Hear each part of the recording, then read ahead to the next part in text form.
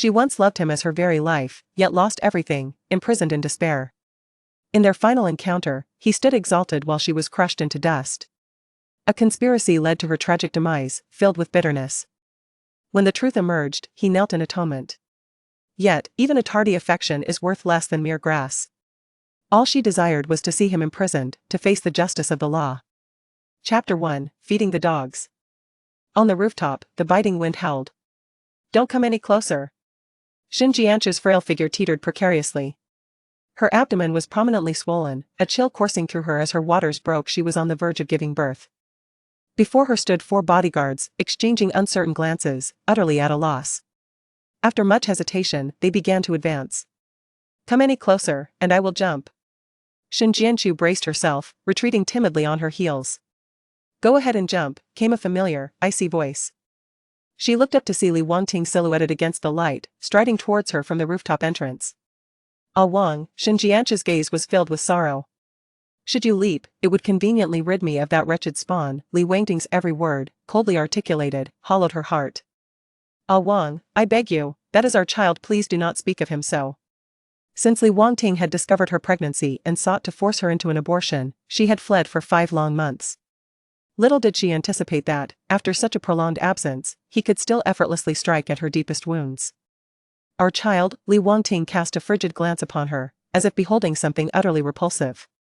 He unfurled the document folder in his grasp, extracted a profusion of photographs, and with a dismissive flick of the wrist, scattered them into the air. "Shin Jianchu, what audacity possesses you to utter such words?" The photographs cascaded downwards, revealing to Shin Jianchu a series of explicit and compromising images featuring herself with various men. "How could this be? These are fabrications. The person depicted within is not I." She had only ever been intimate with Li Wangting. "These photographs have undergone meticulous scrutiny, revealing no evidence of digital manipulation," Li Wangting declared, his eyes brimming with disdain and derision. This woman, who professed her love for him with such fervent sincerity, had not only deceived him by claiming to have rescued him from the inferno, but had also, after her deceit was exposed, surreptitiously administered drugs to him, climbed into his bed, and coerced him into marriage. Furthermore, what transgression had his revered grandfather committed, to be subjected to her treachery, pushed down the stairs, and reduced to a vegetative state? Shin Jianchu was aghast, as if the heavens were playing a cruel jest upon her. Her eyes welled with tears, her entire being trembled, and with a surge of excruciating pain, she felt as though her very skeletal structure had been dislodged, her bones piercing her vital organs. "Ah!" she cried out in anguish, as a crimson stain blossomed across her attire. Unable to maintain her footing, she collapsed to the ground, one knee striking the floor. Even her hearing aid was dislodged by the force of her desperate cries. "The child. Ah Wang, I implore you, save our child." "Very well," Li Wangting responded with a chilling, sardonic laugh. He clapped his hands, and 2 doctors entered, pulling Shin Jianchu from the edge of the balcony to the center, where they unfurled a surgical sheet and commenced emergency measures. After a protracted surgery, Shin Jianchu gave birth to a child. She had not even had the chance to gaze upon her offspring or hear its first cry when she witnessed Li Wangting's lips coldly parting, uttering, "Take it out and feed it to the dogs." "Please, no." Tears streamed down Shin Jianchu's face. Having just given birth, her body was exceedingly frail. She yearned to rise and reclaim her child, yet she fell heavily to the ground, the coarse gravel piercing her skin and causing blood to seep out. "Ah Wang, that is our child. You cannot be so heartless, you mustn't." Her world was engulfed in silence, and she could only cry out in despair. Li Wangting stood nearby while she struggled to crawl to his feet, pleading, "Do not be so cruel, spare the child. I will do anything you ask." Li Wangting raised his leg and kicked her away, indifferent to whether she could hear his words. "Get away." Shin Jianchu broke down in tears, shaking her head in sorrow. She lifted her gaze to the godlike figure before her, her heart withering away. In a fit of rage, she spat out blood, reluctantly succumbing to unconsciousness. When she awoke on the cold floor, her first instinct was to reach for the hearing aid beside her. A sharp stiletto heel crushed her fingers, mercilessly grinding down, causing her to gasp in pain. Her gaze ascended, perceiving not only her foster sister, Qi Yanan, but also the immense white character for memorial behind her. Was this a mourning hall? Whose? Qi Yanan arrogantly lifted her foot, compelling her to restore the hearing aid to her ear. Observing her continued bewilderment, Qi Yanan seized her collar, enunciating each word with deliberate emphasis. "Shin Jianchu, your mother is deceased. What did you say?" Shin Jianchu responded, aghast. Her company was implicated in irregularities, leading to bankruptcy and closure. Pressured by shareholders, she immolated herself with charcoal in her villa, Qi Yanan stated with nonchalant ease. Shen Jianchu, tell me, why did you allow Li Wangting to capture you when you were doing so well evading him? Qi Yanan lamented bitterly, patting Shen Jianchu's face. Now, her company, which bears your name, is in ruins. With her demise, you shall bear the burden of her imprisonment. She procured a glass of water from the table. Our sisterly bond is profound. Allow me to assist you in circumventing years of incarceration. Since childhood, Shen Jianchu had endured torment from Qi Yanan, particularly after Qi Yanan masqueraded as Li Wangting's savior. Her resentment towards her was profound. She raised her hand, casting aside the glass, which shattered upon impact, the water frothing and bubbling on the floor. Are you attempting to poison me? What if I am? Qi Yanan's gaze turned malevolent. Let me be frank, your family's descent into this predicament is entirely my doing. I intend to see your family utterly ruined. As Qi Yanan's words concluded, Shen Jianchu surged from the ground, delivering a forceful slap that turned her head askew. Have you lost your mind? Her eyes welled with tears, imbued with a long-suppressed resentment, wishing to obliterate the woman before her, so adept at her feigned compassion. Bang. The door was breached, and Li Wangting entered, radiating an icy aura. Shen Jianchu, Yan kindly permitted your return to pay respects to your mother, to atone before surrendering yourself, yet you remain incorrigible? Qi Yan sought refuge behind Li Wangting, elder sister. Alas, I am at a loss as to how to advise her. Silence. Shen Jianchu exclaimed, pointing at Qi Yan, dare you repeat what you just uttered?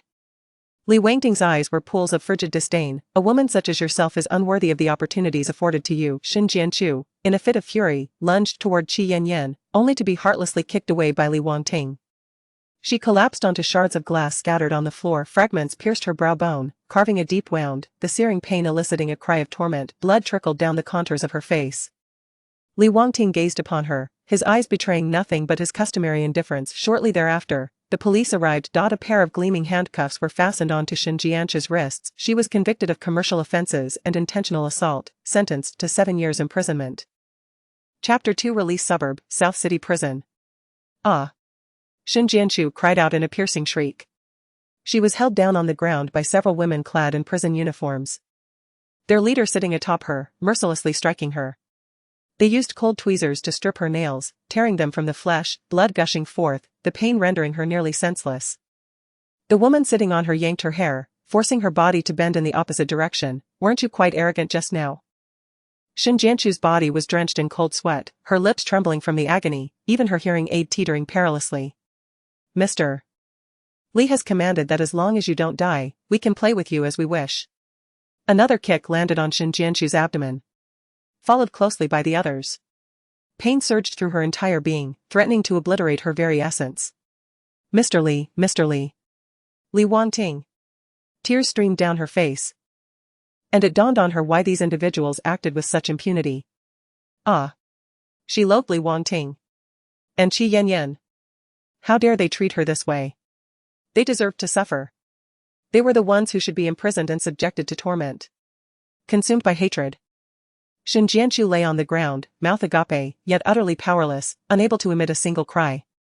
5 years later. The heavy, specially designed prison gate creaked open slowly. The blinding sun shone upon Shen Jianchu. She paused momentarily, raising her hand to shield her eyes from the light, feeling the long-lost warmth filtering through her fingers. As she acclimated to the sunlight, she lowered her hand and beheld a luxury car parked by the roadside. The license plate bore the date of Li Wangting's birth. Unexpectedly, her heart, which had already succumbed to despair, skipped a beat at the sight of that number. Shen Jianchu. Come with me, pronounced Li Wangting's assistant, Qi, in a cold tone, urging her not to keep Mr. Li waiting. The mere mention of Mr. Li made Shen Jianchu flinch, as if her heart had been stripped of a thin layer, inundated with a chilling wind that brought forth a pang of discomfort. Unconsciously, she adjusted her hearing aid, striving to maintain her composure, yet her tense shoulders betrayed her anxiety. Following Qi, she watched him open the car door, her gaze unexpectedly colliding with Li Wangting's. It had been 5 years since they last met. His features had become more strikingly defined, and an aura of formidable authority enveloped him, embodying the essence of a commanding presence. His piercing gaze shattered her remaining pride, as though she were no more than a trivial insect beneath his scrutiny. It seems you've fared well over these 5 years, he remarked. Shen Jianchu lowered her head, biting her parched, chapped lips until they turned pale. Chi-Chi pushed her from behind, urging, "Get in the car." Like a frightened quail. She took her seat beside Li Wangting, completely unable to meet his eyes. He raised the documents in his hand. 7 years of imprisonment, yet you harmed someone while incarcerated. Extending your sentence by 3 years. Now, your early release by 5 years is not a privilege to be enjoyed. Remember the conditions I set forth. Xin Jianchu's eyes flickered. And her shoulders trembled involuntarily. Indeed, her premature release was due to the child of Li Wangting and Qi Yanyan, who had been diagnosed with leukemia. He had scoured every bone marrow registry, and she was the only match. In order to secure her release from prison, she must donate bone marrow for their child. I am aware of this. Xin Jianchu lowered her head, fully cognizant that Li Wangting would inevitably be with Qi Yanyan. A realization that had long since filled her with profound resentment towards both of them. During her incarceration, she harbored all her animosity, etching the names of Li Wangting and Qi Yanyan in meticulous detail beneath her bed, yet in this moment, she could not suppress the pang of sorrow. Xin Jianchu. You are truly despicable. She chastised herself inwardly. The vehicle began to move, transporting Xin Jianchu to the Liu family's estate, a place she had called home for several years. Yet now, it bore no resemblance to the familiar surroundings she once knew. Ah Wan. Qi Yanyan emerged from the main building, her gaze landing upon Xin Jianchu. Sister, you have returned. Qi Yanyan managed a smile. Yichen has gone to his tutoring class, and I was just about to fetch him back. Yichen. Is their child? If only her own child were still. Li Wangting cast a glance at Xin Jianchu, commanding her to retreat to her room. Without my permission. You are not to step outside your room. Xin Jianchu let out a self-deprecating smile. Given her criminal record, it was clear that Li Wangting feared she might tarnish his child's innocence. With her head bowed submissively, she left, her once proud posture now reduced to a bowed arc. Before long, the Liu family's private physician knocked on her door, conducting a comprehensive medical examination and prescribing numerous medications to restore her health in preparation for the donation procedure. In the days that followed, she obediently refrained from stepping outside, as though she had merely exchanged one prison for another. It was not until a week later, during breakfast, that Chi-Chi coldly pushed open the door to her room. Mr. Li instructed you to descend. Li Wangting was enjoying breakfast in the dining room, with Qi Yanyan nestled beside him, her smile radiant. Sister, tomorrow is Li Yichen's birthday. What gift do you plan to present him? Upon hearing this, Li Wangting slightly lifted his gaze, his eyes fleetingly resting upon her. Tomorrow a birthday? Xin Jianchu's heart jolted. Tomorrow also marked the birthday of her child with Li Wangting, the very day he had ordered their child to be discarded to feed the dogs. Her eyes instantly welled with tears. Throughout countless days and nights in prison, she had dreamt of her child crying. Yet now, he and Qi Yanyan had another child, sharing the same birthday as hers? So what? What concern is it of mine? Xin Jianchu's neck stiffened, her voice a blend of anger and sorrow as she retorted, What? Are you trying to remind me that I am still married to Li Wangting while he is unfaithful and has fathered an illegitimate child? Xin Jianchu. Li Wangting erupted in fury, slamming his hand on the table. You dare say that again? Is it not the truth? Xin Jianchu's heart ached unbearably. Why must her child wander in torment while his child? Bang! Li Wangting overturned the table. The doctor had advised that Xin Jianchu's health was severely compromised and required more rigorous care. Consequently, the table bore the chicken soup he had kindly arranged to be prepared in a clay pot.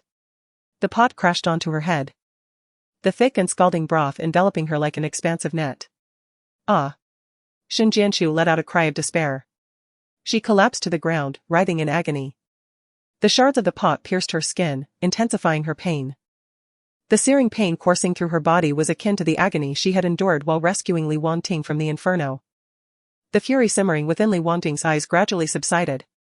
This woman had an uncanny ability to provoke him. Qi Yanyan, perceptive as ever, observed Li Wangting intently. Over the years, he rarely displayed any significant emotional fluctuations. At times, she even doubted whether he retained any semblance of human emotion, yet upon the arrival of Xin Jianchu, it seemed all too effortless for her to incite his ire. As her words lingered in the air, Li Wangting turned on his heel and departed. Qi Yanyan diverted her gaze from him, gesturing to the servants to forcibly escort Xin Jianchu back to her room. Alone in her chamber, Xin Jianchu struggled to rise. crawling into the bathroom. She activated the shower, letting the cold water cascade over her aching body. The icy deluge alleviated some of the pain. And after enduring for what felt like an eternity, she finally submitted and obtained some medicinal ointment from the servants to tend to her wounds. Thoughts of escape flickered in her mind. She yearned to flee this place, to distance herself as far as possible. The child she had never met had departed from this cruel world, and she had no desire to rescue Qi Yanyan and Li Wangting's offspring. The following day, a multitude of vehicles arrived at the manor. Sun Jianchu stood by the window, watching. These guests were evidently gathered to celebrate Li Yichen's birthday. If she were to leave, it would surely go unnoticed. Quietly, she slipped out of her room. As she entered the corridor, her pace quickened with anticipation. By chance, she passed a slightly ajar door and caught a glimpse of Qi Yanyan nestled in Chi-Chi's embrace, tilting her head affectionately against his chin. The conversation between her and Chi-Chi suddenly pierced her eardrums. "It was all your fault, if only you had been more nimble back then. We could have switched the paternity tests of Li Yichen and Li Wangting. He would never have discovered that the child was his own. And I wouldn't he have to play the role of a mother at such a young age? It's my fault, my fault." Chi-Chi tilted her head and planted an ambiguous kiss on her forehead. Qi Yanyan chuckled, yet it was true that Sun Jianchu was rather foolish. She remained oblivious to the fact that Li Yichen was her own flesh and blood. She was even reluctant to prepare a birthday gift for him, constantly provoking Li Wangting's ire. Li Yichen was her child. Her child still existed. In her despair, Sun Jianchu seemed to glimpse a flicker of hope. 5 years, she had not laid eyes on him since his birth. Sun Jianchu quickly turned around, determined to see her child. Bang! In her haste, she accidentally knocked over a nearby stand. Qi Yanyan and Chi-Chi in the room were startled, swiftly separating. "Who's there?" The door swung open, revealing Sun Jianchu before them. Sun Jianchu sought to flee. Chi-Chi was quicker. She seized her arm, yanking her forcefully forward and covering her mouth. With a sinister glare, Qi Yanyan instructed, "Take her to the gift room, let us do as we discussed last night." Chi-Chi nodded and dragged Sun Jianchu along. In the warmly decorated room illuminated by colorful lights, Sun Jianchu found her mouth covered and was pressed against the door. Chi-Chi's hands roamed over her, tearing open her clothing with a swift motion. Despite her desperate struggles, Sun Jianchu's feeble strength was no match for Chi-Chi's force. Gradually, the footsteps and voices gathering outside grew increasingly dense. Sun Jianchu understood his intentions. No. It cannot be. A tumult of sorrow and indignation surged within her, and tears unwillingly spilled from her eyes. In the fleeting moment before the door swung open, Chi-Chi pressed Sun Jianchu against the wall, loosening his grip on her. With a click, the door was turned open. Disheveled, Sun Jianchu stood before everyone, a striking sight. Chi-Chi retreated to her side, his head bowed as if overwhelmed by guilt. Leading the group was Li Wangting, accompanied by his son Li Yichen, who was holding on to Qi Yanyan's hand. At 5 years old, he resembled a miniature version of Li Wangting, his delicate face pale and sickly, clad in a deep black suit adorned with a meticulously tied red bow tie. Sun Jianchu clutched her torn collar, her gaze fixated on him, longing to imprint his image upon her heart. Ah! Among those entering the gift room to unwrap presents were other children and their parents, who swiftly shielded their children's eyes. Some even hurriedly carried their little ones away. Yet, the stinging words still pierced through Sun Jianchu's heart and soul. Who is this woman? How shameless can one be to engage in such behavior in a children's room? Sigh, after we wish the young master a happy birthday, let us take our leave. This 5-year-old birthday celebration of the young master truly is unforgettable. Tears blurred Sun Jianchu's vision as she wished to cover Li Yichen's innocent eyes. Li Yichen, hiding behind Qi Yanyan, quietly inquired, "Aunt Yanyan, who is this dirty woman? Why is her attire so disheveled?" Qi Yanyan raised her sharply arched brows, mockingly retorting, "Because she is engaged in unsavory activities." Sun Jianchu felt as though her very soul had been pierced, her hand hung suspended in the air. Enough. The fury within Li Wangting had been simmering intensely. He bellowed at Qi Yanyan, "Take Li Yichen outside." "Very well." Qi Yanyan shuddered slightly, grasping Li Yichen as they moved toward the exit. Li Yichen, bewildered and confused, turned back to glance at Sun Jianchu. Tears welled in her eyes as she gazed upon him. Yichen, her son. For 5 long years. She had been unable to remain by his side and care for him properly. Even on this day, his birthday. Shin Jianchu loathed Qi Yanyan with all her being. All her tears erupted forth. Li Yichen halted, scratching his little head. At just 5 years old, he could not comprehend why that strange woman was weeping so sorrowfully at him. Get out. Li Wangting's patience had worn thin. He seized the arm of the still-stationed Li Yichen and flung him from the room. Li Yichen lost his balance and fell to the ground. Shin Jianchu's heart lurched violently as she dashed out, only to be blocked by Li Wangting, who shoved her back and slammed the door shut. Bang! The door slammed with a resounding crash. Outside, Li Yichen's cries immediately followed. Inside, with a thud, Chi-Chi knelt on one knee. Mr. Li, I apologize. Chi-Chi pointed at Shin Jianchu, exclaiming, she seduced me. I momentarily succumbed to temptation and entertained improper thoughts. Shin Jianchu. Li Wangting's gaze was ablaze with fury as he grasped her neck, his fingers tightening with a fierce grip. Do you crave this so desperately? He demanded. Shin Jianchu's throat was constricted painfully, her lips parted in a struggle to voice her response, I do not. With great effort, she raised her hand, attempting to break free from Li Wangting's hold, yet her feeble strength was utterly insufficient. Shin Jianchu, you truly deserve to die. Li Wangting's eyes narrowed, his cold gaze offering no glimmer of mercy. His grip continued to tighten, ruthlessly seizing her breath as if he intended to crush her throat on the spot. Shin Jianchu's breathing grew increasingly labored, a searing sensation overwhelming her chest, inducing a wave of nausea and dizziness. Chapter 4, Fear Was She to Perish? Just moments ago, she should have stolen another glance at Li Yichen. Just one more look. Shin Jianchu's regretful tears fell silently. Li Wangting's penetrating gaze flickered momentarily. As he released his grip, Shin Jianchu's body felt like a marionette with its strings severed, plummeting to the ground. She fainted, collapsing at his feet. When she regained consciousness, she found herself confined within a dimly lit storage room. The space was exceedingly cramped, with only a small window set high above, allowing a slant of light to illuminate the dust motes dancing in the air, which was thick and suffocating. Without my explicit orders, no one is permitted to bring her food or water, came Li Wangting's icy command from outside. Understood, was the curt reply, followed by the sound of footsteps receding into the distance. Shin Jianchu found herself ensnared in a quagmire of despair, tears cascading uncontrollably down her cheeks. Her child was still alive, yet she had inflicted harm upon him. Before she could seize the opportunity to cherish him properly, she had marred his birthday. It was her fault. All her fault. She should have fled further away, ensuring that Li Wangting could not locate her at all. Regret consumed Shin Jianchu as she raised her hand, striking her own face repeatedly. The silence of the storage room was pierced by her stifled, sorrowful cries. Having remained in the confines of that room for 3 long days without a sip of water, she leaned against the wall like a withered branch. At last, the door swung open.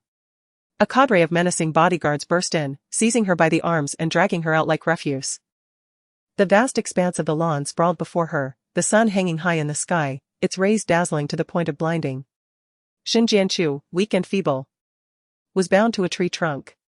The 3 days of fasting and dehydration had rendered her utterly exhausted, merely standing made her head spin. A bodyguard approached wielding a long whip. A sense of foreboding washed over her as she raised her gaze slightly. Whoosh! The bodyguard lashed the whip against her. Ah! Shin Jianchu let out a mournful wail. Whoosh! Like an emotionless machine, the bodyguard continued his assault. Enduring the agony, Shin Jianchu's eyes fell upon Qi Yanyan, who was leading Li Yichen towards her. Yichen, her child. Tears welled anew in her eyes. Yet over the past 3 days, she had wept too many times. The skin at the corners of her eyes had cracked, stung by the salty tears that had flowed, as if torn apart by unseen hands. Yan. Why are they doing this? Why are they hurting me? Li Yichen's small face turned stern as he spoke in a childish voice, bewildered and confused. Ah. Qian Yanyan's lips curled into a sinister smile, undoubtedly because she viewed Shin Jianchu as a thoroughly despicable woman. A pang of fear shot through Li Yichen's heart. This version of Mommy Yanyan frightened him. Suddenly, Qian Yanyan seized his arm. Aren't you the one who loves watching heroic cartoons? Here's your chance. Teach that villain a lesson. The whip was too long for Li Yichen to wield, so Qian Yanyan took a carefully selected resilient branch from the bodyguard and thrust it into his hands. Li Yichen shook his head in refusal, clutching his small fists tightly, unwilling to accept it. Hit her. Xian Yanyan commanded sternly, her heavily made-up face contorted in a fierce expression, as she forcefully pried his hands apart, her sharp nails leaving marks on the back of his hand. No. Mommy Yanyan, I don't want to. Li Yichen exclaimed in a panic. That woman looked at him with an oddly sorrowful gaze, making him feel pity and heartache. Perhaps she wasn't a bad person after all. Xian Yanyan, come at me. Don't push a child. Shen Jianchu cried out in despair. It was her inadequacy that left her unable to protect Li Yichen. Swish. The bodyguard struck again, leaving Shen Jianchu speechless with pain. Xian Yanyan dragged Li Yichen before Shen Jianchu, declaring, "You don't get to teach me how to handle things." Hit her. Her expression was menacing as she urged Li Yichen, "Hurry. If you don't strike her, all those lashes will fall upon you." Quickly. Huyan pushed Lychen forward. Lychen bit his lip in restraint, his shoulders trembling as he wept. I don't want to. Huyan's eyes were dark and piercing. You don't want to, do you? Very well.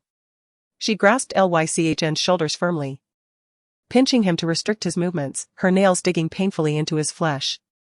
SHNGNCH, I could release both of you, but you shall pay a price. Lychn cried and struggled, but to no avail. Huyan smirked slyly and instructed the bodyguards, "You four, bring her down. I want her to lick this child's shoes." What did you say? SHNGNCH trembled in shock, her frail body shaking. Does she even comprehend what she's doing? She shouted, Huyan, you beast. Let me go. She fought desperately. But her meager strength was no match for the trained bodyguards. They dragged SHNGNCH before Huyan. With a swift motion, the toe of a shoe struck SHNGNCH's knee, forcing her to kneel. No. SHNGNCH resisted, holding her head high. Lychn's cries grew more intense, yearning to escape, yet he remained trapped. Mommy Yn, please don't do this, I'm scared. Be quiet. You're unbearable. Huyan shouted fiercely, slapping Lychn on the backside. What are you two still standing there for? Do you wish to take her place and lick shoes? As soon as Qi Yanyan's words faded, her hair was seized by a bodyguard, yanking at her scalp and forcing her down towards the ground. Shen Jianchu gritted her teeth in defiance, she could not bring herself to kiss Li Yichen's shoes. What would he do when he grew older and became aware? She had not been by his side since his childhood. How could she cast a shadow over his innocent heart now?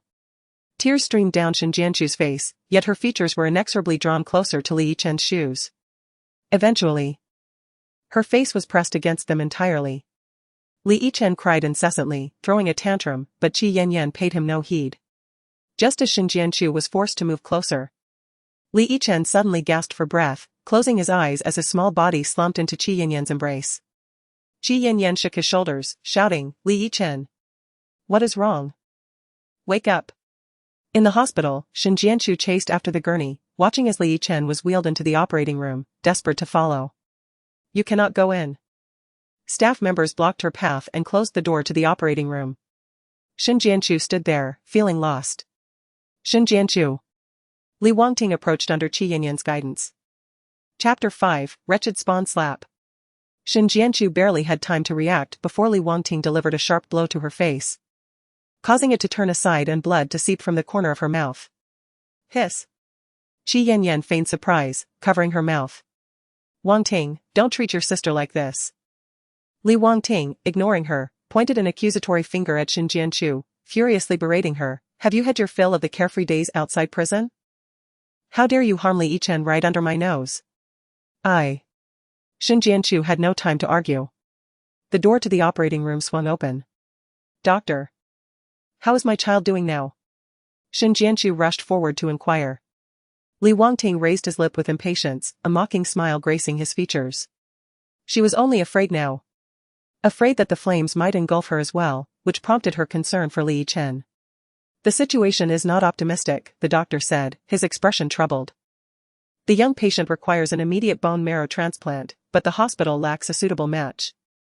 I can do it. Shin Jianchu interjected without hesitation. Huh. Li Wangting could only respond with endless derision, at least you are sensible. Shin Jianchu entered the operating room. The doctor did not administer anesthesia throughout the procedure. She relied solely on her sheer willpower. The bright surgical lights before her blurred her vision, yet the intense pain continually brought her back to reality. One thought consumed her mind: Li Yichen must emerge unscathed. Her child must be safe.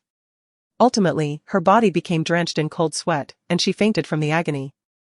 When she regained consciousness, the first thought that struck her was, where is Li Yichen? A young nurse, just finishing up the 4 on her arm, paused momentarily. The young patient is in the intensive care unit. Shin Jianchu threw off the blanket and yanked out the troublesome needle from her hand. She exerted too much force, and blood spurted out, but she disregarded it, hastily putting on her shoes and intent on leaving the room without a backward glance. You haven't fully recovered. You cannot get out of bed. The nurse hurriedly attempted to stop Shin Jianchu. Yet, Shin Jianchu pushed past the nurse and fled. She searched the corridor for a long time before finally spotting Li Yichen lying in bed. His small frame was connected to numerous instruments, and he lay there, eyes tightly closed in slumber. Shin Jianchu approached him with a sorrowful gaze, gently grasping his unpricked little hand, and despondently sank to the floor. Where is Shin Jianchu? Li Wangting inquired with fury, surveying the empty ward. His subordinate, lowering his head, replied, I just went to pay the fees and handle Shin Jianchu's admission procedures. Find her. Li Wangting's handsome face darkened, resembling a demon returned from the depths of hell, enveloped by an aura of icy rage. He strode towards Li Yichen's room, only to find Shin Jianchu at the door. With her back turned to him, she gazed at Li Yichen, whispering, You must wake up soon. Li Wangting halted in his tracks, the anger that had surrounded him beginning to dissipate. His attention shifted to Shin Jianchu and Li Yichen, rendering him oblivious to the approach of Qi Yanyan along the corridor. Witnessing the scene before her, layers of jealousy surged within Qi Yanyan. Shin Jianchu had kept vigil over Li Yichen throughout the night, waiting in vain for him to awaken, while Qi Yanyan had arrived instead. What are you doing here? Shin Jianchu warily shielded Li Yichen behind her. Oh, so you treasure him so much? Qi Yanyan scoffed. Surely you don't believe that once he undergoes surgery, he will recover and reunite with you and your mother, do you? Shin Jianchu bit her lip until it bled. She harbored no delusions about Li Yichen recognizing her mother. His future life is filled with promise, he does not require a criminal mother to cast a shadow over his existence. Ignoring her, Qi Yanyan smiled faintly. Yet it is regrettable whether this little wildling can survive at all. What did you say? A jolt ran through Shin Jianchu's heart. The scalpel used by the surgeon to operate on Li Yichen was unsterilized. Qi Yanyan's vividly red lips uttered words that were chillingly cold, stained with the blood of an AIDS patient. Qi Yanyan. Have you lost your mind? Shin Jianchu lunged at Qi Yanyan, he is still just a child. Qi Yanyan, unable to withstand the force Shin Jianchu exerted upon her, fell to the ground. Yet he is still your wretched spawn. I warn you. If anything happens to Li Yichen, I will not let you escape unscathed. Shin Jianchu, in a fit of rage, grasped Qi Yanyan's neck, tears streaming uncontrollably from her eyes. Even if she were to slay countless Qi Yanyans, it would not bring back her son. What can you do to me? Qi Yanyan continued to provoke her arrogantly. You should die right now. Shin Jianchu seized the kettle from the bedside table, intending to smash it over Qi Yanyan's head with malicious intent. Bang! Li Wangting arrived just in time, kicking Shin Jianchu away. Shin Jianchu lay on the ground, exclaiming, Li Wangting, she intends to harm Li Yichen. No. Wangting. It is not as my sister described. Qi Yanyan, sprawled on the floor, edged closer to Li Wangting. When I entered, I saw my sister attempting to smother little Chen with a pillow. I tried to stop her, and she struck me. Li Wangting. As Shin Jianchu opened her mouth, her voice was imbued with a profound melancholy. Trust me just this once. Do not heed her nonsensical ramblings. You must urgently summon a doctor to examine Li Yichen. Shin Jianchu, I possess the ability to see. Li Wangting's eyes, shrouded in shadows, gazed down upon her with an air of superiority. Surely you do not believe that my decision to release you early was made for your comfort? Take her away. Li Wangting gestured dismissively. Shin Jianchu was seized and dragged off. Li Wangting, I implore you. Li Yichen has yet to awaken, There must be a reason for this. Please, save him. However, her desperate pleas elicited no compassion from Li Wangting. She was unceremoniously thrust into the shower room. The bodyguard adjusted the temperature of the shower to its maximum and doused Shin Jianchu with scalding water. Ah! Shin Jianchu's cries echoed in anguish. The scorching water seared her skin, leaving a trail of crimson marks like branding irons.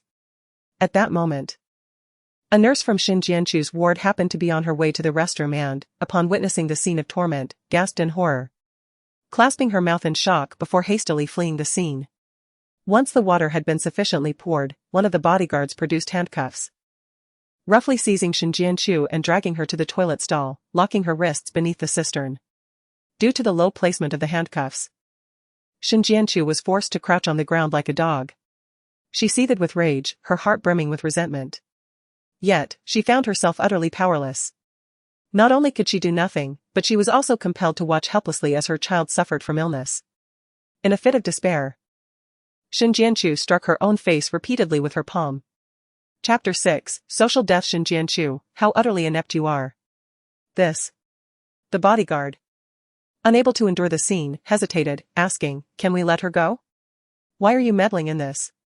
The bodyguard received a disapproving glance from his companions. "Ignore her. Let's go." With that, the bodyguards departed. Just as they exited, a young nurse rushed in. "Hurry! Dr. Jiang, it's right here." A young man clad in a white coat followed closely behind.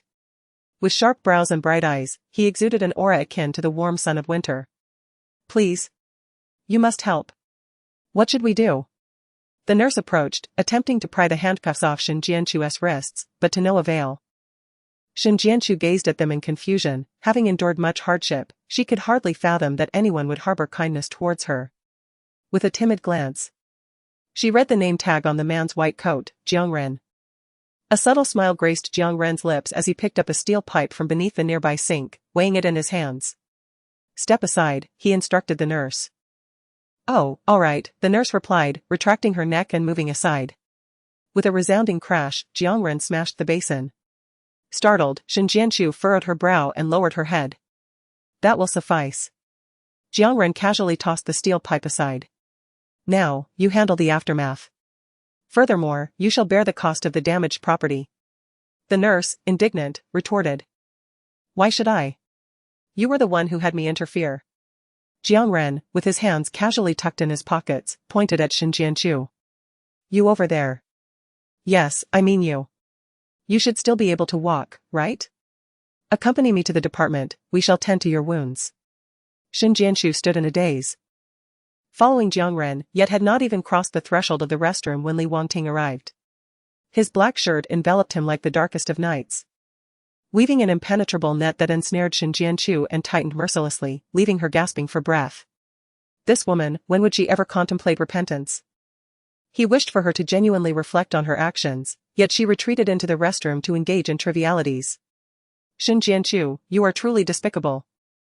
Li Wangting ground his teeth, each frigid word carving into Shin Jianchu's neck like a chilling blade. Jiang Ren's brows furrowed suddenly, questioning, "What is the matter with you?" Li Wangting ignored Jiang Ren entirely, directing his words solely at Shin Jianchu. "You are unworthy of freedom. You would be better suited to languish in the dark abyss of a prison, eking out your remaining days." "Prison?" The expression of the young nurse revealed a flicker of astonishment, her shoulders instinctively withdrawing in repulsion towards Shin Jianchu's past as a convict. Such minute details pierced Shin Jianchu like a needle. She yearned to proclaim her innocence, to explain, yet she possessed no evidence, rendering her words utterly meaningless. "Isn't it you who should be imprisoned?" Jiang Ren retorted, a sneer gracing his lips. "Is this how you treat a woman? Do you have no shame?" Jiang Ren's voice dripped with both scorn and disdain. Li Wangting suddenly let out a cold laugh, emanating an aura of malevolence, leaving no room for growth. Everyone, save for Jiang Ren, collectively inhaled sharply, chilled to the bone. Since someone dares to act so audaciously in front of Mr. Li, it is indeed you who are shameless. Shin Jianchu clasped Li Wangting's arm. A flicker of astonishment crossed Li Wangting's eyes. Had she truly gained the audacity to touch him? He was so taken aback that he momentarily forgot to shake off Shin Jianchu's hand. However, by the time he regained his senses, she had discreetly withdrawn her hand. "When did my affairs become subjects for your unsolicited commentary?" Shin Jianchu's voice grew progressively louder.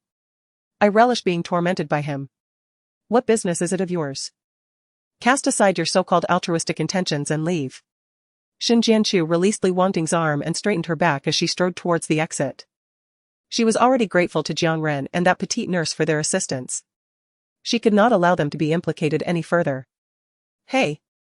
What is your problem? The nurse exclaimed, stamping her foot in frustration. Jiang Ren maintained a stern expression, a subtle smirk playing at the corners of his lips. Just as Shin Jianchu was about to reach the corridor's corner, Li Wangting pulled her to a halt. He seized her and thrust her against the wall. A dull ache radiated through Shin Jianchu's back, causing her to squint her eyes into narrow slits. Shin Jianchu, you truly excel in your performance. Li Wangting grasped her chin. His long fingers enveloping her lips and nose, rendering her breathless. Shin Jianchu realized her little ruse had been seen through and mumbled. I do not comprehend what you are saying. If you fear death, then you ought to behave yourself. Li Wangting withdrew his hand and snapped his palm. His subordinates promptly approached to escort Shin Jianchu away. Li Wangting possessed countless methods to torment Shin Jianchu. Shin Jianchu found herself bound by jute ropes, suspended from the grand tree in the hospital corridor. Passers-by ambled past her, pointing and whispering, some even brandishing their phones to capture her plight in photographs and videos. In that moment, she experienced a profound sense of social humiliation, as if her dignity was laid bare, scorched by the unrelenting sunlight, fragmented beyond repair. As night descended and the throngs dwindled, a numbed Shin Jianchu breathed a sigh of relief. Yet, suddenly, a jolt akin to thunder pierced her soul. She glimpsed Li Yichen on the second floor, his small form pressed against the glass, gazing vacantly in her direction. A caregiver approached him. Engaged in a conversation she could not hear. Though relieved to see him out of bed, Shin Jianchu was acutely aware of her most humiliating moments being laid bare before Li Yichen and his father. Desperately, she strained to cover her face with her hair. But her hair was tied up, offering no concealment. She could only instinctively retract her neck, attempting to shield her visage. She yearned for Li Yichen not to witness her in such a state. The sensation of being scorched lingered, yet she could not resist stealing glances at him. After all, he was the child she had given away at birth. Even in her disheveled state, she longed to imprint his image firmly in her memory. Just one more glance, that was all she desired. However, the caregiver denied her that chance, whisking Li Yichen away. A void opened up within her heart. And she desperately tilted her head back, gazing longingly at the direction in which he had departed, until the lights in the hospital room extinguished. Li Wangting approached under the moonlight. Li Wangting, Li Yichen has already awakened, you must find a doctor immediately and arrange for a comprehensive examination. Shin Jianchu shouted fervently. Li Wangting seemed to sense something amiss, his cold, piercing gaze narrowed, and his deep voice held an ominous inquiry. Shin Jianchu. Why are you suddenly so concerned about Li Yichen? Chapter 7, The Black Household. Shin Jianchu instantly became vigilant, her expression defensive. It felt as though she had a mint lodged in her mouth, a chilling sensation coursing from her throat to her mind. Li Wangting continued. You can't possibly think that Li Yichen is the child you bore years ago, can you? You're insane. Shin Jianchu vehemently denied. Indeed. She could not acknowledge Li Yichen. Otherwise, the vile Li Wangting would harm him in order to wound her.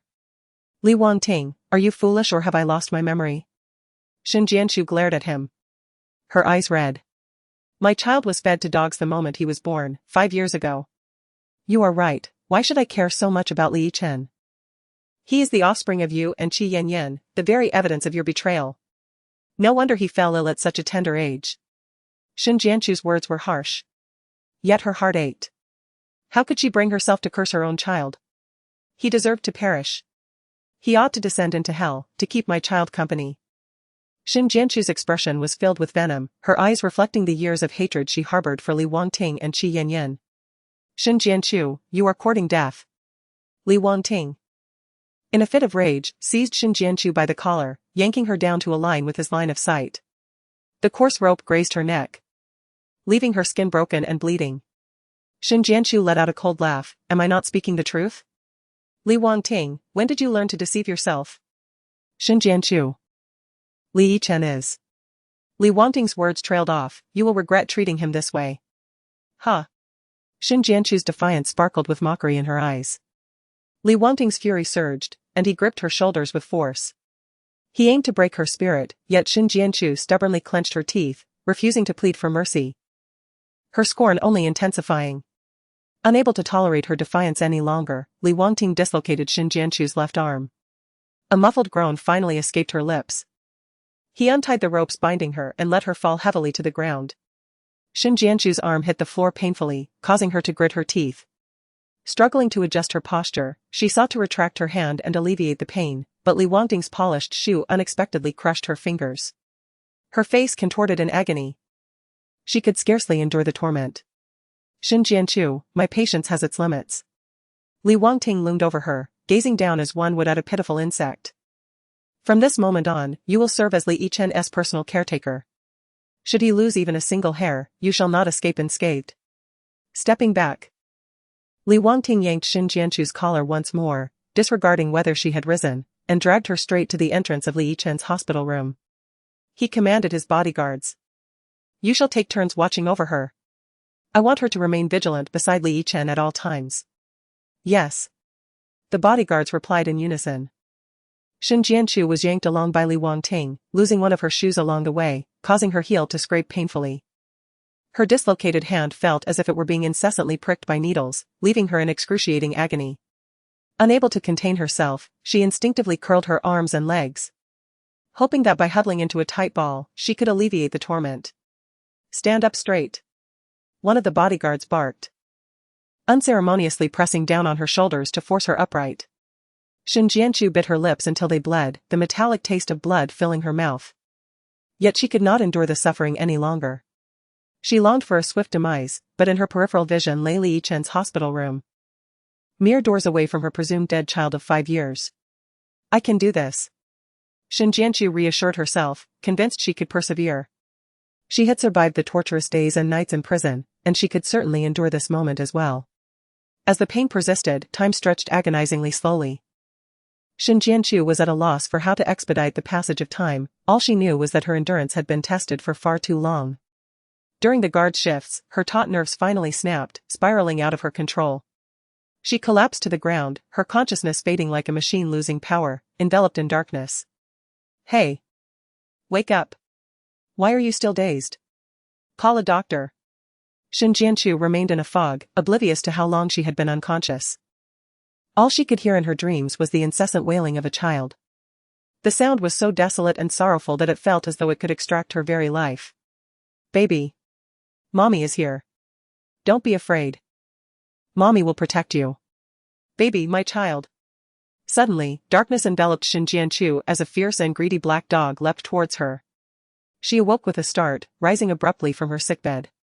Unbeknownst to her, her dislocated arm had been set and no longer pained her. Unconsciously, she got out of bed, intent on reaching Li Yichen. The overwhelming sense of loss from her dream filled her with dread for Li Yichen. And she yearned to see him before her tears could spill over. Shin Jianchu, where do you think you're going? Li Wangting interjected coldly. It was then that she became aware of his presence. He lounged with his long legs crossed, chin resting upon his hand. Resembling a ruthless emperor who wielded power with calculated resolve, quietly seated in a dark leather armchair. His piercing gaze instilled a terrifying sensation, akin to being preyed upon by a wild beast, as an icy chill crawled up from her feet. In a mere fraction of a second, she felt herself ensnared in a frozen grip of despair, trapped in a purgatory of helplessness. Li Wangting lazily lifted his eyelids, remarking, "You truly have a fortunate fate." Rising from his seat, he approached Shin Jianchu, emanating an imposing and unsettling aura. The doctor has stated that your health is deteriorating. Far from the standards required to donate bone marrow for Li Yichen. Under the weight of his oppressive presence, Shin Jianchu recoiled in fear, unaware that her lower back had pressed against the sharp edge of the cabinet. Just a centimeter more, and it would pierce her skin. What do you want? Shin Jianchu asked, her voice trembling with anxiety. Li Wangting chuckled coldly, I can grant you time to properly recuperate. However, he seized Shin Jianchu's hair, tightening his grip gradually, pulling her away from the sharp corner of the cabinet. The pain slowly spread from the tips of her hair to her scalp. Do not remain idle. Take good care of Li Yichen. If he is unwell, you shall not fare any better. Do not entertain any thoughts of trickery. Li Wangting's grip forced Shin Jianchu to bend her neck. Once you leave my presence, you become a fugitive from justice. If the police were to apprehend you and resort to extreme measures, taking your life with a single bullet, it would be entirely justified. A pang of dread coursed through Shin Jianchu's heart. Previously, she had believed that Li Wangting had arranged for her release, allowing her to emerge from confinement. To her dismay, she now realized she was merely a ghost, an undocumented entity. Chapter 8, Stepmother in the hospital corridor. The bodyguard lazily followed behind Shin Jianchu, remarking, "With your foot in such a state, why rush as if you were hurrying to be reborn?" Shin Jianchu paid him no mind. Her sole focus on reaching Li Yichen's side as swiftly as possible. She paused outside the ward, inhaled deeply, and knocked on the door. "Come in." A bright young voice responded. Shin Jianchu eagerly entered the room. The two bodyguards, having fulfilled their duty, took positions on either side, guarding the ward. Just then, Li Yichen descended from his hospital bed, hands clasped behind his back, head held high, with a tuft of fluffy hair standing upright at the back of his head. He gazed curiously at Shin Jianchu, his innocent and dazed expression a perfect replica of Li Wangting. However, his petite, rounded nose bore a resemblance to Shin Jianchu. Shin Jianchu felt a surge of emotions, her eyes reddening with excitement, and inexplicably, she felt a flutter of anxiety. Her gaze darted about restlessly. Yet in the reflection of Li Yichen's small figure, there was a tenderness akin to a brook gently flowing through a mountain ravine. "Strange auntie, I recognize you," came Li Yichen's soft, childlike voice. Shin Jianchu found herself in a comical yet bittersweet predicament, torn between joy and sorrow. He remembered her. Despite her having been so vulnerable before him. Helplessly, she curled her fingers, fiddling with the hem of her clothing, her head bowed, resembling a child who had erred. "Are you my new caregiver?" Li Yichen inquired, his large, clear eyes gazing earnestly, his little head tilted. His father had mentioned in the morning that someone new would be taking care of him. "Yes," Shin Jianchu replied with a slight nod. "Do you want some fruit?" "I have plenty." Without hesitation, Li Yichen turned and eagerly approached the fruit platter. At that moment, the restroom door swung open, and Qi Yanyan emerged, shaking the water from her hands. Upon catching sight of Shin Jianchu, her expression froze, her scrutinizing gaze lingering on her. After a brief pause, a hint of impatience crossed her face. "Li Yichen, come here," she commanded. Holding the fruit platter, Li Yichen obediently trotted to Qi Yanyan's side. She squatted down beside him, asserting, "You must remember what I am about to tell you." In an instant, Shin Jianchu's heart leapt into her throat, her fingers clenched into tight fists. Nails digging into her palms, her entire being tensed in anticipation. If Qi Yanyan dares to harm Li Yichen, she will undoubtedly rush out at the very first opportunity. "Very well." Li Yichen nodded.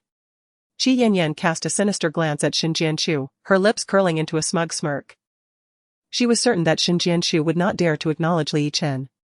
Qi Yanyan pointed at Shin Jianchu, branding her as a wicked woman. "She is despicable, shameless, filthy, and seeks to usurp my place as your stepmother." Qi Yanyan proclaimed without hesitation that henceforth, she would torment you in various ways, deny you nourishment, and strike you at any moment. Just like this, Qi Yanyan raised her hand and unexpectedly struck Li Yichen. Before he could react, her palm was poised to fall again. "Qi Yanyan." Shin Jianchu's voice grew sharp as she spread her arms to protect Li Yichen. In the past, Li Yichen had always found Qi Yanyan to be quite peculiar. Yet she had never behaved so erratically as in recent times. Terrified, Li Yichen darted around the hospital room. "Li Yichen, I am your mother, come here to me." Qi Yanyan disregarded Shin Jianchu and frantically pursued Li Yichen. Shin Jianchu attempted to intercept her, but having just recovered from last night's injuries, she was struck back by Qi Yanyan and kicked. Seeing Shin Jianchu being attacked, Li Yichen gasped, biting his lip and retreating in trembling fear. Mother Qi Yanyan seized Li Yichen's arm, pulling him close. Upon seeing Li Yichen in her grasp, Shin Jianchu felt her hold on the situation slip away, all her counterattacks evaporating. "Qi Yanyan, what do you truly wish to accomplish?" Leaning against Li Yichen's shoulder, Qi Yanyan spoke softly, "Do you obey?" "Listen." Li Yichen timidly responded, "All right, I will call Dad. You tell him that you dislike that wicked woman and that she should not become your stepmother. Do not allow her to bully you, you must make her leave." Qi Yanyan gripped Li Yichen's shoulders tightly, her ostentatious nails digging into his flesh. "Did you hear me clearly?" Li Yichen. Shen Jianchu. Well? Lacking the desired response, Qi Yanyan twisted Li Yichen's arm. He cried out in distress, while Qi Yanyan menacingly interrogated him, "Did you hear me? Qi Yanyan, do not harm him." Shen Jianchu felt a pain more intense than that inflicted by Qi Yanyan. The closer she attempted to approach Li Yichen, the more fiercely Qi Yanyan tormented him. Overcome with urgency, Shen Jianchu's tears began to flow. "Qi Yanyan, if you wish to strike or harm, direct it at me. What merit is there in assaulting a child?" Upon seeing Shen Jianchu weep, an inexplicable pang of pain pierced Li Yichen's heart. Through his tears, he sobbed, "I will listen to Aunt Yanyan. I will listen to Aunt Yanyan." Throughout the ordeal, Li Yichen dared not meet Shen Jianchu's gaze. Shen Jianchu was not truly saddened, rather. She loathed her inability to protect Li Yichen, allowing him to be manipulated by Qi Yanyan. Qi Yanyan elbowed Li Yichen, pulling him into the restroom and locking the door. Before making a phone call, Shen Jianchu, in a state of desperation, knocked incessantly on the door. "Qi Yanyan, open the door." Qi Yanyan's call was soon answered. A cold, emotionless voice resonated from Li Wangting, deep and devoid of warmth. "What is it?" "Wangting, Xiaochen is insisting on speaking with you." Qian Yanyan cast a meaningful glance at Li Yichen. Li Yichen shook his small head in refusal. Annoyed, Qian Yanyan pressed his head down, forcing his face closer to the phone. "Xiaochen, if you wish to speak with your father, do so promptly, do not delay his work." "No. I do not want to talk to Dad." Li Yichen denied vehemently. Frustration gnawed at Qian Yanyan's teeth. If he would not speak, then she would take it upon herself. Xiaochen was merely throwing a tantrum. It was all the fault of his sister for filling his head with nonsense. What did Shen Jianchu say to him? Li Wangting's voice carried a hint of irritation. Sister told Xiaochen that she wants to be his stepmother and plans to bully him every day. It scared Xiaochen terribly. Qian Yanyan let out a barely audible sigh. "No." Li Yichen shouted, "It's Auntie who didn't tell me those things." It was Yanyan's mother who said those words. This was the first time Li Yichen had so fiercely resisted Qian Yanyan. She widened her eyes and hastily ended the call. "Li Yichen, what did you promise me?" Qian Yanyan yelled at him. Li Yichen was left bewildered by her outburst. Just then, Qian Yanyan's phone rang. Li Wangting was calling back. She swallowed hard, and as she answered the call, an icy chill crept down her back. "Qian Yanyan, what on earth is happening?" Li Wangting's patience was limited. Qian Yanyan could hear his fingertips tapping on the table, counting down. Chapter 9, Complaining. After spending some time with Xiaochen, he transformed into his current state. Qian Yanyan covered the receiver with her hand, attempting to muffle the noise of Shen Jianchu's knocking, and affected a sobbing tone. "He clearly stated that to me just moments ago. I truly do not comprehend why he would lie. It is all my fault." Qian Yanyan lamented, "Wangting, please forgive me, it was my negligence in caring for Xiaochen that allowed my sister to lead him astray." "No, I did not." Li Yichen protested, bouncing and tugging at Qian Yanyan's garment, trying to convey his voice to Li Wangting. Qian Yanyan glared at Li Yichen, who, frightened, retreated but continued to shout. "It's Auntie's fault for speaking nonsense." Qian Yanyan raised her hand, feigning an intention to slap Li Yichen. He instinctively protected his head and squatted down. Meanwhile, there was a prolonged silence on the other end of the line. Qian Yanyan felt a twinge of uncertainty. "Wangting? Can you hear me?" She glanced at her phone. The call was still connected. "Are you still there?" "Qian Yanyan," Li Wangting suddenly spoke. "I am here."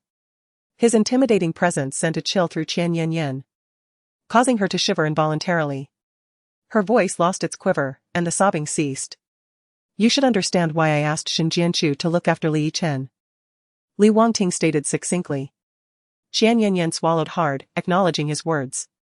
"Then do not create unnecessary trouble," he warned coldly. "I know Li Yichen well. Moreover, it had been less than half an hour since Shen Jianchu had arrived. If she were to indulge in mischief and corrupt Li Yichen, Qian Yanyan would personally handle the matter without bringing it to his attention." Qian Yanyan's complaint was merely a plea for his stance. "Wangting, you misunderstand me." Qian Yanyan hesitated, words caught in her throat. "You and Shen Jianchu are not well matched. Let her look after Li Yichen while you attend to your duties at the company." Li Wangting concluded his thoughts and coldly ended the call. Qian Yanyan stared at her darkened phone, feeling an overwhelming sense of frustration. Outside, Shen Jianchu's knocking had ceased. After a few moments of silence, a bodyguard stationed at the door knocked again. "Miss Qian, are you and the young master inside?" "Yes," Qian Yanyan replied. "Li Yichen has just eaten and soiled his clothes. I will take him in to clean up." After speaking, she crouched down, lowering her voice to whisper to Li Yichen. "Now, you must behave and refrain from saying anything out of turn. Otherwise, I might stop liking you. I will ensure that all the uncles and aunties in the manor, as well as your little friends from kindergarten, ignore you. Because you will be deemed a naughty child for your disobedience." Li Yichen's small face turned pale, and he nodded helplessly in confusion. Meanwhile, Shen Jianchu remained unaware of why the bodyguards had suddenly come to assist her at the door, yet her worry persisted. After a while, the restroom door opened slightly, and Li Yichen emerged, head hung low, with Qian Yanyan following closely behind, her expression stern.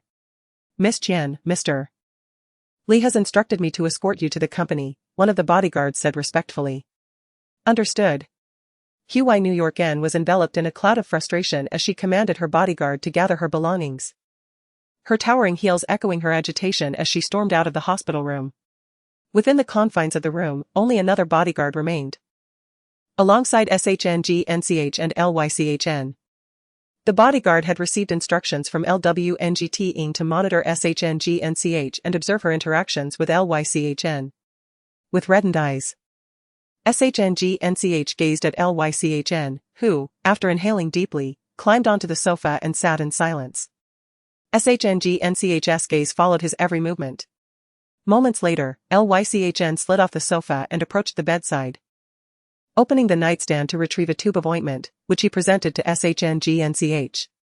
She took the ointment in a daze, questioning internally what injury she had inflicted upon him. LYCHN shook his head, stating it was for her. He could not fathom why QY New York N had struck SHNG-NCH, yet he sensed that she was not a malicious person. SHNG-NCH, feeling helpless, merely clutched the ointment tightly in her hand. The bodyguard observed this scene with confusion, but suddenly, as if struck by a revelation, he rubbed his eyes and scrutinized the connection between LYCHN and SHNG-NCH. How remarkably similar they appeared. It was no wonder that Mr. L had entrusted SHNG-NCH with the care of the young master. Could it be that SHNG-NCH was, in fact, the young master's biological mother? LWNGT, consumed by his busy schedule, had little time to spend with LYCHN, while QY New York N exhibited even less patience, resulting in LYCHN often spending his days in solitude. He wandered over to a low bookshelf, selected a book, and quietly sat on a small stool to read. When he encountered unfamiliar words, he would rise to fetch a dictionary. Shen Jianchu mustered her courage to confront the past. "Which character do you not know?" "You may inquire," she encouraged. Li Yichen pointed to a word in the book. "This character is pronounced Hui," Shen Jianchu gently instructed him. "Thank you," Li Yichen murmured in a soft voice. Shen Jianchu nodded, tucking her disheveled hair behind her ears and adjusting her yellowed hearing aid, ensuring it nestled deeper behind her ear. Subsequently, she sat quietly with Li Yichen, both immersed in their reading. As noon approached, the bodyguard delivered meals for Shen Jianchu and Li Yichen. The two servings were identical. Shen Jianchu stared at the array of nourishing dishes in astonishment, realizing that the best was naturally reserved for Li Yichen.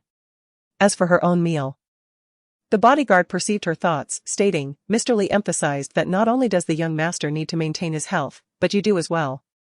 Shen Jianchu understood that this concern was to ensure her body met the standards for donation, and refrained from further comment, choosing instead to share the warm meal with Li Yichen. Her appetite was poor, she barely touched her food, merely observing Li Yichen as he ate. Once he finished, he wiped his mouth, placed the napkin aside, and began to tidy up his lunchbox. "Allow me," Shen Jianchu interjected, swiftly taking Li Yichen's lunchbox and discreetly pocketing the napkin he had used. "Thank you," Li Yichen expressed his gratitude once more. He then activated his tablet, engaging with a cartoon educational program. When the time came, he obediently stowed the tablet away, preparing for his afternoon nap. The bodyguard addressed Shen Jianchu. "Once the young master is asleep, you should also rest in the adjacent room. After all, she is now responsible for caring for Li Yichen." No matter how much Li Wangting disliked Shen Jianchu, he would not dare to mistreat her in front of Li Yichen. Originally, Shen Jianchu sought an excuse to leave. And now she has been granted a reason. Once Li Yichen fell into a deep slumber, Shen Jianchu quietly exited the hospital room. Instead of heading to the room indicated by the bodyguard, she made her way to the hospital's service window to stand in line. Anxiety coursed through her as her fingers incessantly tapped against her trousers. Chapter 10, Mango Next. Called out the receptionist. Shen Jianchu stepped forward eagerly. Hello. I have a sample and would like to check for HIV. What procedures do I need to follow? HIV. The receptionist echoed, her fingers dancing over the keyboard. Here's what we can do. I will register you for the testing department. You will need to consult with your attending physician for a requisition. And then return to make the payment. All right, Shen Jianchu nodded vigorously. The receptionist printed out a registration slip, informing her that the fee was 2 yuan. Cash? What? Shen Jianchu was taken aback. During her time in prison, she had no need for money, and since her release, all her necessities had been arranged by Li Wangting's people. No one had ever given her money, and she had forgotten to make any requests. Did you forget to bring it? The staff inquired. Shen Jianchu felt a wave of embarrassment wash over her. Behind her, the line grew restless, with impatient voices rising. You don't even have 2 yuan? If you forgot, go get it and come back to queue again. Just scan the code. You can't even do that? I'm sorry, Shen Jianchu apologized. Her head bowed as she retreated from the front desk. It was inconceivable to ask Li Wangting for assistance with Li Yichen's medical examination. Relying on herself. Shen Jianchu leaned against the wall, crouching down on the ground, her expression forlorn and dim. Suddenly, 200 yuan bills fluttered down from above her head. Following the money, Shen Jianchu caught sight of a pair of white and blue athletic shoes. Jiangren crouched before her. Cheer up, little girl, you've dropped your money. Shen Jianchu pressed her lips together. You can register me, I will assist you with the order. Jiangren gently pressed down on Shen Jianchu's shoulder. Stood up with his hands casually tucked into his pockets, and strolled back. Shen Jianchu picked up the money and hurriedly re-registered. I need to see Dr. Jiangren. The front desk staff processed her request, and upon receiving the form, Shen Jianchu swiftly made her way to Jiangren's office. However, upon reaching the threshold of his office, her steps grew heavy. In the past, as the eldest daughter of the Shen family, she had never found herself in such a humiliating predicament over 2 yuan. Even while in prison, she discreetly slipped money to fellow inmates to alleviate their suffering, yet, Shen Jianchu would not stoop to beg for assistance. How long do you intend to linger at my door? Jiangren, clad in a white coat, emerged from within. Mimicking Shen Jianchu's earlier demeanor, he paced back and forth. You've nearly worn out these few bricks. Shen Jianchu wished she could dig a hole and disappear. Doctor, I apologize for the trouble. Jiangren replied. Turning back into the room, I cannot process the order here, I must use the computer inside. Shen Jianchu hurried in.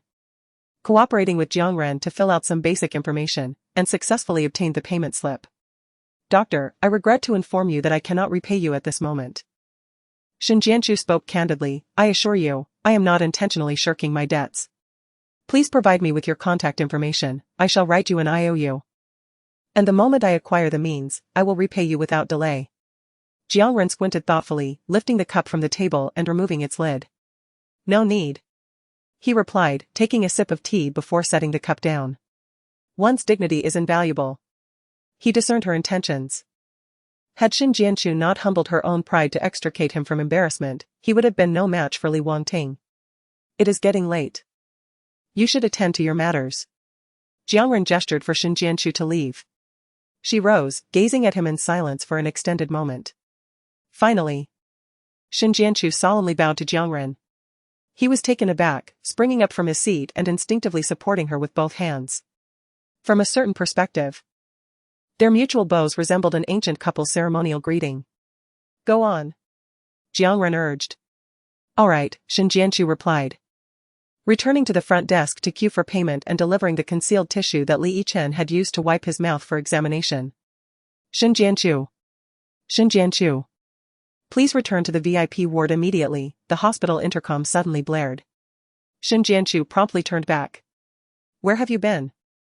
The sudden disappearance had made it difficult for the bodyguards to locate her. It was rather stuffy in the room, so I went for a stroll on the first floor. Shin Jianchu fabricated her excuse, maintaining an unexpectedly composed demeanor. Peering inside, she saw Li Yichen awake from his nap, sitting on the hospital bed in a daze. The doctor was gently tapping his arm, preparing to insert the needle into the back of his hand. Li Yichen frowned, turning his head away. Unable to bear the sight. Shin Jianchu immediately approached him, gently supporting his small head, allowing him to lean against her. The doctor adjusted the foredrip, administering the medication into Li Yichen's body, and gestured for Shin Jianchu to extend her hand. Shin Jianchu, bewildered, complied. Miss Shin, given your current health condition, we will prepare the medication for you, step by step, to restore your well-being, the doctor explained. All right, Shin Jianchu replied, handing her hand to the doctor. She then settled into a chair beside Li Yichen as the infusion commenced. During their treatment, the doctor stepped away. Li Yichen tilted his small head, stealing glances at her. What's wrong?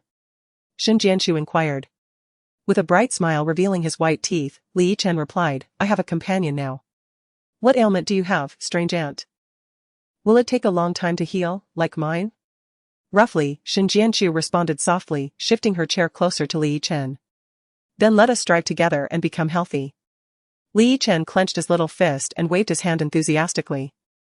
Shin Jianchu raised her hand to bump fists with him. Bored, Li Yichen began chattering away, engaging Shin Jianchu in a variety of topics. Most of the time, he spoke while she listened. Before long, their conversation drifted to their favorite foods. Li Yichen licked his lips and exclaimed, Strange aunt, I must tell you, I absolutely adore mangoes, but neither daddy nor mommy Yan allows me to eat them. You like mangoes? Shin Jianchu noted inwardly. Mangoes are heating, one should not consume them excessively. Li Yichen sighed, his little face expressing exasperation. What about you? What do you like to eat? I am not picky, I relish all kinds of food, Shin Jianchu replied nonchalantly. Xiaochen must also learn to appreciate everything. Oh, the young Li Yichen exclaimed, his little mind brimming with boundless curiosity, prompting him to pose numerous questions to Shin Jianchu, all of which she answered patiently. Once Shin Jianchu's medication was administered, she said, I shall step out for a moment, I shall return shortly. The bodyguard, harboring suspicions about Shin Jianchu's true identity, instinctively believed she would not flee. Moreover, Li Wangting had merely instructed him to observe the interactions between Shin Jianchu and the young master, without any further directives. Very well. Upon exiting the hospital room, Shin Jianchu, anxious that Li Wangting's men might summon her back at any moment, quickened her pace. She took the elevator down to the first floor and immediately dashed toward the street. In her haste, she forgot to watch where she was going. Suddenly, bang! A Rolls-Royce was approaching from the opposite direction. In the back seat sat Li Wangting, his dark suit accentuating his formidable and icy demeanor, while his impeccably tailored trousers showcased his long legs. Leaning against the car door, he pressed his fingers to his temples, listening to a high-ranking official delivering a work report via the tablet suspended from the car's ceiling. Screech! The driver, upon noticing Shin Jianchu unexpectedly darting into the road, slammed on the brakes. Despite the sudden stop, the car continued to glide forward due to inertia, causing Li Wangting's towering figure to lurch. What is happening? His deep voice resonated like a string drawn in the darkness, alluring yet perilous. A woman has suddenly dashed into the street, the driver replied candidly. It seems she might be attempting to stage an accident. As the executives engaged in a video conference with Li Wangting fell silent, they held their breath, awaiting his decisive action. Li Wangting, with a solemn gaze, lowered the car window. At that moment, as danger loomed, Shin Jianchu's mind went blank. Her legs felt as though they were weighed down with lead, rendering her immobile. Suddenly, she felt a heavy weight on her shoulder. A hand reached from behind, resting on her shoulder and pulling her back, away from the center of the road and into a solid embrace.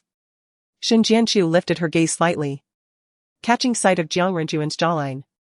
Jiang Ren stealthily removed the hair tie from her head.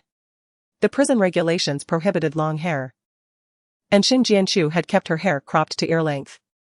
However, during her time out of prison, she had neglected her hair, which had grown considerably and now cascaded to her shoulders. As her hair tumbled down, she felt a moment of disorientation. Had her hair tie snapped? When Li Wangting glanced over from the car, her hair had already fallen loose. Jiangren gestured to Li Wangting, signaling that nothing was amiss and they could proceed. Drive. Li Wangting commanded in a soft voice. The Rolls-Royce continued its smooth journey. Yet, the darkness in Li Wangting's eyes was deeper than the night itself. The air inside the vehicle seemed to solidify. Unbeknownst to them, the executives on the other end of the tablet had forgotten to continue the meeting. Li Wangting's gaze drifted far away. The silhouette of the woman who had just leaned against that man was familiar to him. Could it be Xin Jianchu? Is she here? Turn around. Li Wangting ordered. Thank you, Xin Jianchu said, gathering her hair and taking a step back to create distance between herself and Jiangren. Expressing her gratitude. The rubber band fell. Jiangren handed it to Xin Jianchu. Thank you, Xin Jianchu replied, swiftly tying her hair into a ponytail. She had used a durable yellow rubber band, one that rarely breaks or falls apart. Jiangren nodded. Where are you headed in such a hurry? To the fruit shop. Xin Jianchu added, striving to soften her demeanor, to buy mangoes. I know a place where they sell delicious fruit at a reasonable price, Jiangren remarked. Glancing at his watch. I'll take you there. Thank you, Xin Jianchu said, feeling unfamiliar with the routes around her. Wandering aimlessly would only waste time. So she accepted his offer. Jiangren dug into his ear. All right then. Truly, you can express your gratitude in other ways. He quipped as he led her down the path. Meanwhile, Li Wangting's car reached the intersection above, waiting for another red light before returning to its original position. On the street, there was no trace of Xin Jianchu and Jiangren. Li Wangting fell silent, dialing the hospital. Before the call connected, he hung up. He would soon arrive at the hospital. Whether Xin Jianchu was there or not would be revealed upon his personal visit. On the other side, Xin Jianchu accompanied Jiangren to the fruit shop, meticulously selecting a single mango from the shelves. Just one? Jiangren inquired with curiosity. That's sufficient, Xin Jianchu nodded. Observing Li Yichen's serious demeanor, she understood that excessive concern for him would only arouse suspicion. Thus, when she gifted the mango to Li Yichen, it would have to be done discreetly. After settling the payment, Xin Jianchu hastily tucked the mango into her pocket and rushed toward the hospital. Upon reaching the lobby on the first floor, she awaited the elevator. From a distance, she spotted Li Wangting surrounded by bodyguards. And her brow furrowed instinctively as she turned to flee towards the fire escape. However, Li Wangting's piercing gaze latched onto her like a nail. Stop. A chill ran down Xin Jianchu's spine as she felt the weight of his presence and reluctantly turned back. Do you treat my words as mere whispers in the wind? Li Wangting strode swiftly to her side. I instructed you to care for Li Yichen in the ward. Who permitted you to wander aimlessly? Li Yichen is still receiving in 4. It was stifling in the ward, so I merely stepped out for some fresh air, Xin Jianchu offered softly in her defense. You left the hospital? Li Wangting's gaze bore down on her, scrutinizing her hair. No, Xin Jianchu replied, avoiding his piercing scrutiny. Li Wangting seized her chin, forcing her to meet his gaze. Cold sweat trickled from her palms, though she feigned composure. Time ticked by slowly. Ding. The elevator doors opened. Li Wangting released her face with a swift motion. You had better not lie to me, or I possess ample means to deal with you. As the crowd began to converge at the elevator, Xin Jianchu remained rooted to the spot. Shall I compel you to return? Li Wangting questioned coldly. With her head bowed, Xin Jianchu silently stepped into the elevator. Li Wangting, accompanied by his bodyguards, followed her inside, and the atmosphere in the confined space shifted ominously. As if the elevator were descending into the depths of hell. Just before the doors could close, other passengers hastily exited. Xin Jianchu huddled in the corner, watching as the elevator doors slid shut. With each ascending floor, the numbers on the display gradually increased. Shortly thereafter, she followed Li Wangting to the top floor. Li Yichen had just finished his infusion, leaning against the balcony railing, gazing out. Upon hearing the commotion, he turned around. Dad. Li Yichen called out respectfully, his little face serious. Has this new caregiver taken good care of you? Li Wangting inquired, gesturing towards Xin Jianchu. Li Yichen fixed his gaze on Xin Jianchu, feeling an inexplicable warmth towards her, yearning for her company. His quiet demeanor ignited Li Wangting's ire. Xin Jianchu, how do you handle your responsibilities? Li Wangting exploded in fury. This was her biological son he was referring to. How could she fail to care for him? Did she truly believe that emerging from confinement granted her the license to act with impunity? Li Wangting's reproach escalated. No. The auntie is wonderful. Li Yichen hurriedly defended Xin Jianchu, fear evident in his eyes. His small face flushed crimson, shoulders trembling slightly, tears brimming at the corners of his eyes. Xin Jianchu felt as though a part of her heart had been hollowed out, aching painfully. It was precisely because Li Yichen was her flesh and blood that Li Wangting disregarded his feelings entirely. Mr. Li, well-mannered as he was, exhibited no leniency when it came to scolding in front of the child. Xin Jianchu couldn't help but smirk bitterly. Chapter 12, Allergies. Li Wangting fixed an intense gaze upon Xin Jianchu. She retorted sarcastically, isn't that the case? The bodyguards present gasped in astonishment. It was their first encounter witnessing someone daring to defy Mr. Li so boldly. Li Yichen sensed the shift in atmosphere, tears cascading down his cheeks. He bit his lower lip tightly, stifling any sounds of sorrow. With trembling hands, he gently tugged at Xin Jianchu's shirt hem, fearful that she would further provoke his father's anger and incite his father's wrath. Xin Jianchu steeled herself, brusquely pushing Li Yichen's hand away, and continued, Mr. Li. Why must you impose such difficulties? You seem indifferent to your own child, showing no concern for him. Why then do you repeatedly intimidate me, an outsider, for caring? Xin Jianchu wished to prevent any verbal violence from being directed at Li Yichen, desiring to shield him from pain. Xin Jianchu, you are commendable, Li Wangting stated expressionlessly. To everyone's surprise, he did not pursue Xin Jianchu's faults but instead settled himself upon the sofa, his long legs crossed. Yet, with his presence, all in attendance felt an unyielding tension, their nerves taut, and none dared to move. The atmosphere remained frozen in this uneasy standoff until Li Wangting received a call, necessitating his departure for subsequent engagements, momentarily vacating the hospital. Once he left, Xin Jianchu engaged Li Yichen in reading. Observing their harmonious interaction, the bodyguards gradually relaxed their vigilance. Before long, nightfall enveloped them. After his bath, Li Yichen lay down, preparing for sleep while Xin Jianchu flipped through a book, narrating a bedtime story. Li Yichen listened intently, his eyes wide with curiosity. The bodyguard, feeling a wave of ennui, yawned and excused himself to the restroom. Xin Jianchu glanced around until she caught the sparkle of curiosity in Li Yichen's eyes. I brought you a mango, she revealed, pulling it from her pocket. Wow! Li Yichen exclaimed, brimming with delight. I am hungry, exclaimed Li Yichen as he accepted the mango, gazing at it as if it were a precious gem. Allow me to peel it for you, Xin Jianchu offered, carefully stripping the skin from the top of the mango. Although her peeling technique was rather unrefined, the luscious fragrance of the ripe fruit soon filled the air. Li Yichen, brimming with excitement, rubbed his little hands together, and the moment he received the perfectly peeled mango, he remembered to share it with Xin Jianchu. I won't eat it, you should, she said, gently patting his small head. Without hesitation, Li Yichen took a big bite, his mouth stuffed to the brim. So sweet. Once he finished the mango, Xin Jianchu wiped his mouth, tucked him in, and wished him good night. Good night, Li Yichen replied softly. Just as Xin Jianchu was leaving the hospital room, she heard his small voice once more. Thank you, kind aunt. You're welcome, she said, a smile involuntarily spreading across her lips. Joyfully, she made her way to the adjacent room. Upon entering, she was surprised to find an additional presence, a nurse who had previously assisted her in the restroom.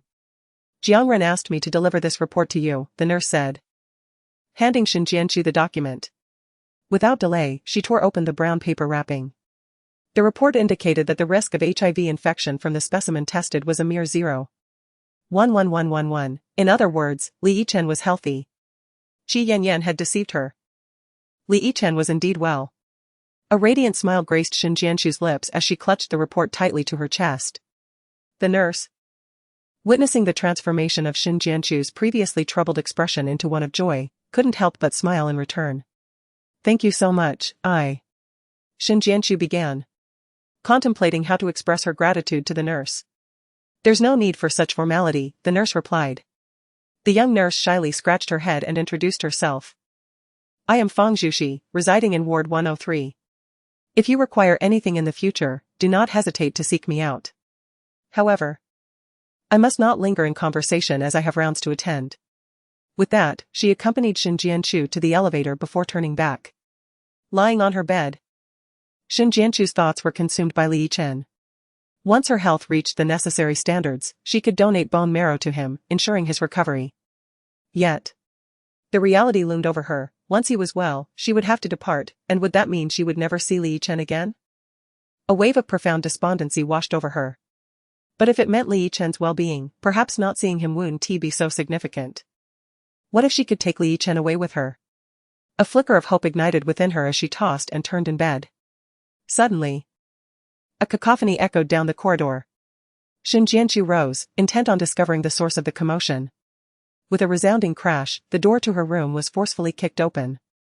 2 bodyguards stormed in, unceremoniously gripping her shoulders and dragging her out. What is happening? Shin Jianchu inquired, confusion etched on her face, but her words fell upon deaf ears. She was thrust outside the operating room, its door firmly shut, a red light glowing above, indicating an ongoing procedure. Kneel, Shin Jianchu, boomed the tyrannical voice of Li Wangting. As fierce as a tempest at sea. With a jarring thud, a bodyguard's kick sent her to the ground, forcing her to kneel. Li Wangting stood against the light. His entire figure clad in deep black garments, merging seamlessly with the cold gray ambience, resembling a devil emerging from the depths of hell. Shin Jianchu, you truly are oblivious to danger. Li Wangting exclaimed, his voice laced with fury. What on earth has happened? Shin Jianchu bit her lip, enduring the pain as she questioned him. How dare you even ask? Li Wangting raised his hand and struck Shin Jianchu, causing her face to turn and blood to seep from the corner of her mouth. Li Yichen is allergic to mangoes, and yet you fed him mangoes. If the nurse hadn't discovered his distress and rushed him for emergency treatment, he could have very well suffocated to death. Li Wangting ground his teeth in anger. He realized he should never have harbored any expectations of this woman. His kindness had led him to believe that Shin Jianchu could foster a bond with Li Yichen. He is allergic to mangoes? Shin Jianchu gasped in disbelief. No wonder Li Wangting and Qi Yanyan had denied him the fruit. At that moment, she had been oblivious, merely wishing to fulfill Li Yichen's innocent desire. It was her fault. She wished she could slap herself. You were unaware? Li Wangting scoffed. Given Shin Jianchu's indifferent attitude towards Li Yichen, could she have possibly bought mangoes for him without intent? Mr. Li. Chi rushed over, his pace hurried. Due to the incident at Li Yichen's birthday party, he had been reassigned out of the city by Li Wangting, only managing to return today for a project-related matter. I suspect Shin Jianchu has ulterior motives. I brought people to search her room adjacent to the young masteress and found this. Chi produced 2 small figures fashioned from tissue paper. On one figure's belly was inscribed Li Wangting, while on the other was Li Yichen. Not only that, but the 2 little figures were also adorned with toothpicks. Furthermore, Chi produced a medical report, which was the very one Shin Jianchu had submitted using Li Yichen's sample. Chapter 13, Gastric Lavage. For the sake of simplicity, Shin Jianchu refrained from filling in Li Yichen's name throughout the document. Consequently, the report indicated that the sample had been submitted by Shin Jianchu. Li Wangting took the report from Chi-Chi's hands. Was Shin Jianchu being tested for AIDS? What other reason could there be? It was merely a reflection of her own reckless descent into debauchery and tumultuous relationships that led her to clandestinely undergo such an examination after her release from prison. Li Wangting could scarcely contemplate the ramifications should Shin Jianchu indeed be afflicted with an illness, especially if she had concealed it while donating bone marrow to Li Yichen, potentially subjecting him to catastrophic consequences.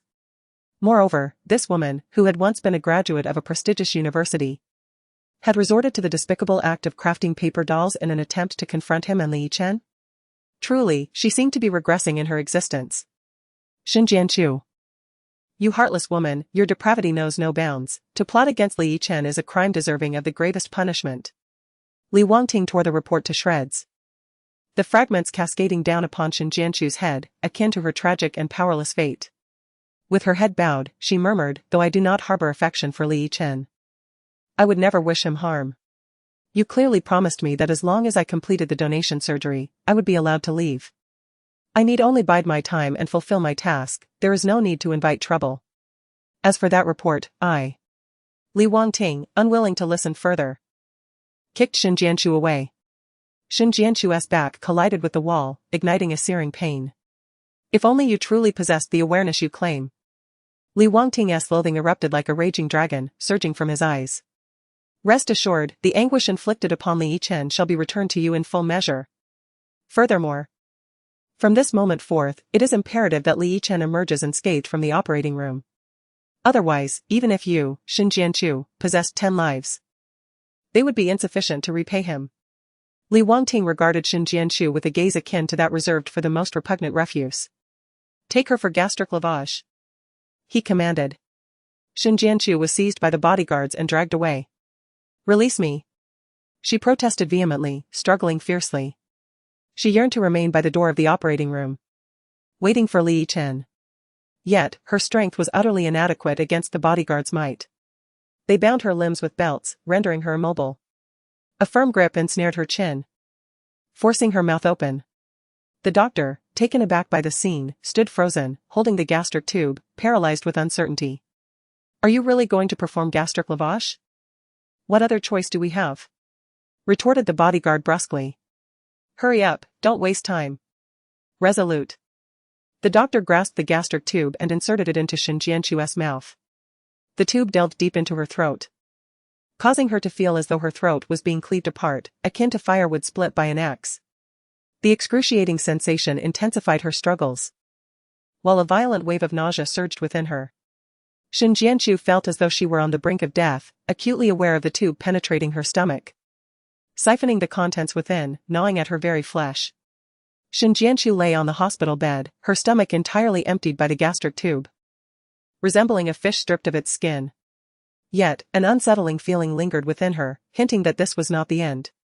Indeed, Chi-Chi arrived with a bucket of chili oil, leaving the doctor bewildered. What are you planning to do?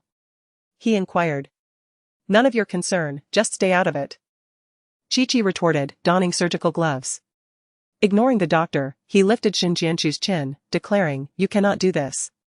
The doctor, alarmed, attempted to intervene, explaining that she had just undergone gastric lavage and her body had yet to recover. Introducing a bucket of chili oil at this juncture could be fatal. Doctor, your efforts in cleansing her stomach have been commendable. Kindly take your leave to the lounge next door, Chi-Chi asserted. As a confidant of Li Wangting, his words held weight, and the bodyguards encircled the doctor, restraining her arms and escorting her out. You cannot proceed this way. This is unlawful confinement, and I shall report you. The doctor protested, trying to reason with the guards, only to witness her phone being seized. Leave me alone, Xin Jianchu exclaimed, desperately twisting her head away. Chi-Chi's chilling smile surfaced as he taunted, Xin Jianchu, if you had been wise, you would have perished 5 years ago. How much better that would have been. His grip, like a vice, held her face steady as he tilted her head slightly upward.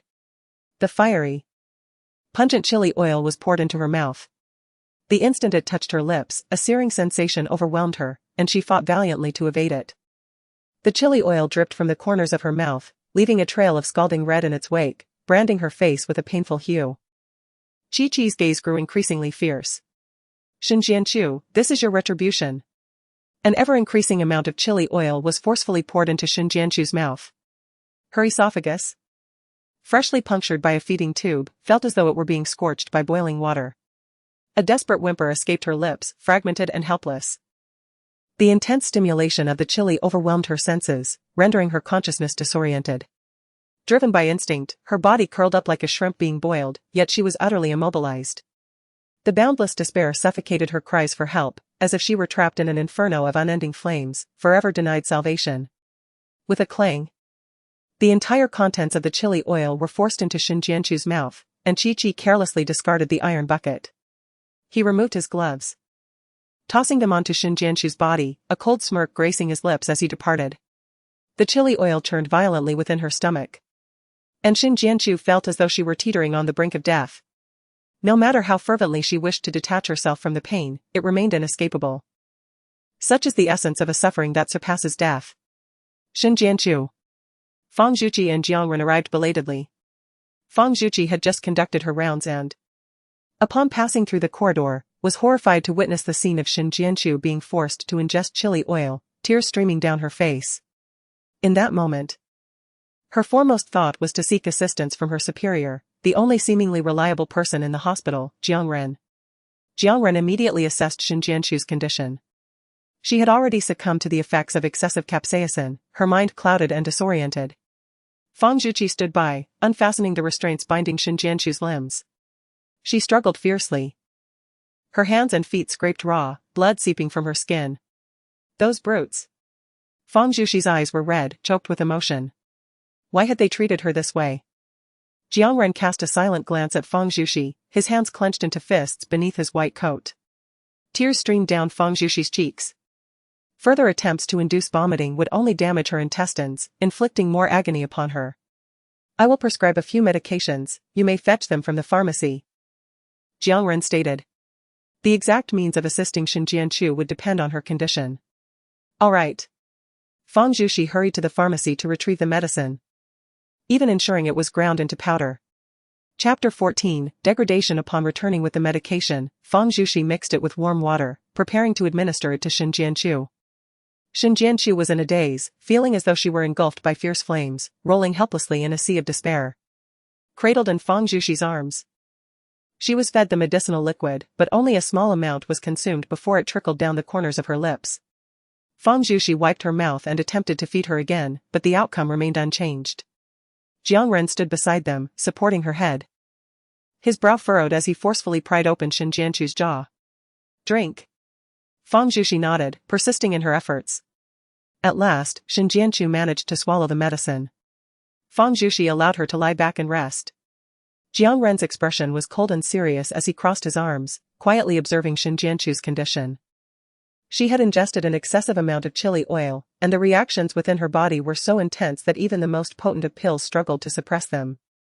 Shin Jianchu's body flushed crimson, her forehead felt scorching hot. Shin Jianchu! Shin Jianchu! Jiang Ren shook her shoulder, calling her name. She remained lethargic, unable to respond in the slightest. Dr. Jiang, what should we do now? Fang Zhuqi had recently embarked on her journey as a nurse. Apart from witnessing Shin Jianchu suffer in agony, she had yet to encounter any other patients. At this moment, seeing Shin Jianchu in such distress caused her to weep anew. Jiang Ren, unwilling to subject Shin Jianchu to further torment, sought to avoid the option of administering another gastric lavage. However, given her current state, which included a high fever, he found himself devoid of alternatives. The decision was made, she must undergo the lavage. Are you coming back? Fang Zhuqi stopped Jiang Ren, preventing him from reaching for the gastric tube. If we don't perform the lavage, do you wish to see her continue to suffer? Jiang Ren replied in a grave tone. Her condition is deteriorating rapidly. If this persists until dawn, she may very well be sent to the morgue. Fang Zhuqi's face was a portrait of turmoil as tears streamed silently down her cheeks, ultimately retracting her hand. Help me. Jiang Ren implored Fang Zhuqi to support Shin Jianchu, urging her to open her mouth so he could insert the tube. The pain that ensued threatened to rend Shin Jianchu's very soul as she lay in a haze of consciousness, utterly powerless to resist. It felt as though she was caught in a tug-of-war between life and death, as well as a struggle between reality and dreams. Within Shin Jianchu's stomach, Jiang Ren extracted not only chili oil but also her blood through the gastric tube.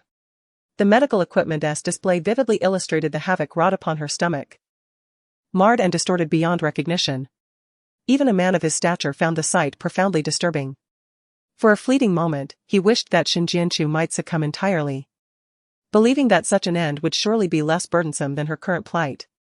Upon the completion of the second lavage, Shin Jianchu lay in her bed, drenched in sweat, her eyes still tightly shut, lost in a deep slumber. Jiang Ren instructed Fang Zhuqi to fetch some glucose from the pharmacy to administer to her. I can simply watch over her, you should return to rest. No need for that. Fang Zhuqi shook her head, refusing to leave the bedside of Shin Jianchu. Jiang Ren also did not persuade her, instead pulling up a chair and sitting beside them. In the dead of night, Shin Jianchu's fever subsided. As the heaviness in her head diminished and she gradually regained consciousness, a burning pain in her stomach surged forth. Shin Jianchu endured great agony. No matter what, she found herself powerless to alleviate her suffering. In a moment of extreme distress, she bit down hard on her own tongue. Shin Jianchu. Jiang Ren pried her mouth open, redirecting her bite to her own palm. Shin Jianchu's almond-shaped eyes widened in despair, her face a canvas of resentment and pain. Silent tears streamed down her cheeks. the embodiment of her hatred and helplessness. She felt utterly powerless to alter her circumstances. She could neither save herself nor rescue Li Yichen. The bite she inflicted on Jiang Ren was fueled by all her strength. Soon, she tasted the rich metallic flavor of blood in her mouth. Fang Zhuxi, witnessing Xin Jianqu's torment, felt a pang in her heart, tears cascading down her face. Yet, she still wished to assist Jiang Ren. Shaking, she rummaged through a nearby shelf and retrieved a vial of anesthetic. She filled a syringe with the liquid, intending to inject it into Xin Jianqu's neck to ease her suffering. That cannot be done. Jiang Ren gritted her teeth against the pain. Given Xin Jianqu's current condition, administering another dose of anesthetic would undoubtedly result in lasting repercussions. She would then have to endure even greater suffering. Am I to stand by and watch her suffer? Fang Zhuxi trembled, the syringe slipping from her grasp. Jiang Ren's silence was a response in itself. If it becomes unbearable, just return to rest. After a moment of silence, Jiang Ren uttered a sentence. Fang Zhuxi hesitated for a few seconds, then ran away in tears. Jiang Ren lowered his gaze to Xin Jianqiu, who was still grappling with her agony. He gripped the edge of the hospital bed with one hand, attempting to alleviate the pain Xin Jianqiu inflicted upon him. Gradually, Xin Jianqiu regained consciousness, releasing her mouth from self-harm, merely biting her teeth tightly. During her struggle, Jiang Ren's hand had grown numb. He tucked his hand into his pocket and took a seat beside Xin Jianqiu. Despite regaining her will, the sensations of pain and discomfort within her remained unabated. She too clenched her hand into a fist. Jiang Ren fetched a towel and placed it in her palm. Understanding his intent, Xin Jianqiu tightened her grip on the towel. Her palm bore the scars of her grasp, with blood and sweat staining the white fabric, leaving marks upon it. Jiang Ren glanced at the towel, his brow furrowed, unable to relax for a long while. As dawn approached around 5 in the morning, the burning pain overwhelming Xin Jianqiu began to slightly ease, yet the sensation akin to being pricked by needles persisted in her stomach. For the next few days, your diet should be as bland as possible. Jiang Ren's expression was serious, his tone earnest. After a pause, he added, perhaps it would be best if you refrain from eating altogether. For now, forcing you to eat would be a torment. I will prescribe some medication. You can manage it as you see fit. Jiang Ren took out paper and pen to write. At that moment, footsteps echoed down the corridor. Li Yichen had finally emerged from danger, transitioning from the operating room to the ward, and Li Wangting intended to inform Xin Jianqiu of this news. He wanted Xin Jianqiu to understand that no matter what she wished to accomplish, it would ultimately be in vain. All she could do was accept her fate. She had to treat Li Yichen well and selflessly offer her bone marrow without any complaints. However, the moment Li Wangting stepped into the gastric lavage room, his gaze fell upon Jiang Ren placing a prescription into Xin Jianqiu's palm. Was that a love letter? Xin Jianqiu, how shameless you are. Li Wangting fumed. Furious that Li Yichen nearly lost his life because of you, yet here you are, indulging in intimacy with this rogue? No wonder she had to secretly undergo an AIDS test. Li Wangting's wrath surged uncontrollably. You are truly despicable. What nonsense are you spouting? Jiang Ren retorted, his temper flaring as he slammed his hand on the bedside table, rising to meet Li Wangting's glare. Xin Jianqiu's stomach ached intensely, with great effort. She managed to speak, Dr. Jiang, my affairs do not concern you. Please leave. Her words drifted out like ethereal wisps of smoke, disintegrating in the air with a gentle breeze. Xin Jianqiu, you. Jiang Ren was exasperated, feeling a mix of frustration and helplessness. Chapter 15, Let Go. Leave. Xin Jianqiu gestured dismissively, turning her head away.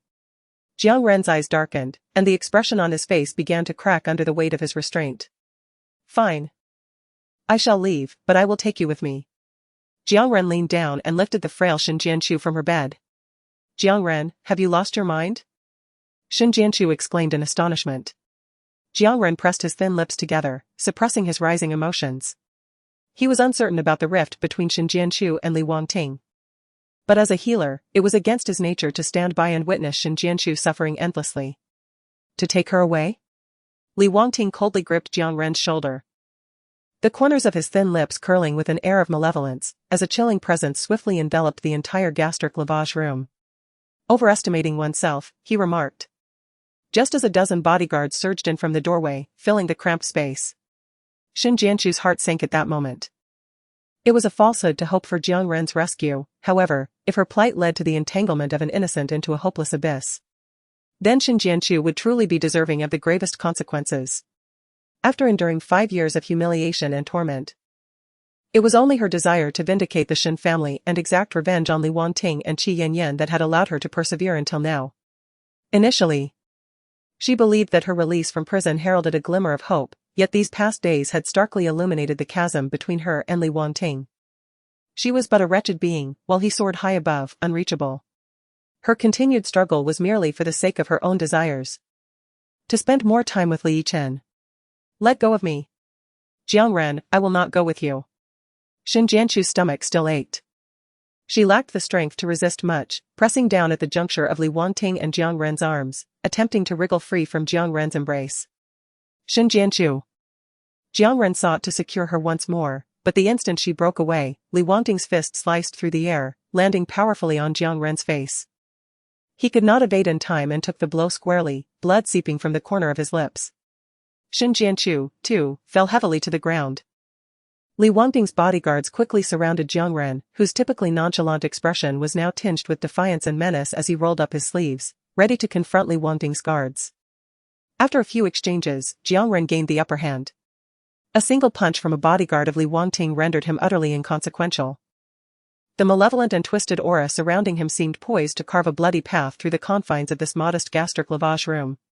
Shin Jianchu's gaze remained fixated on Jiang Ren, not daring to divert her eyes for even a fleeting moment, her heart racing with trepidation.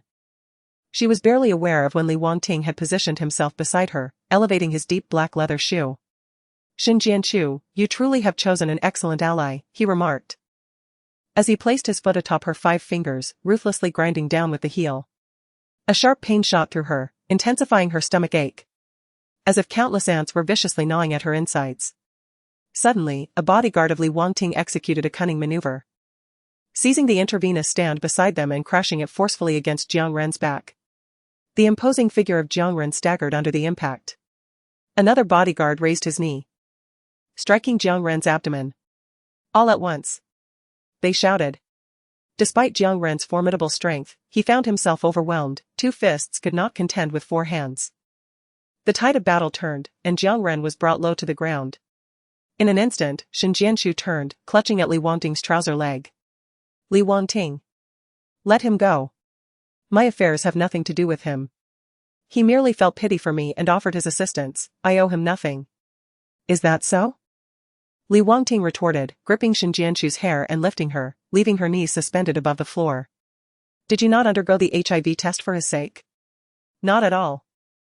It has nothing to do with him. Shin Jianchu hastily explained, the reason I underwent that examination is due to Qi Yanyan's intimidation. Li Yichen might be at risk of contracting HIV. Not only would he doubt my sincerity, but he would also surmise that my concern for Li Yichen stems from my knowledge of our mother-son relationship. Would he still allow me to donate bone marrow to him then? Unable to fabricate a convincing excuse, Li Wanting sneered. The sounds of the bodyguards beating Jiang Ren echoed in Shin Jianchu's ears. No, please let him go. I promise I will never cause trouble again. Nor will I harm Li Yichen. Furthermore, I assure you, I will take care of my health, and once I meet the criteria for donation, I will faithfully undergo the surgical procedure. Observing Li Wanting's indifference, Shin Jianchu quickly added, I no longer desire freedom. I am willing to forfeit all conditions. After the surgery, I will willingly return to prison. For him, you truly are willing to sacrifice everything. Li Wanting cast Shin Jianchu aside, regarding her with disdain. She knelt on the ground, feeling utterly innocent. You may unleash all your anger upon me, just spare him from your wrath. Shin Jianchu, you truly overestimate yourself. Li Wanting seized a nearby glass vial and shattered it against the floor. The shards scattered, one fragment striking Shin Jianchu and leaving a small cut on her face. Meanwhile, Jiang Ren had already been subdued on the ground by the bodyguards. Li Wanting crouched down and grasped Jiang Ren's right hand. Li Wanting, what do you desire? A foreboding sense of danger nearly consumed Shin Jianchu. A sinister smile played upon Li Wanting's lips, his cold laughter echoing in the air. Moments ago, This man had embraced Shin Jianchu with the very hand he now wielded. Grasping Jiang Ren's hand, Li Wangting forcefully pressed it against the shards of glass scattered on the ground. Ah! The shards penetrated Jiang Ren's hand, and his anguished scream pierced the silence. Not only did Li Wangting press down on his hand, but he also rose to his feet and stomped down with his shoe. Li Wangting! Shin Jianchu lunged forward, completely oblivious to a shard of glass slicing open her knee. Lift your foot! Shin Jianchu's eyes brimmed with tears as she cried out in desperation. Jiang Ren is a doctor. You are ruining his hand, which equates to destroying his entire life. So? Li Wangting turned his head, casting a cold glare at Shin Jianchu. What does that have to do with me? Shin Jianchu's heart ached intensely. You beast. He had been perched high above for so long that he could not fathom the sufferings of humanity. He had destroyed her, devastated Jiang Ren, shattered the lives of others. Yet he remained unperturbed, stating that it bore no relevance to him. She had pleaded and pleaded. Shin Jianchu seized a shard of glass with her bare hands and aimed it at Li Wangting. Go to hell. Only if Li Wangting descended to the depths of Hades would everything come to an end. Li Wangting was momentarily taken aback. She actually wished to kill him? He raised his leg and kicked Shin Jianchu away. In agony, Shin Jianchu crawled towards Li Wangting. He gestured for the bodyguards to drag Jiang Ren away and strode towards Shin Jianchu. Shin Jianchu, do you wish for my demise? Chapter 16, Retribution. Shin Jianchu, with reddened eyes, glared fiercely at Li Wangting. Grasping her collar, Li Wangting yanked her upwards. Do not touch me! Shin Jianchu exclaimed, attempting to shake off his grip. With a resounding thud, Li Wangting evaded her strike, forcefully tossing Shin Jianchu onto the bed. As she struggled to rise, Li Wangting advanced upon her, seizing a pillow and thrusting it over her face. Aren't you trying to kill me? Is this all you are capable of? He taunted, pressing down on the pillow with great force. All for a mere wild man? Perhaps you truly deserve this fate. With her vision obscured by the pillow, Shin Jianchu found her breathing increasingly labored due to Li Wangting's brutal actions. In a desperate bid for survival, she fought against the suffocating weight, striving to wrest the pillow away. You should just perish instead, Li Wangting's malevolent whisper echoed in her ear, heralding imminent danger.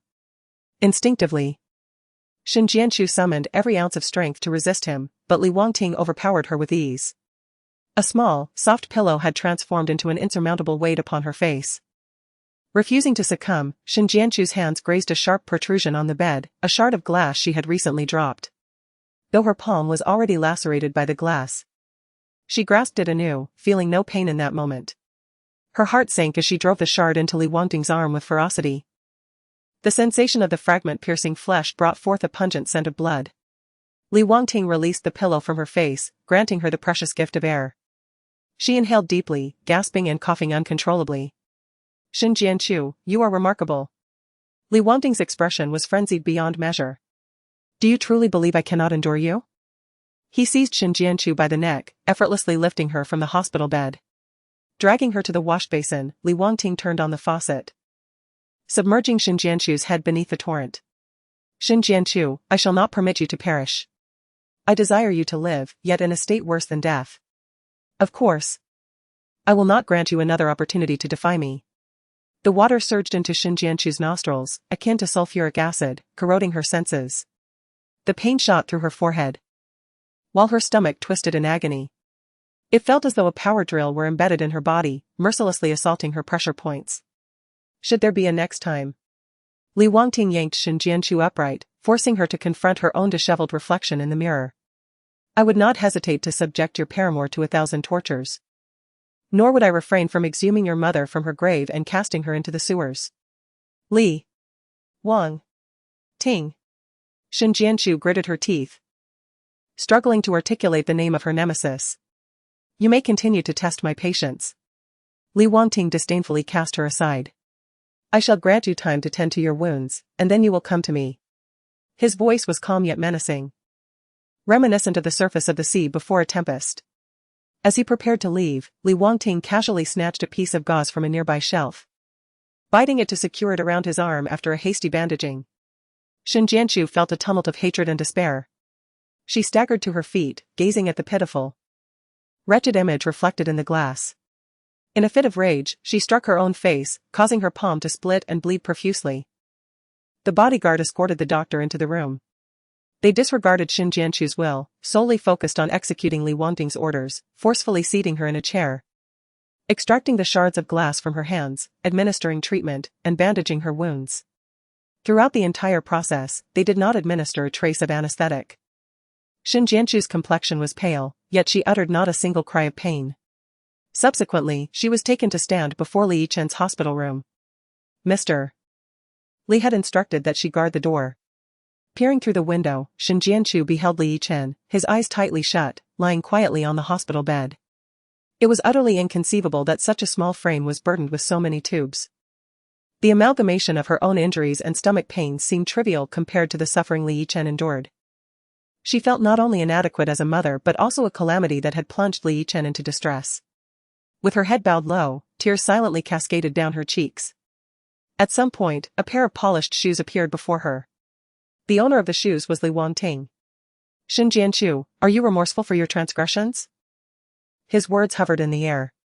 Shin Jianchu, how could your heart be so cruel? Qi Yanyan approached, her high heels clicking against the floor as she arrived.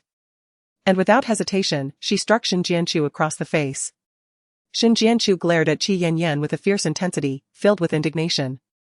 Li Yichen is still a child. And you deliberately caused him to have an allergic reaction.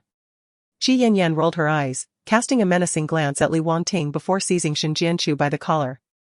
If anything happens to him, I will not let this go. The minuscule amount of mango that Li Yichen had consumed was insufficient to bring about any dire consequences. It was undoubtedly Qi Yanyan who had meddled, adding an excessive amount of powdered dried mango into his diet. Even if Shin Jianchu did not purchase mangoes for Li Yichen, Qi Yanyan had ample methods to ensnare Shin Jianchu into her carefully laid trap. Enough, Li Wangting said coldly, the child is of utmost importance. He opened the door to the hospital room and stepped inside. Qi Yanyan shot him a glare before striding after him, not forgetting to cast a taunting smile back at Shin Jianchu. Shin Jianchu stood frozen in place, her heart silently weeping as the agony in her stomach surged and receded. Time slipped away, and soon the corridor filled with an increasing number of passers-by. Their gazes directed at Shin Jianchu were laden with oddity and scrutiny, yet, due to the presence of bodyguards surrounding her, no one dared to approach and extend a word of concern. It was not until Shin Jianchu overheard whispers among the crowd that she learned of the recent scandal. Have you heard? The newly arrived doctor Jiang Ren was dismissed by the hospital director for accepting bribes from a patient's family. The notice of his punishment has even been posted on the hospital's official website. Goodness! How could this happen? Dr. Jiang had just joined the hospital, how could he be so foolish? Which hospital would dare to employ him now? Surely, this will tarnish his reputation. Shin Jianchu's fists clenched tightly, her eyes brimming with tears. It was utterly unjust that he should suffer such a fate merely for attempting to help her. Shin Jianchu. Li Wangting emerged from the hospital room. Are you satisfied with what you've heard? This is your doing. Shin Jianchu was resolute. She truly desired to drag Li Wangting down from his lofty pedestal and trample upon him. Indeed, Li Wangting exhibited no hint of discretion. You may leap higher and higher. Let us witness the retribution that befalls you. Shin Jianchu bit her gums until they bled, straining her neck as she gradually lowered her head. Li Wangting, I implore you. Spare Jiang Ren and cleanse him of his tarnish, he is innocent. I will not dare again. Do you presume to negotiate with me? Li Wangting dismissed her with disdain. Little did he realize, the more Shin Jianchu cared for Jiang Ren, the more she bent her will and humbly beseeched him. The more his ire swelled. He wished nothing more than to consign Jiang Ren to the crematorium. Chapter 17, Getting in the car. Shin Jianchu glanced up at Li Wangting, forcibly suppressing her surging hatred. What must I do for you to believe that I genuinely acknowledge my mistake? She dared not provoke him further, fearing the innocent would suffer collateral damage. Li Wangting observed her subtle movements, a mocking smile playing at the corners of his thin lips, thickening the air with sarcasm. Shin Jianchu felt like a tiny ant, exposed under the blinding light with no place to hide. Come with me, Li Wangting commanded in a soft voice. Shin Jianchu lowered her head and followed in his footsteps. As Li Wangting's pace quickened, Shin Jianchu's discomfort escalated. She gritted her teeth against the pain and quickened her own steps. Suddenly, Li Wangting came to a halt. Shin Jianchu, caught off guard, collided headfirst into his back. Shin Jianchu's entire body was tense. At the moment Li Wangting turned around, she was so frightened that she lost her 3 souls and 7 spirits. Li Wangting gazed at the quail-like Shin Jianchu and inexplicably associated her with her interactions with Jiangren. Was she truly that terrified of him?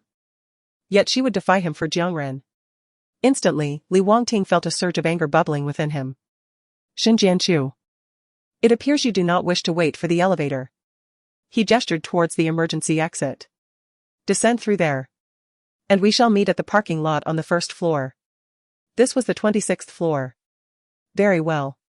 Without a moment's hesitation, Shin Jianchu acquiesced. Seeing her turn her back to him and open the stairwell door, Li Wangting added, I do not appreciate waiting for others. You must arrive before me. As long as she showed a hint of submission, he had no intention of making things difficult for her. Shin Jianchu's already pale face turned an even deeper shade of green, fully aware that Li Wangting intended to complicate matters. She still nodded firmly and hurriedly dashed into the stairwell. She gripped the handrail tightly, her feet racing down the steps without a moment's pause.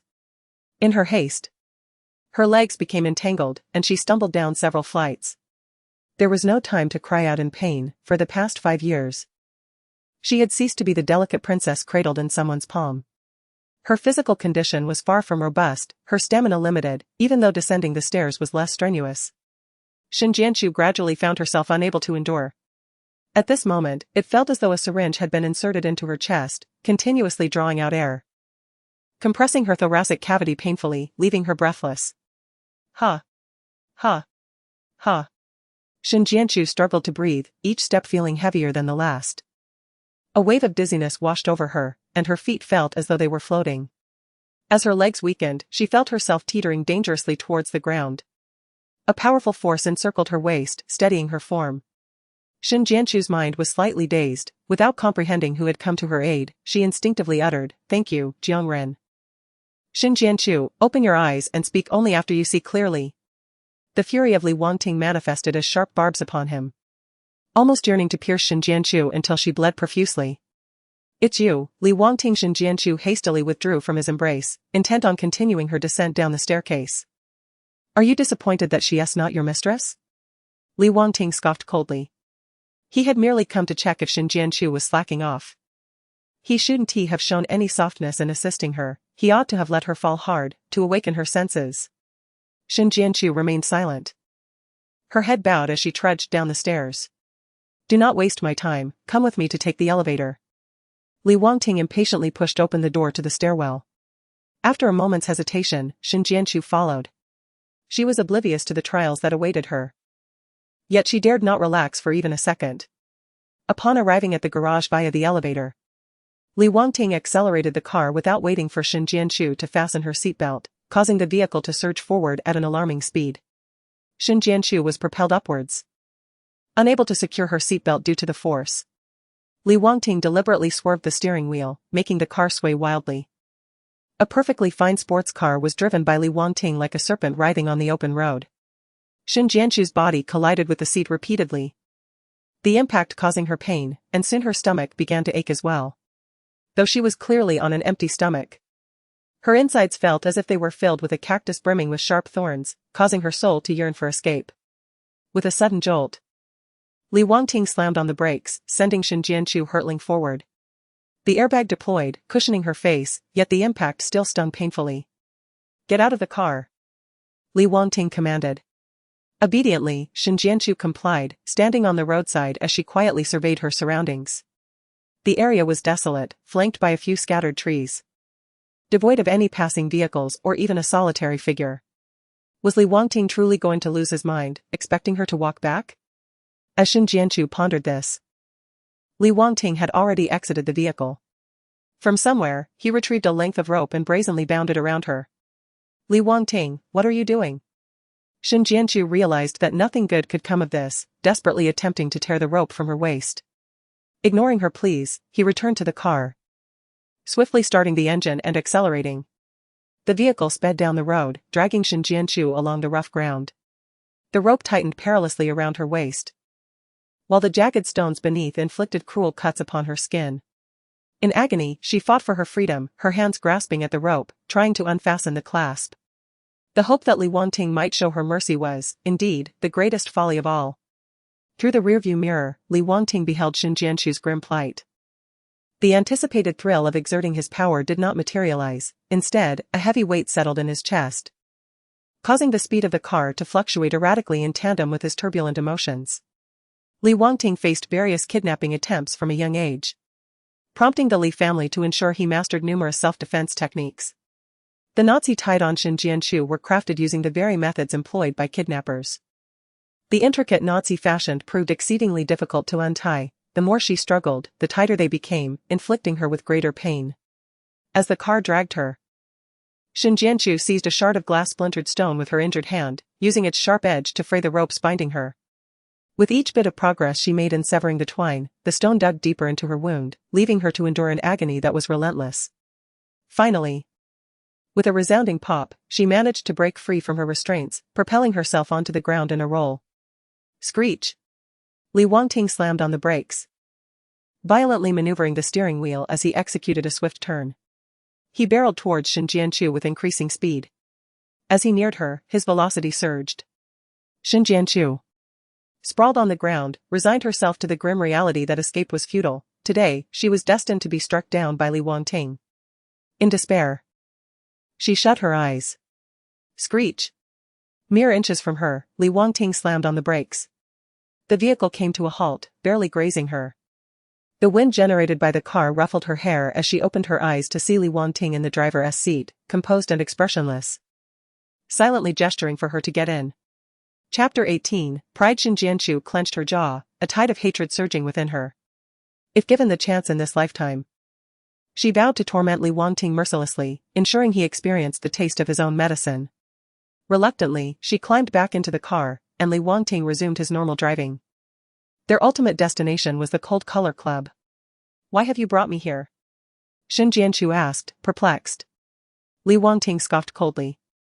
A woman like Xin Jianqiu, frivolous and utterly unrestrained, should delight in such venues. Keep up, he commanded, striding ahead. Finding her pace lacking, he tightened his grip on her wrist, pulling her into the private room. Mr. Li, what an unexpected guest. Upon entering, the raucous music ceased abruptly. The dazzling, multicolored lights converged into a singular white spotlight, illuminating Li Wangting. His demeanor was icy, exuding an overpowering presence as he settled onto the sofa. Xin Jianqiu, with her disheveled hair, tattered clothing, and numerous wounds, appeared starkly out of place in this environment. She curled her injured hand, resting it against the hem of her garment. Mr. Li, who is that? The only son of the Xiao Group's owner, Xiao Jingxi, sidled up to Li Wangting with a wine glass in hand, feigning familiarity. In truth, Li Wangting held him in disdain, having consistently ignored the Xiao family's numerous proposals for business collaboration. No one of consequence, he remarked, not even casting a glance at Xiao Jingxi. Xiao Jingxi grasped the situation. Realizing Li Wangting's disinterest, he set down his glass, stood up, and exaggeratedly opened his arms. Ladies and gentlemen, Mr. Li has come to entertain us. Enjoy yourselves. Cheers erupted from the crowd. Xin Jianqiu was taken aback by Li Wangting's willingness to demean her in such a manner. She had no desire to linger in this wretched place. Her innate pride overtook her rationality as she turned away, her face cold. Don't leave. The young masters in the private room surrounded Xin Jianqiu, their intentions clear. Indeed. Xiao Jingxi stepped onto the coffee table and boldly approached Xin Jianqiu. You are brought here by Mr. Li, unless he speaks. What gives you the audacity to act so presumptuously? With that, he deliberately sought to probe Li Wangting's boundaries, raising his hand and delivering a sharp slap to Xin Jianqiu's face. The impact turned her head, leaving her ears ringing. After striking Xin Jianqiu, Xiao Jingxi glanced at Li Wangting, who remained unperturbed, calmly accepting the drink offered by the attendant. This tacit approval signaled that they could toy with Xin Jianqiu at will. Overjoyed, Xiao Jingxi beckoned to his companions, bring over our surprise box. He grasped Xin Jianqiu by the shoulder, as long as we are having fun. Don't dampen our spirits, everything else can be discussed. Xin Jianqiu, her face twisted in disgust, shook off Xiao Jingxi's grip. What are you pretending for? So self-righteous. Yet here you are?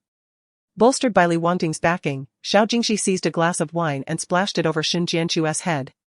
Humiliated, She pushed her damp hair aside to regain her vision. "Hey!" someone among the young masters exclaimed. "This person brought by Mr. Li. She looks somewhat familiar." "Take a closer look," Xiao Jingxi said, gripping Shen Jianchu's shoulder and turning her around. Shen Jianchu's heart raced as she attempted to evade him. But her head was firmly held in place. "Isn't this the former young lady of the Shen family, Shen Jianchu?" The one who called out was Yi Beiqing, a man who had pursued Shen Jianchu in the past, though she had never deigned to acknowledge him. Even though he had someone investigate the address of the Shen family and serenaded beneath Shen Jianchu's residence all night, he could not sway her heart. Had it not been for the Shen family's lingering business ties with the Yi family, they would have long since reported Yi Beiqing for disturbing the peace. "I observe." Xiao Jingxi scrutinized Shen Jianchu closely. The Xiao family had risen to prominence relatively late, affording them no opportunity to engage with the Shen family. Yet, the young lady of the Shen family, possessing both beauty and talent, was not a mere figment of rumor. Her reputation echoed throughout the city. Xiao Jingxi had glimpsed Shen Jianchu from afar at social gatherings. However, back then, she was a celestial being in his eyes. Even after an unfortunate incident rendered her partially deaf, he dared not entertain any aspirations. Who would have thought? The present Shen Jianchu appeared frail and emaciated. Her youthful radiance completely diminished, her skin was rough, her cheekbones pronounced, and scars etched at the corners of her eyes. She wore a hearing aid. And her hair resembled a bird's nest. One could discern a trace of her former beauty from her countenance, coupled with an indomitable spirit and resilience that shone in her eyes. Indeed, she retained a fierce and untamed essence.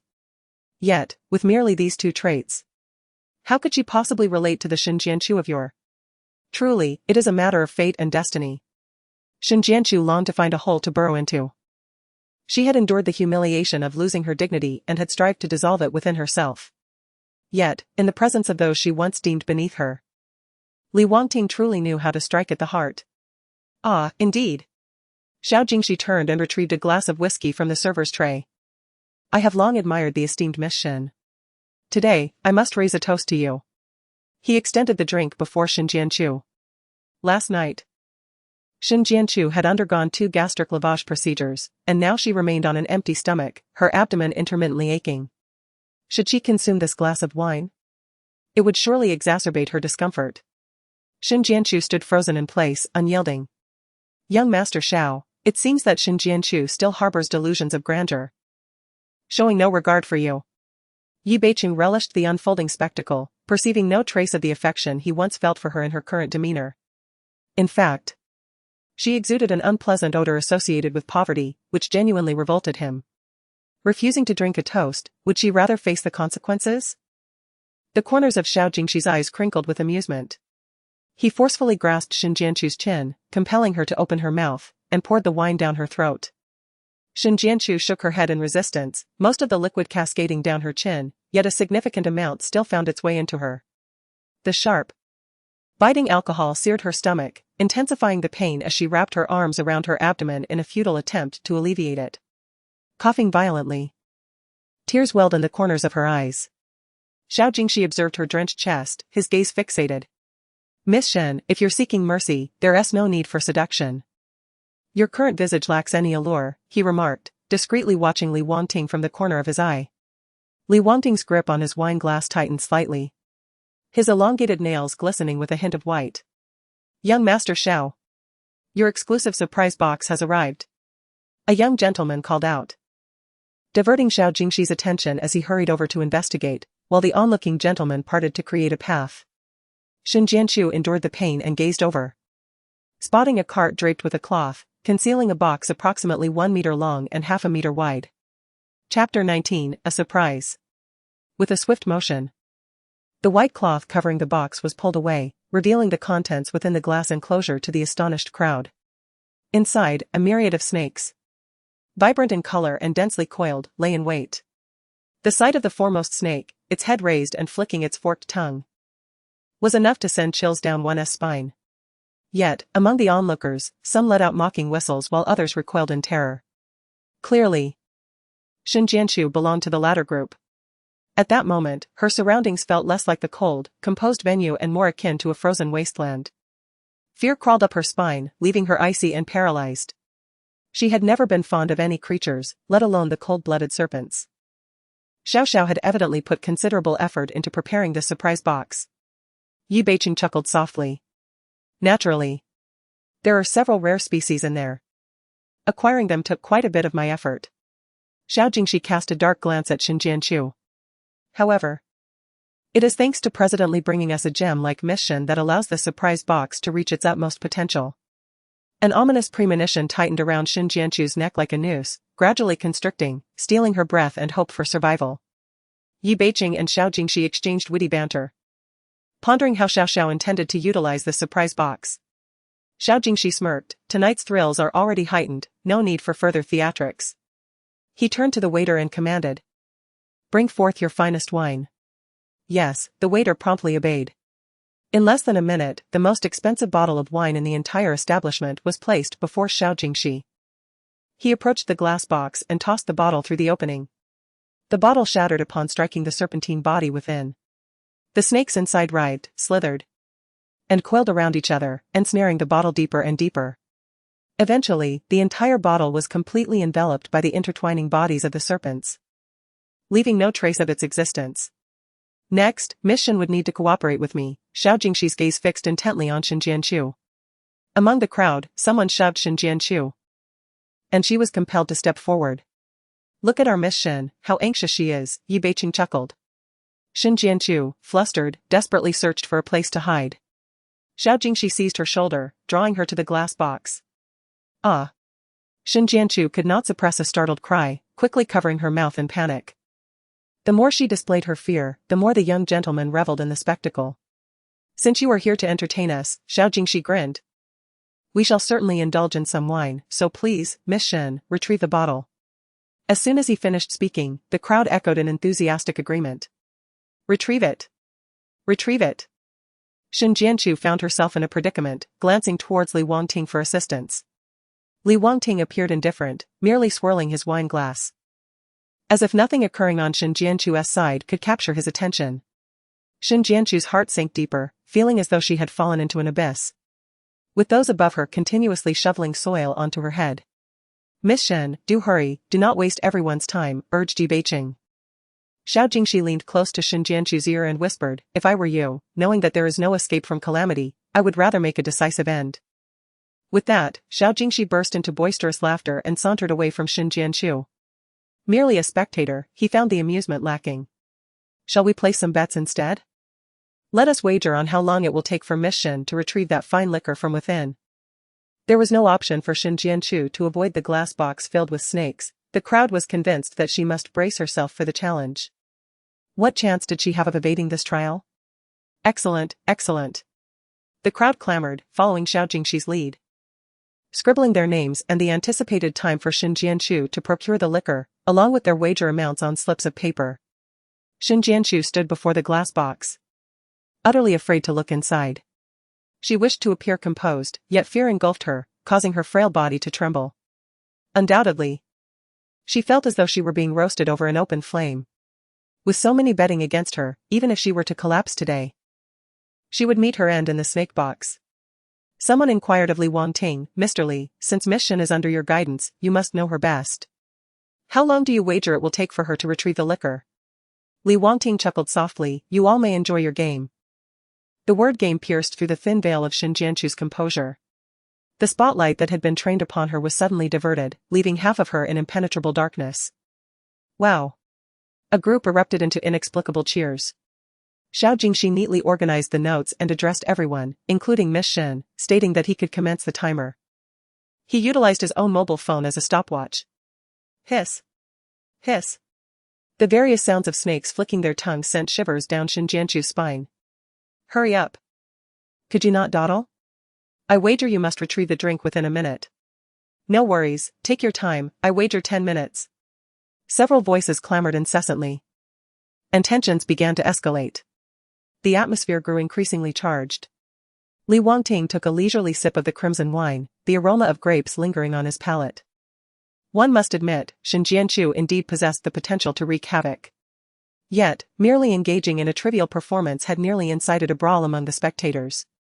Sweat beaded upon Xin Jianqiu's forehead, and she felt an overwhelming sense of guilt, her stomach constricted as if gripped by two sharp clamps, intensifying the pain. Additionally, the discomfort seemed to be descending. Gritting her teeth, Shin Jianchu slowly raised her hand, reaching towards the glass enclosure. Her hand did not suffer cuts from the glass or shards, yet it bore some abrasions. Instinctively, she felt that the scent of blood might provoke the snakes, prompting her to conceal her bloodied right hand behind her, striving to distance it from the glass box. Look. She is about to begin. The onlookers were utterly exhilarated. Aha. I am destined to win. Damn. So soon. I staked my bet for too long. As Shin Jianchu's hand drew closer to the edge of the glass enclosure, every spectator held their breath, intently focused on her. Hiss. At the pinnacle, the serpentine creature emitted a hoarse yet menacing hiss. Shin Jianchu was utterly taken aback, her very soul seemingly evaporating in terror. With what felt like every ounce of her strength, she managed to suppress her urge to scream and flee. Saliva surged in her mouth, and she swallowed hard, her garments already drenched with perspiration. Stealing her breath, she forcefully planted her feet against the ground, trying to anchor herself.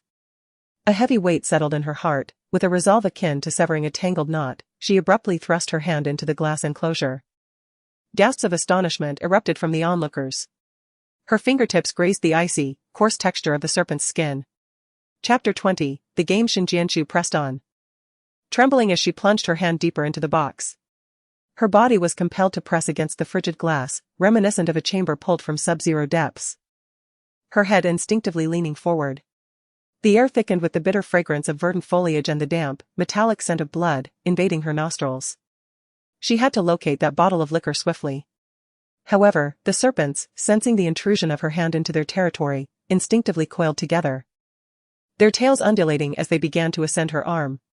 Gradually, they tightened their grip. The suffocating sensation became increasingly oppressive. Shin Jianchu's scalp prickled with unease. Yet retreat was not an option. With a face marred by fear, she resolutely pushed aside the writhing bodies of the serpents, even as their tails coiled tighter around her hand. After much effort, she finally grasped the neck of the bottle. She yanked upward with fervor. But the confines of the glass box proved too constrictive, and the multitude of serpents formed an intricate web, binding the bottle firmly within the enclosure. The wine cannot be extracted, Shin Jianchu exclaimed urgently. Yet, no one paid her any heed. Everyone was solely concerned with when she would retrieve the wine, indifferent to the manner of its extraction. Tears welled in Shin Jianchu's eyes as she grasped the neck of the bottle, exerting herself repeatedly. However, the serpents entwining her hands multiplied, their weight becoming increasingly burdensome, slithering higher, instilling a terrifying sense that they might consume her whole. It felt as though she was being inexorably drawn into the glass box by the writhing mass of serpents. She was compelled to brace her right hand against the glass box, engaging in a tug-of-war with the serpents. Despite her unwavering grip on the bottle, she felt utterly helpless, truly unable to extricate it. No one responded. Shin Jianchu was lifted onto her toes, her heels barely touching the ground. A slender serpent slithered up to her shoulder, magnifying impressively before her eyes. She could discern every intricate detail of its scales with unsettling clarity. A wave of dread enveloped Shin Jianchu, as if a foreign object lodged in her throat, inducing a sensation of nausea. Hiss. The serpent flattened its head, stretching its body, aiming directly at her eyes with alarming precision. Ah! Shin Jianchu screamed, instinctively ducking her head while tightly shutting her eyes. The serpent that had been draped over her shoulder seemed to be whisked away by an unseen force, leaving her shoulder and neck feeling unexpectedly light. Shin Jianchu. Are you foolish? Li Wangting tossed aside the slender serpent. If she did not wish to extract anything from the serpent box, why not refuse? Why persist in this endeavor? He then grasped her shoulder, forcefully separating her from the glass box. Shin Jianchu did not release her grip on the bottle of wine. As her hand swung out from the box, slender serpents followed suit, flinging themselves into the air. Some landed upon the raucous young gentleman, eliciting a cacophony of screams and curses, plunging the scene into chaos. The staff of the club hurriedly intervened, employing tongs to capture the escaping snakes. In her retreat, Shin Jianchu stumbled and fell to the ground, yet instinctively, she shielded the precious bottle with her body. Li Wangting observed this, feeling utterly speechless. Was her mind so clouded that she prioritized the whims of those gamblers? I've got it, I've secured the wine. Shin Jianchu felt a surge of relief. She no longer needed to approach the glass box.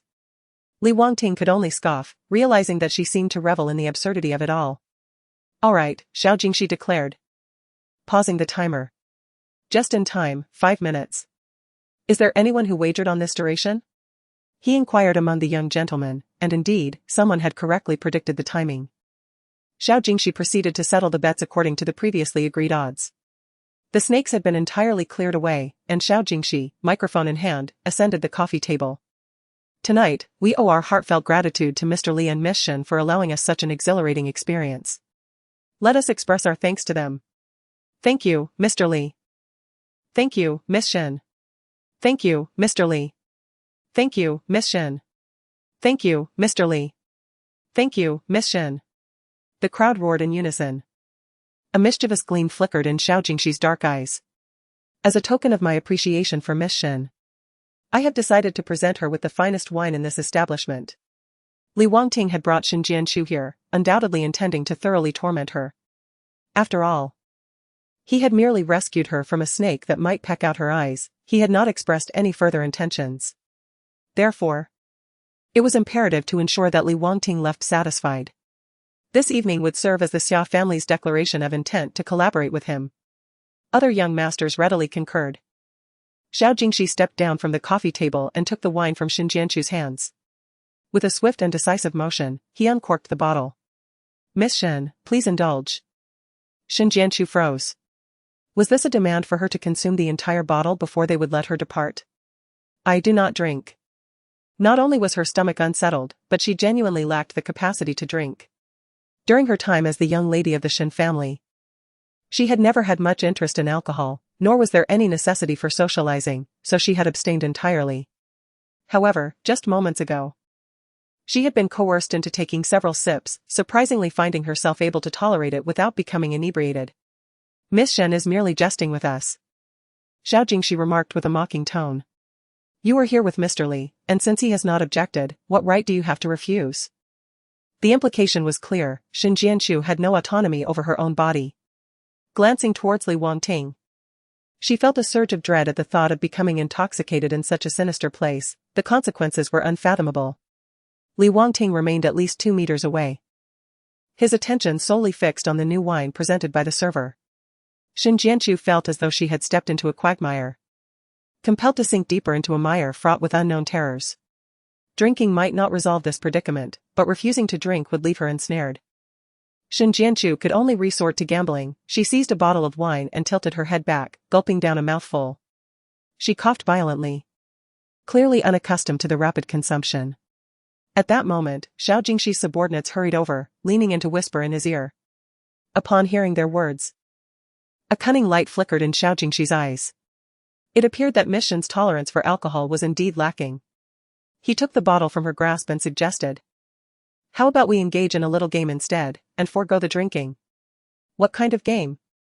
Shin Jianchu's entire demeanor radiated wariness, as if every hair on her body was on high alert. It's quite simple, I assure you it won't involve the same peril as the previous game. Xiao Jingxi replied with a cold smirk. If I overstep, rest assured, everyone will support you. Shin Jianchu's expression turned increasingly grim. Regardless of the nature of the game, she felt she had no right to refuse. I heard that Li Zong's arch-rival, Lu Huaichen, has also arrived at the Langs Club, Xiao Jingxi continued, outlining the game. Why not give him a kiss? Chapter 21, the forced kiss to compel someone like Shin Jianchu, whom they all looked down upon, to kiss Li Wangting's adversary, Lu Huaichen, was undoubtedly the most splendid token of allegiance Xiao Jingxi could offer to Li Wangting. He silently commended himself for his ingenuity in tormenting others. This evening, he had not only pleased Li Wangting but also found amusement for himself. A fleeting shadow of darkness crossed Li Wangting's icy expression, like the sharpest needle piercing Shin Jianchu's being. Such a piercing gaze was impossible for her to overlook. Aware of his warning, she managed a faint smile, tinged with bitter derision at the corners of her lips. She was devoid of the right to refuse. Yet, she could not help but inquire if this was the final task assigned to her. Xiao Jingxi narrowed his eyes, signaling to Li Wangting. Li Wangting, with his impeccably tailored hands tucked into his pockets, quietly clenched them into fists. Where is he?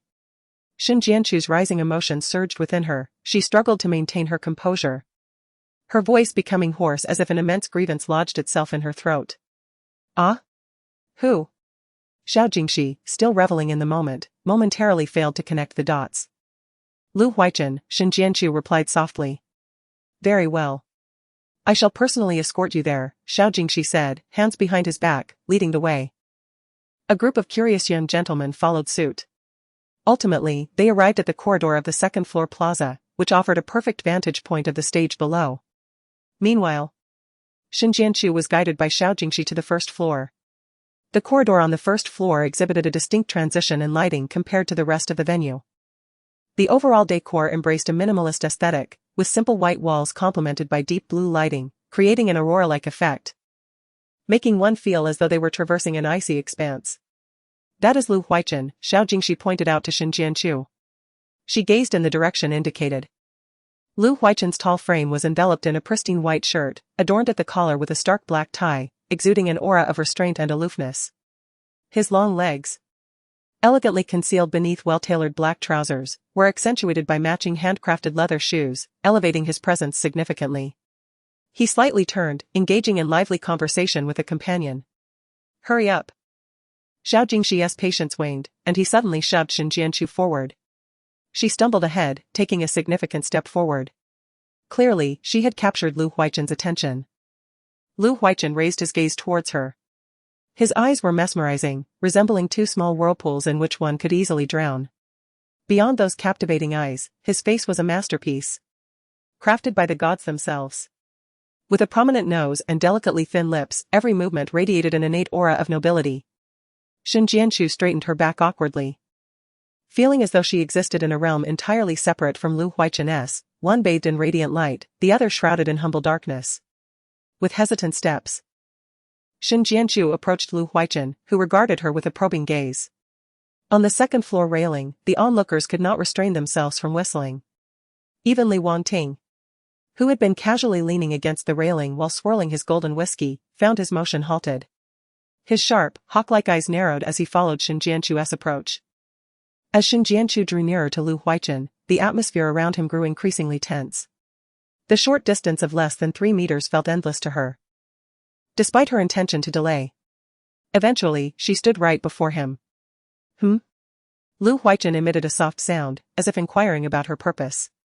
I'm sorry, Shin Jianchu whispered. In the next moment, she suddenly grasped Lu Huaichen's tie. Taken aback, he leaned forward slightly, his chin dipping. Shin Jianchu swiftly rose on her toes, leaning in towards his lips. Almost simultaneously, Li Wangting's veins bulged on his forehead, and the glass in his hand was hurled away in fury. Shin Jianchu, that promiscuous woman, was utterly infuriating. She gently brushed her lips against Lu Huaichen's, then quickly released his tie. As Lu Huaichen's eyes widened in astonishment, she, akin to a frightened doe, swiftly turned and fled. Offending Li Wangting had nearly cost her half her life, and with Lu Huaichen in the mix, she feared she might meet her end in the wilderness. Although Shin Jianchu was unafraid of death, she dreaded a fate worse than death. She had no desire to court trouble. Amidst the laughter of a group of young gentlemen on the second floor, unrestrained and boisterous, the reality of the situation was laid bare. How could the esteemed heir of the Lu family have been forcefully kissed by such a woman? Did anyone capture this moment? Did anyone? I did. I did. I sent it straight to the gossip media. Tomorrow, no, tonight. The top trending topic on Weibo will belong to the heir of the Lu family. Stop. Lu Huaichen snapped back to his senses and raised his hand to grasp Shin Jianchu by the collar. However, a wine glass hurled by Li Wangting was headed straight for her. From the very beginning, Li Wangting had aimed for Shin Jianchu's head. A sudden surge of hatred compelled him to obliterate her. Watch out! Lu Huaichen exclaimed instinctively. With a swift motion, he deflected the glass with the hand intended for Shin Jianchu. Bang! The glass flew from Lu Huaichen's action, shattering against the wall and scattering wine everywhere. Seizing the opportunity, Shin Jianchu limped away. Li Wangting too departed from the second-floor corridor in pursuit of her. Lu Huaichen remained rooted in place, His striking dark eyes fixated on the direction in which Shin Jianchu had vanished. Investigate. I demand to know the identity of that woman. Yes. His subordinates responded, trembling with trepidation. They were professionally trained bodyguards, ever vigilant in their duty to protect Lu Huichen. Just moments ago, he was merely wary of that woman attempting to deceive and harm Lu Huichen, yet he never anticipated that she had come merely to pluck flowers. Shin Jianchu strode directly through the stairwell, intent on reaching the parking lot. As she pushed open the door to the stairwell, a powerful force seized her hair, yanking her backward. The moment Shin Jianchu lost her grip, the light outside was abruptly swallowed by the darkness of the stairwell. Ah!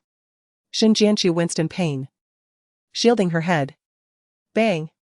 Li Wangting slammed Shin Jianchu against the wall. His menacing aura encroached upon her. Instinctively, Shin Jianchu attempted to turn and flee. Li Wangting pressed one hand against the wall, imprisoning her movements. Shin Jianchu, are you feeling quite proud of yourself? I don't know what you're talking about. In truth, Shin Jianchu had indeed employed a clever ruse to escape, otherwise, that scoundrel Xiao Jingxi would surely have devised a myriad of schemes to torment her. She was utterly exhausted. The darkness in Li Wangting's eyes deepened as he forcefully grasped Shin Jianchu's arm, dragging her upstairs and into the restroom. Let go of me. Shin Jianchu's heart raced with anxiety. She was uncertain of what awaited her. Li Wangting shoved her against the wash basin, turned on the faucet, and forcefully washed her lips with the flowing water. Shin Jianchu, clean yourself up. Li Wangting vigorously rubbed her lips. He would not permit Shin Jianchu to remain in such a filthy state. Indeed, he could not allow such a tainted Shin Jianchu to linger around Li Chen. She would corrupt him. Chapter 22, The Fugitive. Shin Jianchu's lips were raw and painful from Li Wangting's relentless rubbing, and the metallic scent of blood lingered heavily around her. Li Wangting unceremoniously tossed her into the rear compartment, maintaining a brooding silence as he drove. Meanwhile, Lu Huichen's associates approached the group of young gentlemen surrounding Xiao Jingxi. Are you acquainted with that woman, just now? The individuals in Xiao Jingxi's circle, having already aligned themselves with Li Wangting, feigned ignorance, insisting they did not know her. What's the matter? What happened? Lu Huichen's people then turned to review the surveillance footage, only to find it had been preemptively intercepted by Xiao Jingxi's group. Ultimately, they gleaned little to no information. Inside the vehicle, Shin Jianchu leaned her hand against the window, watching the fleeting scenery outside. Accompanying Li Wangting, she remained unaware of the numerous trials that awaited her. If she chose to leave, would Li Wangting ever realize that she was fully aware that Li Yichen was her biological son? Surely, he would treat Li Yichen with care. Furthermore, would Li Wangting not channel his ire towards the innocent Jiangren? As they halted at a red light, Li Wangting pulled over. A thunderous clap echoed in the sky. Shin Jianchu's heart tightened as she fixated on the countdown of the red light. She concentrated, her fingers tingling with numbness, swallowing hard against her parched throat. She truly could not endure any longer. Every moment spent under Li Wangting's torment was excruciating. She craved selfishness, just this once. Li Wangting, growing impatient in the driver's seat, picked up his phone and began composing a message. All those involved with Xiao Jingxi in tonight's absurd affair have been dealt with. He sent the text, while Xiao Jingxi, emboldened by his perceived intentions, foolishly suggested that Shin Jianchu approach him. Shin Jianchu, though, was equally devoid of foresight, reveling in the chaos. With a deep breath, Shin Jianchu suddenly leaned forward, swiftly disengaging the hidden lock on the driver's seat. She then flung open the rear door, quickly sliding out and turning to flee. At that moment, the traffic light shifted to green, and vehicles surged forth on the road. Shin Jianchu dashed into the fray, provoking a cacophony of honks and curses from irate drivers. Was she out of her mind to exit the vehicle at the intersection? Ignoring the chaos, she bolted across the street. Shin Jianchu. Li Wangting unfastened his seatbelt and flung open the door, embarking on a pursuit. The cars trapped behind him blared their horns furiously. Yet he paid them no heed. Shin Jianchu dared not halt, looking back meant certain doom. She ran relentlessly. Stop. Li Wangting was hot on her heels. While sprinting, Shin Jianchu raised her hand in an attempt to hail a taxi, too terrified to glance back, afraid to gauge how close the devilish Li Wangting was. Had she been struck senseless by a mule? How could she have ever trusted him in prison, making a pact with this demon? Freedom? Such a notion was utterly illusory. Eventually, she would only find herself tormented by Li Wangting. However, there was no taxi in sight, no driver willing to stop, all fearing the wrath of the traffic police. Xin Jianchu, fraught with anxiety, stomped her feet in frustration. She could only raise her hand, signaling for a taxi, as she sprinted towards the bus stop. By chance, a bus approached. Xin Jianchu's eyes gleamed with hope, and she surged forward, nearly stepping onto the bus's platform. Yet, her neck was suddenly constricted. Li Wangting had seized the collar of her shirt, yanking her back. No. Xin Jianchu, in a pitiable state, reached out in an attempt to grasp the handrail of the bus. Yet, just a fraction too late, she was pulled away from the vehicle by Li Wangting, who commanded the bus to depart. Drive away, he bellowed in fury. The bus driver, sensing the discord, opted not to complicate matters for himself, without even closing the door. He started the engine and accelerated. Don't go. Xin Jianchu cried out helplessly. The bus did not halt, and instead, it sped away. Suddenly, the heavens opened up, and rain poured down in relentless sheets, drenching Xin Jianchu's hair, which clung to her scalp within mere seconds. Shivering from the cold, she murmured, Li Wangting, you had better possess a flawless excuse to rationalize your recent actions. Li Wangting forcefully yanked her back. Xin Jianchu, what makes you believe you can escape my grasp? Did I not inform you that your release procedures were flawed? With just a single phone call, you could become a fugitive sought by the entire city. Tears welled up in Xin Jianchu's eyes as the weight of his words struck her with a harsh reality. How could she have forgotten? There was no escape for her. She ceased all movement, rendered motionless like a wooden puppet as Li Wangting pulled her back into the vehicle. She sat quietly, her gaze devoid of light, feeling as though, despite being alive, she might as well be dead. When the traffic police approached to issue a fine, Li Wangting paid it without uttering a single word, not even casting a glance in Xin Jianchu's direction as he revved the engine. He accelerated without pause, driving back to the villa, where the rain had finally ceased. Li Wangting shot her a cold glance. Get out of the car. Xin Jianchu complied silently. As she opened the car door, the distinctive scent of damp earth after the rain assailed her senses. Due to Li Wangting's incessantly soaring speed, Xin Jianchu felt an overwhelming wave of dizziness. Her still recovering stomach churned violently under the assault of alcohol. Unable to withstand it any longer, she leaned against the car door and vomited profusely, even expelling bile. Observing her wretched state, Li Wangting wore a cold expression and furrowed his brow as he strode directly into the villa. Xin Jianchu, unsteadily regaining her footing, followed closely behind him. Just before Li Wangting opened the door, the entrance to the villa swung open. Wangting, sister!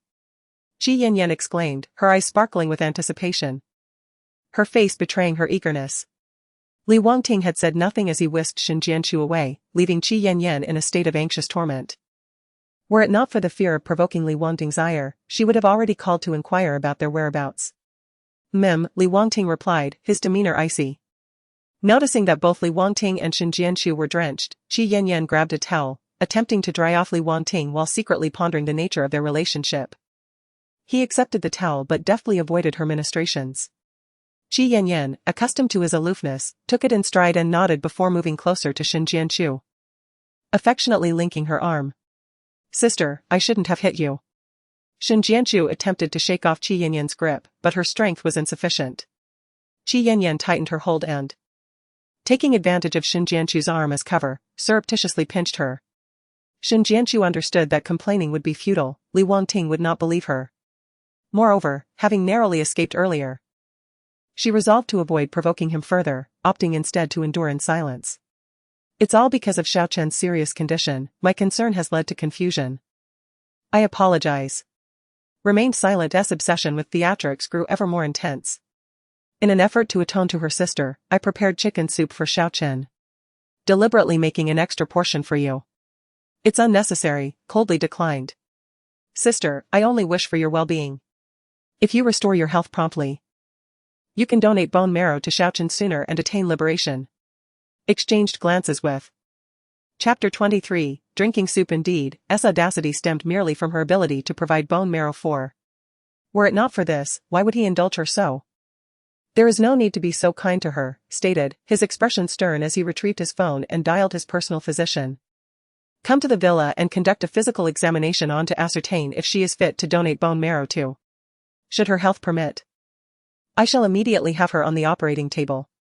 Observing's demeanor, felt a swell of satisfaction, her grip on tightening with fervor. Attempted to withdraw her hand multiple times. All in vain. Release her, do you not find it distasteful? Remarked 2. She pouted, feeling aggrieved, and distanced herself from. Taking a seat on the sofa. Remained unresponsive to 's attentions as she busied herself peeling grapes and apples beside him. Felt sidelined, her desire to depart thwarted by his reprimand, compelling her to stand in the dampness of her attire. After standing for a little over 10 minutes, the sound of a car echoed from outside. Before long, Jean Nanwang was ushered into the room by a servant. From a distance, he spotted Xin Jianchu, drenched and pale, standing despondently in the living room. What had happened to the radiant belle of the Shen family from 5 years ago? Xin Jianchu appeared significantly more emaciated than before. The faded shirt she wore hung loosely on her frail frame, as if the rain outside could easily bend her waist. Her hair was disheveled. Her face marred with numerous small cuts stained with blood, and dark circles enveloped her eyes, rendering her complexion an unhealthy pallor that evoked a profound sense of despair. Jean Nanwang scrutinized Xin Jianchu for quite some time, while Li Wangting, whose hand rested impatiently on the armrest of the sofa, began to exhibit signs of irritation. His fingers tapped rhythmically against the surface, prompting him to rise with an imposing aura and address Jean Nanwang. I summoned you here, not to serve as a mere bystander. Feeling a twinge of embarrassment, Jean Nanwang scratched his head, carrying the medical kit to the center of the living room before placing it on the coffee table. What are you lingering for? Do I need to invite you? Li Wangting rebuked Xin Jianchu. Like a soulless entity, she quietly approached Jean Nanwang. Well-versed in both Western and traditional medicine, Jean Nanwang instructed Xin Jianchu to sit on the sofa and proceeded to take her pulse. Her pulse was faint and weak, causing Jean Nanwang's brow to furrow in concern. Pressing deeply into her flesh, his nails dug in as he attempted to discern her heartbeat. After a while, he gestured for her to switch hands. This time, however, he did not linger in his examination. He promptly packed away the medical kit, intending to take his leave. Can she donate bone marrow to Li Yichen? Li Wangting inquired. Jean Nanwang had no fondness for Xin Jianchu 5 years ago, yet as a doctor, he possessed an innate empathy for his patients. Donation? She's in such a frail state, it would be more prudent to seek another marrow donor. Jean Nanwang refrained from voicing a grim thought. Given Xin Jianchu's current condition, it was uncertain who would succumb first, her or Li Yichen. Li Wangting's expression was torn. Xin Jianchu had once been in robust health. When he and Xin Jianchu were newlyweds, she was unfazed by winter's chill, often running barefoot throughout the villa. Why, then, did Jean Nanwang now claim she was so weak? Was it possible she had employed some underhanded means to gain Jean Nanwang's sympathy? However, the doctors at the hospital had also stated that Xin Jianchu required recuperation. Jean Nanwang decisively suggested she should rest, at the very least, to change out of her damp clothing. Having known Li Wangting for many years, Jean Nanwang instinctively suspected Xin Jianchu of feigning her plight. Wondering whom she was trying to elicit pity from, Li Wangting, upon returning, dried himself with a towel provided by Qi Yanyan. He settled onto the sofa as the servant brought over a warming lamp to help dry his clothes, which were already dry. Meanwhile, Xin Jianchu was quite the eyesore. Li Wangting's expression hardened as he turned away in irritation, refusing to gaze at Xin Jianchu. Jean Nanwang believed he had deciphered Xin Jianchu's intentions. To him, she seemed to be deliberately seeking sympathy, further diminishing his regard for her. Very well, I shall take my leave. Call me if you require anything. Jean Nanwang clutched a medical kit, turning his back to Li Wangting and waved goodbye. Li Wangting furrowed his brows. For the sake of Li Yichen, should he treat Xin Jianchu with a modicum of kindness? Yet, that woman was precisely the type who would take advantage of any leniency shown to her. His fingers drummed lightly against his trousers. Qi Yanyan, with her pitch-black eyes, spoke in a high-pitched tone. Wangting, it is my fault. I have been so focused on taking care of Xiaochen that I neglected my sister. Rest assured, from this moment on, I will strive to help her regain her health. Her voice was sweetly plaintive, her face adorned with a mask of guilt.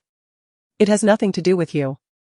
She revels in her own self-deprecation, Li Wangting replied coolly. Qi Yanyan remained silent, though she added, actually, my sister's clothing is quite damp. And I feel a bit embarrassed just looking at it. I simply cannot bring myself to say more. Her gaze traversed Shin Jianchu's figure, lingering with a hint of meaning upon her chest. Though Shin Jianchu was slender, she still possessed the necessary curves. Li Wangting suddenly cast a sharp glance at Shin Jianchu. She was being deliberately provocative. Hadn't she had enough of this game in front of Zhang Nanwang? Zhang Nanwang was considerably younger, he could easily be her brother. Li Wangting glared fiercely at Shin Jianchu. She had become numb to it all. No matter her actions, they were invariably wrong. As long as she drew breath, she deserved to perish. Return to your room. Li Wangting shouted at Shin Jianchu. With a blank expression, she silently turned away. Wait a moment, Li Wangting called after her. Shin Jianchu raised an eyebrow, questioning what more there could be. Go to the kitchen and drink the soup that Qi Yanyan has prepared for you, he said, his irritation palpable. She hurried to restore her health, eager to donate her bone marrow so she could vanish from his sight, thus sparing him from his growing disdain. Quick! Bring me the soup I made. Qi Yanyan commanded the maid. The maid promptly presented a bowl of golden broth, glistening with a layer of oil. Sister, drink it while it's hot, Qi Yanyan urged, fearing it would lose its appeal if left to cool. Shin Jianchu had not eaten all day, and after indulging in alcohol, she had purged extensively. The greasy broth made her stomach churn, and she felt a wave of nausea wash over her. She hesitated, her face betraying her discomfort. What? Do you wish for someone else to feed you? Li Wangting's gaze towards Shin Jianchu was rife with contempt.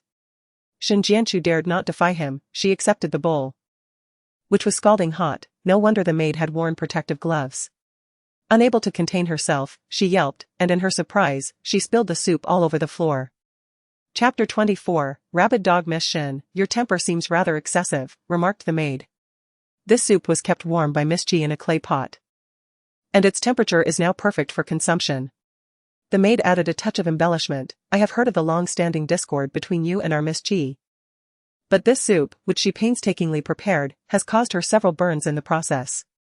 Regardless of your feelings, it is unkind to spill it. I didn't Shin Jianchu attempted to explain, but Qi Yanyan was already on the verge of tears. Sister, are you truly unwilling to forgive me? Shin Jianchu, you have gone too far. Li Wangting exclaimed, his irritation mounting. Did Shin Jianchu truly believe she could exist without causing him trouble for even a moment?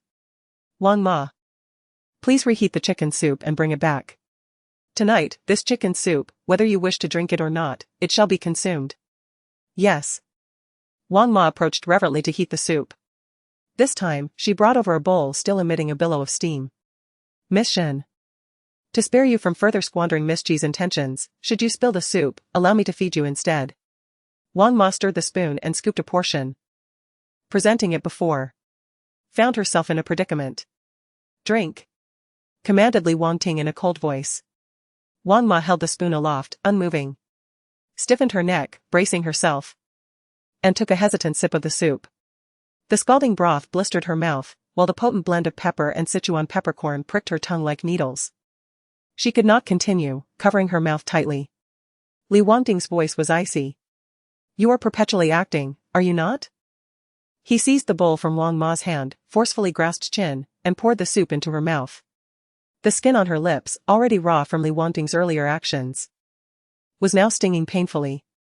A bowl of soup laden with excessive pepper and Sichuan peppercorn burned like acid, corroding her esophagus and leaving her in excruciating discomfort. Some of the soup dribbled down her chin, scorching her skin. With a crash, Li Wangting emptied the bowl into before hurling it to the ground. Qi Yanyan jumped in fright, retracting her neck.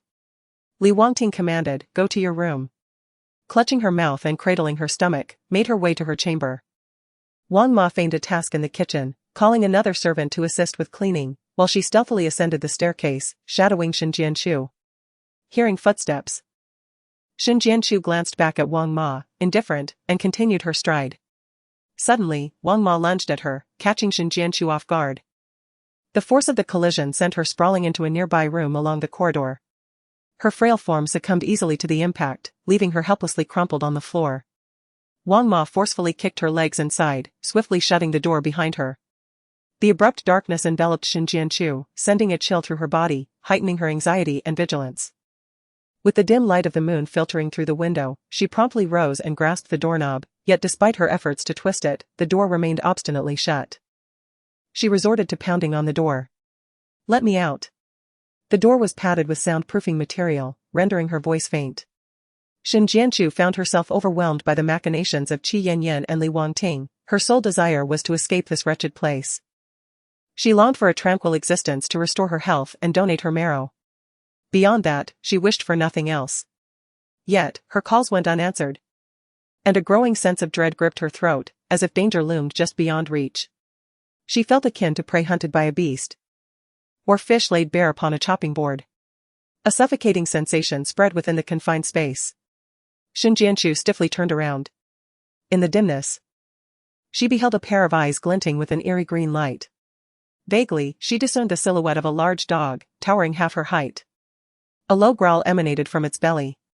Shin Jianchu was so anxious that she could not utter a sound, her legs had become rigid. The dog, however, took its first step towards her, followed by a second. Its pace quickened until it broke into a run. "Ah!" Shin Jianchu let out a startled scream. She turned around, frantically tugging at the doorknob, shaking the door. "Growl! Woof woof woof!"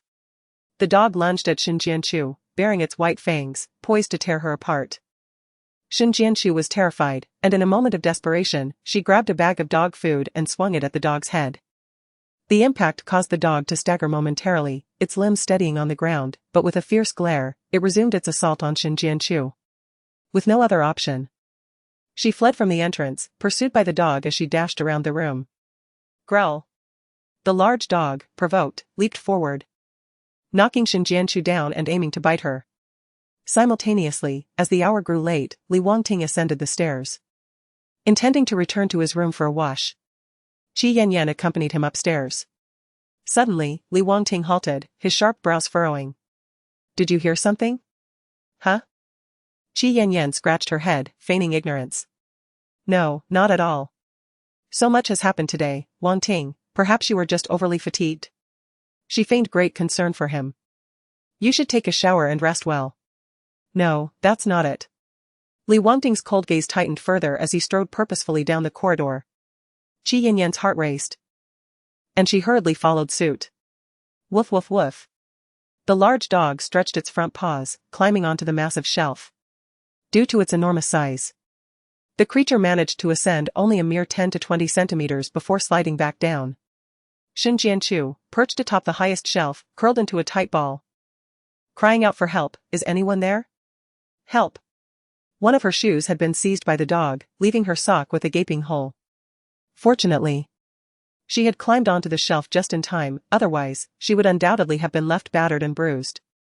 The large dog, unable to scale the shelf, became increasingly agitated, retreating momentarily before ramming its head against the metal structure. Bang! Thud! Shin Jianchu teetered precariously from the impact, calling for aid. The dog barked relentlessly, attempting to dislodge her. After several futile attempts to shake her down, it retreated further, then charged the iron frame once more, this time climbing higher. However, it soon began to lose its footing. With a fierce growl, it clamped its jaws onto the overhead metal, baring its sharp teeth and drooling menacingly. Shin Jianchu found herself devoid of anything to defend herself with. And as the dog drew nearer, she resorted to kicking at its head. "Get down. If you don't come up here, I won't harm you. Please, go down."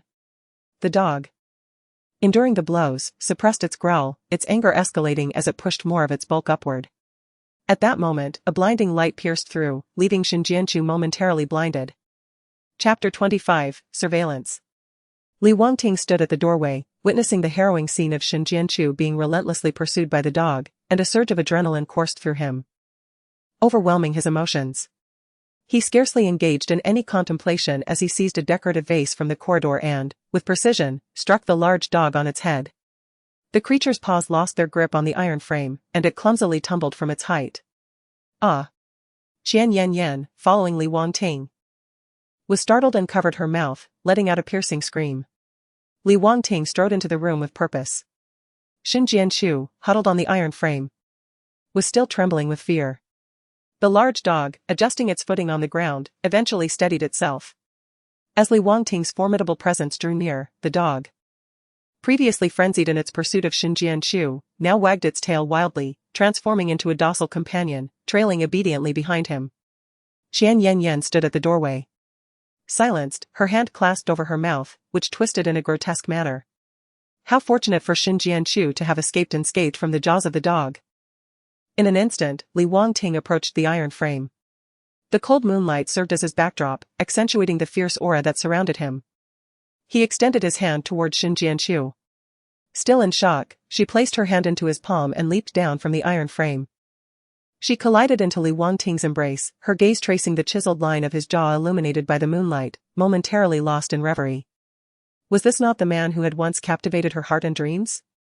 Suddenly, a wave of profound sorrow surged within her, consuming her like a ravenous beast. 5 years had passed, yet he remained unchanged, while she had lost everything.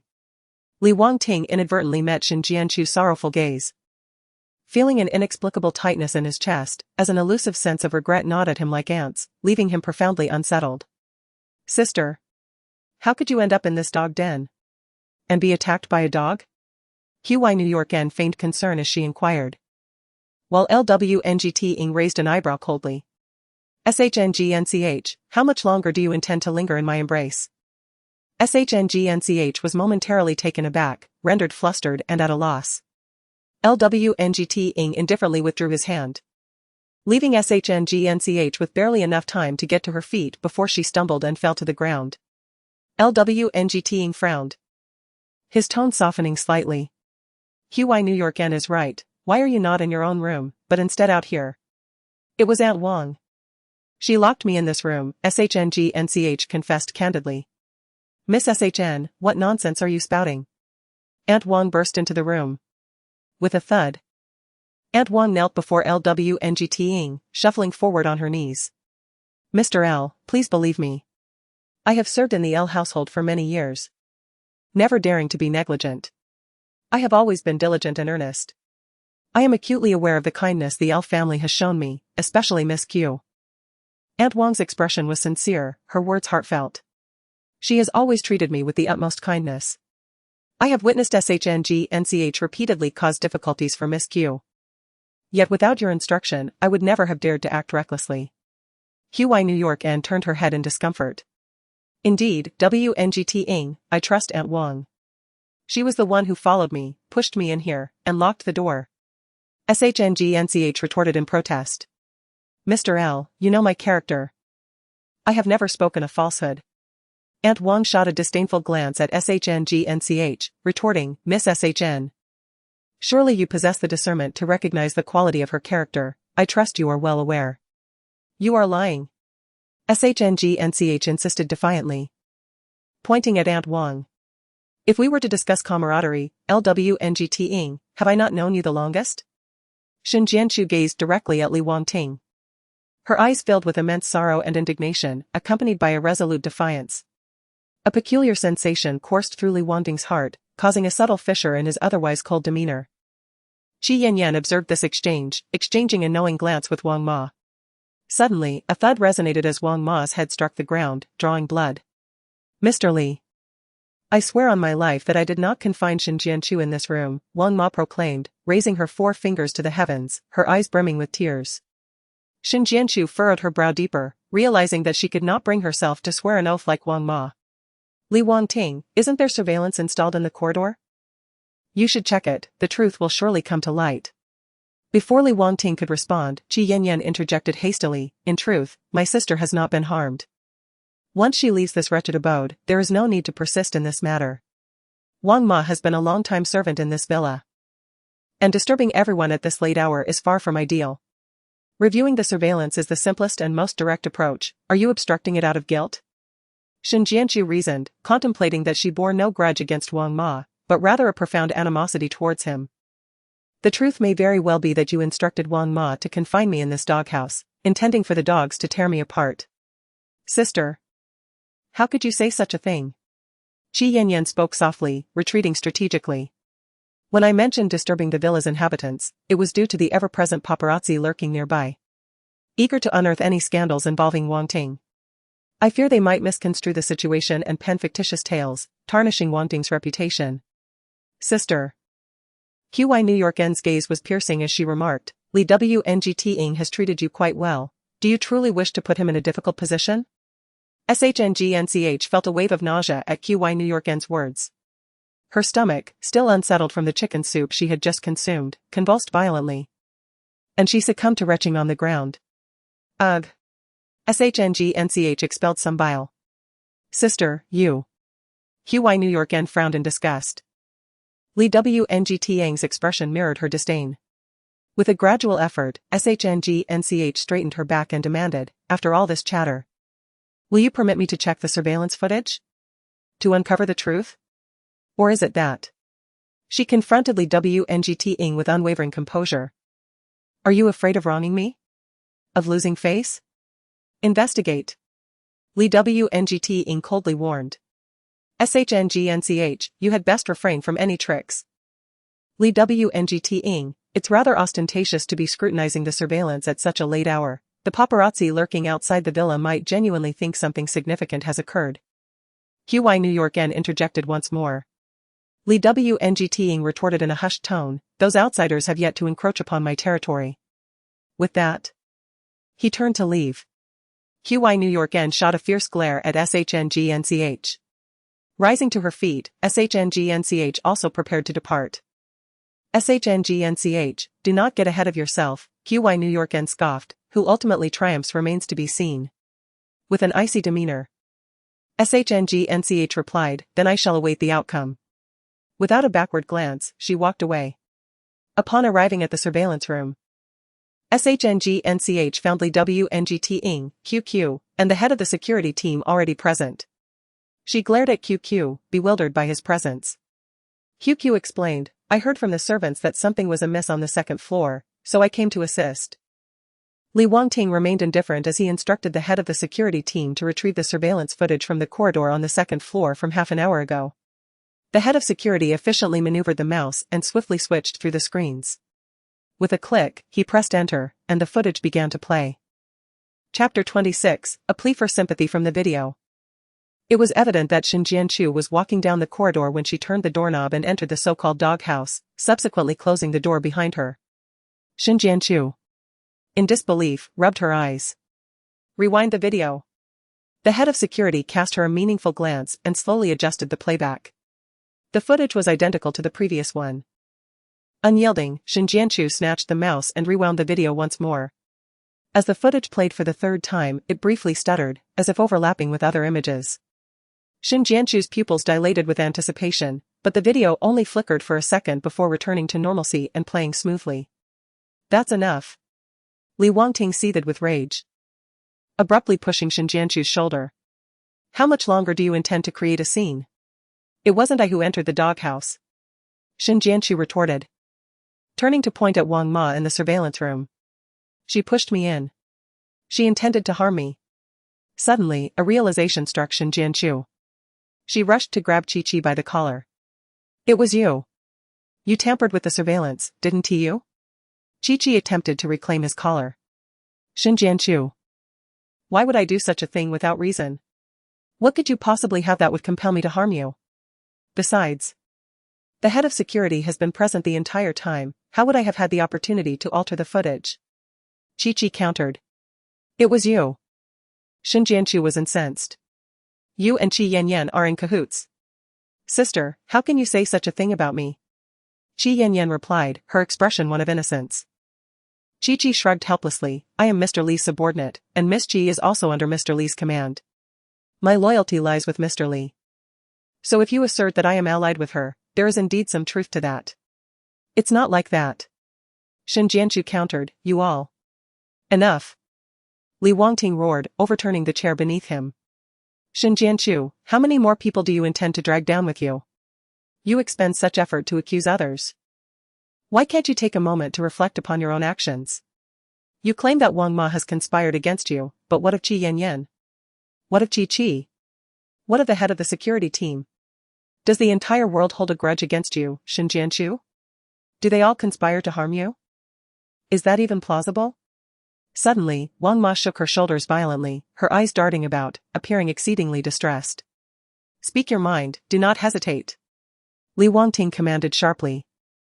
Wang Ma bowed respectfully. Mr. Li, I dare not. I fear that if I speak, Shen Jianchu will accuse me of slandering her. Speak. I will back you up. Li Wangting shot a cold glare at Shen Jianchu. Wang Ma hesitated before stating.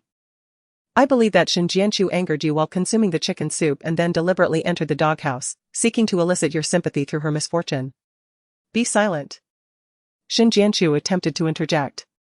Li Wangting raised his hand and struck Shen Jianchu, declaring, it is you who should be silent. Must you always seek out trouble? Will you perish if you do not? Shen Jianchu covered her swollen, bruised cheek. All right, Li Wangting, let us assume that I am orchestrating this entire scenario. Then, pray tell. Why would I suggest reviewing the surveillance footage? Would that not be akin to lifting a stone only to crush my own foot?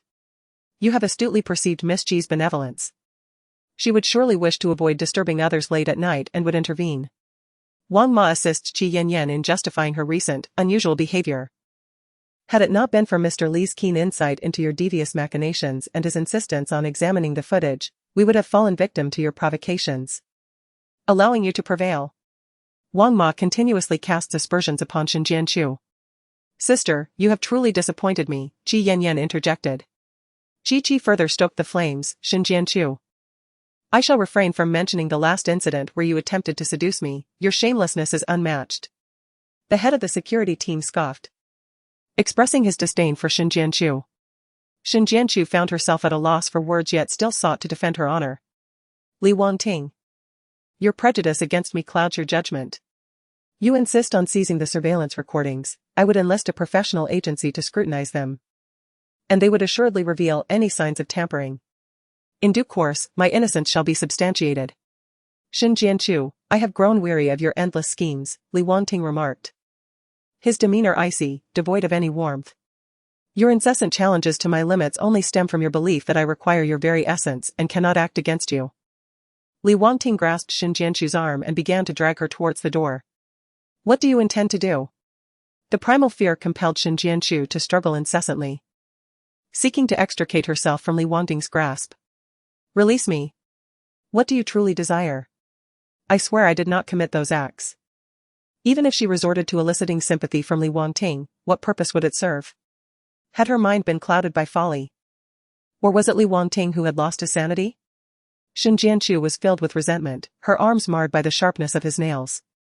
Consequently, Li Wangting's own nail suffered a break, revealing a distinct white mark upon his fingertip.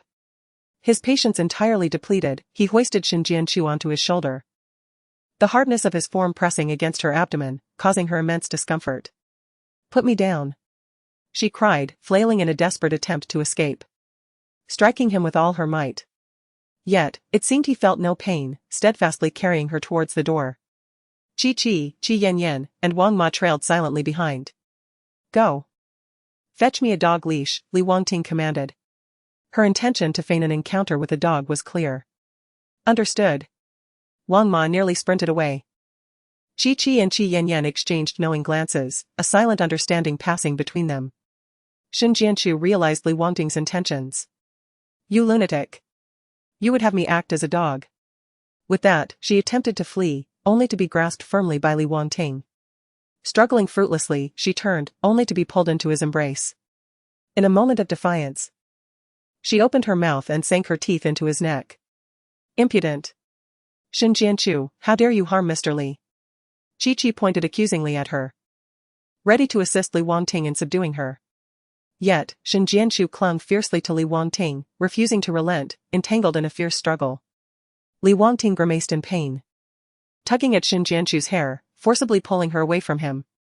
Shen Jianchu winced in agony. Do you believe I will extract your teeth? His threats towards Shen Jianchu were palpable. You're a liar. Li Wangting, let me go. Shen Jianchu screamed in desperation. Enraged, Li Wangting gripped both of Shen Jianchu's arms, twisting them mercilessly. A cry escaped Shen Jianchu's lips. At that moment, Wang Ma arrived with a dog leash, presenting it to Li Wangting with both hands. Without hesitation, he accepted it and looped it around Shen Jianchu's neck. You are the real dog. Shen Jianchu had reached her limit, hurling insults, your entire family is. She insisted they wear dog collars instead of her. Despite her resistance, her feeble strength was no match for Li Wangting's dominance. With a sharp click, he secured the leash around her neck. Chapter 27, A Malady. Shinjianchu, come here. Li Wangting commanded, holding the chain as he strode onto the damp grass. You are inhumane. Shinjianchu cursed, her hands clasped around the collar, attempting to tear it off. Yet, the iron collar showed no sign of yielding. Come here. Li Wangting yanked forcefully. Shinjianchu felt the constriction around her neck, her heels sliding backward. Get this infernal thing off me. She protested, but was ruthlessly thrown to the ground. She was not a dog, she was a human. How far would this beast, Li Wangting, trample her dignity? Ignoring her cries, he secured the iron chain to the wrought iron gate's railing. The iron chain was wrapped around him several times before being secured, resulting in its length being shortened. The point of entanglement was low, restricting Shinjianchu, who found herself nearly crawling on the ground. Filled with resentment and hatred, she had once attempted to endure and retreat. But to what avail? What awaited her was merely an escalation of Li Wangting's cruelty. Now, with the chain firmly locked, Li Wangting stood tall and imposing, gazing down at Shinjianchu from a vantage point of superiority. With a heart full of indignation, Shinjianchu clenched her fists and struck fiercely at the back of Li Wangting's foot. Li Wangting, you beast. To call you a dog would be an insult to dogs. The impact of her blow triggered an instinctive reaction from him, and he retaliated by delivering a swift kick to Shinjianchu. Are you seeking death, Shinjianchu? She was thrown to the ground, the iron chain tightening around her neck with such force that it felt as though it might snap at any moment. I'd rather die on the spot than endure your relentless humiliation. Disheveled and filled with hatred, Shinjianchu pressed her hands against the ground. In a moment of fury, she lifted her head, resembling a rabid wild dog. Ignoring the constriction of the chain, she crawled desperately towards Li Wangting, as if driven mad by her anguish. Li Wangting needed not to lay a hand on her, simply stepping back 3 paces was enough. The chain pulled Shinjianchu down, preventing her from advancing any further. Her hands clawed at the earth, her nails digging into the soil. Li Wangting, release me. What kind of man ties me up like this? Shinjianchu appeared like a deranged lunatic. If you have the ability, let us settle this in a duel. Fully aware of her inability to overpower Li Wangting, Shinjianchu still yearned to confront him with fervor. Even if he were to strike her down with a single blow, it would be preferable to the relentless humiliation she currently endured. Shinjianchu, I have no time to indulge your madness. Li Wangting's domineering presence surged through the air. Stay here and reflect. When you have clarified your thoughts, summon me. With that, Li Wangting callously cast aside the key to the collar around her neck. The small metal object disappearing into the vast expanse of the lawn, impossible to locate. Li Wangting. Shinjianchu's hatred surged within her. He departed without a backward glance. You scoundrel. Shinjianchu began to curse, her voice laced with venom. You shall descend to the darkest depths of hell. Her loathing for him reached an apex, exceeding even the torment she had endured in prison under his directives, 100-fold. By what right did he trample upon her dignity? By what vile means did he shatter her spirit, piece by piece? Exhausting every expletive she knew, she hurled invectives at Li Wangting, yet silence met her fury. All her resentment and animosity were destined to echo in the darkness, painfully mournful, gradually becoming hoarse and feeble, ultimately hers alone to bear. Shinjianchu detested her own helplessness. Clenching her fists tightly, striking the ground with ferocity. Her hands grew numb and painful, yet her agitation remained unrelieved. It felt as though a tight rubber band constricted her head, tormenting her like being engulfed in flames, and no matter her efforts, she could find no solace. Li Wangting returned to the master bedroom. The water cascaded down, the shower head spraying icy droplets upon his head, blurring his vision and provoking sharp stings along his neck, which then trickled down the contours of his well-defined muscles. Li Wangting scooped a handful of water, splashing it over his head, and crossed his hands to push his hair back. A tumultuous fire smoldered within his chest, lingering unresolved. No, Shinjianchu must be unwell. Li Wangting muttered under his breath. In the past, Shinjianchu had also been theatrical, but her cunning was far less pronounced than it is now. He turned off the shower, donned a bathrobe, and as he dried his hair and prepared to exit the bathroom, he caught a glimpse in the mirror. The bite mark on his neck was starkly visible. Shinjianchu was indeed ruthless, his neck was not only broken and bleeding, but had her teeth been a mere centimeter higher, they would have pierced his carotid artery, leading to a potentially fatal hemorrhage. Li Wangting's expression darkened further. Zhang Nanwang was not mistaken. The ancients understood the wisdom of not placing all their eggs in one basket. Hence, aside from Xin Jianchu, he must continue his search for a compatible marrow match with Li Yichen. Qin Yanyan sat in a swivel chair, rising immediately upon hearing footsteps. She wore a pink silk camisole, its fabric scant. With a slight movement, her chest rose and fell noticeably, the delicate contours subtly discernible. "What brings you here?" Li Wangting inquired, his expression icy, eyebrows arched, as he vigorously toweled his hair, barely sparing a glance at Qin Yanyan. "I noticed your sister had bitten you. So I brought some ointment for you," she replied, twisting open the tube of medicinal cream, dabbing a small amount onto her fingertip, and moving closer to Li Wangting. "Let me help you with the application." Her hand was about to graze Li Wangting. Just at that moment, Li Wangting rose gracefully, creating distance between himself and Qi Yanyan. Qi Yanyan's hand remained suspended in midair, a hint of disappointment flickering in her eyes. Since the inception of their connection, Li Wangting had never overstepped any boundaries with her. She had long harbored doubts about his capabilities, even speculating whether he might be gay, yet, considering he had fathered a child with Xin Jianchu, what could possibly be amiss? Ever since Xin Jianchu's release from prison, although he had treated her with disdain and aggression, he had engaged in various forms of physical contact with her. But what about Qi Yanyan? Was she a venomous serpent that he consistently evaded?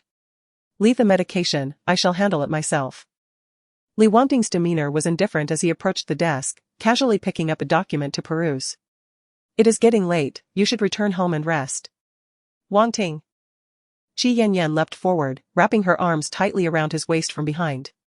If only she could share a bed with him. She would no longer be plagued by trepidation or entangled with men like Chi. Her heart tightened incrementally as she summoned her courage, her fingertips entwining around his belt, gradually tugging at it. Li Wangting's gaze darkened. Unaccountably, memories of his first night with Xin Jianchu after their marriage resurfaced. He had not wed her willingly, post-marriage. He had intentionally neglected Xin Jianchu. Ironically, she had been quite audacious at that time, boldly pinning him down in the conference room under the pretense of delivering lunch, seating herself upon him. How audacious, indeed. Xin Jianchu, it seemed, was a specter that refused to fade away. The mere thought of her and their myriad past encounters flooded his mind with increasing intensity. Li Wangting's gaze was dark and brooding, coldly pulling away from Qi Yanyan's hand. Even he was unaware of the force he exerted, pushing her away with such intensity that she stumbled back, half collapsing onto the chair. "Wangting, we have always. I want to." Qi Yanyan stammered incoherently. "It's getting late, you should return to your rest," Li Wangting said. Instinctively tightening his belt and adjusting his collar, ensuring his robe concealed his chest completely, effectively hiding the marks on his neck. Qi Yanyan pondered, was this his cruelty? His harshness, or merely a display of male propriety? What a ridiculous situation this is. "Regardless, Wangting, I wish to stay tonight." She gazed at him with a pitiful expression, her fingertips teasing the strap of her nightgown. The strap slipped down her smooth, pale shoulder, revealing more of her skin. "If you wish to stay here, I shall take the study." Li Wangting's tone carried a hint of impatience. "Wangting," Qi Yanyan called his name softly, her voice laced with tenderness. "Why won't you touch me? Do you no longer want me?" Determined to draw closer to him, she pressed on. "You once promised to marry me, to care for me for a lifetime. I still love you, how can you go back on your word?" With heartfelt determination, Qi Yanyan edged closer to Li Wangting. "It is not yet the time. We shall discuss this once we are married," he replied, his brow furrowed as he prepared to leave the room. He felt a sense of annoyance, unwilling to engage in such chaotic discussions at that moment. "But you and your sister are not divorced yet," Qi Yanyan exclaimed, her voice devoid of any affectation or softness. When Xin Jianchu first entered prison, she had suggested that Li Wangting divorce Xin Jianchu.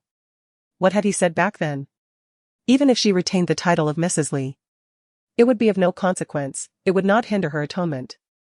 And now, 5 years later? Xin Jianchu had been out of prison for quite some time. Why had he not mentioned divorce? Was it merely forgotten or was there a reluctance to act? Li Wangting paused momentarily. It seemed as though his subconscious had been evading this matter all along. Nevertheless, regardless of whether he and Shin Jianchu had formalized their divorce, their marriage had been a mere facade from the very beginning. The existence of a divorce certificate would not alter anything. This issue could be addressed later. With a cold tone, Li Wangting uttered this remark before striding away. He retreated to his study, changed into formal attire, and drove out of the villa through the garage. At that moment, Shin Jianchu found herself overwhelmed with unrelenting bitterness, yet her crumbling emotions gradually began to subside. She lay despondently on the ground, uncertain how much longer she would endure such days. What must she do to escape this torment? Torrential raindrops cascaded from the heavens, striking her with a cold, unyielding force. With no means of evasion, she could only curl up like a homeless dog, burying her head low. She bore the agony that assailed her body and spirit. Yet her suppressed sobs escaped timidly. All she felt was an overwhelming chill and pain, the scars on her heart, the wounds on her body, and the turmoil within her stomach all inflicted profound suffering. She found herself devoid of any hope. A premonition gnawed at her. Even after donating her bone marrow to Li Yichen, Li Wangting would still not let her go. Yet, why did she have to endure all this? Had she committed any wrongdoing? Shin Jianchu did not believe she was at fault. The accusations thrust upon her by Li Wangting were all unfounded. Her gravest mistake lay in her affection for Li Wangting, which had plunged herself and the Shin family into an abyss of despair. Moreover, her shameless desire for liberation had ensnared the innocent Jiangren as well.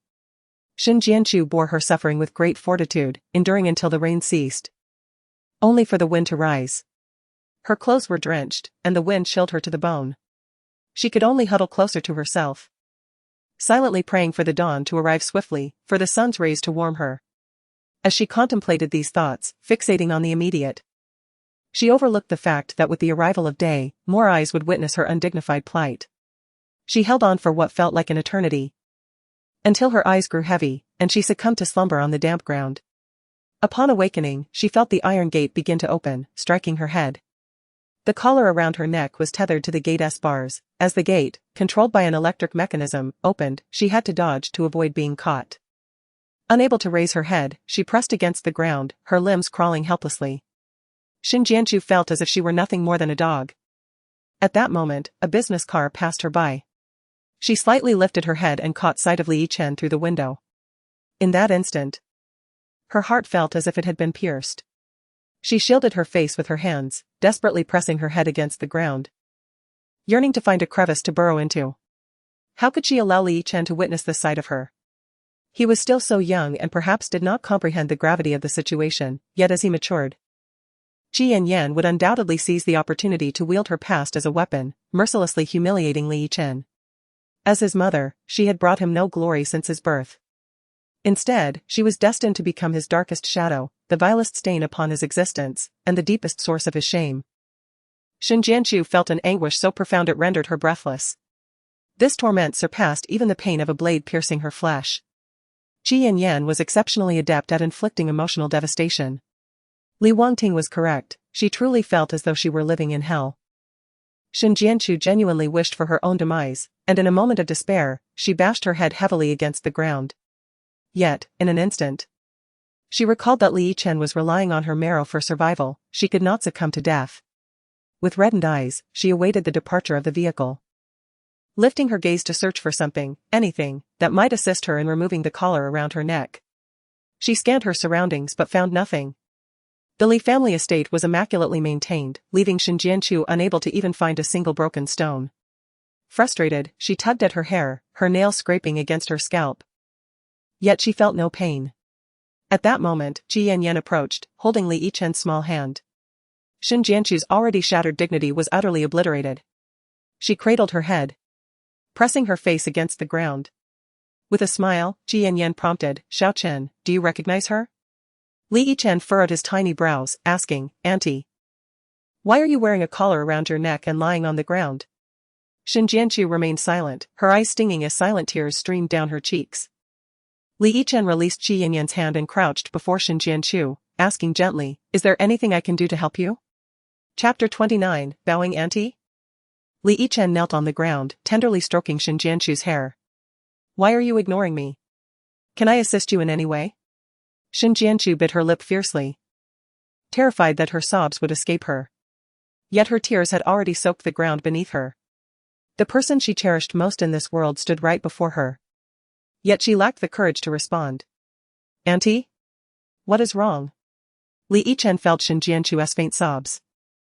His youthful face paling with concern as he anxiously bit his lip. Suddenly, his small hand was slapped away. Qi Yanyan had come over, scolding him, "She is so filthy.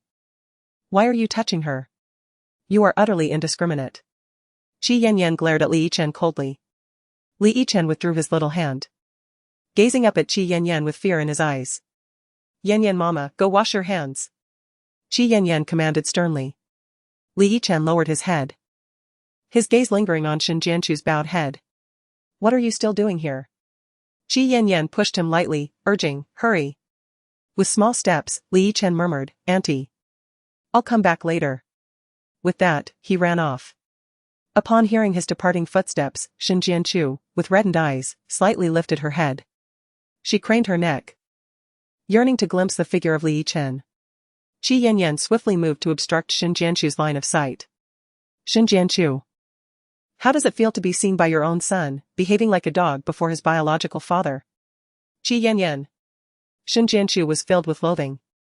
Qi Yanyan lifted Shen Jianchu's chin with her foot, questioning the intent behind her gaze. "How rare it is for me to wish to show a modicum of kindness and devise a plan for you, yet you." Shen Jianchu brushed her foot aside. Her voice trembled with suppressed tears. "Qi Yanyan, what exactly do you want? Do you wish for me to release you?" Qi Yanyan withdrew her foot, reminding her not to let Li Yichen witness her disgraceful demeanor. "Speak plainly about what you desire from me. This is indeed Shen Jianchu's foremost wish at present." "Very well." Qi Yanyan elevated her foot once more, resting it upon Shen Jianchu's shoulder. "Is your resolve not the strongest? Then beg me." Shen Jianchu's eyes widened in disbelief, glaring fiercely at Qi Yanyan. There was nothing more piercing to her heart than the thought of appearing lowly before Li Yichen. "All right, I beg you. Is this truly your attitude and supplication?" Qi Yanyan escalated her demands, asserting that while you may not be able to kneel, at the very least, you ought to bow your head a few times. Shen Jianchu half collapsed onto the ground, her fists clenched tightly. An overwhelming tide of hatred and fury tore at her heart. Her grip tightened further, her nails digging deeply into her palms. Bang! Shen Jianchu's forehead struck the ground. "Louder, I cannot hear you." Qi Yanyan pressed down hard on Shen Jianchu's neck, forcing her to the ground. Shen Jianchu gritted her teeth, and with the increasing pressure, her forehead struck the surface with a thud, breaking the skin. A faint sensation of dizziness began to envelop her. "Good." Qi Yanyan laughed heartily. "Maintain this force and bow 100 times for me, and I will release you immediately." 100 times? Shen Jianchu glared fiercely at Qi Yanyan. "Yes," Qi Yanyan replied, her smile unwavering. "So, Shen Jianchu, will you do it?" "Fine." Shen Jianchu retorted angrily, the metallic taste of blood filling her mouth. Qi Yanyan gestured for the security guard, instructing, "Count for me, ensure she completes 100 bows, not one less." "Understood, ma'am," the security guard responded with obsequiousness. At that moment, Li Yichen, who had been called away to wash his hands, hurried back. As Qi Yanyan approached him, she did not forget to warn Shen Jianchu, "My patience is limited. You better complete those 100 bows quickly. After half an hour, I may change my mind." With a resounding thud, Shen Jianchu did not hesitate to bow down. After the first, she continued with the second, then the third. Once she overcame that mental barrier, it became significantly easier. "Li Yichen." Qi Yanyan called out to him, "Come, walk with me to the living room." "But, Auntie." Li Yichen's small hand was grasped by Qi Yanyan, his little head turning back repeatedly. "Why are you becoming less obedient as you grow up? Are you no longer listening to my words?" Qi Yanyan reprimanded him sternly. "With this behavior, how could your father ever like you? Should your father come to despise you, the inhabitants of the entire estate would regard you as if you were heir, ignoring your very existence." Li Yichen's face fell, and with a pitiful expression, he pulled Qi Yanyan into the house. Shen Jianchu was still kowtowing, counting each bow meticulously. With every additional bow, her resentment towards Qi Yanyan intensified. Her forehead was bruised and bloodied, yet she continued to hasten her movements, fearful of exceeding the allotted time. Human hearts are tender. The security guard, witnessing Shen Jianchu's plight, felt a twinge of sympathy. He lowered his voice, suggesting, "You may reduce the number of bows, and I shall report to the lady afterward. She will remain oblivious." Shin Jianqiu remained silent, persistently repeating the act of kowtowing. To ensure the guard did not miscount, she loudly declared, 78. The guard, unable to dissuade her, fell silent. Though he never anticipated that merely standing by and observing Shin Jianqiu would be so agonizing. His conscience felt as though it were being seared upon a hot iron. Subjected to scalding oil. 97. Shin Jianqiu's complexion turned pale, her entire being on the verge of collapse. Just 3 more to go. She swayed slightly, battling against her body's discomfort. Bang! Bang! Bang! The final 3 strikes lacked force. Fearing that Qi Yanyan might deny her efforts, she added an extra 3 as a supplement. Enough. Enough. That will suffice. The guard promptly turned to find Qi Yanyan. He rushed into the villa, where Qi Yanyan was leisurely seated in the living room, engrossed in her phone. "Madam, that woman has cowed out a full 100 times. You must come and see," the guard urged, noticing Qi Yanyan's stillness. Qi Yanyan rose leisurely, making her way outside while initiating a video call to Li Wangting. She did not keep him waiting long, he swiftly answered the call. Instead of the heavily made-up visage of Qi Yanyan that he was accustomed to, he was greeted by the sight of Shin Jianqiu on the ground, her forehead smeared with blood. Li Wangting had been seated in his office, attending to paperwork, but upon witnessing this distressing scene, his tall frame instinctively rose, striding towards the exit of his office. What had transpired? How could Shin Jianqiu be in such a state? "My sister has been bowing her head in supplication, pleading for me to release her," Qi Yanyan's voice dripped with sweet helplessness. "Wangting, my sister has already paid the price for her actions. Can we not impose further punishment upon her?"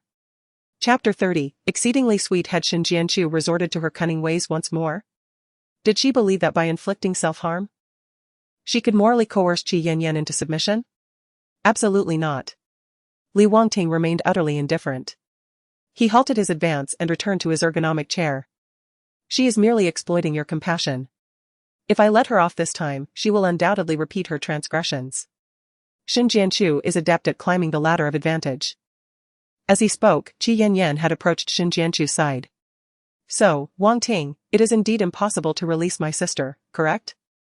"Indeed," Li Wangting replied with unwavering conviction, permitting no dissent to his will. "Very well, then, I shall allow you to continue your work." Qi Yanyan sighed, disconnecting the call. "There is no alternative, Shin Jianqiu. You have heard it, Li Wangting will not grant you freedom. As his woman, I can only abide by his wishes." Qi Yanyan shrugged her shoulders, instructing, "Just stay here and be at ease." "Qi Yanyan." Shin Jianqiu exhaled sharply, her voice laced with indignation. "What are you shouting about? It's utterly disruptive." Qi Yanyan turned back, delivering a light kick to Shin Jianqiu, and provocatively asked, "Do you want me to fetch Li Yichen for you?" With that single utterance, Qi Yanyan had seized upon Shin Jianqiu's vulnerability. How could she possibly allow Li Yichen to witness her in such a state? At this moment, Shin Jianqiu could only swallow her pride and endure in silence. With an air of superiority, Qi Yanyan resumed her engagement with her mobile device as she re-entered the villa. Shin Jianqiu was left to ponder how much longer she would remain bound at the door, battling waves of dizziness. She ultimately bowed her head in despair to catch a brief respite. As time passed, she endured the discomfort until the sun dipped below the horizon, casting a gloomy pall over the sky, thick with ominous clouds. Aside from the pepper-laden chicken soup and alcohol she had consumed the previous night, she had not eaten for several days. Now, tethered at the entrance, she found herself ignored by the others in the estate, with no one offering her sustenance or drink. Her hunger intensified, and with it, the pangs in her stomach grew more acute, akin to 1,000 needles piercing her insides. Suddenly, a bolt of lightning struck without warning, tearing through the dense clouds, illuminating the sky momentarily, followed by a resounding clap of thunder. Then, the heavens opened up, unleashing a torrential downpour that pelted Shin Jianqiu like pebbles. She felt utterly miserable, her lips unable to heal, as she parted them to drink the rainwater that cascaded down. She remained in a half-crouched position, her clothing alternating between wet and dry with the ceaseless rhythm of the rain, a relentless cycle of discomfort. Shin Jianqiu had never felt that each passing moment of life could be so excruciatingly difficult. especially during the stillness of the night, enveloped in darkness, accompanied only by the sounds of chirping insects and faint rustling noises. Shin Jianchu was filled with trepidation, reluctant to close her eyes, desperately clinging to consciousness. Yet she seemed to be burning with fever, her mind dulled from the overwhelming exhaustion that gripped her body. By the next day, she plucked tender grass from the ground and placed it in her mouth, the bitter taste causing her tongue to tingle. A chill began to envelop her, as if every pore was exuding a wintry breath. She curled herself into a ball, her teeth chattering uncontrollably from the cold. Everyone in the manor regarded her as an outcast, avoiding her like a venomous snake. Her mind became a labyrinth of confusion, unable to think clearly. Thus, she awaited the arrival of the third night. On this night, she could no longer keep her eyes open, her eyelids fluttered, revealing a narrow slit. As the lights in the villa of the manor extinguished one by one, a small figure approached under the glow of the street lamp, hastening across the moonlit path. "Auntie?" Li Yichen, carrying a small backpack, stood beside Shin Jianchu, gently nudging her shoulder. She barely opened her eyes. "Li Yichen?" After such a prolonged silence, her voice emerged hoarse and raspy. "My child." Shin Jianchu instinctively raised her hand to shield her collar, then slowly lifted her other hand, cautiously reaching out to Li Yichen. He did not shy away, allowing himself to be embraced. His small face was scrunched up, although Shin Jianchu's hands were icy cold. It was the warmest embrace he had ever known since his birth. He pursed his lips and said, "Auntie, I noticed you haven't eaten anything, so I brought you some treats." He had been peering through the window, watching Shin Jianchu with concern. However, he hesitated to voice his worries, fearing that Yan Yan's mother might incite everyone in the estate to shun him. Li Yichen removed his small backpack, unzipped it, and pulled out an assortment of snacks. "Auntie, what would you like to eat?" Shin Jianchu, in a daze, merely stared at Li Yichen, unable to discern whether what she was experiencing was a dream. "Let's start with my favorite, steamed cake." Li Yichen unwrapped the small cake and held it out to her. "You must try it, it's incredibly delicious." In a state of confusion, Shin Jianchu took a bite, the soft texture momentarily startling her, prompting her to take another generous bite. Having gone so long without food, her appetite had diminished, and after just 2 bites of the cake, she felt completely satiated. "Auntie, aren't you going to eat?" Li Yichen asked, tilting his head. "This is hardly enough. Is the cake not to your liking?" Perplexed, Li Yichen broke off a piece and tasted it himself. "It's just as delicious as before." Shin Jianchu shook her head, urging him, "You shouldn't linger here, you must leave. And take all these treats with you. If Qi Yanyan finds out, who knows how they will torment both of us." "Don't worry, everyone thinks I'm asleep, which is why I came out." Li Yichen scratched his head, stuffing several packets of snacks and candies into Shin Jianchu's pocket. "Last time, when I offered you mango, you had an allergic reaction." Shin Jianchu, feeling melancholic, raised her hand to gently pat Li Yichen's head. "I'm so sorry." "It is nothing." Li Yichen remained unfazed. Having previously been puzzled as to why his father denied him certain treats, he now understands. "However, I am truly grateful to you, Auntie. The mangoes you provided are exceptionally sweet." Li Yichen beamed, revealing his small white teeth, giving a thumbs up. The more cheerful he appeared, the heavier the sorrow weighed upon Shin Jianchu. She had never truly accompanied Li Yichen, yet he had flourished so splendidly. Shin Jianchu felt a profound sadness, turning her face away, fearful that Li Yichen might catch a glimpse of her tears. Li Yichen, puzzled by her sudden game of hide-and-seek, tilted his head to observe Shin Jianchu. At that moment, a blinding light illuminated the scene. Li Wangting had returned in his car. From a distance, he immediately spotted Shin Jianchu and the child at her side. The security guard, who had been dozing in the guard booth, was jolted awake by the light, swiftly pressing the button to open the gate. The gate swung open, carrying Shin Jianchu along with it, while Li Yichen stood there, somewhat bewildered. Shin Jianchu's heart sank. She had no time to call for Li Yichen to run.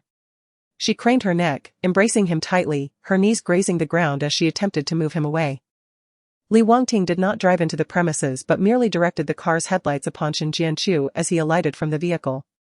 Chapter 31, Do Not Cry. Shin Jianchu felt an acute sense of anxiety. Li Yichen had grown increasingly warm in her arms. She longed to hold him a little longer.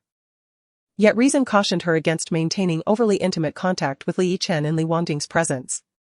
After all, Li Wangting's expertise lay in obliterating everything associated with her. She forced herself to release one finger after another. Li Yichen had yet to discern the identity of the newcomer when he abruptly withdrew from Shen Jianchu's embrace, leaving him perplexed. "Get away." Shen Jianchu hissed in a tone barely audible to anyone but themselves, "The further you are, the better." "Why?" Li Yichen, taken aback, had no intention of retreating. Shen Jianchu forcefully shoved Li Yichen. Caught off guard, he stumbled, nearly collapsing to the ground. However, Li Wangting swiftly grasped the collar of Li Yichen's shirt, steadying him. "What are you doing here?" Li Yichen could not bring himself to lie, instead lowering his head and absently touching his nose. At merely 5 years of age, Li Yichen was too young for Li Wangting to hold him accountable. In an instant, Li Wangting redirected his ire toward Shen Jianchu. "Why did you push him?" I dislike him," Shen Jianchu stammered, her voice choked with emotion. "It's late. And he disturbed my sleep." "Li Wangting, are you concerned for his safety? Then take him away and ensure he never appears before me again." "Auntie?" Li Yichen, feeling the sting of Shen Jianchu's disdain, pouted in distress and pitifully reached out to tug at her garment. Shen Jianchu steeled herself and swatted his hand away. Li Yichen, bewildered by his perceived wrongdoing, felt tears welling in his eyes. "Auntie," he implored, attempting to draw closer to Shen Jianchu once more. "Shen Jianchu." Li Wangting's fury erupted. With one swift motion, he lifted Li Yichen off the ground, cradling him in his arm. "You will regret treating him this way." Shen Jianchu smirked coldly, a sardonic smile gracing her lips. "This statement, Li Wangting, you may keep it for yourself." "Aunt." Li Yichen inexplicably yearned to approach Shen Jianchu, extending his little hand towards her. Shen Jianchu gazed at his small hand, lacking the courage to accept it, especially since a collar adorned her neck. At that moment, her heart felt as if it were being torn apart. She could not comprehend why fate would subject her to such torment. "Li Yichen, return with me." Li Wangting forcefully took him away. "I don't want to. I wish to stay with Aunt." Li Yichen struggled in Li Wangting's embrace, using all his might. "I like her. It is late, you ought to return and rest, rather than wandering about." Facing Li Yichen, Li Wangting found it impossible to utter the disdainful words that Shen Jianchu harbored towards him. He did not wish for Shen Jianchu to discover Li Yichen's true identity. He wanted to prevent Shen Jianchu from feeling too pleased. At present, Shen Jianchu was already reckless enough. Should she learn that she had further support, she would undoubtedly become even more unrestrained. "I don't want to." Li Yichen shook his father's arm. "Daddy, I want Aunt." "You mustn't. She is not worthy." Li Wangting strode forward, carrying Li Yichen towards the main building. Shen Jianchu's vision blurred with tears. That was her child. If not for being utterly cornered, how could she bear to drive him away? Shen Jianchu suppressed her emotions, yet her sobs still escaped. She covered her mouth tightly, pushed to the brink. Shen Jianchu bit down hard on her hand to alleviate her anguish. Soon, her mouth was filled with the taste of blood. Li Yichen could not overpower Li Wangting, and tears streamed uncontrollably down his face. "Daddy. I want Aunt." He repeated the words, feeling aggrieved. Li Wangting remained silent, hastening his steps. As they entered the main building, the commotion caused by Li Yichen's cries had already roused everyone inside. The lights of the entire villa illuminated brightly. Servants and bodyguards mobilized, gathering in the living room. "Wah!" Li Yichen continued to weep, thrashing about, yet his feeble strength was no match for Li Wangting. "Nothing is wrong. Everyone return to your rest," Li Wangting commanded. At this moment, Qi Yanyan arrived, tardy. She had initially wished to remain in bed, but to uphold a favorable image before Li Wangting, she feigned concern. "Wangting, what has transpired? Why is little Chen persistently crying?" Qi Yanyan draped a checked shawl over her nightgown, her face etched with worry. "Nothing has happened," Li Wangting was reluctant to elaborate. In a fit of defiance, Li Yichen cried out, "Bad daddy. Daddy is bad. I want my aunt." He even shook his small fists at Li Wangting. Qi Yanyan vaguely surmised the situation, her lips curving downwards in discontent. "Little Chen, how can you strike your father for the sake of an outsider?" Qi Yanyan chastised Li Yichen, her tone noticeably firm. Do you understand the implications of your actions? You are being ungrateful. With a pointed glance towards Li Wangting, she added, Daddy has treated you so well. How can you cause him harm? What is the point of discussing this with a child? Li Wangting retorted. However, Qi Yanyan's words about being ungrateful resonated within him. He devoted himself entirely to Li Yichen, while Xin Jianchu, over the past 5 years, had contributed little yet easily enchanted his heart. Or perhaps, their bond as mother and son was simply inextricable. No, Li Yichen was merely a child just past 5, barely able to recognize all the characters. What could he possibly comprehend? Wangting, I mean no harm, but children are most impressionable, easily swayed by distractions, and tend to learn the undesirable quite rapidly. I believe it is imperative to correct Xiao Chen's misguided thoughts, and thus I spoke with such gravity.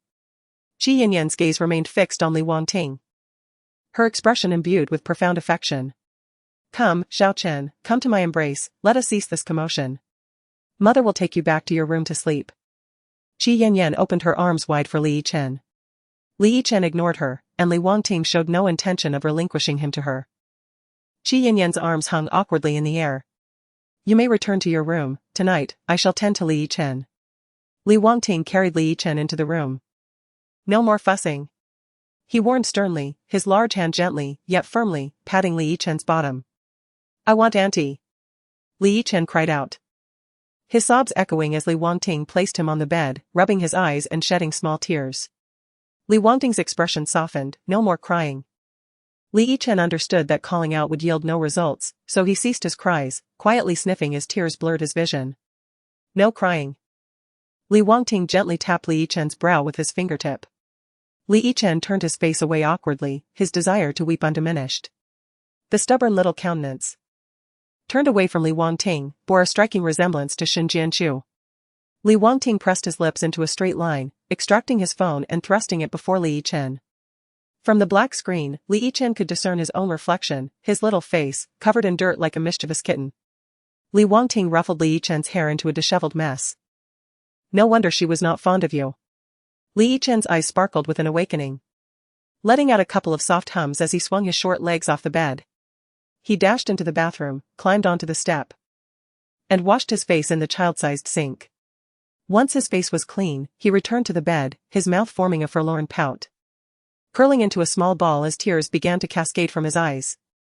The little fellow was quite stubborn, using his elbow to wipe away the tears. Yet it wasn't long before his cheeks were once again glistening with moisture. Am I not good to you? Li Wangting gently pinched his tender earlobe with his distinctly knuckled fingers.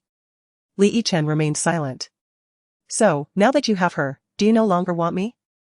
Li Wangting inquired. Only then did Li Yichen turn to face him. Li Wangting's expression was cool, exuding an air of authority that commanded respect even in silence. Not at all, Li Yichen murmured softly, inching closer, his little bottom scooting against Li Wangting. Li Wangting reclined, his tall figure and long legs making the small bed feel cramped. With a swift motion, he pulled Li Yichen into his embrace. The little boy tumbled into his arms, placing his tiny paws on Li Wangting's chest, mumbling, "Bad dad." Li Wangting playfully tousled the fringe on Li Yichen's forehead. It's getting late, you should sleep. He added, if you behave, I shall find a moment for you to be with her. Previously, Li Wangting had entrusted Xin Jianchu with the care of Li Yichen, intending for the latter to experience a semblance of affection from his biological mother. However, he did not anticipate that Xin Jianchu would inadvertently cause harm to Li Yichen. Now, as he utters these words, there is a hint of pretense in his tone meant to placate Li Yichen. Indeed? Li Yichen subtly hooked his pinky around Li Wangting's hand and made a promise. Li Wangting emitted a vague sound through his nose. Li Yichen kicked his little legs and obediently arranged the quilt, pulling it up to his abdomen, closing his eyes in fear that Li Wangting might change his mind. Li Wangting adjusted the quilt, ensuring it was neatly placed. Outside the iron gate, Xin Jianchu felt the snacks Li Yichen had given her in her pocket, stretching her neck to glance at the main building. She was uncertain of the specific room Li Yichen occupied, yet she knew he was there. The following morning, the sky was exceptionally clear, sunlight streaming through the clouds and illuminating the earth. As the moisture from the previous days began to evaporate, the air felt stiflingly humid. Lingering outdoors for even a short while left one feeling as if coated with a layer of oil, uncomfortably sticky. Shin Jianchu lay half prostrate on the ground, tightly clutching the candy given by Li Yichen, reluctant to consume it. A black business vehicle slowly approached the Li family estate. Shin Jianchu looked up and spotted the vehicle's license plate number. It was the exclusive car of Li's mother. Having been repeatedly seen in a compromising situation by acquaintances, Shin Jianchu's dignity was stretched thin. Furthermore, 5 years prior, due to Li Wangting's insincerity in marrying her, she had never been particularly welcomed. However, Li's mother stood as an exception, neither too close nor too distant in her demeanor. During her pregnancy, Li Wangting attempted to force her to terminate it. Yet it was Li's mother who aided her escape. Shin Jianchu lowered her head as she crawled aside, following the security guard who pressed the electric button of the wrought iron gate. The business vehicle entered the Li family estate, with Li's mother seated in the rear. She turned her head to gaze intently at Shin Jianchu, who was on the ground, until the latter vanished completely from her sight. Only then did Li's mother heavily turn back. She couldn't help but silently question herself, was I wrong? The butler parked the vehicle outside the main building and opened the rear door, ushering Li's mother out. Her hair was tied up high in a ponytail, and she wore a refined pale pink professional outfit on top, complemented by fitted black high-waisted trousers below. The entire ensemble rendered her reminiscent of a formidable figure still commanding the marketplace, rather than a woman confined to the ancestral estate for years. A servant from the manor approached to greet her. Good day, madam. Where's Li Wangting? Li's mother surveyed her surroundings, arrogantly retracting her gaze. Have him come to see me. She strode decisively into the living room, and as soon as she settled, a servant promptly presented her with a cup of 84 degrees Celsius Guisha coffee. Li's mother leisurely picked up a shell spoon, stirred it lightly in the cup, and then raised the coffee cup to take a small sip. Mother, what brings you here? Li Wangting had just come from the gym, still clad in his dark sports attire. Everyone else tactfully retreated, leaving only Li Wangting and his mother in the grand hall. Naturally, I wish to discuss the matter regarding the one you have tethered at the door. The formidable matriarch did not mince words, diving straight into the heart of the matter. She asserted that the affairs of Shin Jianchu were none of her concern. Li Wangting's tone was unyielding. It was she who had fervently orchestrated his union with Shin Jianchu. And it was also she who had safeguarded Li Yichen. He could not fathom the source of Li Mu's inexplicable fondness for Shin Jianchu.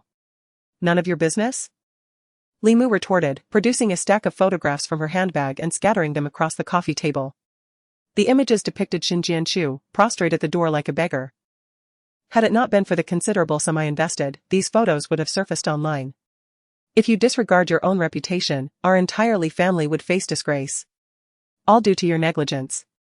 Li Wangting fell silent. Rarely did Li Mu display anger, but after a deep breath, her composure gradually returned. Let Shin Jianchu go. Impossible. Li Wangting replied with resolute finality. And what of Li Yichen? Li Mu slammed her palm on the table, her fury palpable. If he matures and learns the truth, how will he perceive the events unfolding now? She pressed on, unwavering. I did not come here to negotiate. Should you refuse, I would not hesitate to let your little lover, Qi Yanyan, experience the same tribulations that Shin Jianchu currently endures. How dare you?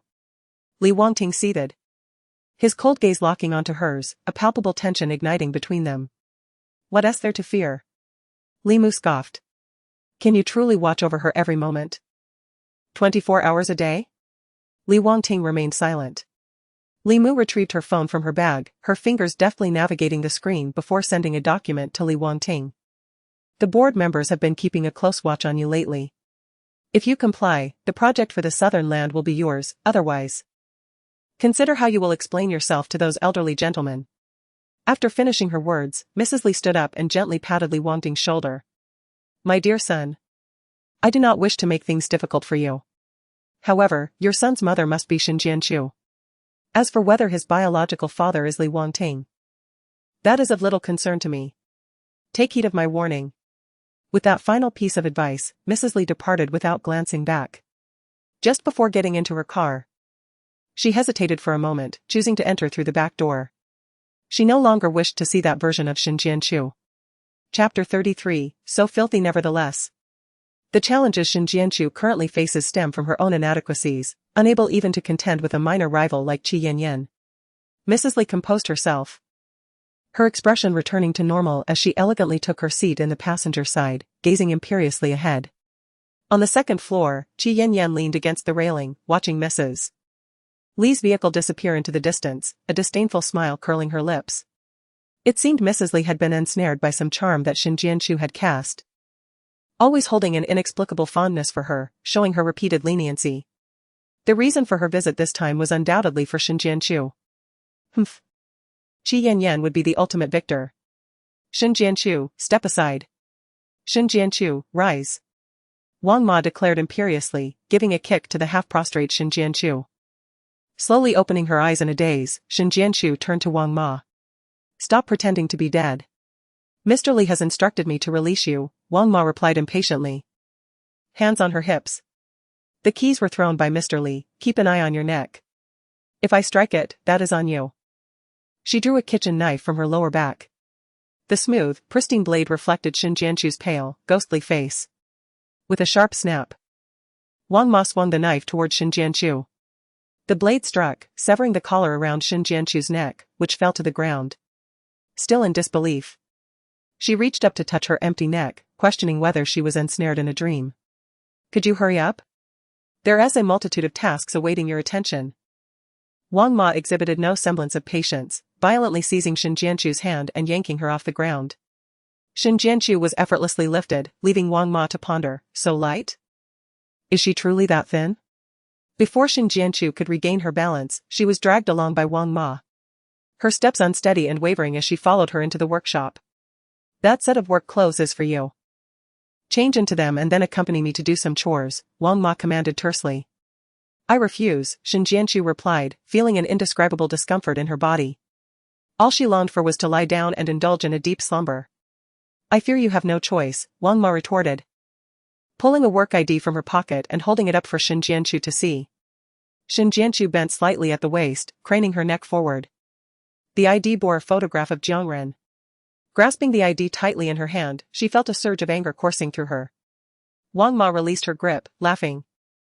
Mr. Li is indeed astute, he mentioned that once you laid eyes on this, you would comprehend. Xin Jianchu trembled with rage. What could Li Wangting's intention be in giving this to her? It was merely a warning that Jiangren was in his grasp. If she did not obediently comply, Jiangren would suffer the consequences. How innocent Jiangren was. Yet she is to be ensnared time and again. Wang Ma strode out with the bravado of a battle-hardened rooster. Xin Jianchu, filled with indignation, tucked Jiangren's work badge into her pocket and donned the maid's attire that Wang Ma had provided. Just as she had finished dressing, Wang Ma re-entered. Bring your tools and follow me, she commanded. Xin Jianchu grasped the mop and bucket, preparing to leave. Mopping? Who permitted you to use a mop? Wang Ma harshly snatched the mop away, casting it aside. Use that rag over there. Mr. Li's residence is quite precious, you must kneel on the floor and clean thoroughly. Xin Jianchu remained silent. She was led to the corridor designated for cleaning. You will work here, do not slack off, as we will monitor you, Wang Ma warned. Xin Jianchu felt numb, her discomfort weighing heavily upon her like an insurmountable mountain pressing down upon her back, causing her great distress and agony. Exhaustion enveloped her, and she longed to lie down and indulge in a restful slumber, yet she could not. She fetched a bucket of water from the restroom, unsteadily bringing it out. Wetting the rag, she knelt and began to wipe the floor along the corridor's expanse. Suddenly, a pair of black high-heeled shoes appeared before her. Xin Jianchu looked up to see Qi Yanyan, who tilted her head and smiled at her. Xin Jianchu chose to ignore her, focusing on her task. Qi Yanyan deliberately walked back and forth over the spot Xin Jianchu had just cleaned, leaving it dirty. How do you manage to work like this? She was clearly seeking to provoke. Xin Jianchu was well aware of Qi Yanyan's intentions, she had never bested her in their encounters. After all, Li Wangting was blind to the truth, and whatever Qi Yanyan claimed, he would readily accept. Xin Jianchu sought to avoid complications, lowering her head to wash the cloth in the bucket while I resumed cleaning. Qi Yanyan followed her, exclaiming as the bucket was accidentally kicked over, spilling water everywhere. It's all right, I will take care of it, I reassured. Xin Jianchu, utterly fatigued, moved with considerable slowness and inadvertently found herself at the staircase. Qi Yanyan pressed, Xin Jianchu, Are you not the least bit angry at my treatment of you? Shin Jianchu remained silent, diligently wiping the floor. The constant bending and rising made her head spin. And the scene before her blurred into dark patches. Noticing Shin Jianchu's indifference, Qi Yanyan felt a surge of frustration, as if her words were futile blows against cotton. In her high heels, she pushed Shin Jianchu from behind, insisting, I am speaking to you. Are you deliberately feigning ignorance?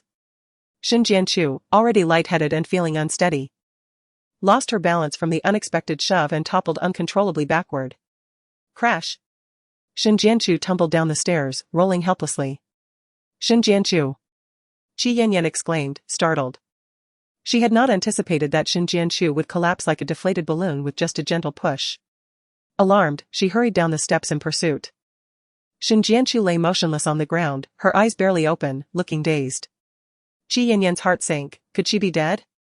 While she had wished for Shin Jianchu's downfall, she never intended for it to occur in such a public manner. She was exceedingly anxious, glancing around to ensure no one was present before mustering the courage to check Shin Jianchu's breath. Suddenly, her cold hand was seized by Shin Jianchu. Dizziness overwhelmed Shin Jianchu, leaving her in a fog, feeble and breathless, her voice barely a whisper. What do you want? Although she merely spoke without exerting force, her joints felt misaligned, sending sharp pangs of pain through her. Qi Yanyan exclaimed, not dead? Then it's no problem. She exhaled a sigh of relief, effortlessly shaking off Shin Jianchu's grip and folding her cold arms across her chest. Get up. Don't think you can be lazy just because you're lying on the floor. At that moment, a voice from upstairs called out, Shin Jianchu. Why aren't you working? Where have you disappeared to? She descended the stairs and was taken aback to find Qi Yanyan and Shin Jianchu, still on the ground, struggling to recover. Madam, shut up. Qi Yanyan rolled her eyes at the housekeeper. The housekeeper fell silent. Qi Yanyan diverted her gaze to the right and was startled to see the tall and imposing Li Wangting. Chapter 34, Good Tea. Qi Yanyan's pupils nearly shattered from shock. How could he be here? And what had he witnessed? Qi Yanyan had fully grasped Shin Jianchu's fiery temper and stubbornness, which is why she had been provoking her from upstairs, hoping to drive her into a frenzy that would prompt Li Wangting to punish Shin Jianchu. However, she had not anticipated that this move would backfire on her. Li Wangting glared fiercely at the prostrate Shin Jianchu, confusion etched on his face. What was happening? Why was she lying here? Seeing Shin Jianchu appear so broken left a heavy weight in his chest. His hand, tucked into his pocket, formed a tight fist as his fingers curled inward. The tighter he clenched, the more he could suppress his emotions. Shin Jianchu felt utterly exhausted and distressed. Her mind was in a fog, buzzing with dull pain that made her dizzy, yearning for the sweet release of sleep. She lacked even the strength to speak, merely moving her lips dryly, her eyelids gradually drooping shut. In response to Mr. Li, Wang Ma had forcefully shoved Qi Yanyan aside. Qi Yanyan raised an eyebrow, biting her lower lip in frustration. Earlier, I followed your orders and had Shin Jianchu clean the floor. Wang Ma reported dutifully, bowing slightly. Initially, she was relatively compliant. However, as soon as Madame passed through the corridor, Shin Jianchu transformed entirely. She claimed she wanted you to witness Madame's vile nature, and then she tumbled down the stairs herself. Wang Ma calmly glanced at Qi Yanyan, stating that both she and Madame were sufficiently startled and hurried down in a panic, and shortly thereafter, you arrived. Qi Yanyan felt as if a weight had been lifted, reassured in her position. Mr. Li, Madame is innocent. Please do not be swayed by Shin Jianchu's devious intentions. You must restore justice for Madame. Wang Ma continued to call out loudly. Although Shin Jianchu was utterly drained, lacking the strength to confront Qi Yanyan and the others, she couldn't help but find Wang Ma's declarations amusing. How ironic, the thief crying out to catch the thief. It became evident that this was the second time Wang Ma and Qi Yanyan had conspired to slander her. Together, they feigned distress, their expressions pitiful, claiming to be wronged. Mao Ting, will you believe me? Li Wangting leaned down, gazing at Shin Jianchu on the ground. Is what she said true? In her dazed state, Shin Jianchu heard him and yearned to ask, does it matter? All along, she had never told a lie, yet had Li Wangting ever believed her even once? He would only perceive her as a schemer, employing tactics to elicit his sympathy through a calculated display of suffering. Consequently, she would face his even more cruel and inhumane retribution. Thus, whatever Qi Yanyan and Wang Ma said was inconsequential. Xin Jianchu kept her eyes closed, remaining silent. She was utterly exhausted and merely wished to seize this opportunity to rest for a while. Xin Jianchu, speak. Li Wangting lightly kicked her. Xin Jianchu remained unresponsive. A drumbeat of anxiety resounded in Li Wangting's heart. Xin Jianchu? He squatted down, shaking her gently. Xin Jianchu was too fatigued. She desired nothing more than to sleep a little longer, unwilling to acknowledge him. Qi Yanyan and Wang Ma exchanged glances, their expressions revealing unease. Li Wangting picked up Xin Jianchu in a horizontal embrace and strode towards the exit. Qi Yanyan followed. Wangting, where are you taking Xin Jianchu? Where else can I take her but to the hospital? Li Wangting's tone was displeased. Qi Yanyan felt a twinge of panic at his harshness. Did Li Wangting no longer trust her? Wang Ma, sensing the rising tension, wisely refrained from approaching, bowing her head and striving to diminish her presence, retreating in small, cautious steps behind the curtain. No, that's not what I meant, Qi Yanyan hastily clarified. I meant to suggest that Chi should escort her. Chi? Li Wangting raised an eyebrow. I overlooked it. I was solely focused on how to alleviate your concerns and forgot about my sister and Chi. Qi Yanyan hurriedly explained. Enough, discussing this now holds no significance. Li Wangting placed Xin Jianchu in the back seat before taking the driver's seat himself. Qi Yanyan followed suit and occupied the passenger seat. I will accompany you, she glanced back at Xin Jianchu, expressing her worry for her sister. Li Wangting remained silent. Concentrated on driving, yet his speed escalated. During a red light, he glanced in the rearview mirror, observing the slumbering Xin Jianchu. Qi Yanyan noticed everything. Wangting. Do you care about my sister? Li Wangting hesitated momentarily, then remained quiet for a few seconds, stating, I am merely concerned that her health indicators continue to decline, which may affect her ability to donate bone marrow to Li Yichen. I see, Qi Yanyan pondered, skeptical of his words. The hospital is too far. Li Wangting took Xin Jianchu to a nearby clinic instead. Quickly, see what is wrong with her. Damn.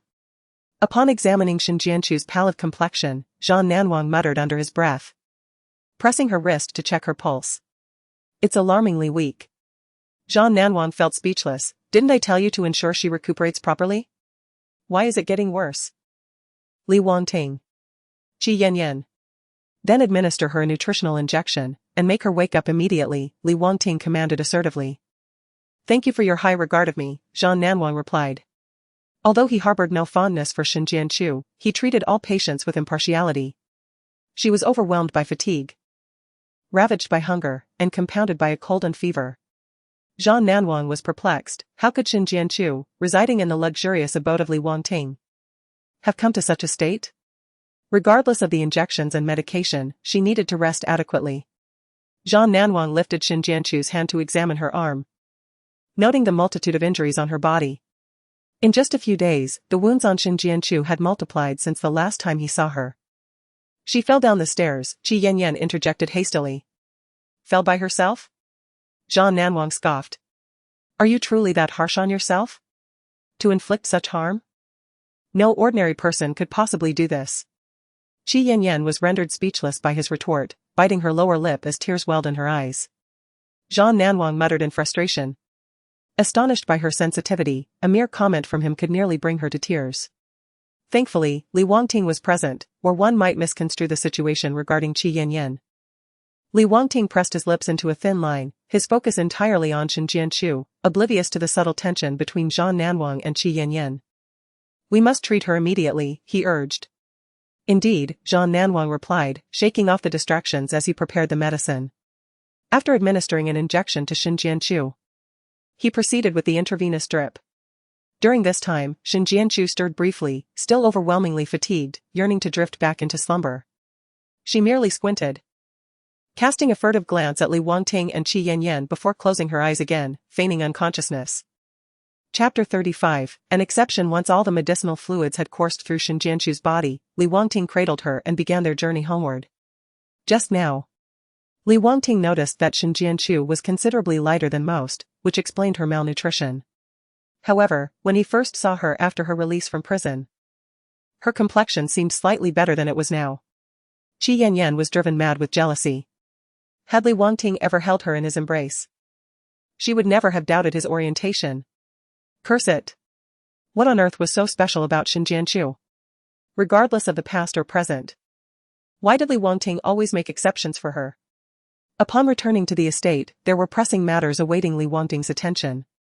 He entrusted Xin Jianchu's care to Qi Yanyan. During this time, ensure she regains her health, Li Wangting instructed. Of course, Qi Yanyan replied earnestly, even without your urging, I will take excellent care of my sister. Li Wangting did not listen to what else Qi Yanyan had to say, his gaze lingering deeply on Xin Jianchu. Her eyes were tightly shut. Her delicate face pale and emaciated, faintly revealing an aura of illness. It seemed as though the blanket beneath her could easily carry her away to a grave. Zhang Nan was right, how could such a vibrant person have deteriorated to this state? Li Wangting unconsciously added, make sure she eats more. Understood. Qi Yanyan observed every movement of Li Wangting with a heavy heart. How could he care so much for Xin Jianchu? Was it imminent that he would acknowledge her as the lady of the Li family? Rest assured, Wangting, you can focus on your work, I will handle everything. Qi Yanyan declared as she prepared to see him off. Li Wangting continued on his way out. Witnessing Li Wangting drive away, Qi Yanyan returned to her room. Seething with anger. Before her, Xin Jianchu lay peacefully asleep, her face marred by various injuries yet still unable to conceal the inherent beauty that lay beneath. An inexplicable fury ignited within Qi Yanyan's chest. Throughout her life, Xin Jianchu had overshadowed her in every aspect. With Xin Jianchu present, Qi Yanyan could only humbly cower in her shadow. Qi Yanyan reached out towards Xin Jianchu's neck, contemplating the act of strangling her, then setting her ablaze. Just as her hands made contact with Xin Jianchu's throat, the latter's eyes flew open, glaring intently at her. Startled, Qi Yanyan gasped in surprise. When did you wake up? She thought, yet she did not withdraw her grip. Resolute, she pressed on, determined to exert more force. Xin Jianchu, unable to voice her thoughts, seized Qi Yanyan's hands. Engaging in a struggle. Qi Yanyan gritted her teeth, summoning all her strength. Xin Jianchu retaliated with a sharp kick, causing Qi Yanyan to flinch and momentarily abandon her intentions. Propping herself up, Xin Jianchu exclaimed, Qi Yanyan, do not go too far. If you kill me, Li Yichen will not survive, and you will face retribution from Li Wangting. Qi Yanyan, begrudgingly biting her lip, retorted defiantly, so what? Xin Jianchu, you are truly an eyesore. Xin Jianchu's icy gaze remained fixed on Qi Yanyan. Let me tell you. I intended to kill you just now, but you have no evidence. Qi Yanyan coldly warned, it would be futile for you to report this to Li Wangting. He will not believe you. Xin Jianchu was well aware that she could not rely on Li Wangting for assistance. Her sole desire was to recuperate and prepare herself for the noble act of donating bone marrow to Li Yichen. Get lost. Humph. Qi Yanyan, in a fit of displeasure, turned her nose up and exited the room. Xin Jianchu promptly rose, shutting the door behind her and securing the lock. In truth, if Qi Yanyan truly sought to harm her, locking the door would be futile. She was gambling on the notion that with so many eyes in the manor, any significant actions taken against her by Qi Yanyan would inevitably reach Li Wangting's ears. While Li Wangting might not safeguard Xin Jianchu, he would undoubtedly protect her bone marrow for the sake of Li Yichen. Leaning against the wall, Qi Yanyan's dark eyes glimmered with mischief, a smile playing at the corners of her lips. Xin Jianchu was ensnared within her grasp. Half an hour later, numerous affluent ladies and young heiresses in Yin City received an invitation from Qi Yanyan. She beckoned them to the Li family estate for a tea gathering. The Li family manor, after all, was the residence of Li Wangting, the formidable ruler of Yin City, wielding immense power. Who would not wish to forge a connection with him? Associating with him would undoubtedly stabilize their family businesses and elevate their future endeavors. Promptly, these wealthy ladies and heiresses set forth to the Li family estate. Qi Yanyan had also instructed her servants to prepare the garden, adorning it with an array of exquisite flowers. The servants busily rearranged potted plants, setting up tables and chairs, alongside an assortment of delectable dishes. Though the preparations were hasty, they exuded a certain charm, rendering it a splendid spot for social media enthusiasts. Meanwhile, Qi Yanyan busied herself in the dressing room, selecting the perfect gown. She harbored a disdain for monotonous solid colors, yet her delicate features, a petite nose and small eyes, rendered softer hues more befitting her, allowing her to appear as an innocent and harmless little flower. Consequently, Qi Yanyan donned a pink, cinched long dress and enlisted the services of a professional hairstylist to craft her look.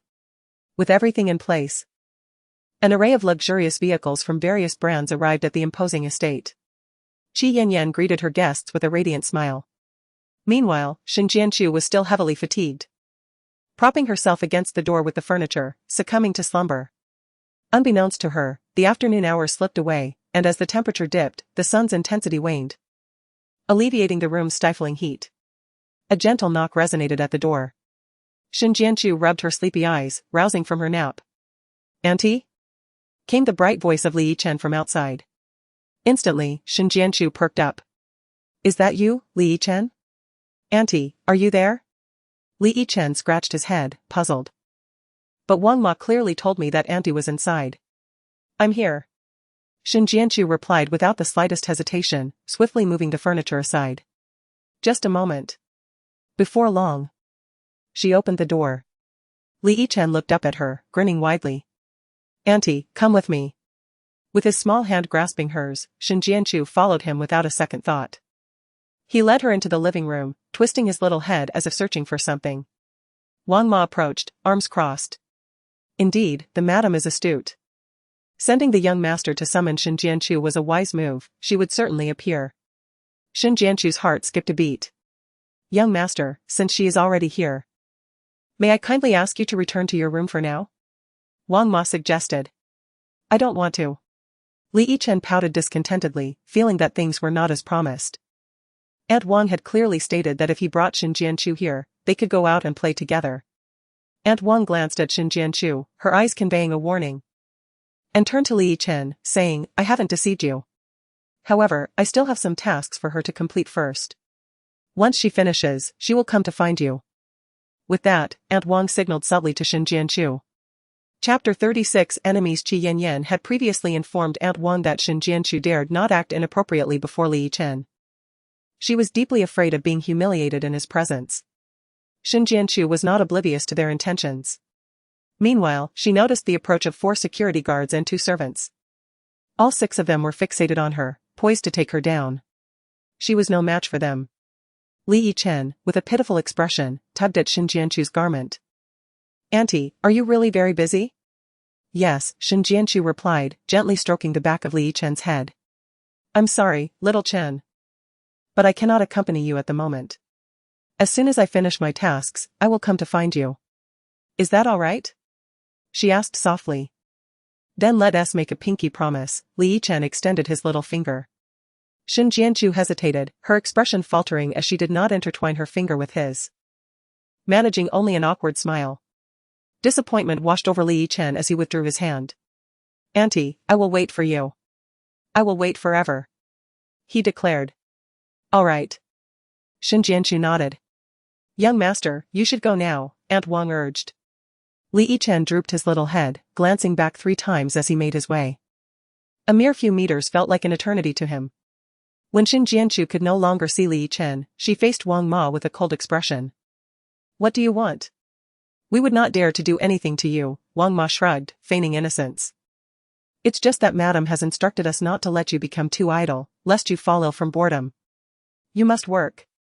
Wang Ma emphasized her words, her eyes widening. As she spoke, 6 others closed in on Shen Jianchu, leaving her no room for refusal. Shen Jianchu was escorted to the kitchen. "You will hold this teapot and head to the back garden to serve tea to the esteemed guests," Wang Ma instructed. "Be cautious, and do not make any mistakes." Shen Jianchu felt a twinge of confusion. Such an important task is entrusted to me? Wang Ma pressed her lips together. "If you mess it up, we will hold you accountable." Understanding dawned on Shen Jianchu. Indeed, if she failed, it would provide them with an excuse to discipline her. With indifference, she grasped the exquisitely adorned teapot, embellished with colorful butterflies and intricate floral patterns. Inspecting the red tea within before placing the entire teapot on the tray and carrying it out. Initially, Wang Ma and the 6 others trailed closely behind her, anxious that she might not comply. However, upon reaching the back garden, they found a group of affluent ladies and young heiresses, dressed in splendid garments, gathered around a round table in the lakeside pavilion, engaged in lively conversation. Wang Ma and the others then dispersed.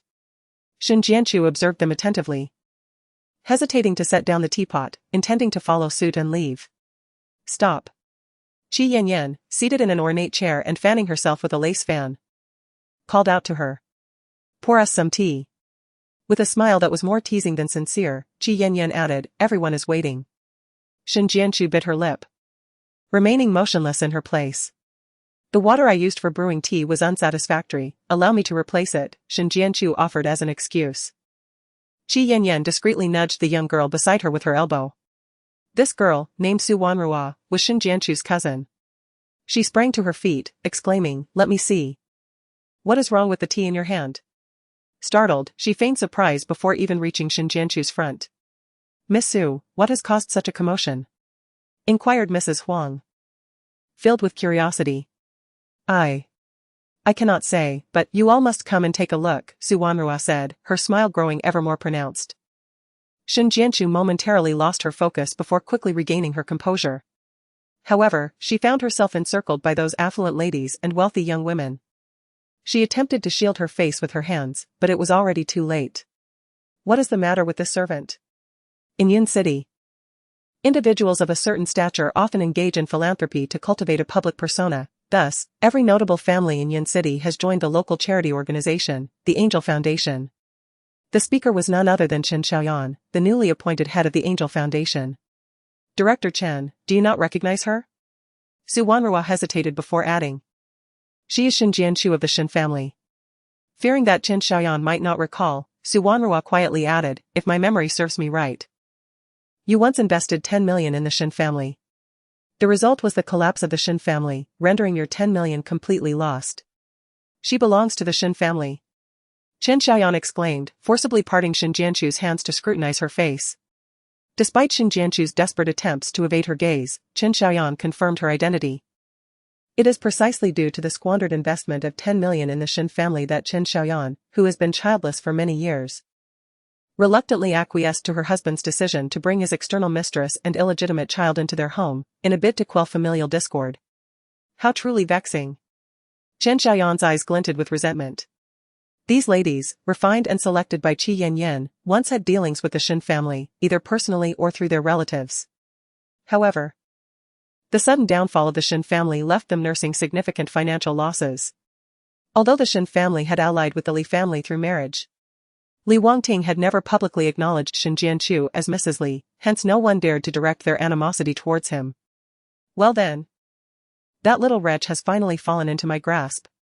Chen Xiaoyan ground her teeth in fury. The other ladies shared her indignation. How could that scoundrel have escaped from prison? And now, she has infiltrated the Li household as a servant? Su Wanxiang assisted Qi Yanyan in distancing herself from the situation, displaying remarkable cleverness in recognizing that the most perilous places often offer the greatest safety. Aware that we would seek retribution, she chose to hide in the Li residence as a maid. My cousin Qi Yanyan has countless responsibilities to attend to each day, making it impossible for her to remember the appearance and voice of every servant. Indeed, she managed to evade detection. Qi Yanyan and Su Wanxiang exchanged a knowing glance, sharing a bittersweet smile. Ladies and gentlemen, I truly did not know Shin Jianchu was here. I suspect it was because she recognized you all that she sought an excuse to leave just now, Qi Yanyan remarked, her brow slightly furrowed. Shin Jianchu, your attitude is truly astonishing. The faults of the Shin family are glaringly evident, yet you offer no apology and instead attempt to evade responsibility. While her words may appear as mere grievances, they serve to ignite the fury of those around her. Though Shin Jianchu had never been involved in the family's business dealings, she could not fathom that her parents would engage in such misconduct. She yearned to clarify, yet lacked any evidence to support her claims. The gazes directed at her were rife with animosity. She hesitated, her lips parting as if to speak. Vile wretch. Chen Xiaoyan raised her hand, poised to strike Shin Jianchu. Instinctively, Shin Jianchu recoiled. Behind her, another affluent lady shoved her forward. Shin Jianchu stumbled violently, and Chen Xiaoyan deftly sidestepped, causing Shin Jianchu to crash to the ground. Seizing the opportunity, Chen Xiaoyan pressed her stiletto heel onto Shin Jianchu's back. Someone, fetch my driver. Today, I intend to take Shin Jianchu away. Mr. Chen.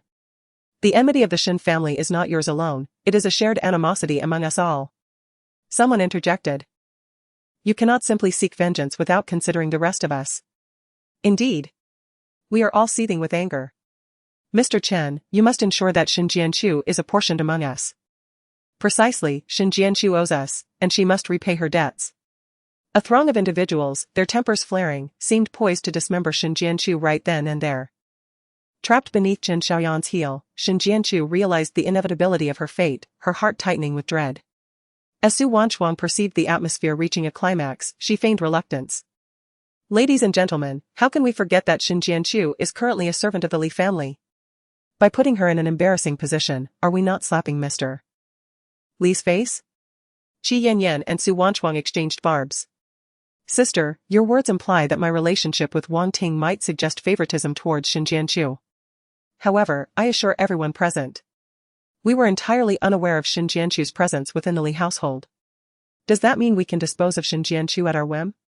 Inquired a wealthy young lady. Qi Yanyan remained non-committal. At that moment, Chen Xiaoyan's driver approached. Chen Xiaoyan lightly pursed her lips, pointing at the prostrate Shin Jianchu. Take her away. She commanded. And you all, anyone seeking retribution may follow me. Chen Xiaoyan surveyed the crowd, her voice resonating with authority. Su Wanchuang continued her supportive onslaught. Perhaps, Ms. Chen, you might consider bringing some blank paper, so that Shin Jianchu can write an acknowledgement of debt, thus preventing any future denials. After all, the debts owed by the Shin family cannot simply be erased in one stroke. Indeed. Others began to gather paper and pens, a throng preparing to depart. Qi Yanyan quietly edged away, feeling increasingly drawn toward the lake's edge. I believe it would be prudent to let Wang Ting handle Shin Jianchu first, she added. I shall contact you all later. Oh my! Su Wanchuang exclaimed. Sister, I know you possess a kind heart, but given the despicable nature of Shin Jianchu and her family, do you still wish to save her? Miss Qi, as far as I am aware, you and Mr. Li have yet to formalize your union. I fear you cannot yet claim dominion over him. Among all, it is Chen Xiaoyan who holds the most sway, she is bound to confront Qi Yanyan. Suddenly, Qi Yanyan reached out and pulled Chen Xiaoyan closer. Believing that Qi Yanyan intended to soothe her, Chen Xiaoyan, consumed by her desire to vent her frustrations, was unwilling to listen and swatted Qi Yanyan away. In that instant, Qi Yanyan lost her balance and fell into the adjacent lake with a splash. Help! I can't swim. Qi Yanyan cried, flailing in the water. Oh no! Sister, how did you fall in? Su Wanchuang exclaimed, calling for assistance. Help! Someone! The other wealthy ladies instinctively distanced themselves. After all, Qi Yanyan was closely associated with Li Wangting, and should anything happen to her, he would undoubtedly seek retribution. Chen Xiaoyan, taken aback, hurriedly urged the driver. You must dive in and save her. Ensure her safety. The driver, flustered, hastily released Shin Jianchu and plunged into the water. Chen Xiaoyan anxiously observed the driver attempting to rescue Qi Yanyan, feeling a sense of unease. She had not pushed Qi Yanyan with any force. How could such a sturdy individual have fallen into the water so easily? At that moment, all eyes were fixated on Qi Yanyan, and seeing this, Shin Jianchu took off running. However, her legs faltered, and what could be described as running was more akin to a limping haste. Look! Shin Jianchu is fleeing. Someone shouted. Catch her. Do not let that scourge escape. The drivers and bodyguards of the other ladies arrived as well. Under the command of their masters, they seized Shin Jianchu. The events of 5 years ago were shrouded in ambiguity, and now, after all this time, what evidence could she possibly present? Shin Jianchu could only struggle incessantly, pleading, let me go. Be reasonable. To expedite the matter, one bodyguard delivered a brutal kick to her knee. The excruciating pain surged through her, as if her kneecap were a fragile dish, shattered upon being violently cast to the ground. Cold sweat beaded on her forehead as she struggled to maintain her balance, eventually kneeling on one knee. Her hands were still twisted, and she writhed uncontrollably in an attempt to alleviate the torment. Get her out of here! A voice echoed from the lakeside. Amid her struggles, Shin Jianchu glanced over. Qi Yanyan lay soaked on the ground, weakly resting against Su Wanchuang. Cousin, how are you? Su Wanchuang inquired with great concern, draping a silk scarf over her. Qi Yanyan silently shook her head. Chen Xiaoyan and the others were genuinely fearful for Qi Yanyan's condition, shouting for an ambulance. A crowd promptly dialed emergency services. Before long, the wail of sirens filled the entire Li family estate. Medical personnel arrived with a stretcher to carry Qi Yanyan away. Suddenly, Qi Yanyan grasped Chen Xiaoyan's garment. Chen Xiaoyan's expression turned grim. Xin Jianchu is not a member of the Li family, her fate is of no concern to us. Do as you wish with her. Qi Yanyan stated flatly, the words issuing forth with the same casualness as if she were suggesting a routine visit to the hospital for a checkup. Certainly. I shall not dwell upon the incident of my falling into the water today, rest assured, everyone. Qi Yanyan remained steadfast in maintaining the composure of those present. It suffices for her to engage earnestly at this tea gathering. With that, Qi Yanyan gestured for the medical personnel to carry her away. Thus, at the Li family villa, the host departed, leaving a multitude of guests behind. The driver looked towards Chen Xiaoyan and inquired, how shall we handle this woman? Given Miss Qi's statement, it is only natural to take her away. The affluent ladies and young misses were indignant.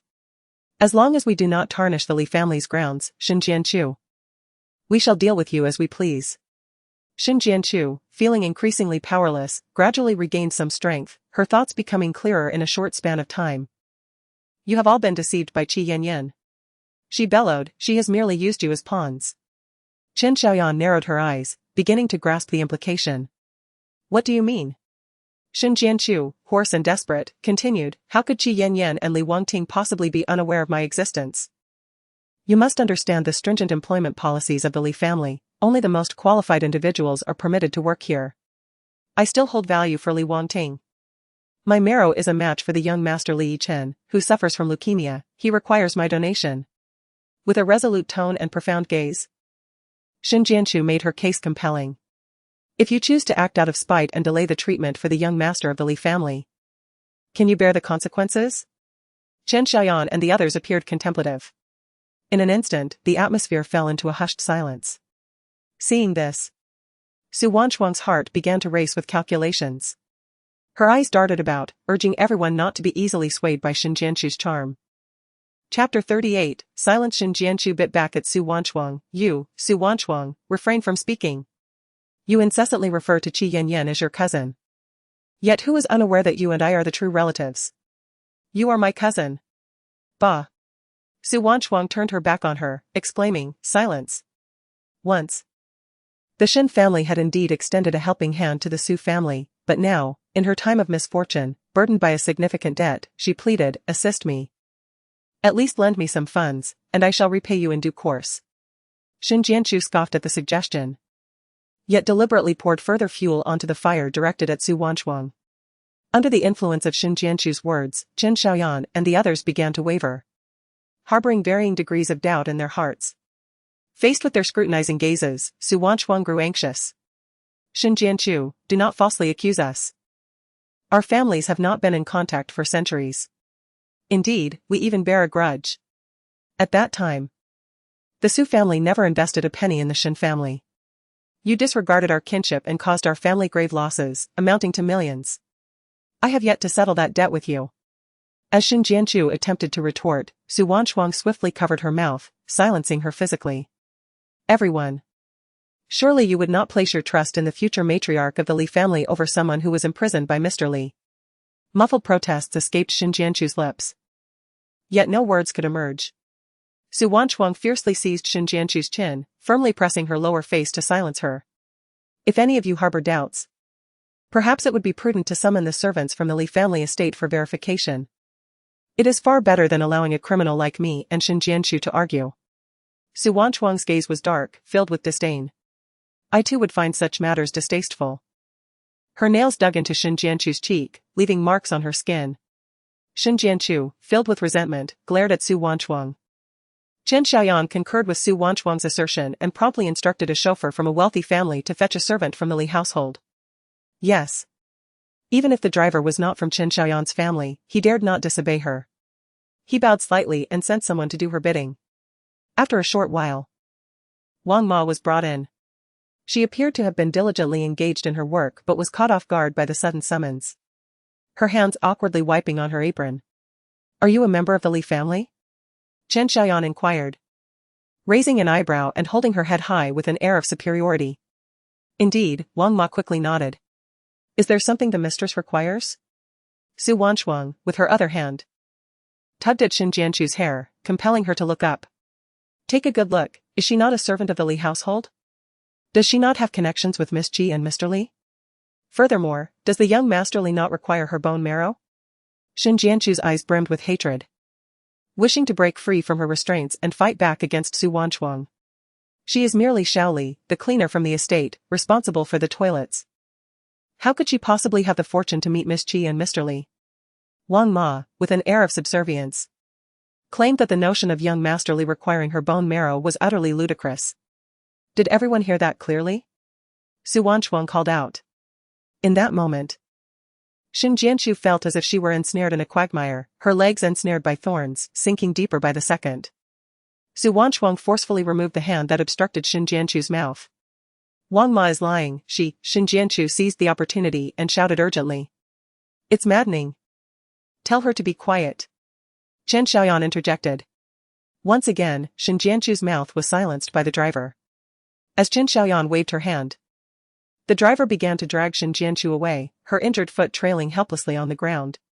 Leading the way, Chen Xiaoyan took Xin Jianchu away, followed closely by a throng of affluent ladies and socialites seeking to vent their frustrations on her.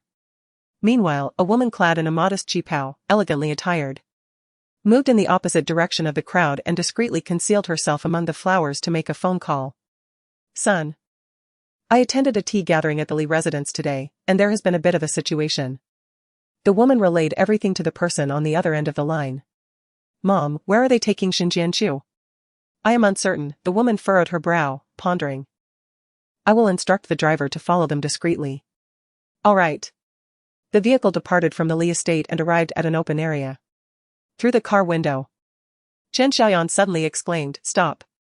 The driver slammed on the brakes. Chen Xiaoyan, having anticipated this, maintained her posture with only a slight wobble.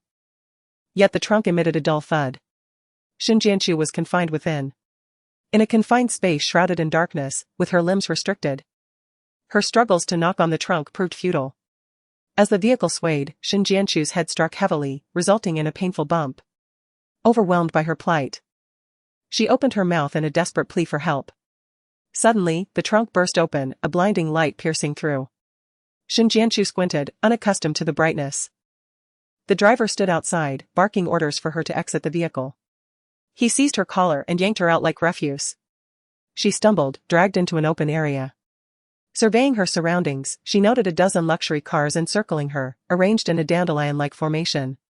The doors swung open, revealing a throng of affluent young ladies and wealthy matrons, flanked by their bodyguards and drivers, advancing towards Xin Jianchu. First, sign the IOU, commanded Chen Xiaoyan.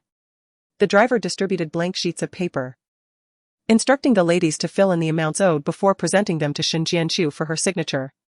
Meanwhile, Chen Xiaoyan stepped aside to make a phone call. I require all the flowers from your store delivered to the coordinates I sent. I refuse to sign. The driver thrust a pen into Xin Jianchu's hand, but she resolutely refused to accept it. Our Xin family's debts will be adjudicated by the authorities and the courts. I have no obligation to draft a note for you. Stop spouting nonsense. A brash wealthy woman stepped forward and struck Xin Jianchu on the head. Your family's assets have long been seized and auctioned off. How do you expect to repay us? Who knows how long you'll drag this out? If you were to sit quietly in prison, I wouldn't have any leverage over you. At this moment, you have fallen into our hands. As a member of the Xin family, you are obliged to bear all debts. You must sign this document, whether you wish to or not. With that, the lady removed her hairpin and pressed down on her hand. She pricked Xin Jianchu's thumb, forcing her hand onto the paper. After all, pressing a thumbprint holds legal weight just as much as a signature. I refuse. Xin Jianchu's resistance was feeble, her finger held firmly against the paper. Blood seeped from her wounded thumb, leaving a vivid crimson impression. The lady proceeded to take photos with her phone, and others followed suit, replicating the act. The blood on Xin Jianchu's finger congealed, only to be pierced once more as she continued to mark her seal. Meanwhile, a small delivery truck transporting flowers sped towards this direction. Chapter 39, Verification. After Xin Jianchu signed all the IOUs, someone inquired of Chen Xiaoyan, what further plans does President Chen have for Xin Jianchu? Years ago, I heard the young lady from the Shin family was allergic to pollen. Yet I never had the chance to verify it, until now. Huh. Chen Xiaoyan scoffed disdainfully. The man from her family, in his eagerness to welcome the mistress into their home, had once lavishly emptied an entire flower shop for her. Consequently, she now felt repulsed at the mere sight of flowers. Had it not been for Qi Yanyan, that formidable advisor to Li Wendong, sending her an invitation, she would not have attended this gathering. Shin Jianchu is just as despicable as that mistress. At that moment, the flower delivery truck arrived. The driver, taken aback by the numerous luxury cars surrounding him, found himself momentarily bewildered. He hurriedly called Chen Xiaoyan, "Manager Chen, should I move all the flowers down from the truck?" "No need to move them," Chen Xiaoyan ordered, instructing the driver to position Shin Jianchu right in the center. One of Shin Jianchu's legs had been injured, making it arduous for her to stand. Under Chen Xiaoyan's direction, the flower delivery truck began to reverse towards Shin Jianchu. Pressed for time and requiring a large quantity, all the fresh flowers from the shop were loaded onto the truck. The container doors swung wide open, revealing a plethora of various blooms inside. The more expensive flowers were bundled together by the staff, alongside smaller and medium-sized potted plants. If arranged thoughtfully, these flowers could create a picturesque scene, pleasing to the eye. However, they were now haphazardly piled together, and combined with the dim light of the container and the swinging of the truck doors, the scene resembled a gaping maw ready to devour. Shin Jianchu crawled on the ground, dragging one leg, each movement sending waves of pain through her. She longed to escape. Yet in her current condition, outrunning a four-wheeled truck was utterly impossible. The driver, wary of an accident, kept a close eye on the rearview mirror. Halting the vehicle just half a meter away from Shin Jianchu. "Tilt the container and dump the flowers directly," Chen Xiaoyan commanded. "What?" The truck driver was taken aback. Although this was a major client, the method of unloading seemed rather extreme. "And there's a woman behind the truck. Hurry up," Chen Xiaoyan urged. The driver stammered, at a loss for words, hesitating in the driver's seat. Chen Xiaoyan opened the driver's side door and dragged the truck driver out. Shin Jianchu, in a state of utter disarray, was scrambling on the ground. A loud crash echoed in her ears. Instinctively, Shin Jianchu turned her head, witnessing the small truck gradually tipping at a precarious angle of 45 degrees, the flowers and potted plants within the container sliding ominously toward the open door. "Ah!" Accompanied by Shin Jianchu's startled cry, the tilt of the container grew steeper.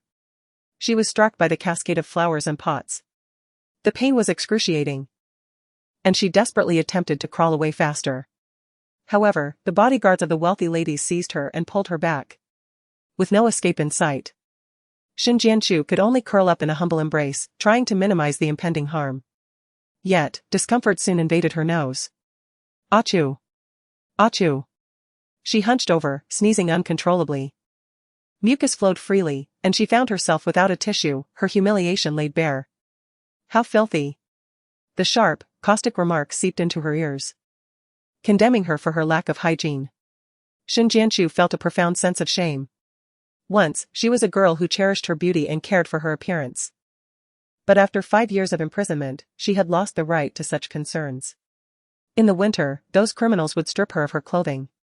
Even as she cowered in a corner, desperately trying to hide, they would unleash high-pressure cold water upon her wounds, watching as they burst open and failed to scab. Then laugh callously, as if witnessing the performance of a filthy clown. She was left with no semblance of dignity. She should be accustomed to it, should she not? Yet, why does her face still burn? Why does her heart continue to ache? In the summer, those individuals would pin her to the ground, scorching her skin with lighters. And no amount of pleading or weeping would avail her. The only response she ever received was, "We are merely following Mr. Li's orders." Mr. Li. Mr. Li. Li Wangting has ruined her entire life. Even after exhausting her thoughts throughout the first half of her existence, she could never have imagined that her life would be stained with the mark of imprisonment. Yet, within those prison walls, she learned that the downfall of the Shin family bore the fingerprints of Li Wangting. He orchestrated the schemes that ensnared the Shin family in a trap, thus leading to their bankruptcy. As for the financial issues, Shin Jianchu remains oblivious to their origins. She simply found herself incarcerated. In prison, her existence was a living hell. Even upon her eventual release, the shadow of her past would eclipse her future, her life, aspirations, and the pride she once took in her education, refinement, and talents would all be rendered worthless. What face does this wretched woman have to continue living? If I were in her position, I would have long since succumbed. The socialites and heiresses continue to murmur. No. She cannot perish. Shin Jianchu had steadfastly clung to her resolve, aiming to restore the Shin family's honor. Now, she must also bequeath her marrow to Li Chen. From the moment of his birth, he has never known a mother's love, and given her current plight, there is little more she can do for him. All she can do is hope for his survival. To live, to thrive in health, and to truly experience this world. After sneezing dozens of times, Shin Jianchu finds herself surrounded by flowers, yet she still attempts to flee. But each time, without fail, she is inexorably drawn back to the center. Subsequently, the bodyguards and drivers, lacking any motivation to move, resorted to physically assaulting her, kicking her back. On the ground, a pool of blood spread, belonging to Shin Jianchu. With no avenue for escape and no means to evade, she resorted to a desperate self-preservation tactic, covering her mouth and nose to minimize inhalation of the overwhelming pollen. Yet, her affliction extended beyond mere olfactory sensitivity. Wherever the pollen touched her skin, large pink welts erupted almost instantaneously, itching insatiably. It felt as if thousands of ants were relentlessly gnawing at her flesh. Unable to withstand the torment, Shin Jianchu instinctively clawed at her skin, yet in doing so, she compromised her ability to shield her mouth and nose, inhaling even more pollen and succumbing to a fit of sneezing.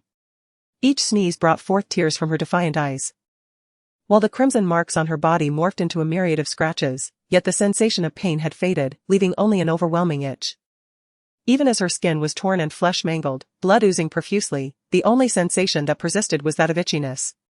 Furthermore, her breathing became increasingly laborious, as if her lungs were being constricted by an immense weight, the space for survival diminishing with each passing moment. Chen Xiaoyan wore a chilling smile. Picking up a rose from the ground, she cupped the bloom in her palm, directing the stem menacingly at Shin Jianchu. Chapter 40, A Desperate Path. The agony of allergies must be unbearable, she mused. Perhaps I shall extend a gesture of kindness and assist you. The stem in her hand was pointedly jabbed at the red welts that had emerged from Shin Jianchu's allergic reaction. In a bid to preserve the freshness of the flowers, the vendor had cut the stems at an angle, thus, although trimmed, the stems were jagged and sharp. Ah! As the stem pierced the red marks on Shin Jianchu's face, no blood flowed, yet the pain was excruciating. Shin Jianchu attempted to sweep away the flower stalks, yet Chen Xiaoyan exerted even more force, wishing fervently to pierce a hole through Shin Jianchu's face. When she finally moved the flower stalk aside, a deep indentation indeed appeared on Shin Jianchu's visage. Aren't you going to react? Chen Xiaoyan inquired, turning to the others. The onlookers had long been restless, their morbid curiosities ignited by the sight of Shin Jianchu rolling amidst the blossoms, utterly unsatisfied with her torment. Much like Chen Xiaoyan, they began to pluck their preferred flowers from the ground, intent on inflicting pain upon the red welts on Shin Jianchu's face, hands, and legs, the result of her allergies.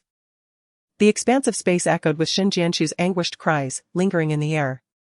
Her garments were stained crimson with blood as she lay on the ground, struggling for breath, her chest rising and falling feebly, reminiscent of a fish on the brink of demise.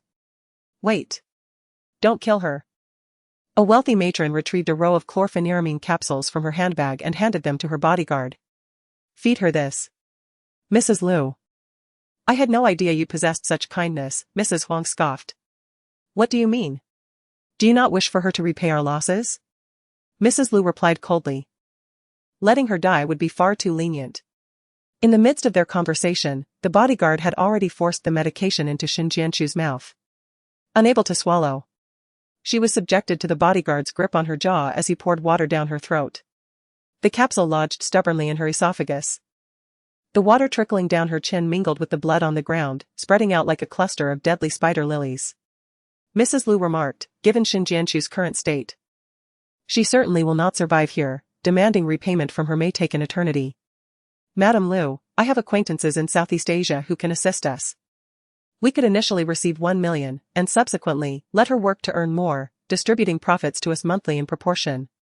Madam Liu, although the process may take time, it will certainly ensure that we do not suffer total loss. What kind of work is involved? A young lady expressed her curiosity. Madame Lu teased her with a smile, stating that she would do anything. A maid, a companion, as long as there is a demand, Shen Jianchu must comply. The inquisitive young lady felt somewhat embarrassed. Her cheeks flushed, and fell silent.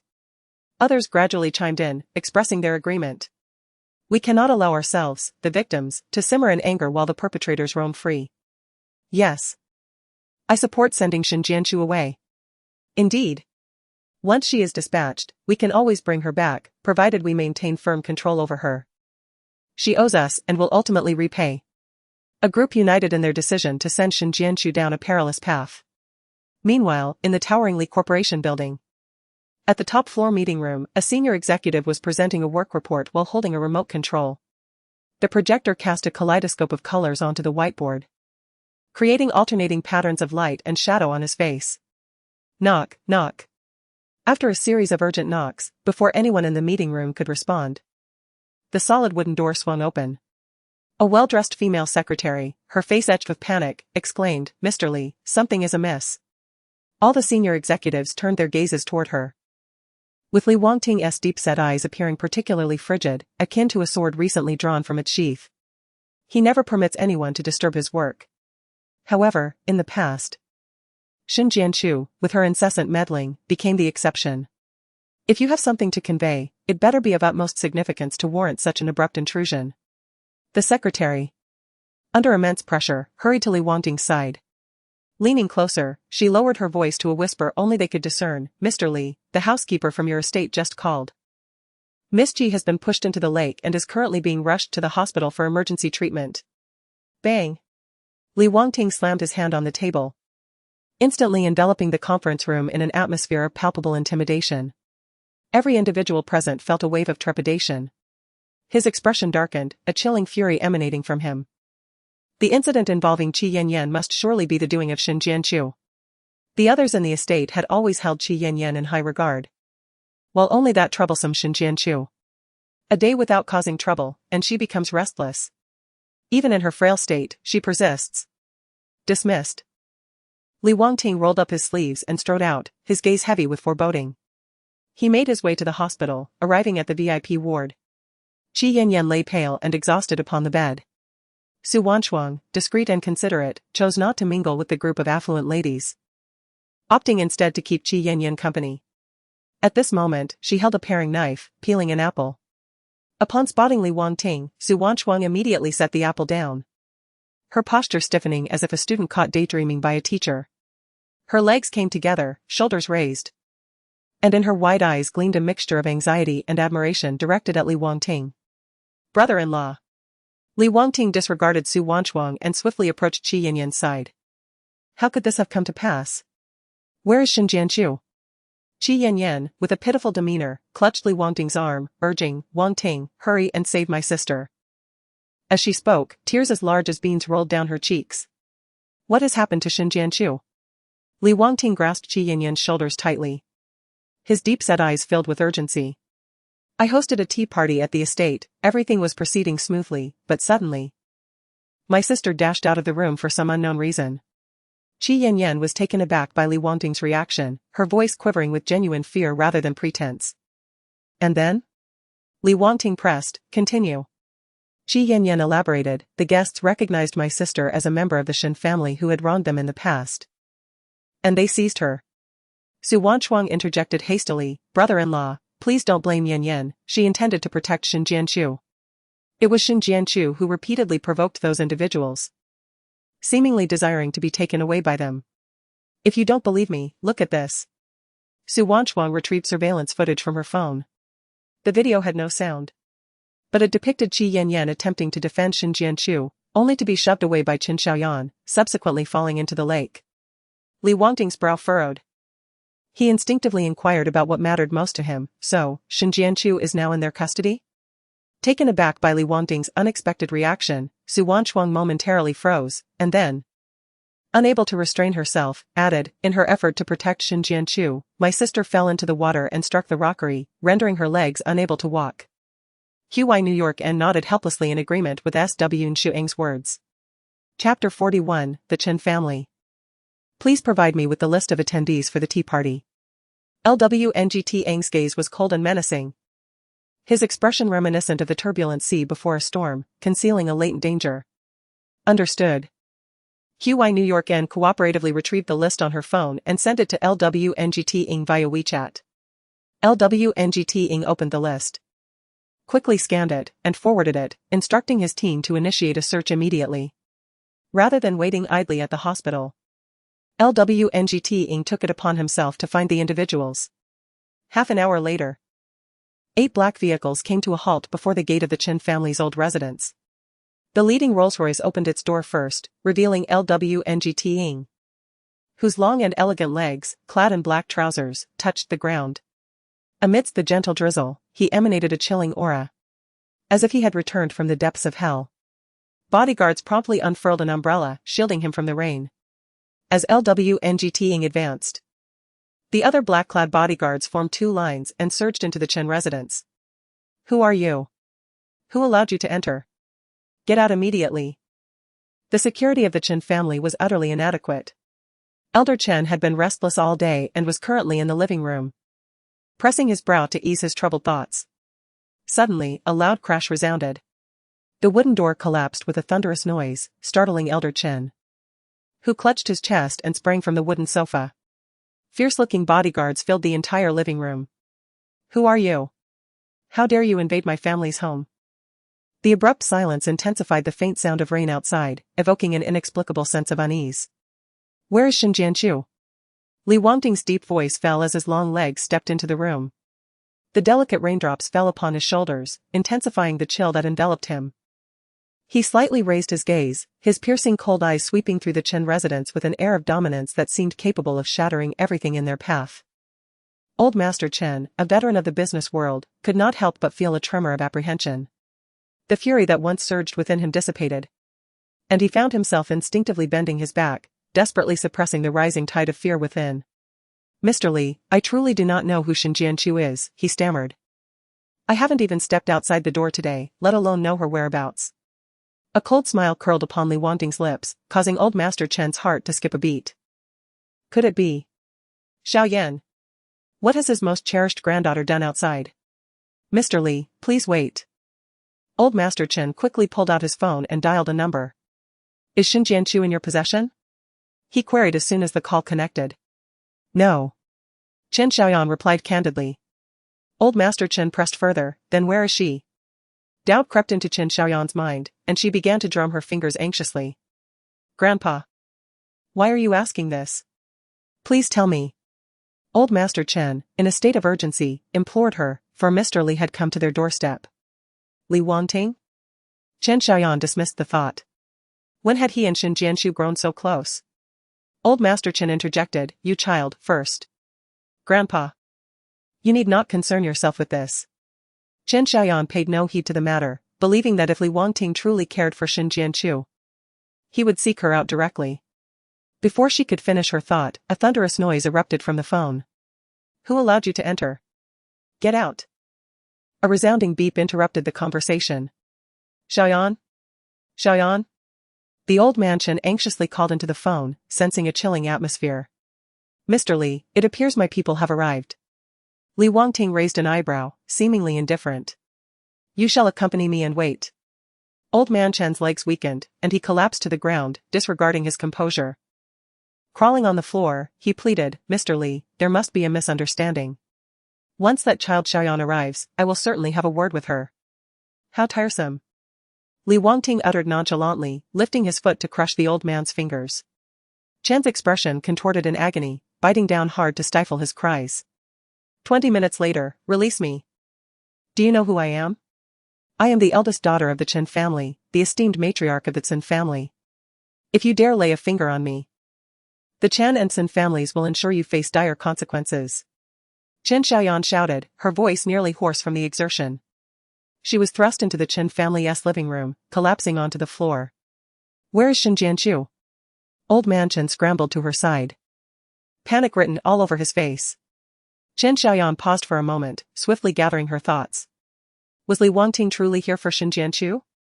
Yet the Xin family genuinely owed Chen Xiaoyan a debt, thus she was in the right.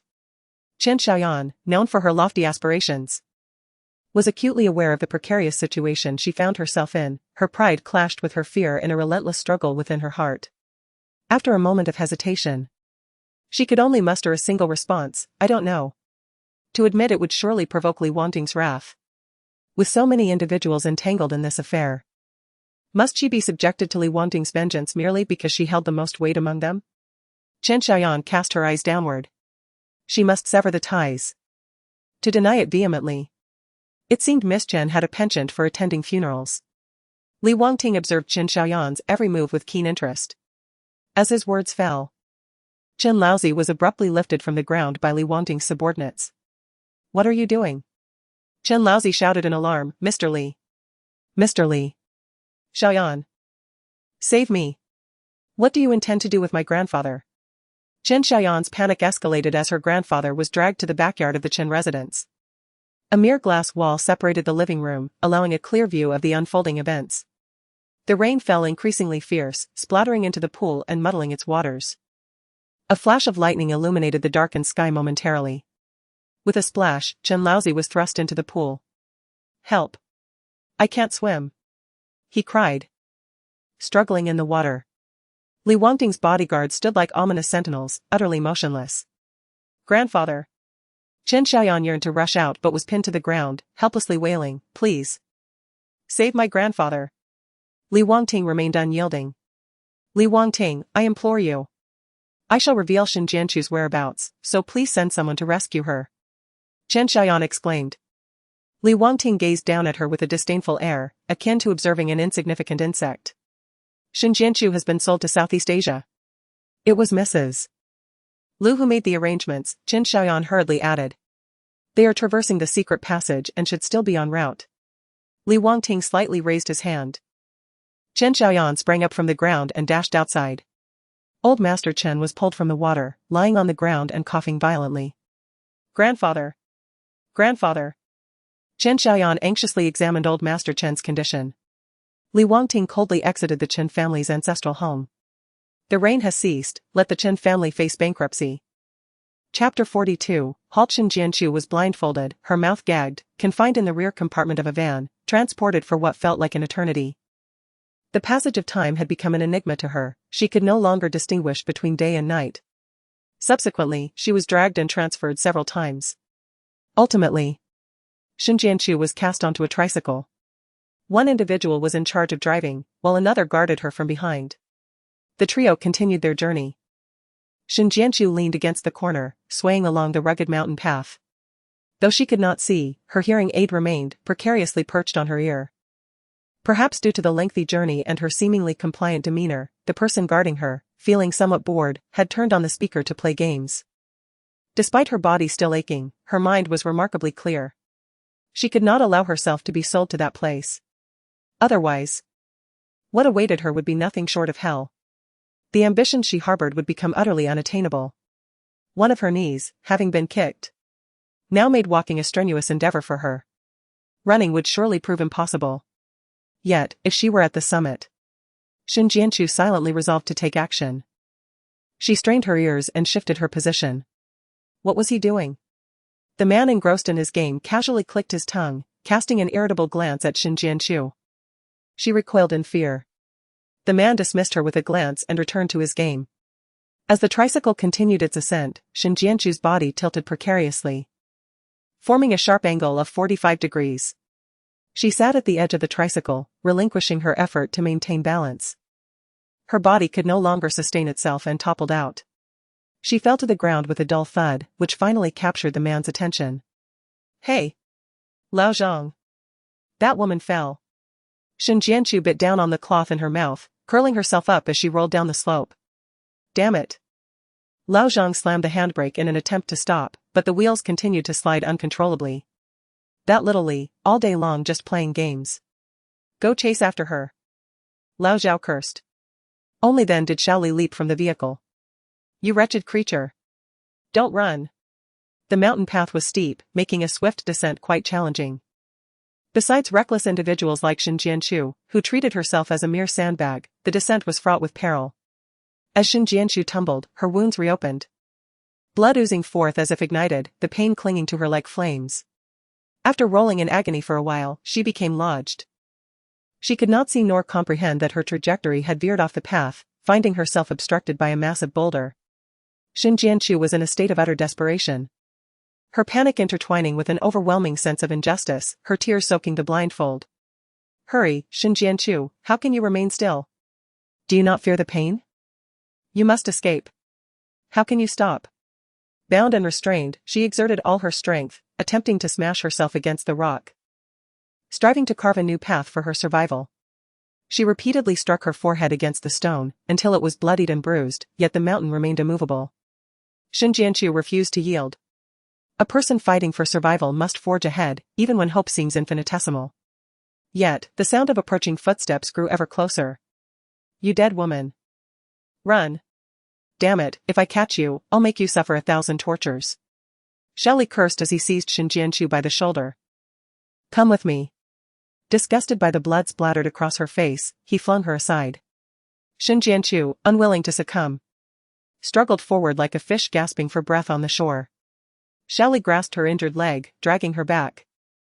Her resistance was feeble and insignificant as she was pulled along. Thud. Once more, she was tossed back into the tricycle. You fool, are you out of your mind? Lao Zhao struck Xin Jianchu across the face, her head snapping to the side. Do you think this is just any place? He slapped her again. This route took us many years to uncover, a path that will never be discovered by the authorities. The metallic taste of blood filled her mouth. Even if you run, you cannot escape. Lao Zhao, exasperated, kicked her. We have a journey to continue, you best not cause us any more trouble. Old Zhao pressed down on Xin Jianchu's other leg, warning her not to force his hand to cripple it as well.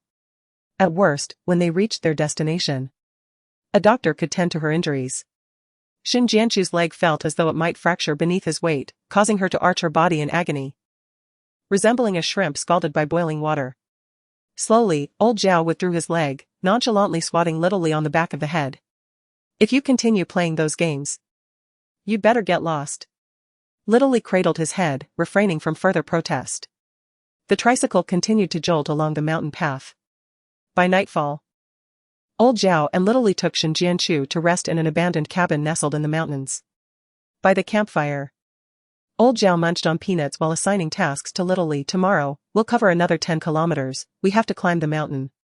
With her leg in that state, you'll be responsible for carrying her. Fine, Little Li replied begrudgingly. Old Zhao tilted his head back to drink, squinting as he scrutinized Xin Jianchu, who leaned against a stone pillar. What's the matter? Little Li inquired, curious. Old Zhao chuckled, are you looking for some amusement?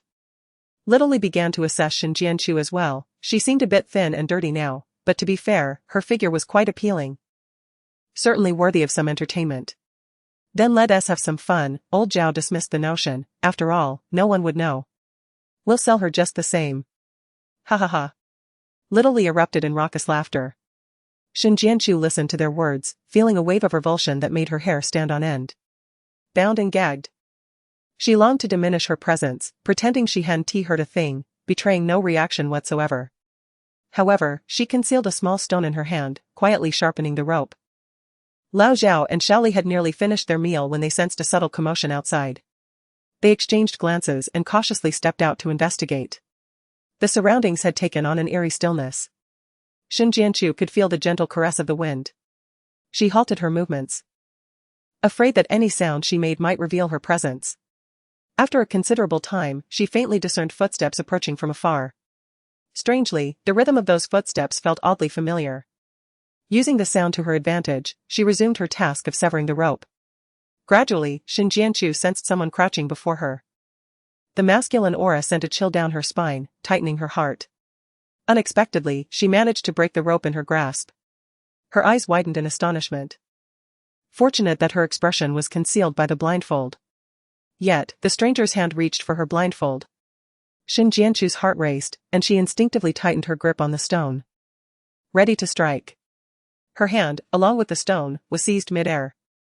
The blindfold was lifted, and a hazy light pierced her vision, revealing. Chapter 43, Elopement. It was Jiang Ren. His slightly pale, handsome face appeared before Xin Jianchu. How could he be here? Shin Jianchu stared in shock. Jiang Ren's gentle smile graced his lips as he removed the cloth from her mouth. This woman was covered in blood. Upon hearing the driver's account of her allergic reaction to flowers, Jiang Ren could hardly bear to imagine. She is far more resilient than one might imagine. Much like the delicate yet remarkably tenacious grass that thrives in the desert. When the fading sunlight cascades upon her, one cannot help but be drawn to her presence. His hand moved to Shin Jianchu's ankle, deftly untying the ropes that bound her. As she gradually returned to her senses, an unprecedented wave of guilt and sorrow surged within her. Even in voicing her thoughts, she found herself trembling with indignation. Your hand. Jiang Ren responded evasively. I brought 4 people with me, the 2 traffickers have already been taken by my men to the police station. Shin Jianchu, unable to press further, felt her eyes sting with unshed tears as she choked out, How did you find me? This time, Jiang Ren did not conceal the truth. My mother also attended the tea party, sensing that something was amiss, she called me. She also instructed the driver to follow you, allowing me to locate you so smoothly. Shin Jianchu nodded slightly, lowering her head, lacking the courage to meet Jiang Ren's gaze, let alone to look at his hand. Jiang Ren casually smiled. A flicker of amusement that did not reach his eyes. All right, let us depart. I have no desire to spend the night here. He bent down, offering his back to Shin Jianchu. She remained motionless for a long while. If you do not get on, can you walk? Jiang Ren inquired. The answer was a resounding no. Shin Jianchu was battered and bruised all over, her legs particularly injured. Gathering her courage, she leaned against Jiang Ren. After a moment of waiting for a response that did not come, Jiang Ren turned his head. Shin Jianchu lifted hers. His lips brushed against her forehead, and the blood from her wound stained the corner of his mouth. Shin Jianchu buried her head even lower, wishing she could dig a crevice in the ground to hide away. Aside from Li Wangting, she had never known another man. The instances of intimate contact with Li Wangting were exceedingly rare. Her entire face flushed crimson, resembling a ripe apple hanging from a branch. Jiang Ren maintained an air of composure, casually turning his head, yet his ears, extending to his neck, blushed a deep red. Hurry. We have a long way to go to leave the mountains. All right. Shin Jianchu feigned nonchalance, pressing against Jiang Ren's back. He lifted her onto his back, guiding her out of the dim, abandoned shack. Only then did Shin Jianchu truly observe the scene outside. Apart from a winding path, the surrounding weeds towered over her, swaying in the night wind like sinister harbingers of the unknown. Jiang Ren had arrived on a motorcycle, which he parked at the entrance. The thunderous roar of industrial machinery reverberated through the ground. Shin Jianchu and Jiang Ren instinctively turned towards the source of the sound. Before long, a large helicopter approached from the distance, its massive rotors whirring as it circled the sky. Due to the narrow mountain paths, there was no suitable place for it to land. The helicopter descended, opening its hatch and lowering a rope ladder, from which descended a dozen men clad in dark tactical jackets. These men were well-trained, landing with stoic expressions, forming a fan-shaped formation that encircled Shin Jianchu and Jiang Ren. Shin Jianchu's heart raced like a drum. The 2 men engaged in this human trafficking business surely had formidable backing. Could it be that their sponsors had come to confront them? At that moment, a man clad in a deep black shirt descended from the rope ladder. Li Wangting's demeanor was somber, his aura fierce and formidable. Shin Jianchu instinctively tightened her fingers, her mind momentarily blank. An individual far more terrifying than those before had arrived. She could not perceive Li Wangting as her savior, rather, she felt he had come to annihilate. His gaze fixated on Jiang Ren, who was carrying Shin Jianchu. And a sardonic smile crept across Li Wangting's face. In the ward, Qi Yinyan's voice echoed in his mind. I held a tea party at the manor. Everything was progressing smoothly until, for some unknown reason, my sister suddenly dashed out of the room. Furthermore, Su Wanxiang's remark about Shin Jianchu repeatedly provoking those individuals, as if she deliberately wished to be taken by them, lingered. Thus, the so-called abduction of Shin Jianchu was merely a convenient pretext for eloping with Jiang Ren. He truly had no idea that Shin Jianchu possessed such cunning, such guile. The flames of rage surged uncontrollably within Li Wangting. Shin Jianchu, you are remarkable. Jiang Ren pressed his thin lips together, his complexion paling slightly, as he silently confronted Li Wangting. He would not forget Li Wangting's past deeds. Shin Jianchu must not fall into his hands. Shin Jianchu acutely sensed the shift in atmosphere, fear creeping up her spine, the threat pressing against her throat. Li Wangting, you mustn't. Jiang Ren's words remained unspoken. Bang! Shin Jianchu's head collided with Jiang Ren's. He immediately felt dizzy, stars exploding before his eyes. His eyelids heavy, and darkness enveloped him as he collapsed to the ground. Shin Jianchu was also thrown out. She barely managed to rise from the ground and immediately rushed to check on Jiang Ren's condition. Fortunately, he had merely lost consciousness. She then turned her desperate gaze towards Li Wangting. It was you who saved me. Is this how you repay kindness?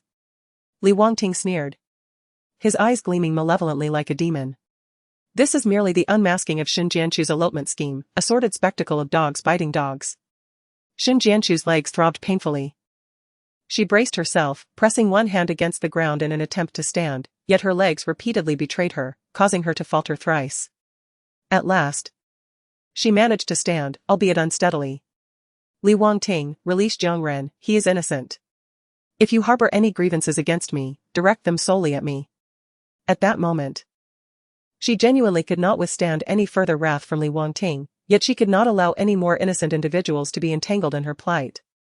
Moreover, she could not bear the thought of Jiang Ren incurring Li Wangting's ire on her behalf. She was unworthy of such sacrifice. Her garments were stained crimson with blood. As the breeze swept by, it fluttered the fabric, rendering her a striking image akin to a thorny red rose from a distance. Li Wangting's fury intensified. Did she truly comprehend her words? For Jiang Ren, was she willing to disregard everything? He strode forward, his long, cold fingers encircling Shin Jianchu's throat, tightening gradually. Do you think you are worthy to bargain with me? I know I am not, Shin Jianchu replied, her gaze dimmed, resembling the last flicker of a dying star. Her voice imbued with resolute desperation. So, I implore you. Command me as you will. From this moment forth, should you instruct me to go east, I shall not dare venture west. Should you decree my demise, I would not dare to cling to life. Chapter 44, The Fire Pit. A flicker of flames danced in the depths of Li Wangting's profound gaze, while a chilling smile graced his thin lips. Shin Jianchu, for him. You are indeed willing to sacrifice everything. Then allow me to fulfill your desires. Moments later, a bonfire blazed to life on the ground, stretching a full half-meter in length.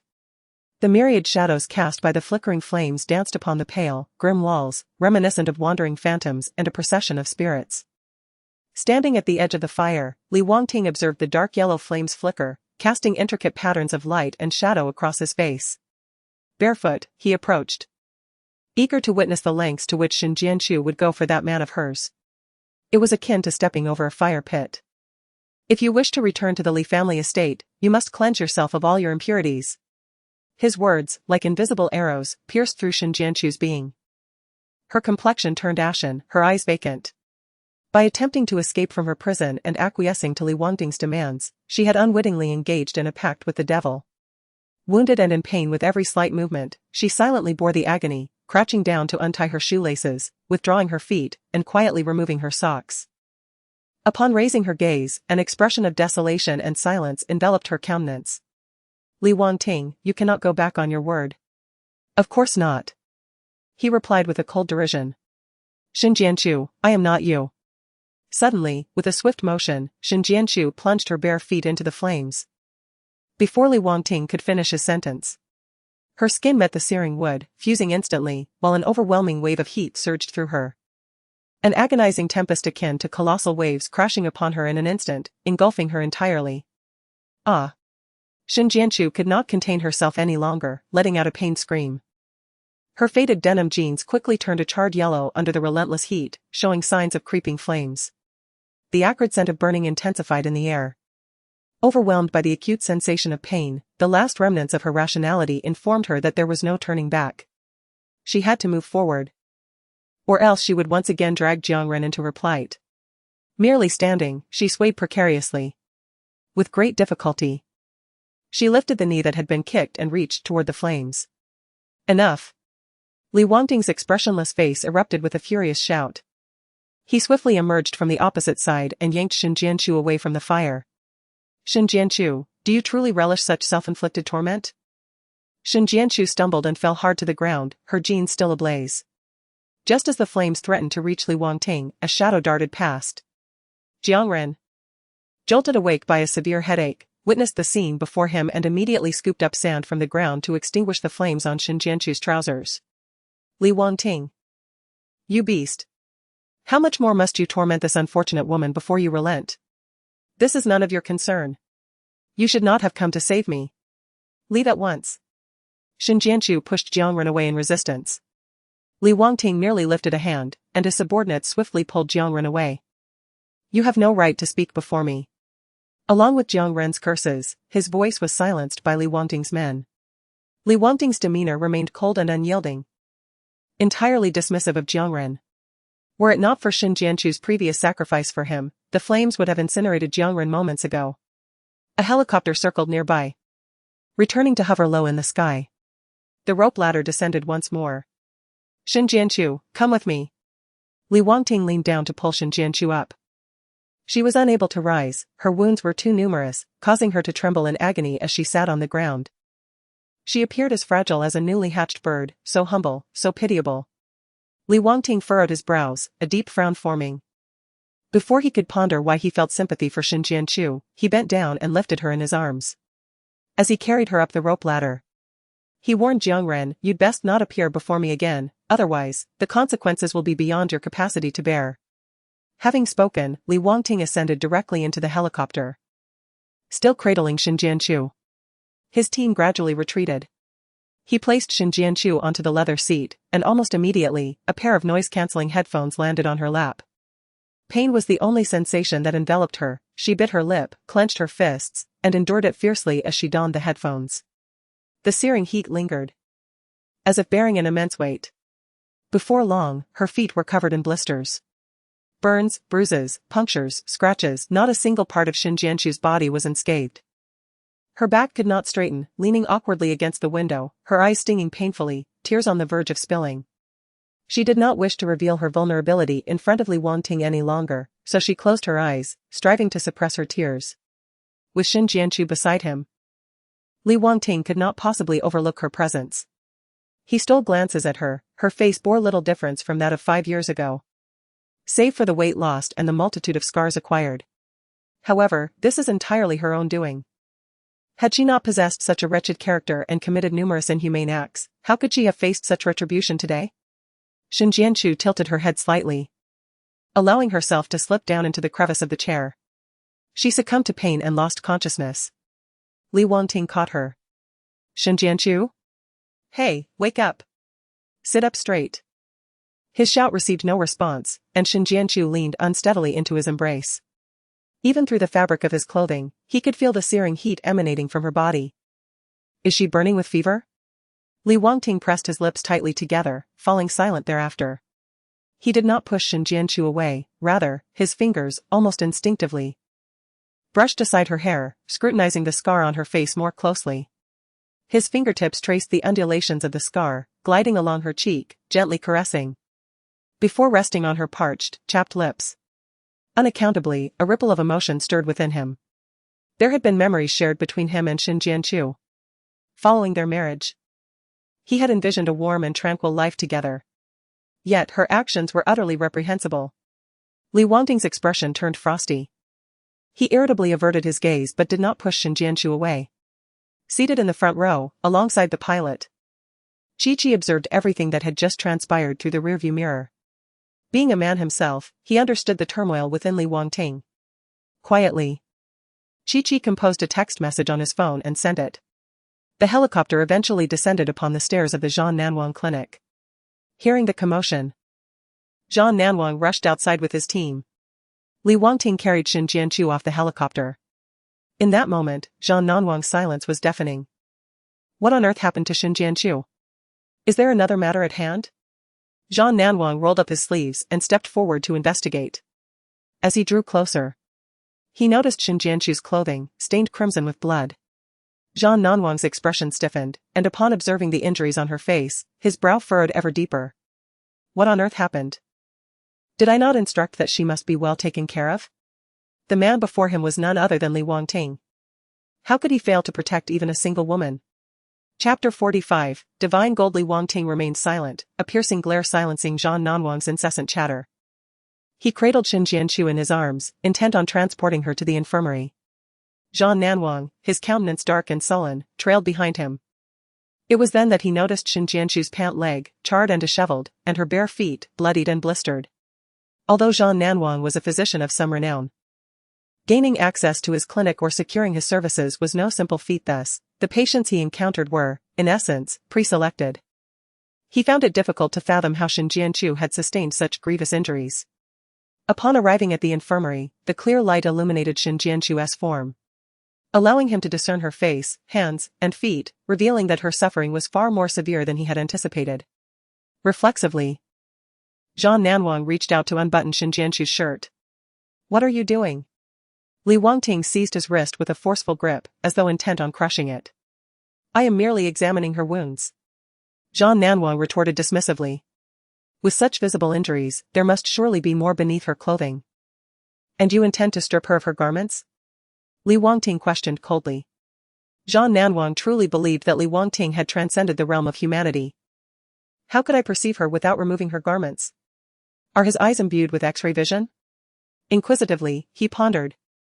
How could he have been oblivious to Li Wangting's exceptional prowess in the past? Li Wangting uttered two words through clenched teeth and shook off Zhang Nanwang's grasp. After a moment of contemplation, he unfastened the first button of Xin Jianchu's shirt, only to remain motionless thereafter. Zhang Nanwang, feeling anxious, scratched his head in confusion. "Consult a physician?" he exclaimed. "What for? Otherwise, is he to leave? Aren't there female doctors available?" Li Wangting seemed to have made a deliberate choice. "Very well. I shall procure one for you." Zhang Nanwang, thoroughly vexed, walked away to summon assistance. As soon as the female doctor arrived, Li Wangting cleared the room of all others, leaving only himself and the physician. The doctor, feeling the weight of the moment, wiped the sweat from her brow and proceeded to unbutton Xin Jianchu's shirt. Upon removing the drab garment, it became evident that Xin Jianchu was clad in merely a white tank top beneath, revealing her skin marred by numerous bruises and scars. In this era of legal governance, the female doctor was taken aback. A flicker of emotion broke through Li Wangting's otherwise impassive demeanor.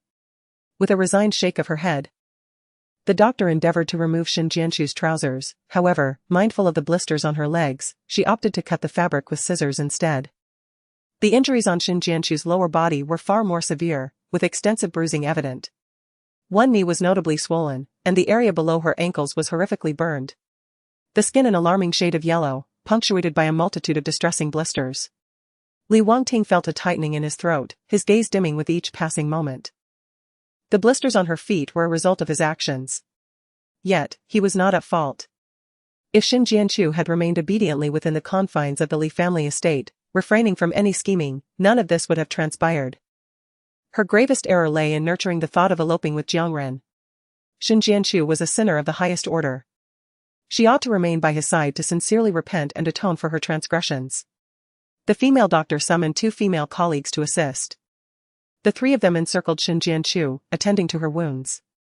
After nearly an hour of dressing her injuries, the doctor suspected there were further wounds on Xin Jianchu's back and instructed her colleagues, "Lift her up."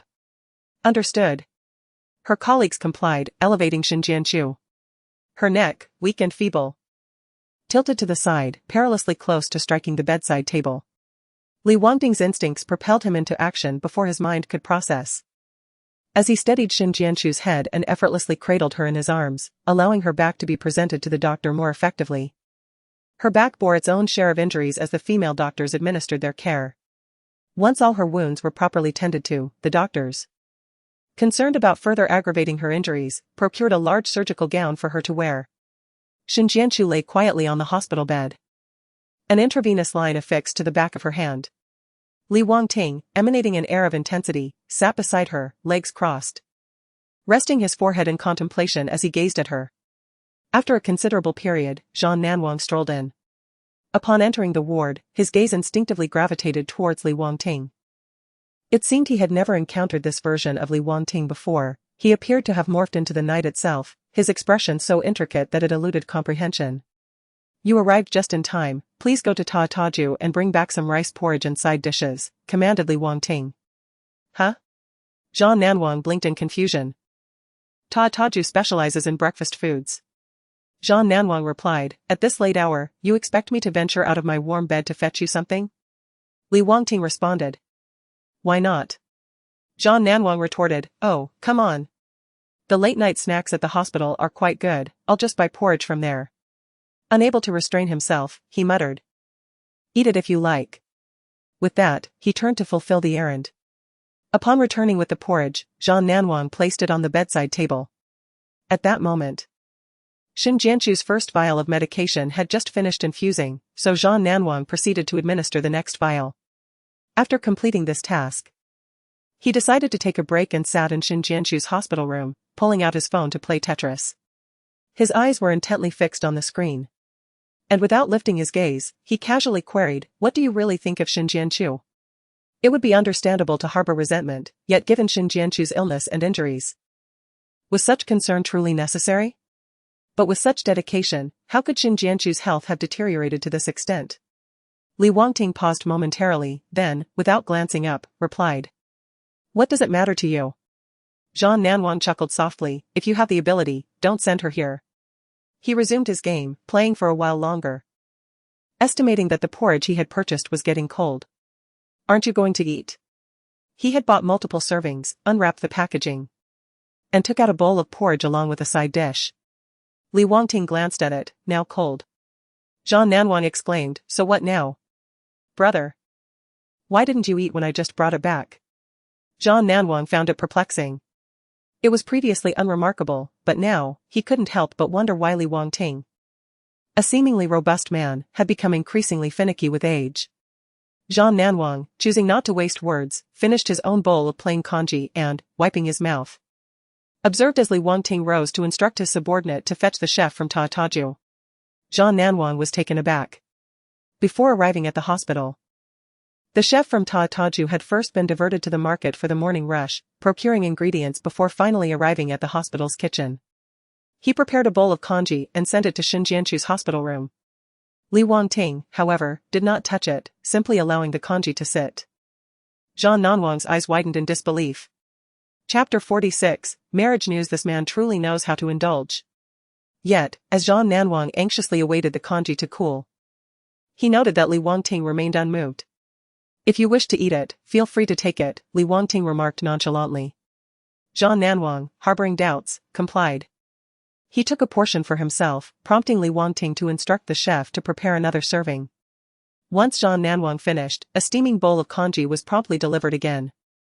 Yet, Li Wangting continued to let the congee cool before offering it to Zhang Nanwang. This cycle repeated 3 times until the chef arrived with a 4th bowl of congee. With a satisfied pat on his round belly, Zhang Nanwang declined further, stating, I can no longer eat.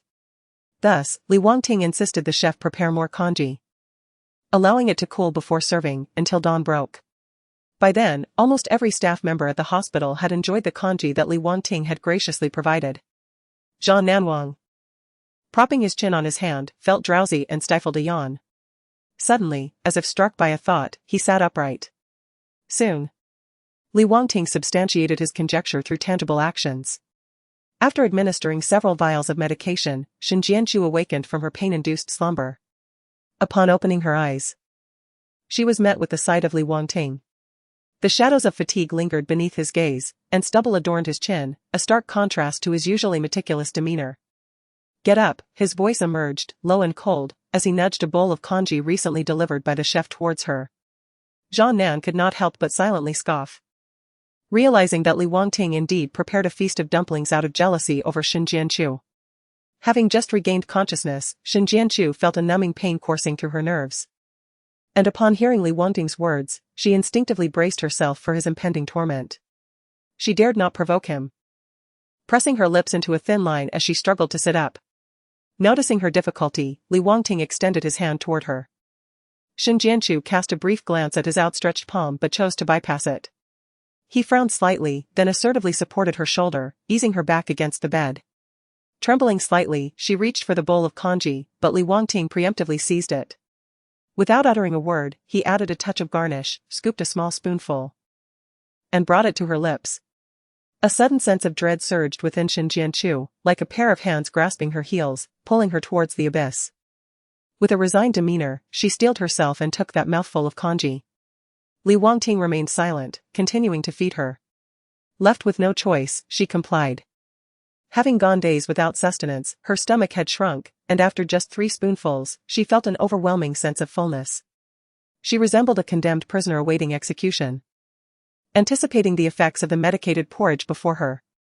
To her astonishment, beyond feeling uncomfortably full, she experienced no other sensations. Li Wangting maintained an impassive demeanor as he continued to feed her.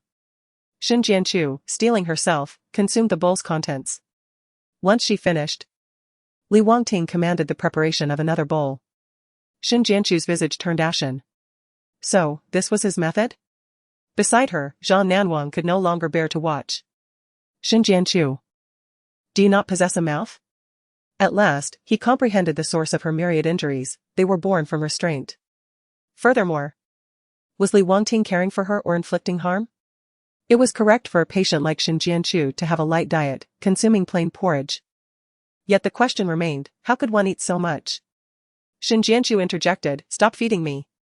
Zhang Nanwang exclaimed, if you continue, I shall have to administer a digestive injection. After saying this, he cast a pointed glance at Li Wangting. Do you not see that she is on the verge of vomiting? Li Wangting remained silent. He set down the bowl, signaling for the mess to be cleared away, and instructed that the chef from Taotaji be sent back. Zhang Nanwang replaced Shin Jianchu's medication bottle and busied himself. Once the infusion is complete, press the emergency button, I shall arrive promptly, he cautioned. Understood, came Li Wangting's indifferent nod.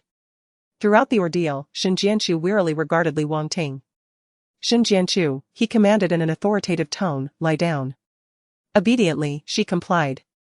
Reclining on the bed, her eyes lifelessly fixed on the ceiling, Li Wangting gazed intently at her, his tone not overly forceful, instructing, close your eyes. Like a marionette. She acquiesced to his will and shut her eyes. She remained in a state of utter oblivion, akin to a lamb awaiting slaughter, entirely at the mercy of Li Wangting. Li Wangting rested his head against his hand, his fingers pressed to his temples, quietly keeping vigil beside her. Time seemed to stretch indefinitely until Chi-Chi arrived with documents for Li Wangting to sign. He lowered his gaze to the papers, signing them before returning them to Chi-Chi. Chi-Chi instructed a bodyguard to deliver them back to the Li Corporation, opting to stay behind. The room was enveloped in silence, so profound that even the drop of a pin could be heard. Shin Jianchu, devoid of any attachment, closed her eyes to rest. Feeling akin to fish on a chopping board, pondering was of no avail. Li Wangting appeared to be in a state of repose. Yet his gaze subtly lingered on Shin Jianchu. Chi-Chi smirked slightly, seemingly nonchalantly turning on the television. He intentionally lowered the volume, yet in such a tranquil atmosphere. Even the faintest sound was amplified. At that moment, the host of the entertainment program reported, according to our correspondent, recently, Lu Corporation's heir, Lu Huichen, was allegedly kissed forcefully by an unknown woman at a certain club. Li Wangting abruptly shifted his gaze, fixating on the television screen, where his dark eyes stirred with tumultuous waves, as if he sought to engulf every vessel at sea. Shin Jianchu, too, acutely heard the voice emanating from the television, her heart and brow pulsing in unison. The broadcast continued, revealing that the woman had been quite discreet, leaving immediately after her conquest.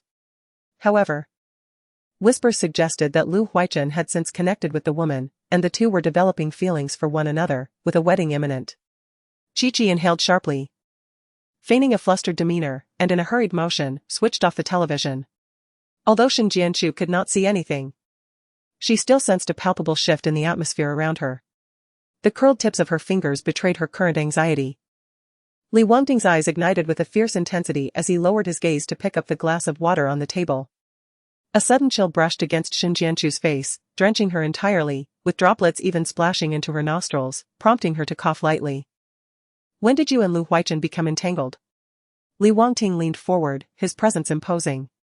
Their gazes locked, and Shin Jianchu felt the overwhelming pressure emanating from him, as if she were teetering on the edge of a precipice, in imminent danger. Answer me. Li Wangting's voice was low, yet the simmering fury within him seemed poised to erupt like a dragon's breath. I have not seen Lu Huichen again. Shin Jianchu could not comprehend Li Wangting's capricious temperament. Why did he presume that she, Shin Jianchu, possessed the ability to seek out others for assistance in her escape? You lie. Li Wangting was entirely unconvinced. Chapter 47, The Deceased. Shin Jianchu, how many truths can possibly reside within those lips of yours? Li Wangting seethed with rage. His anger coursing chaotically through his chest, seeking an outlet. Li Wangting, I am not deceiving you. Shin Jianchu was on the brink of madness from his obstinacy. She had never concealed anything from him, nor lied, yet he remained obstinately unwilling to grant her even a modicum of trust. Li Wangting's eyes darkened. Do you think that because I need your marrow, I am powerless against you? Aren't you and your mother the closest? What if I were to unearth her grave? The chilling aura of Li Wangting enveloped Shin Jianchu, his dark gaze devoid of any light. Just right, it allows for a reunion between you and your son. Li Wangting. Do not go too far. Shin Jianchu raised her voice. Her repeated endurance and suppression had only led to his escalating cruelty. You dare speak to me in such a tone? Li Wangting scoffed, recalling the earlier moment when Shin Jianchu, in her desperation for Jiangren, even contemplated using shards of glass to harm him. The scars she had inflicted remained on his arm. At that moment, the medication in Shin Jianchu's forebottle had run dry, her veins, under pressure, refused to let the air in the foreline enter, causing her blood to begin to flow backward. In a fit of rage, Li Wangting cast a cold glance at her wrist and tore the foreline from her skin. Blood gushed forth uncontrollably, splattering across his cold, fierce visage, intensifying his already bloodthirsty demeanor. He pressed the tip of a syringe against Shin Jianchu's throat. Aside from Jiangren and Lu Huichen, how many men have you secretly seduced, Shin Jianchu? With danger constricting her throat. The mockery in Shin Jianchu's eyes grew more pronounced. Li Wangting, before you slander me, I implore you to use your brain. I reside daily in the Li family villa. Under your very nose, without even a mobile phone. How could I possibly contact anyone else? Shin Jianchu felt a sense of despair. Since all her struggles were in vain, she resolved to provoke him, daring him to end her life. The world resembled a hopeless hell, and Shin Jianchu had endured enough. Resolutely, she closed her eyes. The fury surging within Li Wangting's chest only heightened his irritation. In frustration, he discarded the syringe, overturned the trash can, and stormed out, slamming the door behind him. The deafening sound of the door crashing shut startled Shin Jianchu into opening her eyes. The ward was now devoid of any presence. Yet, Shin Jianchu dared not let her guard down. Li Wangting was akin to a living demon, capable of returning at any moment to humiliate and torment her by any means necessary. Blood continued to spurt from her wounds, and within less than a minute, her lips had turned a deathly pale. Since she could not succumb to death, she resolved to survive, pressing down on the puncture on her hand. Suddenly, the door swung open, causing Shin Jianchu to jump in fright, her doe-like eyes anxiously fixed on the entrance. To her astonishment, Zhang Nanwang had been summoned, and upon witnessing the blood splattered everywhere, a scene reminiscent of a murder site, his heart sank. Shin Jianchu was truly adept at delivering surprises. Without hesitation, Zhang Nanwang rushed over, yanking open the drawer of the bedside table to retrieve bandages to staunch Shin Jianchu's bleeding. His brows furrowed deeper, struggling to comprehend why Li Wangting's entanglement with Shin Jianchu seemed to deepen. Do you still love Li Wangting? Zhang Nanwang could not restrain his curiosity. Is it a love that makes you unwilling to leave, no matter what? Shin Jianchu offered a faint smile. Do I look like someone who can walk away? Zhang Nanwang. Although Zhang Nanwang and Shin Jianchu were not particularly close, he finished tending to her wounds before taking his leave. After approximately 2 hours, a nurse arrived pushing a wheelchair to find her. The wheelchair was burdened with the garments previously worn by Shin Jianchu, now marred with bloodstains and irreparably tattered. Do you still wish to keep this attire? The nurse inquired, retrieving another set of clothes from behind the wheelchair. These were provided on Mr. Li's instructions. They are all new. Please assess their suitability. Should they not fit, you may exchange them. Shin Jianchu furrowed her brow and reached for her former clothing. Her trousers had been shredded into strips, rendering them unwearable. However, the shirt had been laundered and might still be salvageable. As she attempted to reclaim her shirt, her fingers inadvertently brushed against a hard object within the pocket of her trousers. She pulled it out to discover it was the identification badge given to her by Wang Ma for Jiangren. A flicker of recognition crossed Shin Jianchu's eyes. Once the nurse assisted her in donning the new clothes, Shin Jianchu found herself unable to walk normally due to an injury to one leg and burns on the other. Thus she settled into the wheelchair, which was then pushed to the parking lot. There, Li Wangting awaited her. His expression cold and impassive as he sat in the back of the vehicle. Outside the car stood two imposing bodyguards, resembling sentinels. Yet, as Shin Jianchu sought to board, no one offered assistance. The individuals inside and outside the vehicle stood as if they were mere wooden statues. The nurse, visibly perturbed, mumbled for assistance. Could someone lend a hand? But her plea went unanswered. Li Wangting's patience was notoriously scant. Shin Jianchu, unwilling to trouble the nurse further, gripped the armrest of the wheelchair, gritting her teeth to endure the pain radiating from her legs as she attempted to rise. The sensation was akin to stepping upon razor blades. The nurse quickly supported her and opened the car door. Gazing at the vacant seat beside Li Wangting in the rear, Shin Jianchu bit her lip. Was she permitted to sit there? If she did, would he once again lose his composure? Shin Jianchu lingered, hesitant to board the car, her legs growing weaker by the moment. What are you dawdling for? Li Wangting snapped abruptly. Shin Jianchu's knees buckled, threatening to collapse. Quick as a flash, Li Wangting seized her hand and, with a firm tug, pulled her into the vehicle. The two bodyguards finally sprang into action, shutting the door on Shin Jianchu's side and stowing her wheelchair in the rear compartment.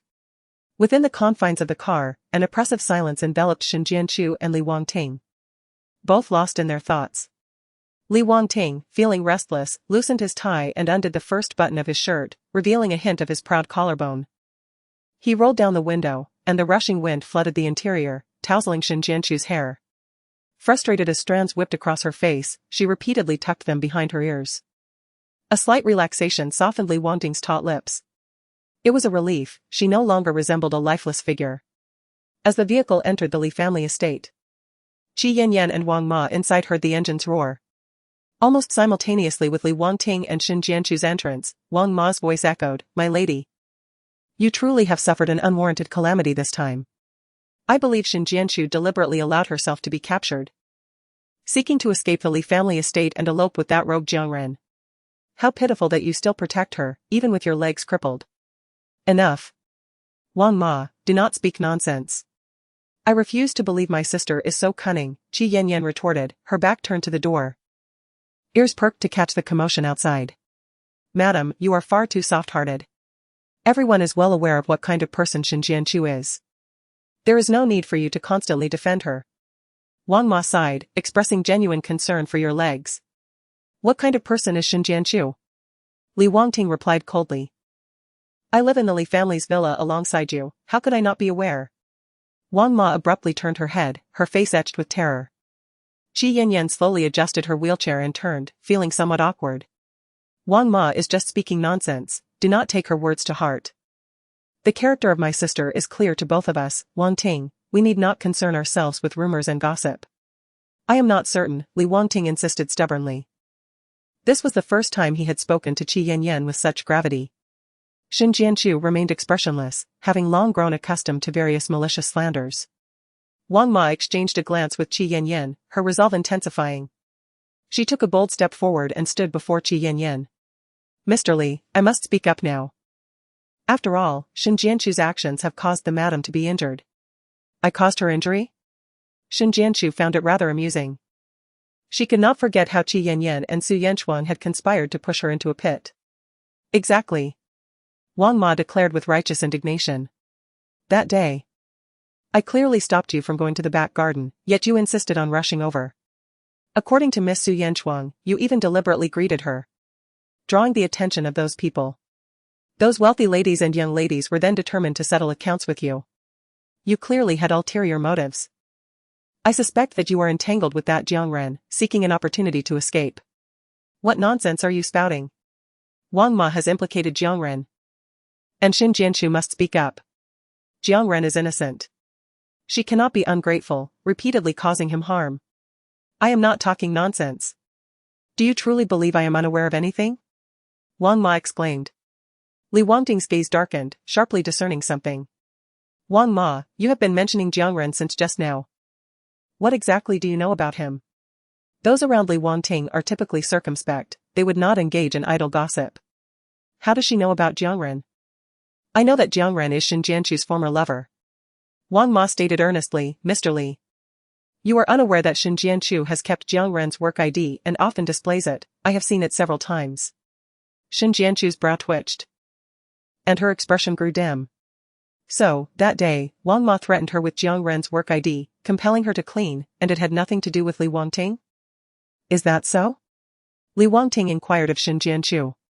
His frigid words fell upon her like a looming storm cloud, instantly appending her world. No. Shen Jianchu suppressed her voice. Pleading, Li Wangting, can you trust me just this once? Mr. Li, do not heed her evasions, let me search her room, and the truth will naturally emerge. Wang Ma interjected. Qi Yanyan feigned difficulty, her gaze sorrowfully flitting between Wang Ma and Shen Jianchu, sighing repeatedly. She cannot search. It is well known that I am at odds with her, and you cannot tolerate Jiangren. Who knows if she might deliberately frame me? Shen Jianchu felt utterly helpless. Li Wangting, I am weary of bearing the blame.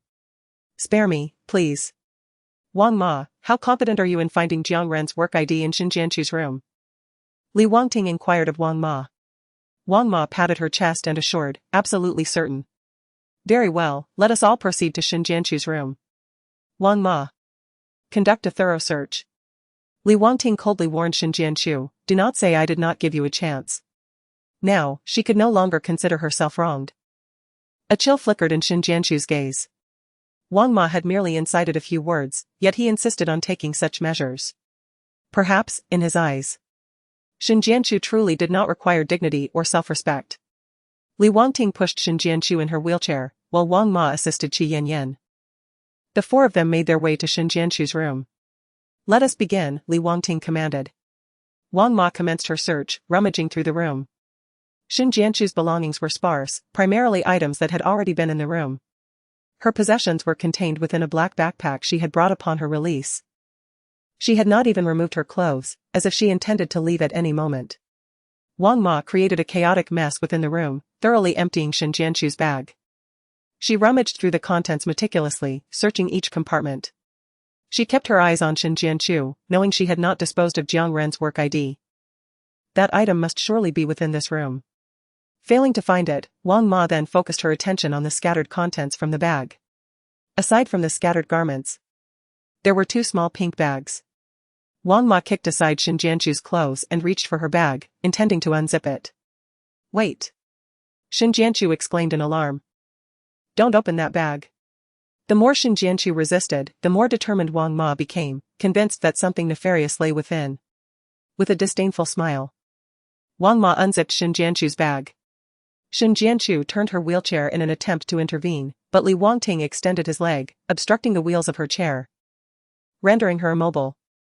As Wang Ma poised to upend the bag, Shen Jianchu, in a fit of desperation, stood up and fell to the ground. The contents of the bag scattered across the floor.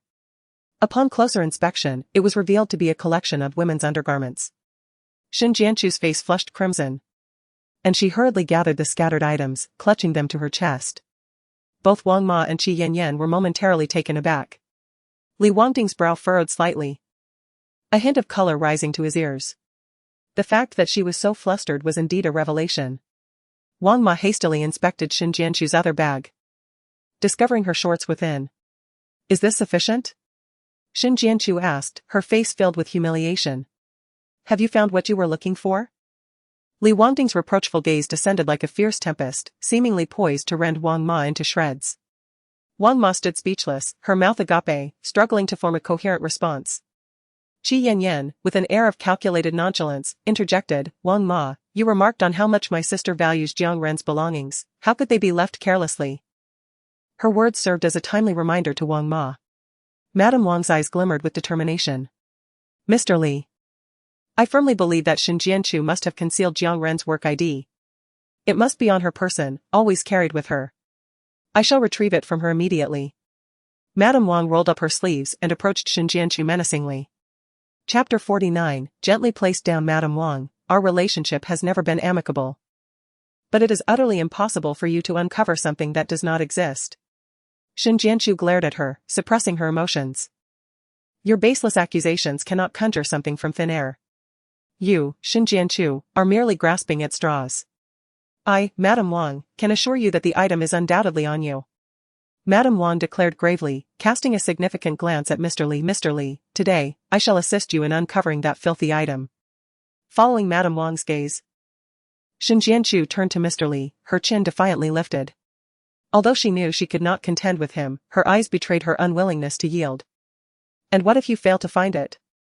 Mr. Li inquired. If I cannot accomplish this trivial task, then there is no reason for me to remain in the Li estate any longer, Madame Wang declared with unwavering confidence. And what about me? Am I merely to be subjected to your slander? Xin Jianchu retorted, a sharp smirk gracing her lips. Madame Wang rolled her eyes dramatically. Should I kneel and apologize to you? Perhaps allow you to strike me 3 times in penance? She replied, crossing her arms with self-assurance. Kneeling before someone like you is beneath me. Xin Jianchu shot back coldly, dismissing the very thought of striking her. You. Madame Wang huffed in indignation. What sort of person is Madame Wang? What sort of person is Xin Jianchu? Li Wangting tacitly accepted Wang Ma's assertion. If Jiang Ren's identification card were not found, Wang Ma would undoubtedly face her due consequences, and Xin Jianchu would have profited from the situation. What grievances could she possibly harbor? Xin Jianchu's gaze towards Li Wangting dimmed. Indeed. She ought to constantly remember that Li Wangting's greatest pleasure in this life is to shatter her spine, piece by piece, and to trample her dignity mercilessly into the ground. Li Wangting raised his hand slightly, signaling Wang Ma to proceed with her search. Wang Ma leaned closer to Xin Jianchu, her hands reaching for her pockets and trousers. Reluctant to endure such humiliation, Xin Jianchu resisted, grappling with Wang Ma. Accustomed to physical labor, Wang Ma exerted considerable strength. Seizing Xin Jianchu's slender arms and lifting her as if she were a mere chick, turning out her pockets. Let go of me. Xin Jianchu protested. Mr. Li and Madame are present. Once I find what I seek, I shall not touch you again, Wang Ma replied coldly. However, Xin Jianchu's pockets were utterly devoid of any contents. Wang Ma paused momentarily, then regained her confidence and reached for Xin Jianchu's trousers. Before her hand could delve inside, she felt a bulging sensation, a triumphant grin spread across her face, her smile deepening into the creases at the corners of her eyes. Don't move. With immense satisfaction, she yanked out the contents and carelessly tossed them to the ground. To her astonishment, what lay within Xin Jianchu's pocket was not the alleged work ID of Jiang Ren, but rather a few crumpled tissues bundled together. Wang Ma stood frozen, and Qi Yinyan's expression also soured. Have you searched enough? Is there something you seek? Xin Jianchu questioned Wang Ma. Wang Ma's eyes darted. You are a woman of many schemes, you must have concealed it within that garment of yours. Undeterred, Wang Ma reached out to touch Xin Jianchu's chest. Overwhelmed by a profound sense of humiliation, Xin Jianchu began to struggle desperately. You have gone too far. You cannot defame me, so you resort to this form of humiliation. Wang Ma, unperturbed by Xin Jianchu's resistance and accusations, continued her advance. Just as Wang Ma was about to overpower Xin Jianchu, Li Wangting's cold voice echoed, how long will this farce continue? Startled, Wang Ma instantly released Xin Jianchu. Facing Li Wangting with sincerity. Mr. Li, she is still lying. Then have you found it? Li Wangting replied impatiently, furrowing his brows. If you clearly have not found anything, cease your relentless pursuit. A wave of discomfort washed over Li Wangting at the audacity of Wang Ma to unjustly accuse and humiliate Xin Jianchu in his presence. Mr. Li, I apologize. Wang Ma lowered her head, filled with remorse.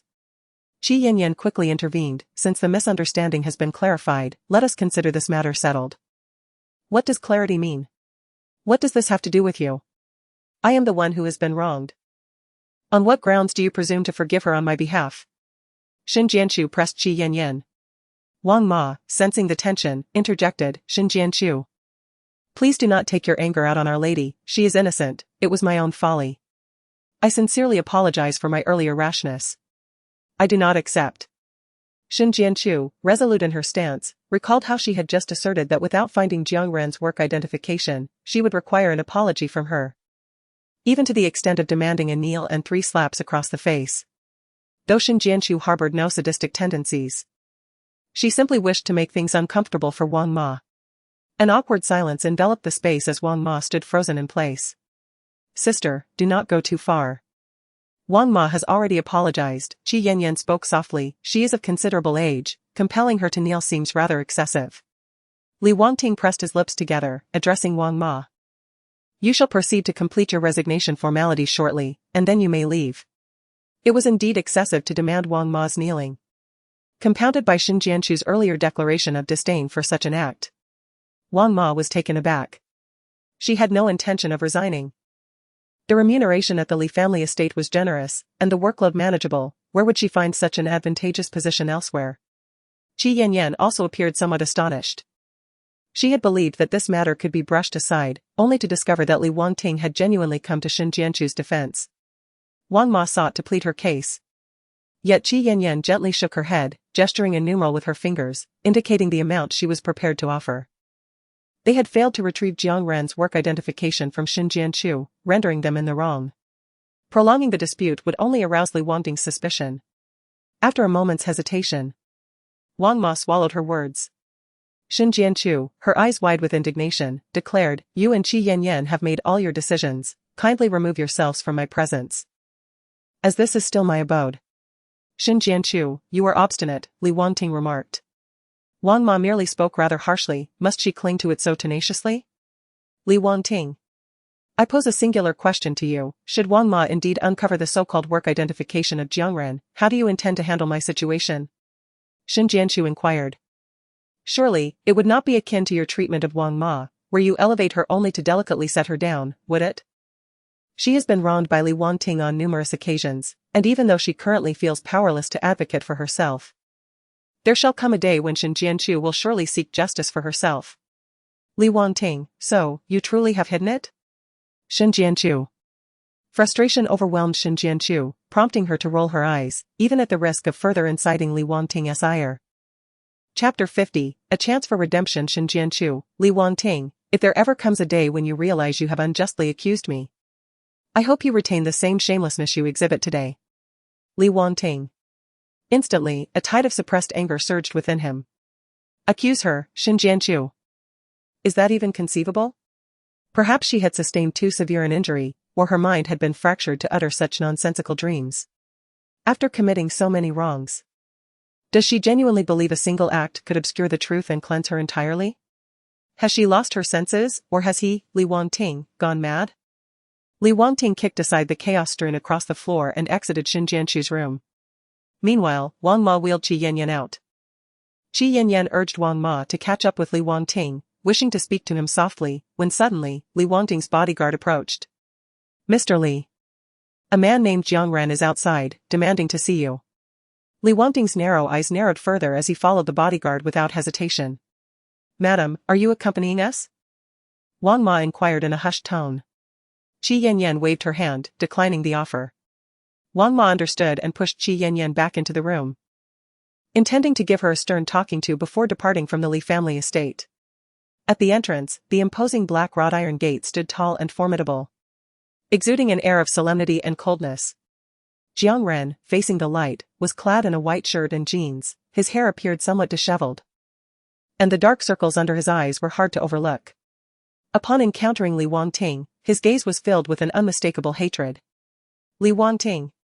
Hand over Xin Jianchu. At that moment, in the mountains, confronted with such circumstances, he realized that Xin Jianchu would find no solace in Li Wangting's hands. Thus, he drove his off-road motorcycle down the mountain in haste, racing without returning home, and made his way to the Li family estate. What is your relationship with Xin Jianchu? Li Wangting's eyes were sharp, and his aura radiated a menacing intensity. What relationship could there possibly be? Do not let your mind wander into the gutter. Everything you see is tainted by your own filth. Jiang Ren regarded Li Wangting with disdain yet remained steadfast in defending Xin Jianchu's reputation. Perhaps she had erred in the past, leading to her imprisonment, but having spent time with Xin Jianchu, he empathized with her suffering at the hands of Li Wangting and had faith in her character. Our relationship is nothing more than that of a patient and her doctor. As a man, how could you treat a woman in such a manner? Are you devoid of shame, Li Wangting? Li Wangting's hand reached through the iron gate, gripping Jiang Ren's collar. Silence. I am only refraining from engaging with you out of respect for your father, do not push your luck. Jiang Ren restrained his hand. Engaged in a tug of war with him. Release Xin Jianqiu. You, a mere illegitimate child of the Nye family, have no right to make demands of me. Li Wangting scoffed coldly. At that moment, a taxi screeched to a halt before the Li family estate. Zhang's mother hurriedly descended from the vehicle, clutching her bag in a fluster. Ah Ren, who allowed you to cause a scene here? Quickly apologize to Mr. Li and return with me. Zhang's mother grasped Jiang Ren's hand, exerting considerable effort to pry it away. Li Wangting disdainfully shook off her grasp. Zhang's mother swiftly linked her arm with Jiang Ren's, urging, say you're sorry. Yet, Jiang Ren remained unyielding. With a resigned sigh, Zhang's mother positioned herself before him, bowing in apology to Li Wangting. Mother. Jiang Ren grasped Zhang's mother, only to be cast aside once more. Zhang's mother spoke earnestly, Mr. Li, Jiang Ren is young and inexperienced, occasional missteps are unavoidable. I kindly ask for your understanding. Allow me, as his mother, to extend my sincerest apologies. Li Wangting snorted coldly, unwilling to engage further with the mother and son, offering them not even a glance as he turned away. Jiang Ren, do not say I did not warn you. In the future, keep your distance from Xin Jianqiu. We shall certainly remember Mr. Li's admonition, Zhang's mother replied with a forced smile. She abruptly tugged Jiang Ren, intent on taking him home. Jiang Ren resisted with all his might. If you do not leave, do you wish to see me crash into this? Zhang's mother shouted. Reluctantly, Jiang Ren relented. She pulled him into the car, closed the door, and immediately instructed the driver to depart. Mother, Jiang Ren's words were cut short by his mother's interruption. Enough, she cautioned Jiang Ren earnestly. Are you not aware that the main house is constantly watching us? Mother and son? Why must you allow them to seize any opportunity against us? Zhang's mother had once been quite audacious, yet the year she bore Jiang Ren, she nearly perished during childbirth, frightened nearly to death by the main house's machinations. In the years since, caution had become her constant companion. Ah Ren, I implore you. As long as we remain safe, that is all that matters. Do not concern yourself with anything else. Jiang Ren, feeling helpless, bit her lip, rendered speechless. Meanwhile, in another towering edifice within the city, a tall and poised figure stood before the floor-to-ceiling windows, gazing down at the city sprawled beneath him, reduced to insignificance. Mr. Liu. An assistant gently rapped on the door and approached Lu Huaichen with deference. We have identified the individual spreading your scandal online. Very well, Lu Huaichen replied. His eyes still fixed on the dazzling cityscape outside, his demeanor unperturbed. His mind wandered back to that day, to the image of the woman who had appeared so unexpectedly. She was dressed quite ordinarily, yet her face possessed a peculiar intrigue. There was a stubbornness and fortitude in her expression, reminiscent of resilient grass, brimming with an unusual vitality. It was Chi-Chi, a confidant of Li Wangting, the assistant continued. This maneuver by Chi-Chi is undoubtedly at Li Wangting's behest. With the bidding conference approaching, it is truly despicable that the Li family seeks to undermine the Liu family's credibility through scandal. Lu Huaichen's gaze flickered, and he raised his hand dismissively. Take care of it. Understood, the assistant bowed and exited the office.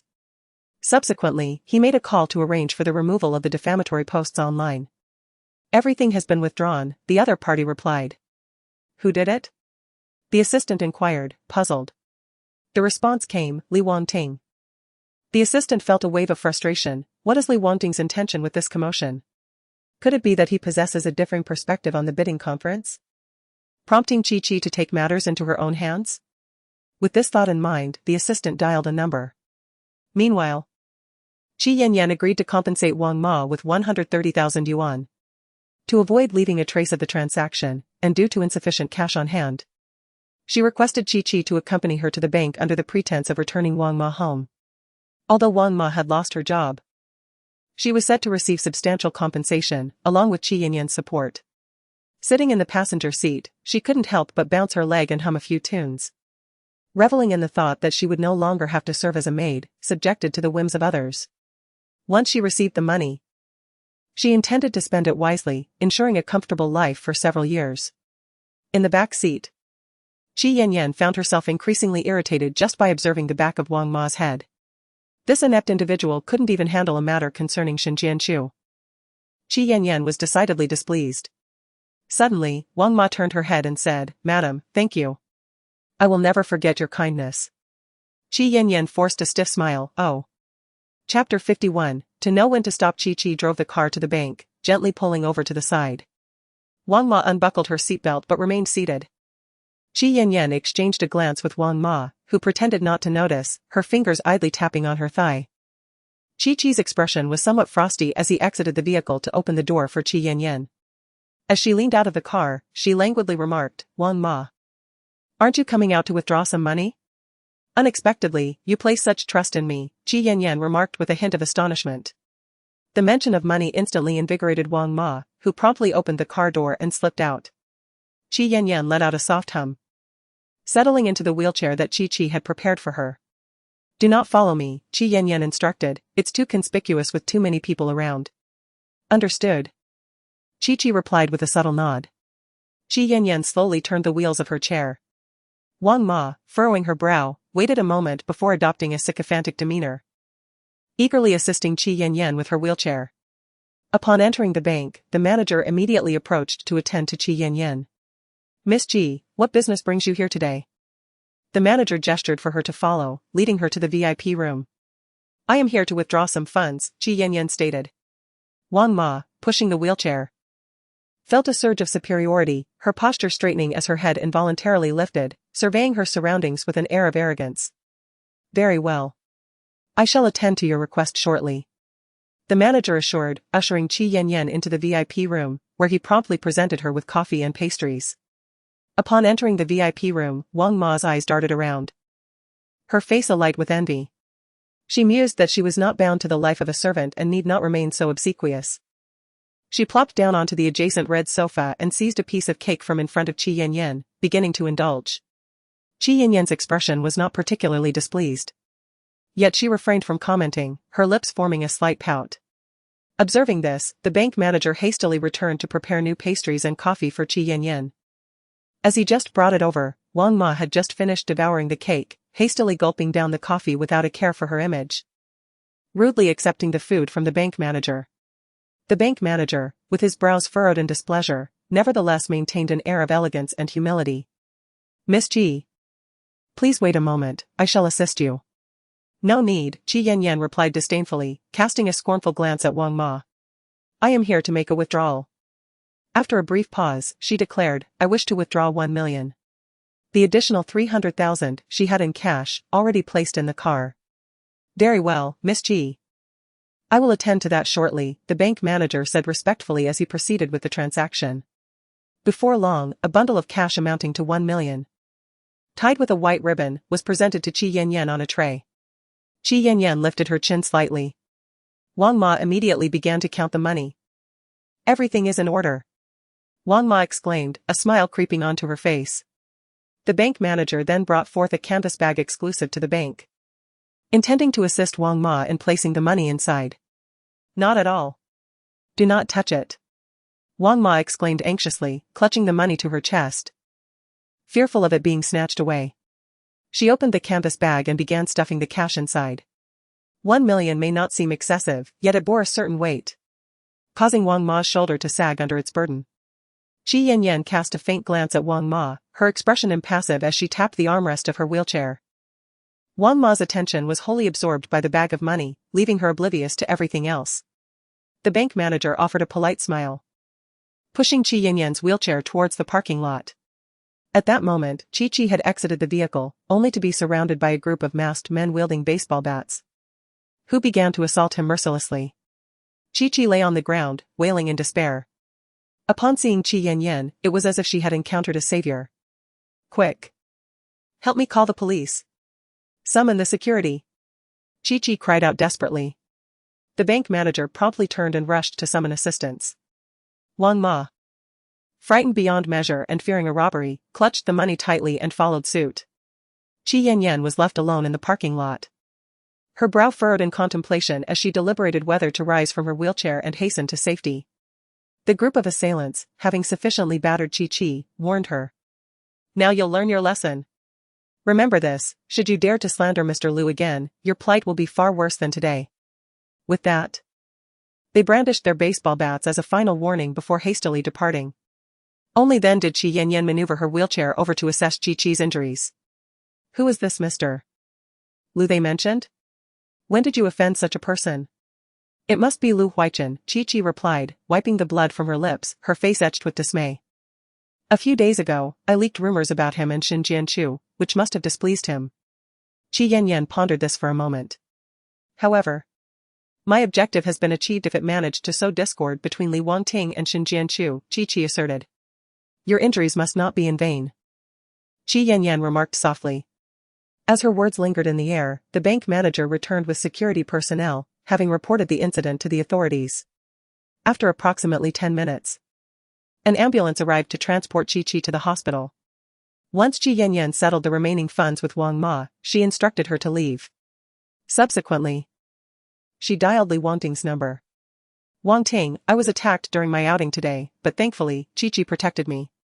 He sustained severe injuries and has already been taken to the ICU. Where are you now? I will have someone come to fetch you immediately. Li Wangting promptly dispatched personnel. Qi Yanyan was brought back to the Li family estate, feigning a look of shock and retreating to her room. Soon after, Li Wangting called Qi Yanyan, asking how the police responded. Have they found the mastermind behind the attack? No. Qi Yanyan's voice trembled with fear. Wangting, I am so scared. Li Wangting's tone grew grave as he asked, who do you think intended to harm you? Qi Yanyan pondered for a long while. Could it be those who previously captured my sister? Earlier, in his quest to locate Xin Jianchu, Li Wangting had stirred quite a commotion, leading to discontent among several families in Yun City, particularly the Chen family.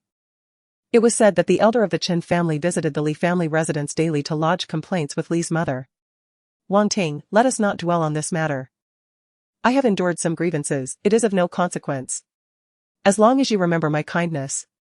Qi Yanyan's words were a subtle reminder to Li Wangting that he had gone too far for Xin Jianchu and that he should exercise restraint. Her attack today was a consequence of bearing the brunt for him. He needed to awaken from the enchantment cast by Xin Jianchu. Especially today. He had even offered Xin Jianchu an opportunity to explain herself and intended to dismiss the loyal elder, Wang Ma, from the Li family estate for her sake. Qi Yanyan felt utterly helpless. I do not wish for you to create too many enemies, as it may adversely affect the Li family's business. Moreover, the animosity towards my sister stems from the Shen family. Indeed, the Shen family was at fault from the outset. Is that so? Li Wangting's gaze was profound, and his aura enveloped the surroundings like a dense night, spreading outward. Chapter 52, Settling Accounts Together. A mere Xin Jianchu, could he, Li Wangting, not protect her? He had always been a decisive individual. It was time to settle both new grievances and old grudges. As evening approached, around 6 o'clock, the sky had yet to darken. Gentle sunlight squeezed through the heavy clouds, inexplicably inducing a sense of oppression and restlessness. Xin Jianchu sat in her wheelchair, staring blankly out the window. Her thoughts were a chaotic whirl, and her current predicament felt exceedingly passive. She had no idea how to move forward. Below, the sound of multiple engines filled the air. Xin Jianchu instinctively turned the wheels of her chair and wheeled herself to the balcony, peering down. She recognized many familiar faces among the guests who had attended Qi Yanyan's previous tea gathering. Instantly, Xin Jianchu's complexion turned ashen. A wave of panic washed over her, as disjointed memories flooded her mind. Unconsciously, she wrapped her arms tightly around herself, her nails digging into her flesh as she clawed at her skin, as if this could alleviate her anxiety. Downstairs, Qin Xiaoyan exited a vehicle and suddenly looked up, her gaze unexpectedly colliding with Xin Jianchu's. Xin Jianchu's heart raced, akin to a frightened deer in the woods. She immediately maneuvered her wheelchair, retreating as if fleeing, and turned back into her room. Not only did she shut the balcony door, but she also drew the curtains, ensuring that no light seeped through. Yet despite this, Xin Jianchu could not suppress her trembling. Bang! Bang! The door was pounded upon. Open the door. Xin Jianchu, Mr. Li is looking for you. A harsh voice called from outside. Xin Jianchu's eyes widened in terror, her gaze darting around in a futile search for a place to hide. Open the door. The voices outside called out repeatedly, their patience waning. They procured the key from the butler and unlocked the door. Upon entering, they pushed the wheelchair and whisked Xin Jianchu away. Where are you taking me? She implored, fear coursing through her. No one responded. Desperate to flee, she struggled to rise from the wheelchair, but her hands were firmly restrained, rendering her immobile. They propelled her forward, leading her to a gathering on the lawn. Standing nearly 6 feet 3 inches tall, Li Wangting towered over the crowd, exuding an air of authority that coldly surveyed the insignificant masses before him. As soon as Xin Jianchu arrived, her captors released their hold. Li Wangting positioned himself behind her, his hands gripping her shoulders with a vice-like strength. "What do you want from me?" Xin Jianchu twisted her shoulders, attempting to escape his grasp. Sensing her desire to flee, Li Wangting's fingers dug into her flesh, his voice a low, gravelly whisper, akin to a devil's murmur. "Xin Jianchu, I offer you a chance for revenge." Her heart raced violently at his words, a sickening realization dawning upon her. Li Wangting intended to toy with her, to torment her with methods far crueler than those employed by Qi Yanyan. The terror paralyzed her, and she dared not meet the eyes of those surrounding her, instinctively shrinking her neck and shielding her face with her hands. Li Wangting frowned deeply, disapproving of Xin Jianchu's timorous demeanor, which resembled that of a frightened mouse. He raised his gaze coldly, startling those guests who had attended the tea gathering of Qi Yanyan, their hearts plummeting in an instant. They felt as though they were all targeted by icy arrows, their heads at risk of being pierced at any moment. The reason for their presence at the Li family estate today stemmed from the ultimatum issued by Li Wangting to the heads of their families, demanding the surrender of individuals. Each of their families had, to varying degrees, suffered from Li Wangting's oppressive retaliation recently. Among them, the Chan and Lu families had experienced the most severe consequences, leading to their outright collapse and bankruptcy. Yet today, Li Wangting showed no signs of relenting, summoning them here. In the name of family honor and future, they were naturally thrust forward. "Xin Jianchu, remember how they treated you? You must repay them in kind." Li Wangting released his hold on Xin Jianchu, giving a light kick to her wheelchair. Xin Jianchu was forced to lurch forward a few steps, her heart racing as if it might leap from her throat. She hunched her shoulders, curling up as much as possible. The expansive wheelchair seemed to barely accommodate 1/3 of her form. Li Wangting's brows furrowed deeply. "Is this all you are capable of?" He grasped the back of Xin Jianchu's wheelchair, his piercing gaze drilling into her like a needle. Xin Jianchu stared anxiously at Li Wangting, not daring to utter a word. Just then, Qin Xiaoyan pushed through the crowd and, with a thud, fell to her knees before them.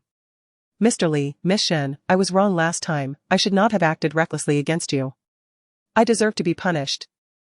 Qin Xiaoyan raised her hand and began to slap her own face. Xin Jianchu stared in astonishment, as if she had encountered a ghost. Qin Xiaoyan murmured, "Mr. Li, you may punish me as you wish, but I boldly implore you to spare the Qin family. Aside from me, they are all innocent. I acknowledge my mistakes." Mrs. Lu also stepped forward, repeatedly bowing her head to the ground. Others followed suit, expressing their remorse in various ways. The events concerning the Shin family are long past. It is time to let bygones be bygones, and I should not have mentioned it, my actions were thoughtless and impulsive. Mr. Li, I realize my errors. I should not have acted against Xin Jianchu out of momentary anger, nor should I have turned a blind eye to their betrayal. I am truly sorry. The scenes before her felt surreal, as if Xin Jianchu was dreaming of a nightmare she never dared to envision. Li Wangting unexpectedly shoved Xin Jianchu, inquiring, "So, how do you intend to deal with them?" Xin Jianchu stared blankly at Li Wangting, perplexed by his meaning. At that moment, she felt a profound connection with those individuals. They might very well embody the future of Xin Jianchu. A chill of fear enveloped her, causing her shoulders to tremble. "Xin Jianchu, speak." The more Li Wangting observed her, the more his frustration grew. What was she so afraid of? The former Xin Jianchu was vibrant and bold, anyone who dared to oppress her would receive a resounding slap. Xin Jianchu bit her lip until it bled, shaking her head helplessly. "Useless waste," Li Wangting coldly uttered. He then added, "Your cowardice is the reason Qi Yanyan was injured." Xin Jianchu nodded numbly. He is always right, Xin Jianchu had no room to refute him. Li Wangting's unbridled fury blazed ever more fiercely, and he declared, "This is all your fault." He raised his hand, gesturing for the bodyguards to take those affluent ladies and heiresses away. "Take them to the flower fields. Let them be buried for at least 3 days and nights before allowing their families to claim them." It was only then that Xin Jianchu suddenly comprehended Li Wangting's intentions. Everything he did was for Qi Yanyan. Furthermore, to prevent Qi Yanyan from making enemies, he deliberately pushed her into the spotlight, making her the target of scorn. A chilling sensation enveloped Shen Jianchu, and her heart sank deeper into desolation. Li Wangting was ruthlessly merciless. Chapter 53. In the aftermath, if Shen Jianchu were to fall into the hands of those individuals again, she would undoubtedly meet a fate worse than death. Her dark eyes dimmed, and she lowered her head, devoid of luster. Meanwhile, on the second floor, Qi Yanyan sat in her wheelchair, gazing down from the floor-to-ceiling windows. What she had said to Li Wangting was meant to bring him back to reason.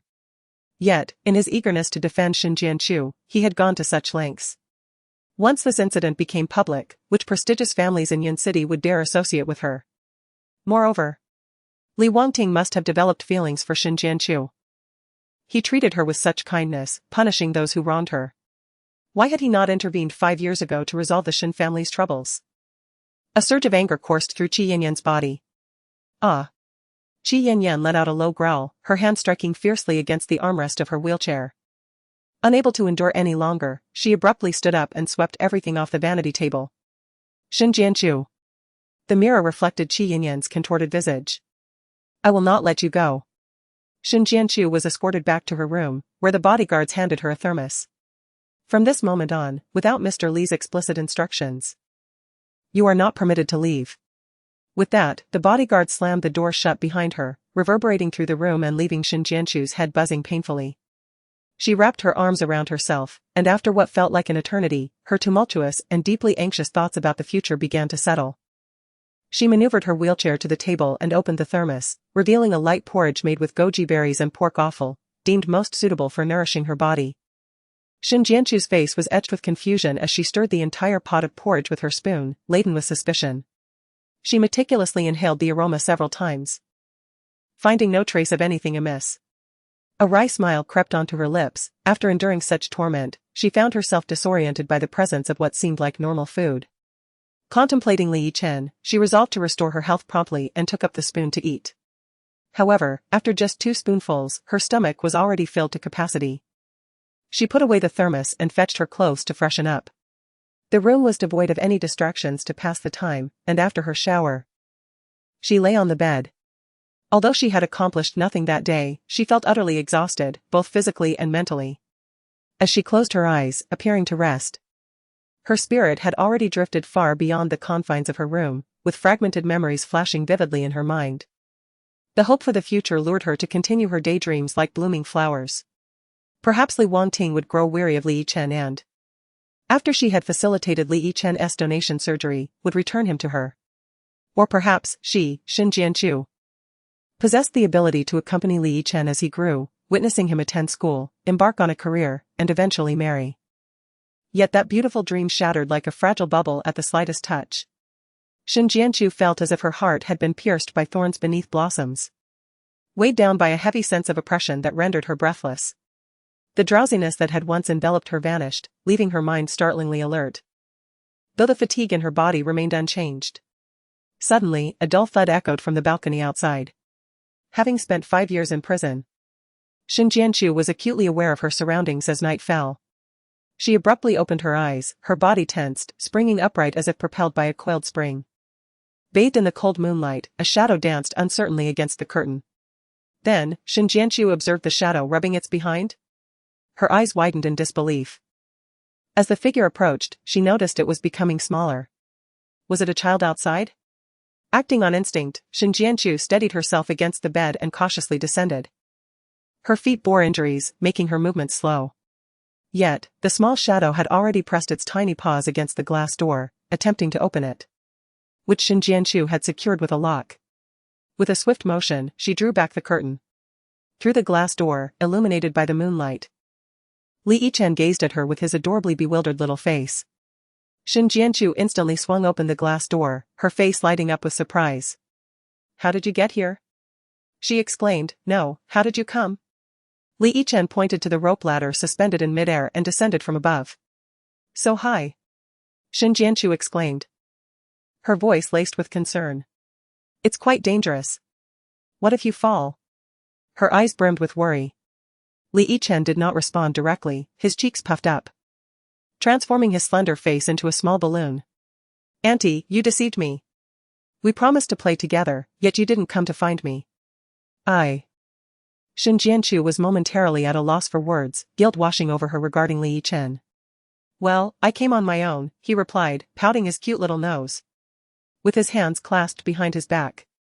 He had spoken to many of the aunts and uncles in the matter, expressing his desire to find this particular aunt. But they had all prevented him from coming, standing guard at the entrance to deter him. Thus, he had traversed the dark path alone. Shin Jianchu gazed at Li Yichen. Her eyes growing misty. After a moment of contemplation, she squatted down and asked, "Did you just fall? Does it hurt?" Gently, she embraced Li Yichen. Although he was slight of build, he still had some weight to him. Shin Jianchu found it somewhat strenuous to hold him but was reluctant to release him. She moved slowly, step by step, carrying him to the sofa in the room. "Let me take a look." Li Yichen shook his little head, clutching his bottom. "Auntie. You shouldn't be so shameless, you can't look." He patted Shin Jianchu's shoulder reassuringly. "I'm fine. But you?" Li Yichen slipped off the sofa, turned on the light, and scrutinized Shin Jianchu's feet closely. "Ouch!" he gasped, startled, drawing in a sharp breath. Shin Jianchu felt embarrassed and instinctively tried to hide her feet. Li Yichen scratched his head and inquired with concern, "Auntie, do you need some medicine?" "I can help you." "I've already applied it." Shin Jianchu paused for a moment. "It will be better soon." "Is Auntie not here because she's injured?" Li Yichen tugged at Shin Jianchu's hand. "Don't worry, Auntie, you'll feel better soon."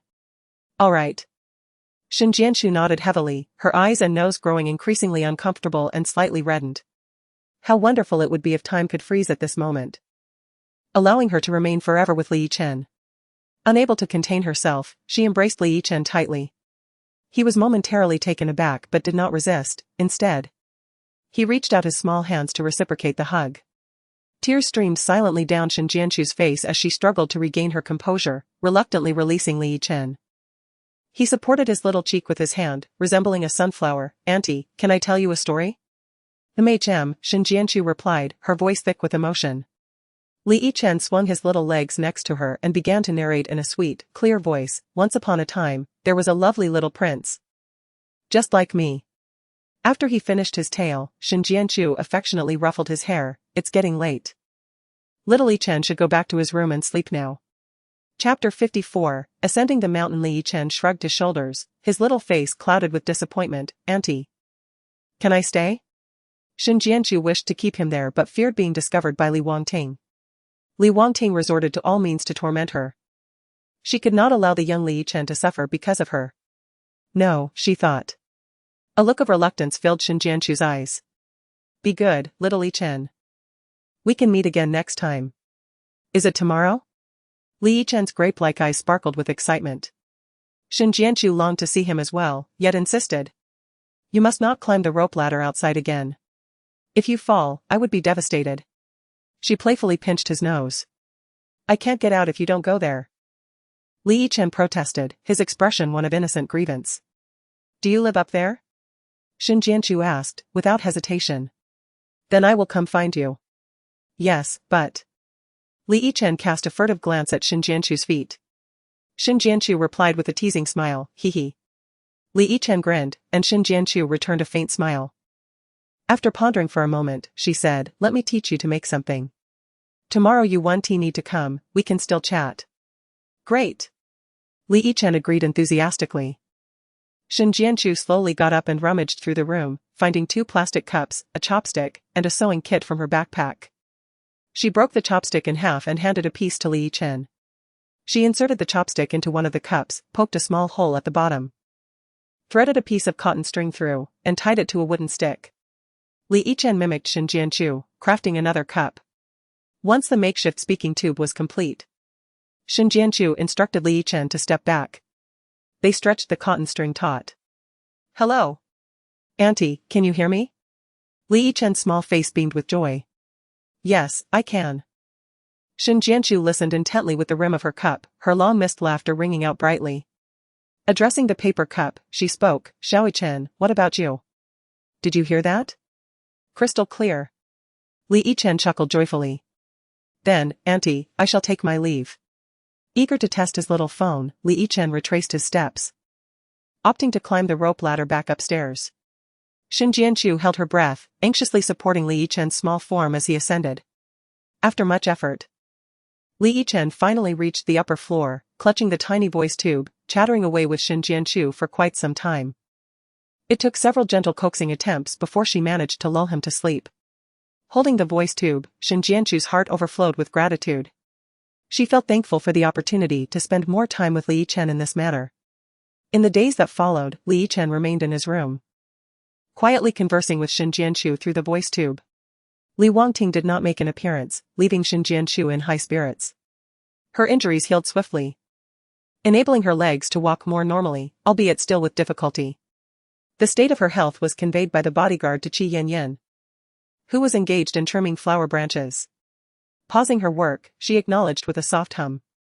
The Li family estate had enjoyed a spell of tranquility, and it was time for her to accompany Shin Jianchu on her journey. Qi Yanyan raised her hand, signaling the bodyguard to assist her with the wheelchair. Soon, she arrived at Li Wangting's study.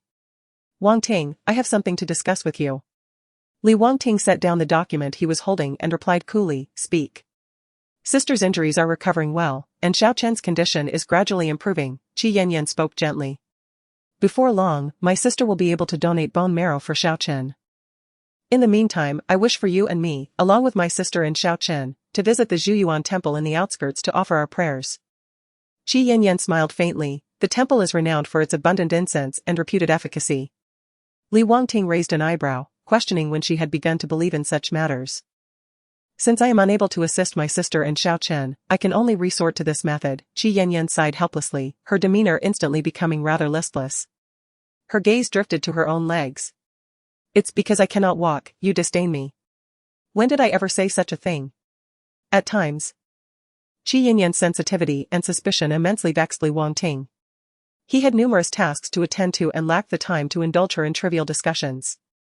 Qi Yanyan, feeling unjustly aggrieved, felt her eyes redden, tears welling up, yet she remained silent. Li Wangting pressed his lips together, stating, "Choose a suitable time for the prayers and inform me." Upon finishing his words, he had already picked up another document and was signing it. "All right," Qi Yanyan nodded gently. The following day, Shin Jianchu stepped outside. The bodyguard leaned against her door, brusquely delivering orders. Shin Jianchu moved slowly, taking deliberate steps out. "Where are we going?" The bodyguard, impatient, retorted, "Just follow me." "Why ask so many questions? Do you have the right to refuse?" Shin Jianchu. She quickened her pace, striving to keep up with the bodyguard's strides. However, the bodyguard found Shin Jianchu's pace unsatisfactory and abruptly seized her arm, disregarding her stability, and hauled her into the vehicle. As she settled into her seat, she instinctively shrank into the corner, her mind ablaze with alarm, every fiber of her being radiating vigilance.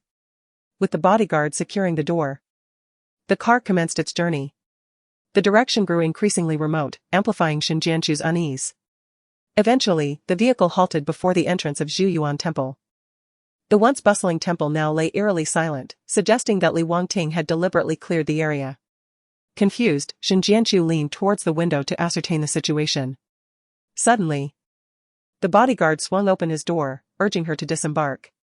She was yanked from the vehicle and beheld Qi Yanyan alighting from another car, seated in a wheelchair. With her head slightly tilted, she radiated an innocuous charm as she offered Shin Jianchu a delicate smile. Uncertain of Qi Yanyan's intentions, Shin Jianchu regarded her with an odd expression. Qi Yanyan waved at her cheerfully, yet Shin Jianchu hesitated to approach. The bodyguard shoved her forward. "Come, sister. Assist me with the wheelchair, let us ascend the mountain together." Qi Yanyan's smile lingered, her cunning glimmering just beneath the surface. "By the way, I have some information regarding Li Yichen that I wish to share with you." The mere mention of Li Yichen rendered Shin Jianchu incapable of refusal. Reluctantly, she placed her hands on Qi Yanyan's wheelchair and began to push her forward. "Which way?" she inquired silently as Qi Yanyan gestured towards the steepest incline. Shin Jianchu, maintaining her silence, propelled Qi Yanyan upwards. "What is it you wish to convey?" QI New York N feigned a glance at her watch, stating that within half an hour, she could take her up the mountain. Initially, the path was relatively even, and SHNG-NCH managed to keep pace. However, as the altitude increased, the trail became increasingly steep. SHNGNCH's legs, already uncooperative, struggled further under the momentum of QY New York N's wheelchair. She gritted her teeth and exerted herself to push QY New York N's wheelchair forward. Lacking sufficient strength, she pressed her back against it, the uneven surface of the wheelchair digging painfully into her bones. Chapter 55, Seeing is Believing. SHNGNCH expended every ounce of her energy, desperately holding on. She could not allow QY New York N to fall, otherwise, LWNGT-ing would demand tenfold retribution from her. It felt as though an iron fork pierced her neck, penetrating her entire being, the torment unbearable, yet that agony seemed to grow from her very bones, mercilessly gnawing at her marrow. Inch by inch, she pushed QY New York N's wheelchair upward. Her suffering and struggle did not go unnoticed by QY New York N, who coldly curled the corners of her lips, a smile blossoming. Silently, she released her feet, sliding down to manipulate the wheelchair backward. SHNGNCH. Are you capable or not? It's merely pushing a wheelchair. Do you need to perform for so long? As SHNGNCH felt the weight of the journey grow heavier, she realized that despite exhausting all her strength, she could not endure.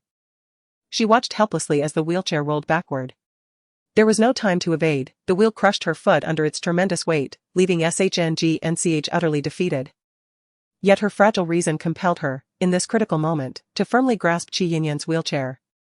Qi Yanyan, could you perhaps attempt to stand up for a moment? Please do not remain seated in the wheelchair. I truly cannot push it any longer. You might fall. Shen Jianchu endeavored to reason with Qi Yanyan. Qi Yanyan innocently shrugged. What can I do? My legs collided with the artificial rock in the water, and I have no idea when they will recover. However, Shen Jianchu gritted her teeth, her fingers unable to withstand the strain, one by one releasing their grip. The wheelchair began to roll backward, and as it descended the slope, its wheels traversed over Shen Jianchu's feet, the sole obstacle, accelerating uncontrollably. Qi Yanyan's palms resting on the wheelchair felt somewhat clammy. Yet, she understood profoundly that without sacrifice, one gains nothing. Thus, she resolved to be sufficiently ruthless with herself. She steeled her determination and closed her eyes. Ah! Help! Sister, why did you let go? However, in a twist of fate, the wheelchair came to an abrupt halt. Contrary to her expectations, the anticipated sharp pain from a fall did not strike her. Qi Yanyan was momentarily taken aback. Miss Qi, rest assured, we are here, we will ensure you do not come to harm. The bodyguard firmly grasped the armrest of Qi Yanyan's wheelchair. The thought of Shen Jianchu pushing Qi Yanyan uphill left them uneasy. Hence, they maintained a prudent distance. Neither too far nor too close. Fortuitously, they remained vigilant, otherwise, should anything happen to Qi Yanyan, the consequences would be unbearable. Qi Yanyan nodded in acknowledgement. Miss Qi. Perhaps you desire solitude with Shen Jianchu, yet her intentions are dubious, making it unwise for her to escort you up the mountain. The bodyguards insisted. Allow us to accompany you. Very well, Qi Yanyan acquiesced. After all, the incident where Shen Jianchu nearly caused her to fall would be relayed to Li Wangting in its entirety by those bodyguards, trained in martial arts. The bodyguards moved swiftly even while pushing a wheelchair.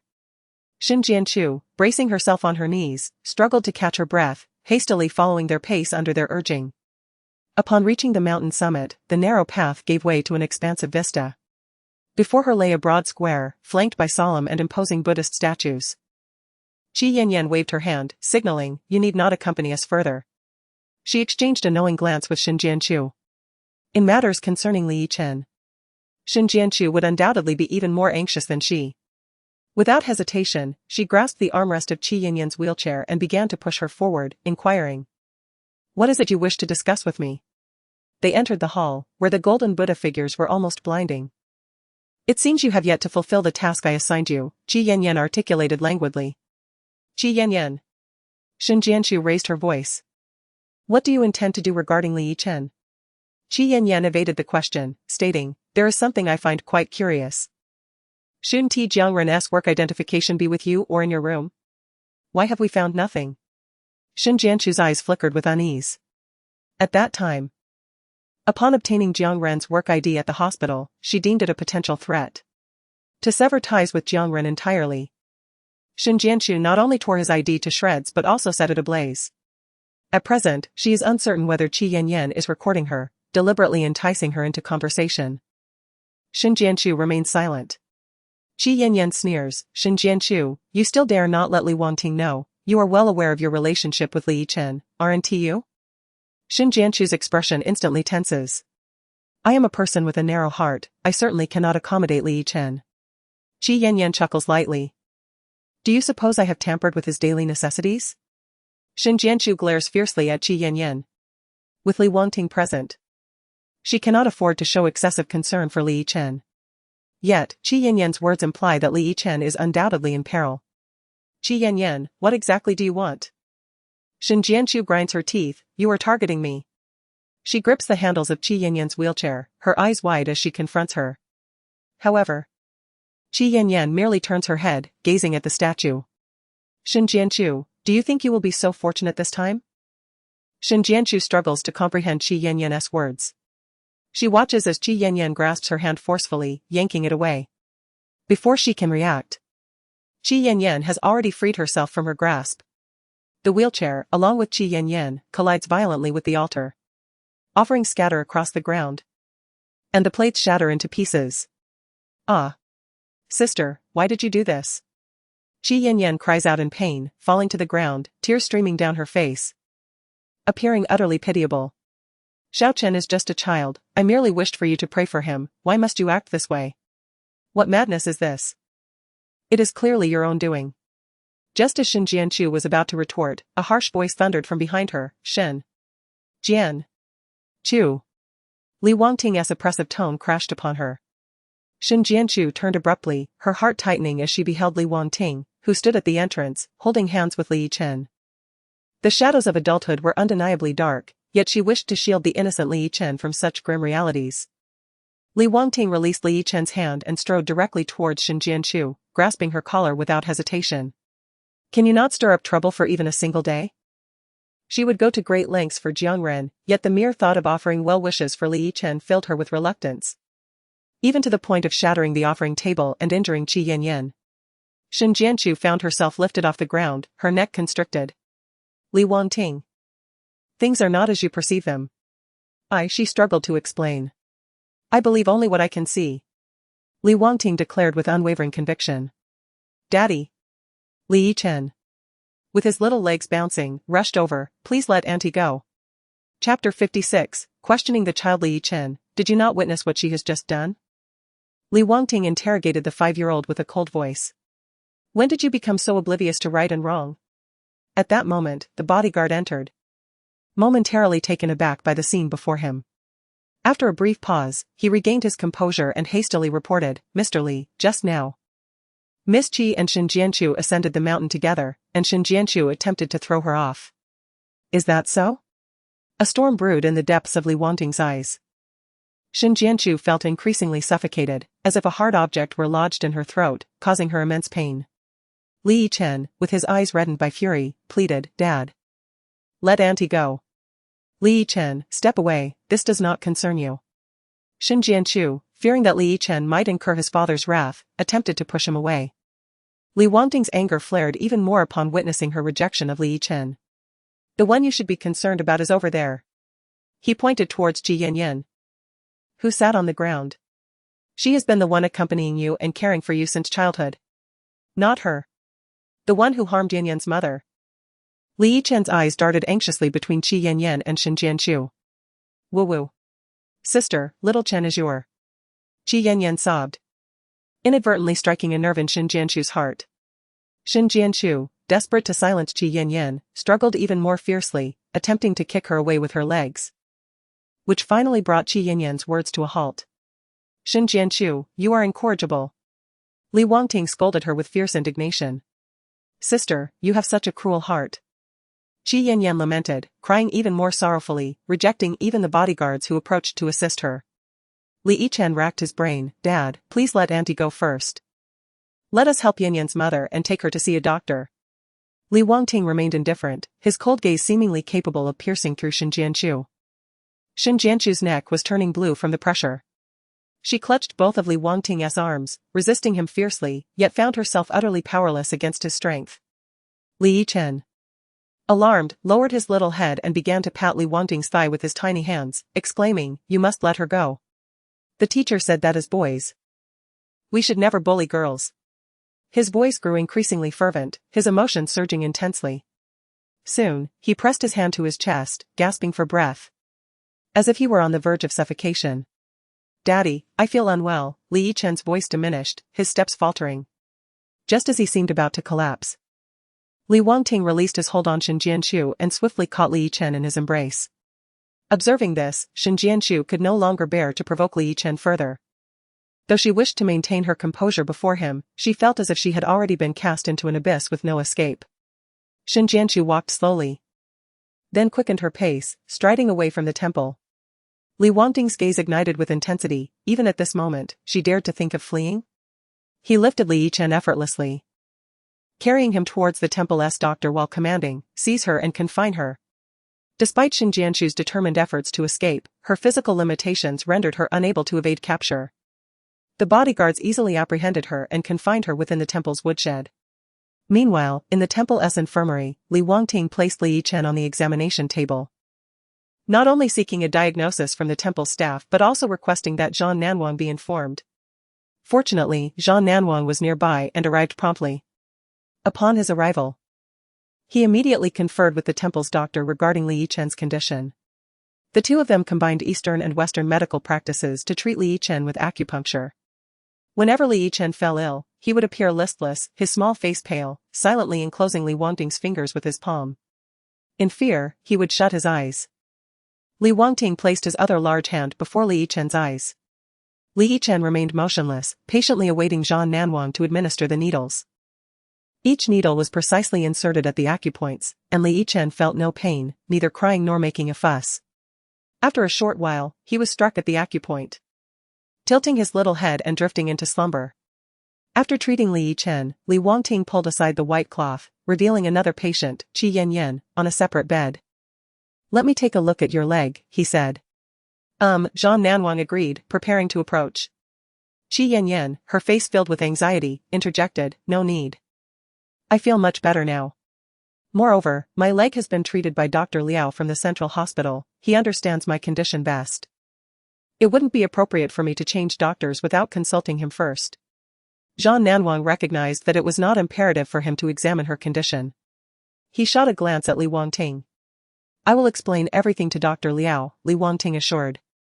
"Given the severity of her leg injury, I have a responsibility to ensure her well-being."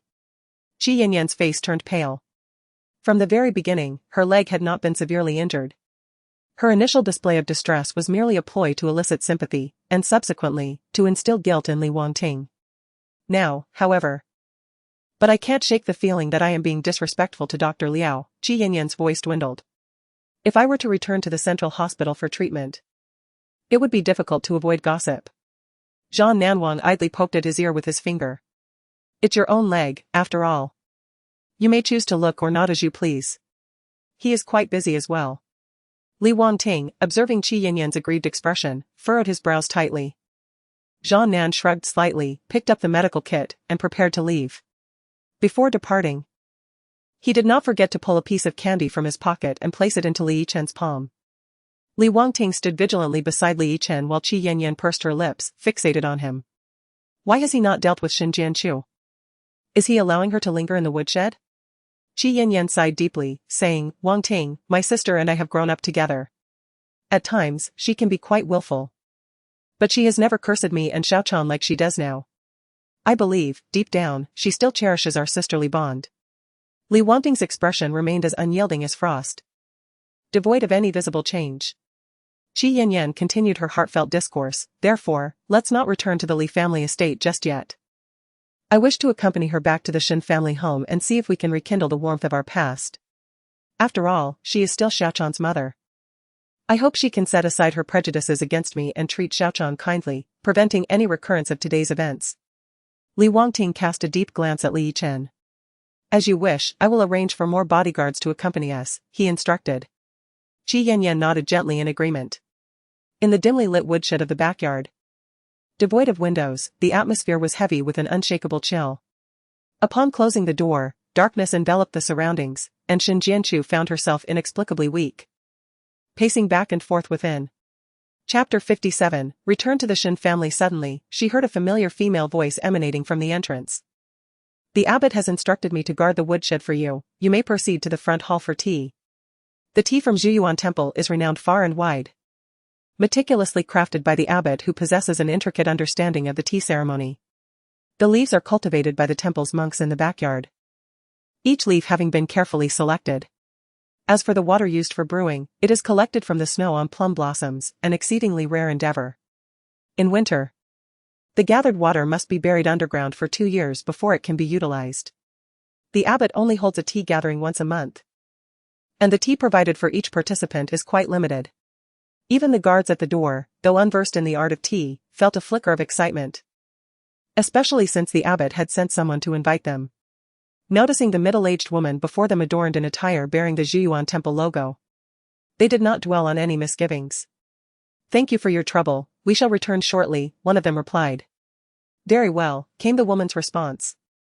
A sense of unease washed over Shin Jianchu. That voice was strikingly familiar, yet she could not recall its owner. She scratched her head in confusion, her heart heavy with uncertainty. She had anticipated that once the guards departed, the woman would linger at the door.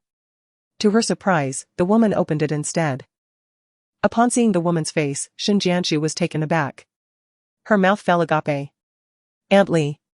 Xiao Chu.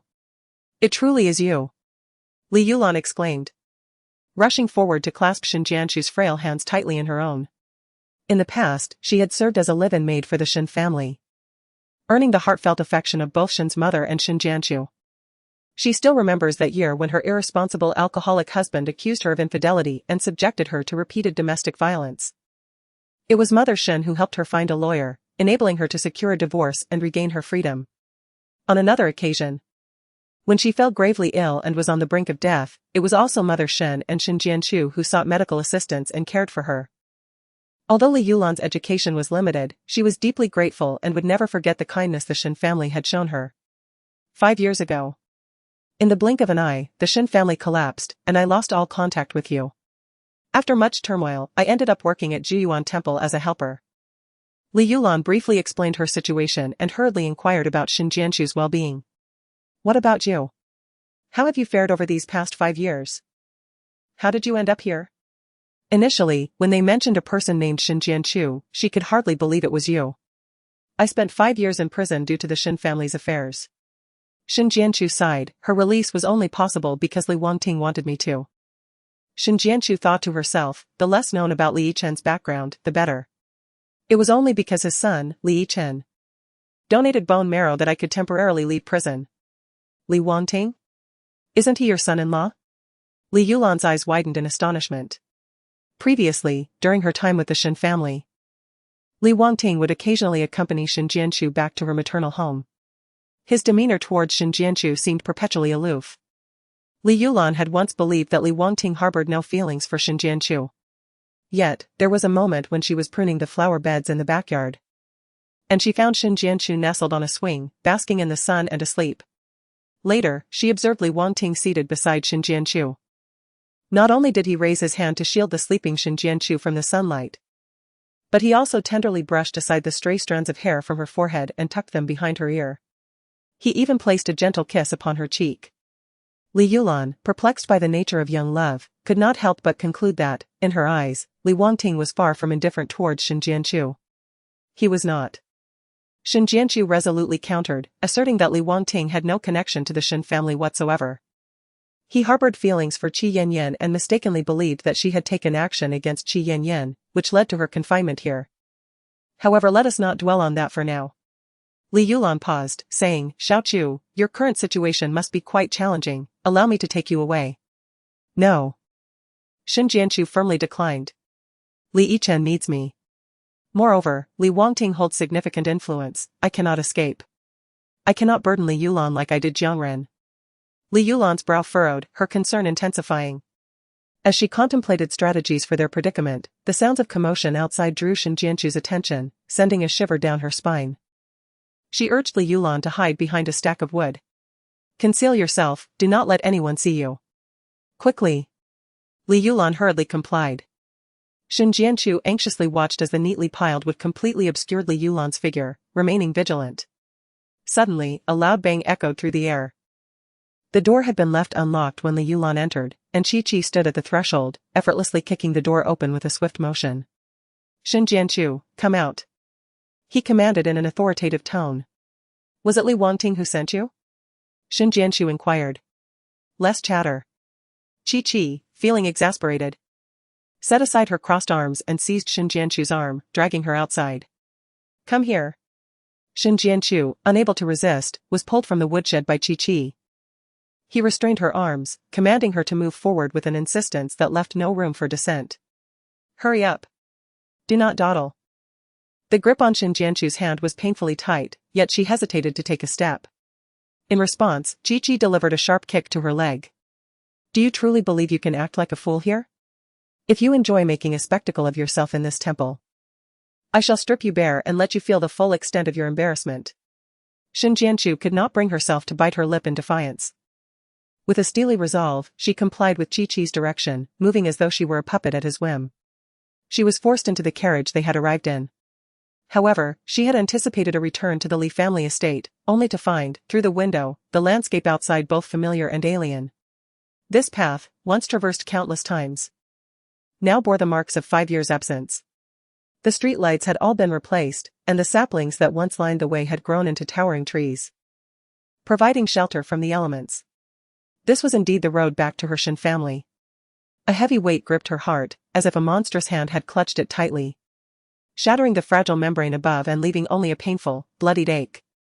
How much better it would have been had she never entangled herself with Li Wangting. His hatred for her would not have led to the retribution against the Shen family.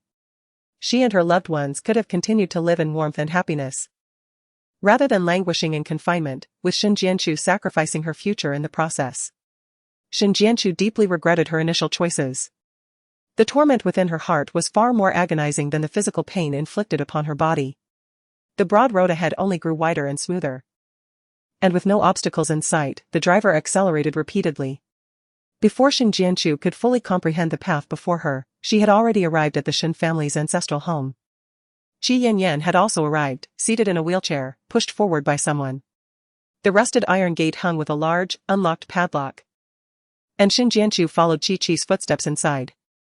Chapter 58, The dark crawl inside, the weeds thrived, their height almost reaching her waist against the outer walls. The path leading to the main building was in a state of disrepair, dilapidated and worn. The main structure itself bore a faded and desolate exterior. This house, having been closed for merely 5 years, seemed as if it had been sealed away for decades. Shen Jianchu felt a lump in her throat, tears welling in her eyes. Here, every corner was saturated with her memories. In her childhood, she had planted balsam flowers with Li Yulan in the flower pots by the door, learned to ride a bicycle on the lawn with her father, and had once, in her playful spirit, taken crayons to scribble on the walls, hoping to surprise her mother for her birthday. Yet now, all those cherished memories had vanished without a trace. Suddenly, a cacophony erupted from within the house. A sound that persisted for an extended duration. In that instant, Shen Jianchu felt a chill run through her, prompting her to hasten inside. Smash everything in this house to smithereens. Qi Yanyan's expression twisted into a grimace as she laughed maniacally.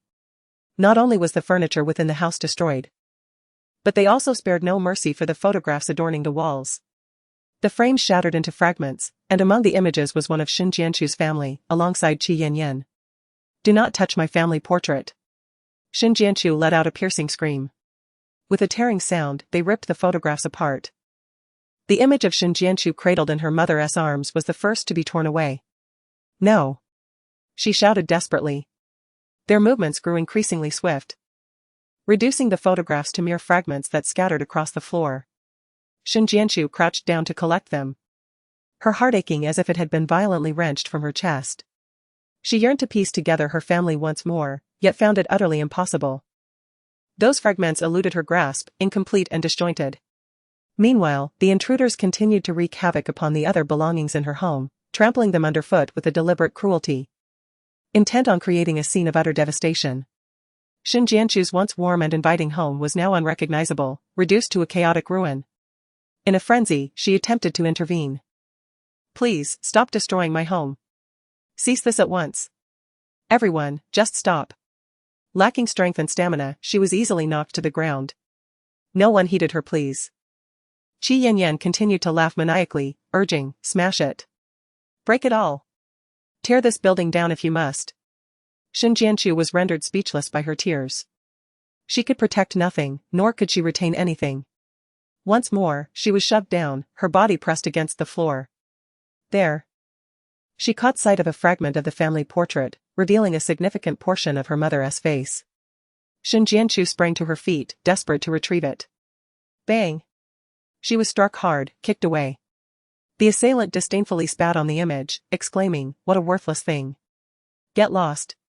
With a heart full of sorrow, Shen Jianchu cried out. "Leave me alone. I will not allow you to destroy my home. Leave my house at once. Get out." Shen Jianchun, in a frenzy, waved her arms wildly, attempting to expel the multitude filling her home.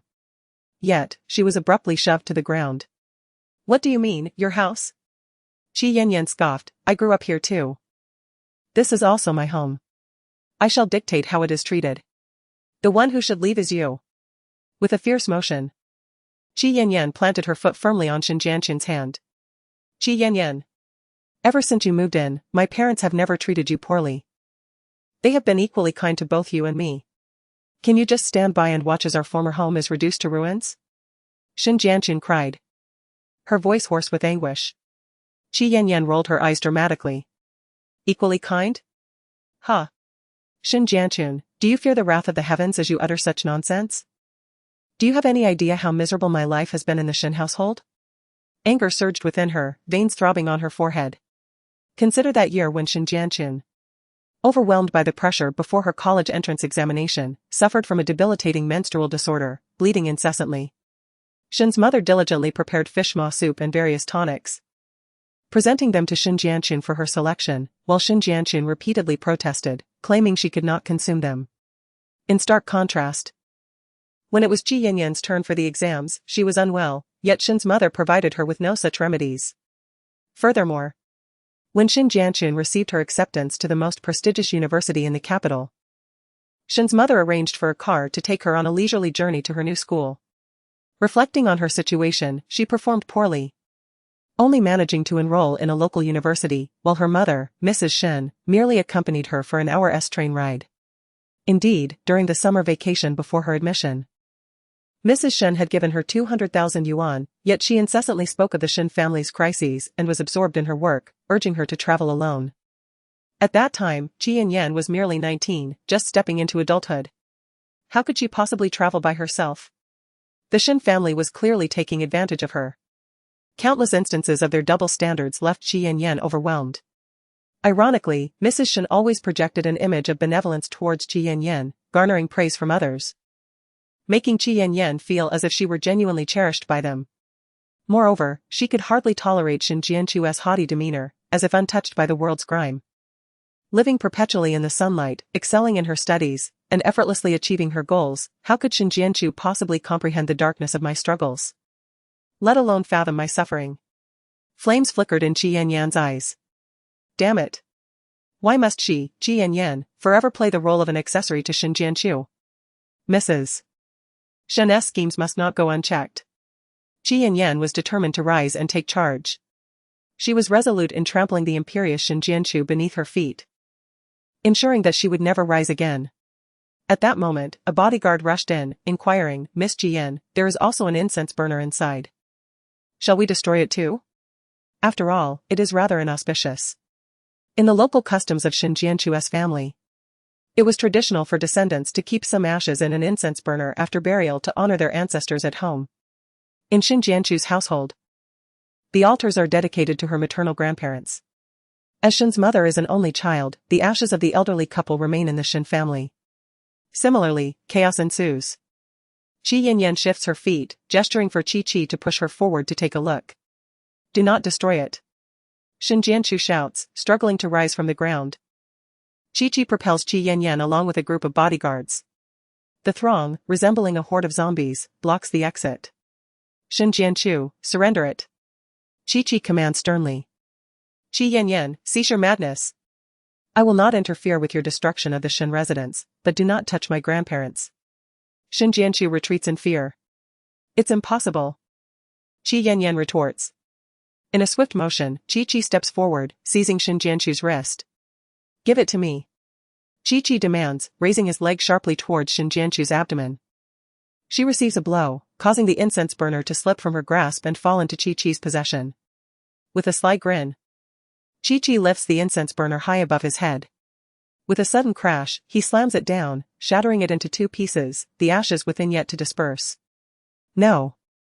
Shin Jianqiu's cry is abruptly silenced as tears stream down her cheeks.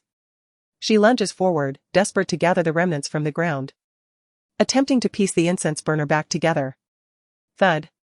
Qi delivers another kick, sending the incense burner crashing against the wall, fracturing it further.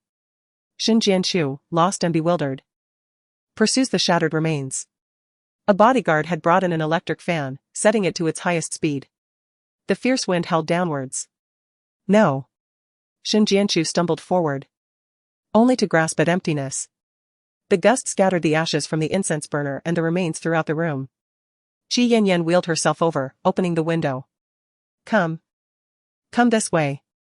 The bodyguard complied with Qi Yanyan's instructions. Shin Jianqiu was engulfed in despair, her heart heavy with an insurmountable sorrow. She rushed towards the window. But the bodyguard seized her arm, pulling her back. The room filled with swirling dust, all blown outside. Ah! Shin Jianqiu cried out in anguish. She hurled her head against the bodyguard's abdomen and stomped on his leg, finally breaking free and dashing towards Qi Yanyan.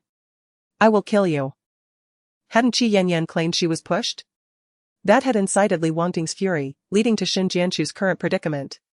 Fine. She would indeed inflict genuine harm upon Qi Yanyan. She grasped the armrests of Qi Yanyan's wheelchair, summoning all her strength to push her back. The wheelchair collided with the window. Qi Yanyan's expression turned to shock. Her face paling to an extreme, her skin prickling under Shin Jianqiu's fierce gaze. She had never witnessed such a terrifying version of Shin Jianqiu. Qi Yanyan. You shall perish. Shin Jianqiu exerted herself, intending to push Qi Yanyan out the window. Startled, Qi Yanyan raised her feet, kicking at Shin Jianqiu in a panic. Shin Jianqiu. You fool, let me go. Get away. Shin Jianqiu felt no pain as she forcefully rammed Qi Yanyan's wheelchair against the wall once more. Bang. This time, she shattered the glass of the window. Without hesitation, Shin Jianqiu shoved Qi Yanyan outward. Qi Yanyan, gripped by terror, experienced a mental blackout, completely unable to think, as more than half of her body was propelled outside. Below lay a small stream. Qi Yanyan screamed, "Help! I don't want to die. Qi Yanyan. You deserve to descend into hell." Shin Jianqiu's eyes blazed with a furious madness. If there is a next life, I pray never to encounter you again. She pried Qi Yanyan's hands from the window. Suddenly, there was a thud. A blow struck the back of Shin Jianqiu's neck, delivered by someone who had approached from behind. The bodyguards flanking her quickly rallied to her side. In the urgency of the moment, Qi hastened to pull Qi Yanyan back. One of the bodyguards delivered a swift chop to Shin Jianqiu, causing her to lose strength abruptly. Darkness enveloped her vision as she staggered and fell to the ground. Qi Yanyan, still shaken, was dragged back, her feet finally touching the ground. She disregarded the pretense and rushed to Shin Jianqiu, straddling her and delivering several resounding slaps to her face. You wretched creature! Do you dare to scheme against me? Still unsatisfied, Qi Yanyan pointed accusingly. You all. Hang her up for me. Her fingers shifted, directing them towards the pool outside. Take her there. Blub blub. Shin Jianqiu awoke, her mouth and nose filled with water. Instinctively, she struggled to escape the dire predicament before her, only to realize that her limbs were bound. No matter how fiercely she fought, it was all in vain. She could only feel her lungs burdened by an immense weight, her throat dry and acrid with the metallic taste of blood. And her nose felt as though it might split apart. If this continued, she would inevitably perish. Shin Jianqiu was unwilling to accept such a fate. She longed for vengeance, to clear the Shin family's name. Above all, she wished to save Li Yichen. Just then, Shin Jianqiu felt a force pulling her from the depths of the water. The sudden influx of fresh air caused her to cough violently. She found herself suspended from a tree, dangling above the swimming pool. Chi had already departed with her bodyguards, leaving only Chi, who gazed at her coldly. Shin Jianchu, you truly possess the audacity to lay hands on Chi. Shin Jianchu's limbs ached as the ropes constricted painfully around her. The recent experience in the water had ignited her will to survive. She glared back at Chi, her hearing aid precariously hanging from her ear. As Li Wangting's assistant, you should have a promising future ahead. Why do you conspire with Chi? She continued, if Li Wangting discovers your secrets, will you not be destroying your own prospects? Shin Jianchu attempted to reason with him, release me, and let us each grant the other a chance at survival. I shall remain silent about your dealings with Chi. So, what do you suppose motivates me to assist Chi? Chi retorted with a cold laugh. Individuals like Li Wangting and Shin Jianchu, born with silver spoons in their mouths, have no comprehension of the sufferings of the world. Shin Jianchu pressed her lips together tightly. 10 years ago, when I first started school, I fell into debt and was assaulted by a group of thugs on Xinchuan Road. It was Chi who had the driver come to my aid and even provided me with money. Chi spoke coldly. I shall never forget the affection that Qi Yanyan held for me throughout my life. What is this Xinchuan Road? Shin Jianchu could not help but inquire. Why is Qi Yanyan going there when she is no longer attending school? Are you referring to Shi Middle School? In the past, when Qi Yanyan failed to gain admission to a prestigious institution, the Shin family had assisted her by paying a sponsorship fee, facilitating her entry through less conventional means. However, due to the reconstruction of the campus during her year, Qi Yanyan ended up studying on the west side of the city. Xinchuan Road, being close to the mountains, lacked any attractions or tourist spots that would captivate Qi Yanyan's interest. Yet for Shin Jianchu, it was an unavoidable route on her way to school. Has Qi Yanyan mentioned anything to you? Chi scoffed. You are not worthy of knowing about my affairs with her. With that, Chi untied the ropes. Shin Jianchu was unceremoniously thrust into the swimming pool, choking on the water that flooded her lungs. Each time, just as she was on the brink of death, Chi would pull her back to the surface, only to let her descend once more, repeatedly subjecting her to the suffocating sensation that precedes demise. Having teetered on the edge of life and death more than a dozen times, it was now evening. Chi finally retrieved her from the water. Drenched and disoriented from inhaling a considerable amount of water, Shin Jianchu lay on the ground, unable to rise for the moment. The fabric of her clothes clung to her slender, graceful figure. Over the years, despite the numerous scars that marred her once flawless face, they lent her an aura of battle-worn beauty, enhancing her maturity and charm. Once, Shin Jianchu was the center of attention in any crowd. Now, under the sun's gaze, she shimmered, fragile and delicate to the point of vulnerability. Chi initially intended to rouse her, yet his gaze involuntarily settled upon Shin Jianchu, an unusual expression flickering within his eyes. Chapter 60, Self-Reflection. Chi-Chi's eyes darkened, his throat constricting. He found himself harboring. Shin Jianchu was not an innocent maiden, though in the 5 years that had transpired, she had never encountered a man. At that moment, she suddenly became acutely aware of Chi-Chi's intentions. Shin Jianchu's complexion shifted dramatically. Chi crouched down, painstakingly untying the ropes that bound her, taking an unusually long time. Particularly, as he loosened the bindings around her wrists, his warm fingertips brushed against her palm, subtly teasing her with a gentle caress. A shiver coursed through Shin Jianchu. As if swarms of ants had crawled across her back, a wave of nausea threatening to overwhelm her. She held her breath, steeling herself. The instant her hands were liberated, she swiftly lifted her leg and kicked Chi into the swimming pool. Splash! Chi plunged into the water. Shin Jianchu sprang to her feet, fleeing without a backward glance. Stop! Chi called out, swimming toward the shore. Shin Jianchu's pace faltered, so she resorted to hopping. After the Shin family's decline, the surrounding neighbors had deemed the area a cursed place, and no one dared to reside there anymore. Upon exiting the Shin residence, she encountered not a single soul. Should Chi capture her, Shin Jianchu would rather face death than yield. She dashed onto the road. Shin Jianchu, come back! Chi emerged from the water, drenched, and began his pursuit. Shin Jianchu glanced back, only to hear the sound of an approaching vehicle. With no time to spare, she spread her arms and dashed into the center of the road to flag down the car. Li Wangting returned Li Yichen to the Li family estate, feeling an inexplicable sense of unease. He drove towards the vicinity of the Shin family. From a distance, he spotted Shin Jianchu running along the road. An unsettling turmoil brewed within him. He pressed the accelerator, increasing the speed of his car. Just then, Shin Jianchu dashed out unexpectedly. With a screech, Li Wangting slammed on the brakes, leaving a long black mark on the asphalt. "Help me!" Shin Jianchu cried, oblivious to the car's door. As she pounded violently on the hood of the vehicle. "Come back with me." Chi-Chi caught up with her, gripping her hand tightly and pulling her back. Honk! Li Wangting pressed the horn deeply, the sound piercing the air. Both Shin Jianchu and Chi-Chi froze in their tracks. After the blaring horn, Li Wangting exited the car. "What is happening?" Chi-Chi released Shin Jianchu, hastily accusing her. "Mr. Li, after Miss Chi and Shin Jianchu arrived at the Shin residence, Shin Jianchu went into a frenzy, cursing uncontrollably. Miss Chi decided to leave her alone in the house. Unexpectedly, Shin Jianchu destroyed everything in sight. Then, while I wasn't paying attention, she fled outside. Considering the young master's condition, I absolutely could not allow Shin Jianchu to escape." Li Wangting raised an eyebrow. Qi Yanyan, fully aware that Shin Jianchu had previously entangled herself with Chi-Chi, actually let them be alone together? What was she thinking? Shin Jianchu glared at Chi-Chi with hatred.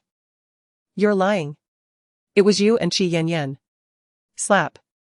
Without hesitation, Chi-Chi struck Shin Jianchu across the face, causing her to bleed from her mouth. "Enough. Miss Chi is such a wonderful person, how dare you repeatedly slander her?" Chi-Chi accused Shin Jianchu, offering her no opportunity to defend herself. Li Wangting's fingers instinctively curled into a fist. Chi-Chi actually dares to treat Shin Jianchu this way. Li Wangting's profound gaze shifted from Shin Jianchu's face, marked by fingerprints, to her drenched clothing, which also included Chi-Chi's attire. What on earth were they doing at the Shin residence? Flames of fury ignited within Li Wangting's eyes. "Shin Jianchu, come here." He yanked her into the car, exclaiming that she should feel no shame in her current state. Li Wangting removed his suit jacket and tossed it over Shin Jianchu, then closed the car door, disregarding Chi-Chi entirely as he drove away with an icy demeanor. "What have I become?" Shin Jianchu croaked in response. "Li Wangting, Qi Yanyan smashed all of our family's belongings, she even destroyed my grandparents' incense burner.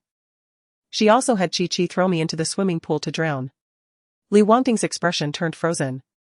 Would Qi Yanyan do such things? And Chi-Chi too? Li Wangting, why do you not speak of these matters? Shin Jianchu sought justice alongside Li Wangting. She could not comprehend that in her desperate attempt to preserve herself, she had been forced to endure humiliation, only to find herself stripped of everything in return. The redness in Shin Jianchu's eyes left Li Wangting feeling unsettled. "Yet you remain unscathed, do you not? Even if we were to entertain the possibility that Shin Jianchu speaks the truth, why is it that Qi Yanyan and Chi-Chi do not target him, but instead relentlessly pursue her? Rather than confronting him so aggressively, why not reflect upon herself?"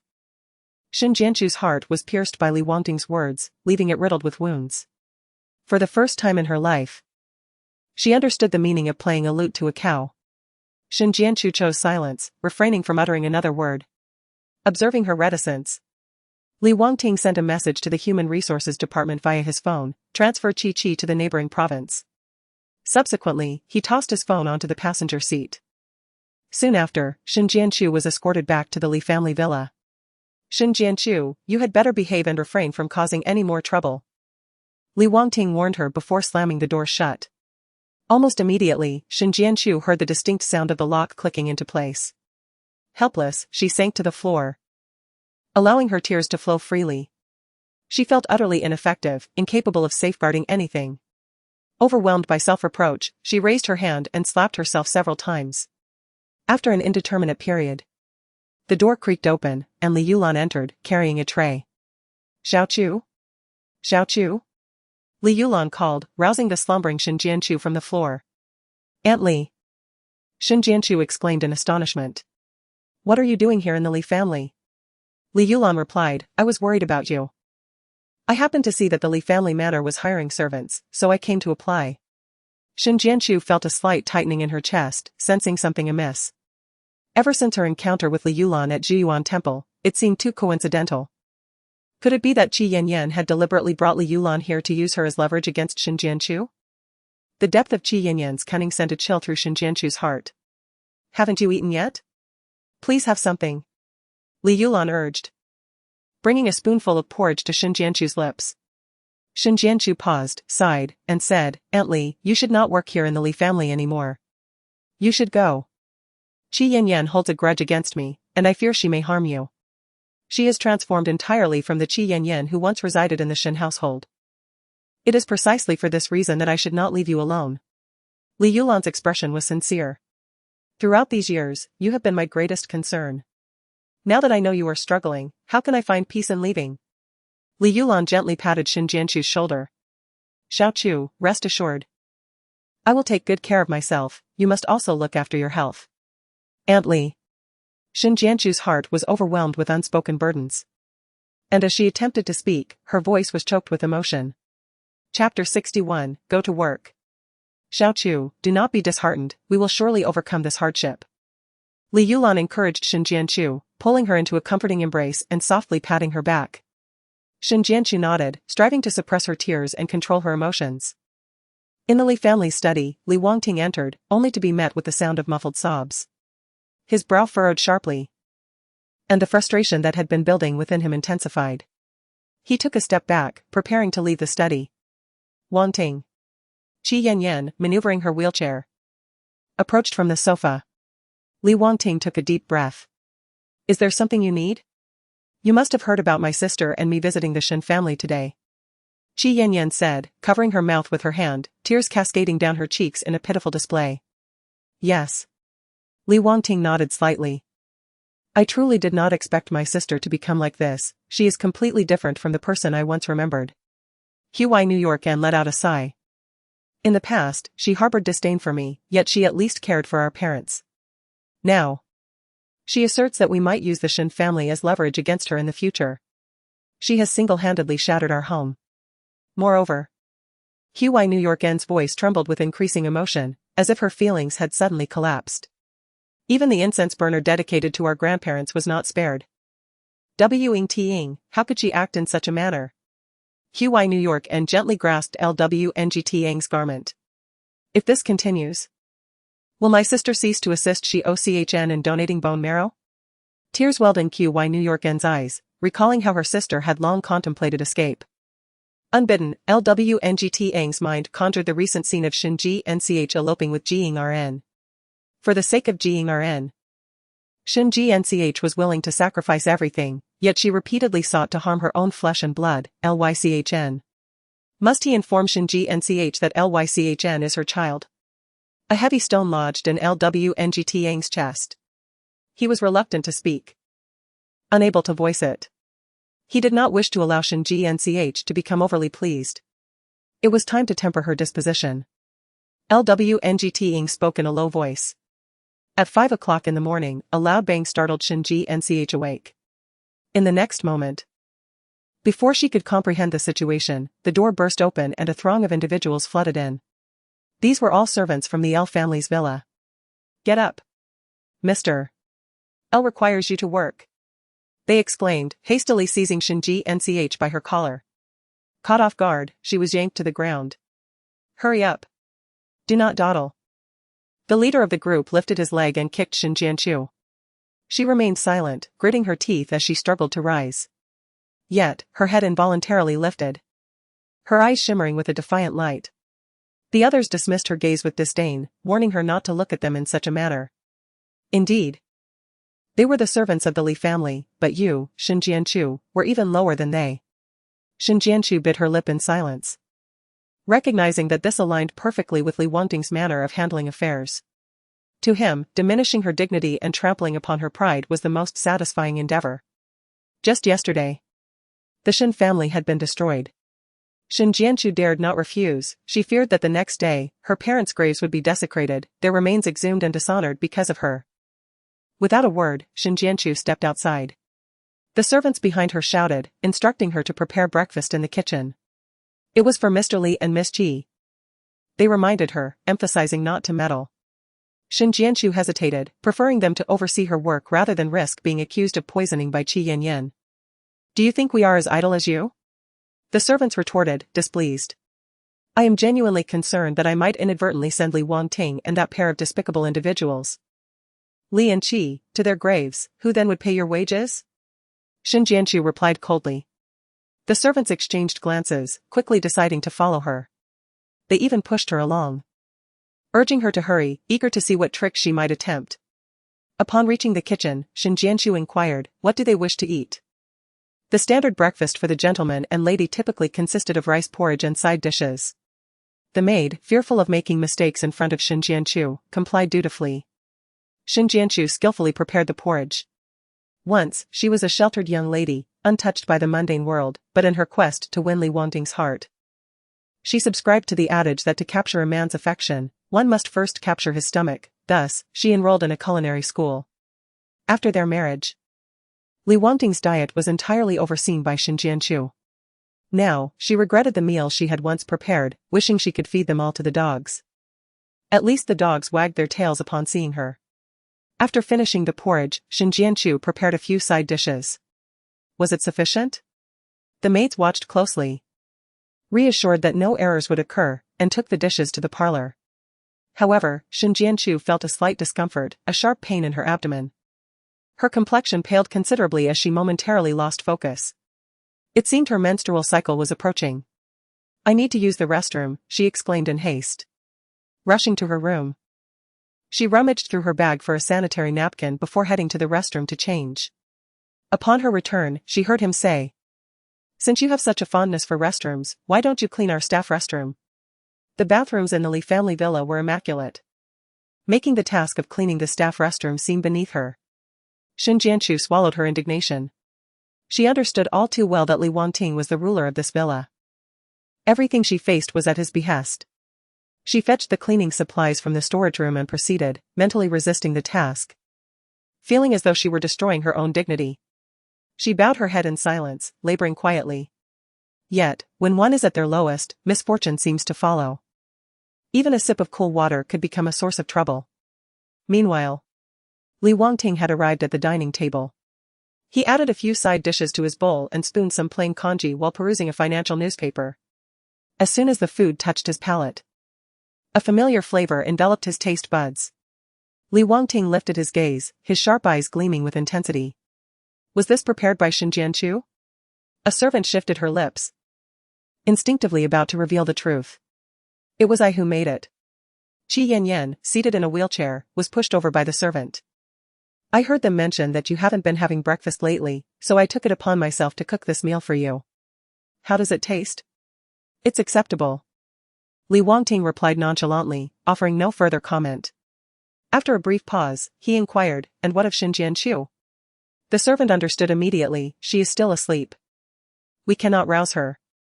"If she cannot be awakened, then douse her with water," Li Wangting retorted irritably.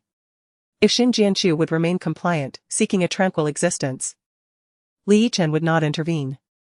Yet, she persistently tread upon his sensitive spots. The servants awkwardly nodded, as if such an act were beyond their capabilities. Chapter 62, Still in Love's Delusion. In the staff restroom, Shin Jianchu donned a mask and gloves, fully equipped, repeatedly engaging in mental affirmations to compel herself to continue working. Even in prison, she had to maintain cleanliness. Occupations know no hierarchy, such tasks she could perform before, and still.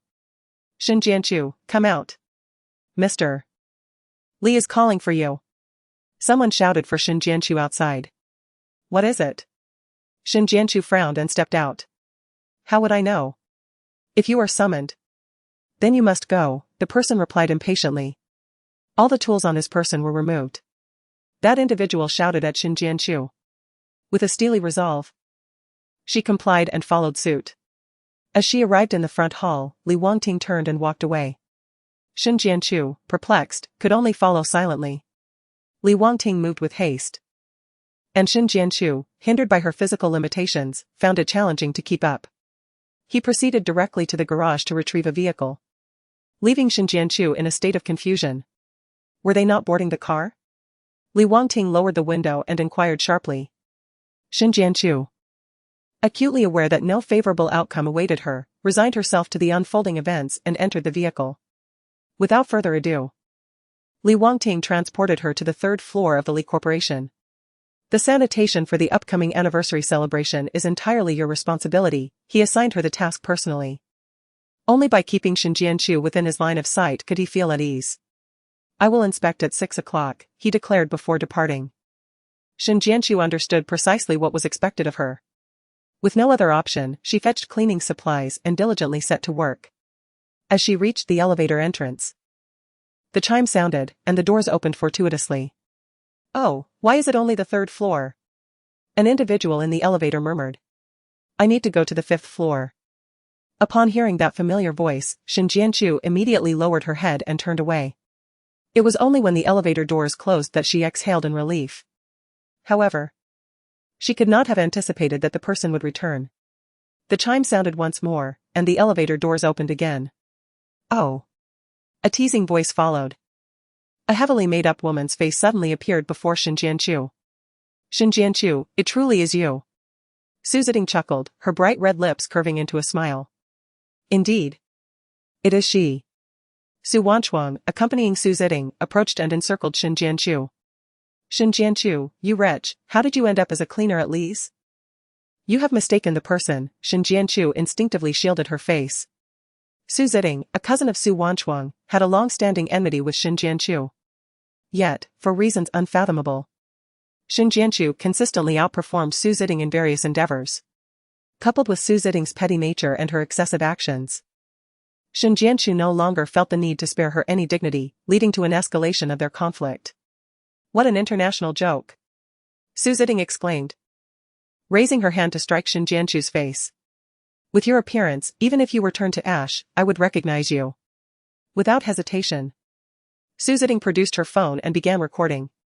"I must show our classmates in the international class how far you, Shin Jianchu, have fallen." Shin Jianchu's eyes widened. Though she had lost much of her self-respect, in that moment, she still yearned to retain a shred of dignity.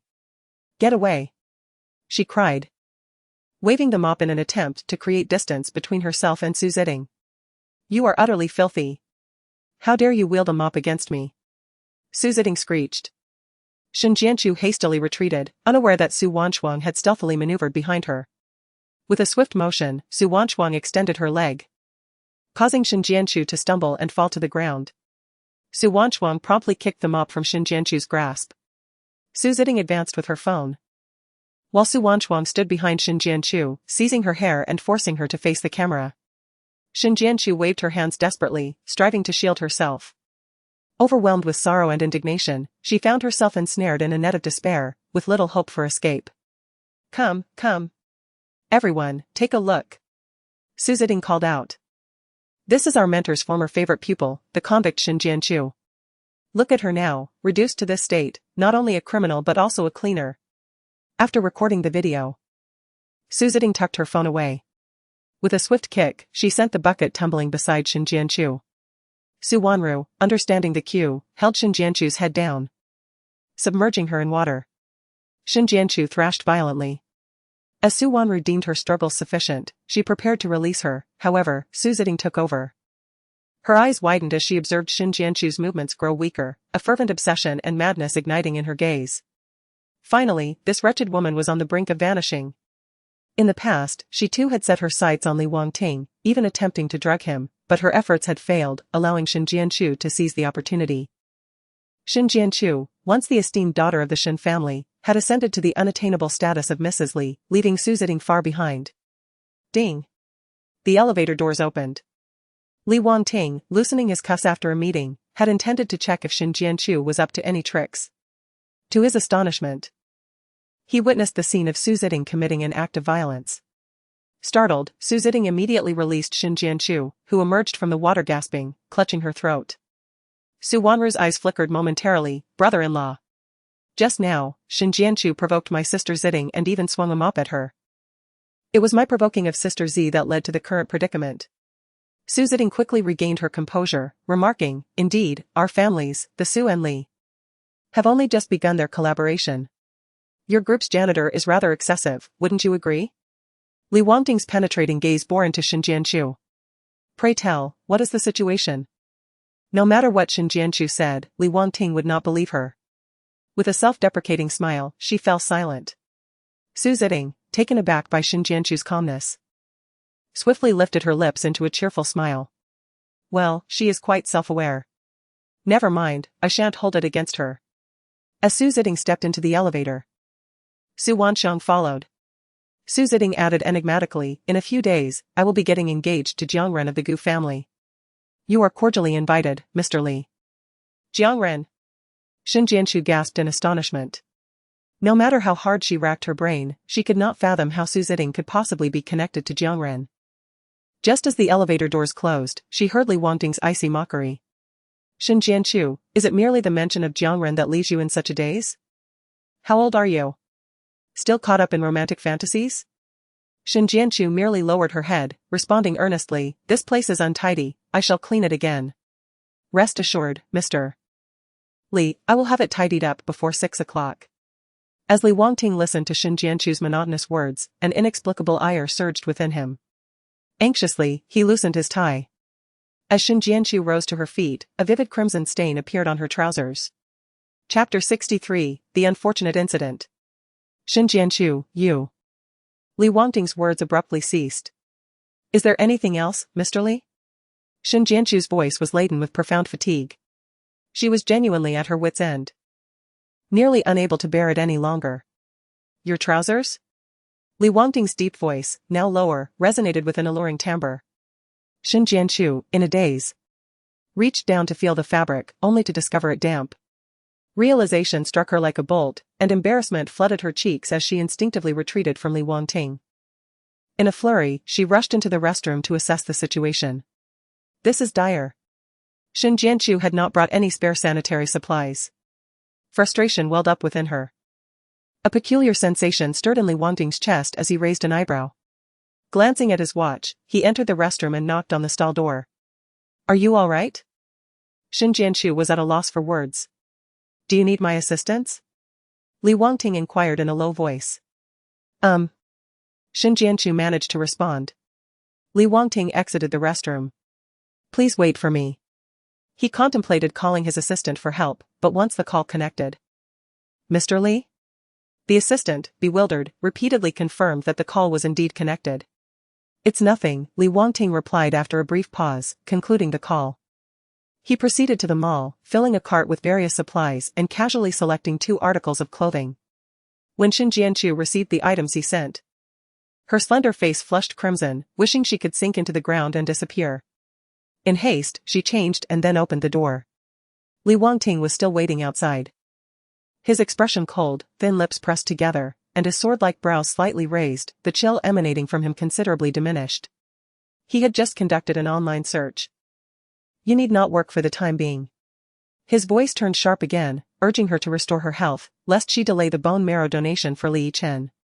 Shin Jianchu nodded in agreement. I will have someone escort you home, Li Wangting added. As she sat in the car on the way back, Shin Jianchu felt somewhat dazed. She had thought Li Wangting would disregard her, yet unexpectedly, he intervened to assist her. Upon arriving at the Li family estate, Shin Jianchu alighted, carrying the myriad of items Li Wangting had purchased. Qi Yanyan, observing from the second-floor balcony, instructed the servants, go. See what Shin Jianchu has brought back. Yes. No sooner had Shin Jianchu entered her room than the servants barged in. Without a word, they snatched Shin Jianchu's bags and overturned their contents onto the floor. TCH. How unfortunate. The servants kicked her belongings aside and proceeded to report to Qi Yanyan. After hearing their account, Qi Yanyan pondered. Where did Shin Jianchu acquire those items? Surely they were procured at Li Wangting's behest. It was truly perplexing how Shin Jianchu, in her current state, could capture Li Wangting's attention enough for him to send Qi to a neighboring province. Find something for Shin Jianchu to occupy herself with. Do not let her become too idle. 5 minutes later, Shin Jianchu was summoned once more. Do not think that just because you have returned, you can slack off. The laundry room is still filled with clothes awaiting your attention. Li Wangting mentioned that I could temporarily refrain from during her menstrual period. Shin Jianchu experiences considerable pain, and she yearns to express herself. Why are you so verbose? Within the entire Li family estate, no one regards Shin Jianchu with any significance. The maid immediately begins to twist her arm. Shin Jianchu is pushed into the laundry room. There are mountains of clothes to wash, you shall not dine tonight. The maid declares, pointing at the heaps of garments. Shin Jianchu, with a sigh of resignation, acknowledges this is indeed Li Wangting's style. How could he possibly care for her? Even if it were for Li Yichen's sake. Shin Jianchu squats down, filling the basin with water. Splash. The maid rushes in, pouring a bucket of ice into the water. You shall wash with this water. As the icy water splashes onto her face, she shivers uncontrollably. She has always been sensitive to cold. Even a slight contact with ice during her menstrual period could lead to severe bleeding. Observing her remaining motionless, the maid forcefully thrusts her into the basin. If you do not finish washing these clothes, do not expect to come out tonight. With that, the maid locks the door behind her. Shin Jianchu trembles from the cold. Struggling to emerge from the water, suppressing the sting in her eyes. The myriad challenges before her are inescapable. Despite her shivering, Shin Jianchu diligently washes the garments. Due to the chill, her lower abdomen aches intensely. Even a slight increase in her movements sends waves of discomfort coursing through her body. Shin Jianchu dares not delay. She hastens to finish the laundry, but it is already 11 o'clock at night. She leans against the door, knocking and calling out, I have finished washing the clothes. Please open the door. Outside, there was no one, perhaps she had long been forgotten. Shin Jianchu had shouted until her voice was hoarse, yet she could not escape. The blood she lost increased steadily, soaking her trousers, and her head spun heavily, forcing her to lean against the wall for respite. However, her clothes were damp. And the surrounding humidity was oppressive, an unending chill permeating her limbs and bones. She curled up in an attempt to ward off the cold, but it proved futile. By 10 in the morning, after the servants had completed their tasks, they finally remembered Shin Jianchu and came to unlock the door, releasing her from her confinement. How filthy! At her age, how could she let her menstruation lead to such a state? Shin Jianchu was met with disdain as she awkwardly covered herself and hurried back to her room. Just as she managed to clean herself up, she was summoned again to work under the sun, tending to potted plants. It was supposed to be an easy task. Work diligently. Do not slack off. The previous night had been cold, and now under the blazing sun, Shin Jianchu felt genuinely miserable, her head was heavy, and her feet felt unsteady. As if she were floating. Several times, she nearly cut her own hands. The last time, while stepping over a stone, she swayed precariously, almost falling. A force steadied her knee. Auntie, be careful, Li Yichen said, looking up at her with concern. Shin Jianchu struggled to muster a bitter smile. All right. I will heed your advice. Noticing her weary expression, Li Yichen could not help but take her hand, but his touch was warm. Auntie, why are you so hot?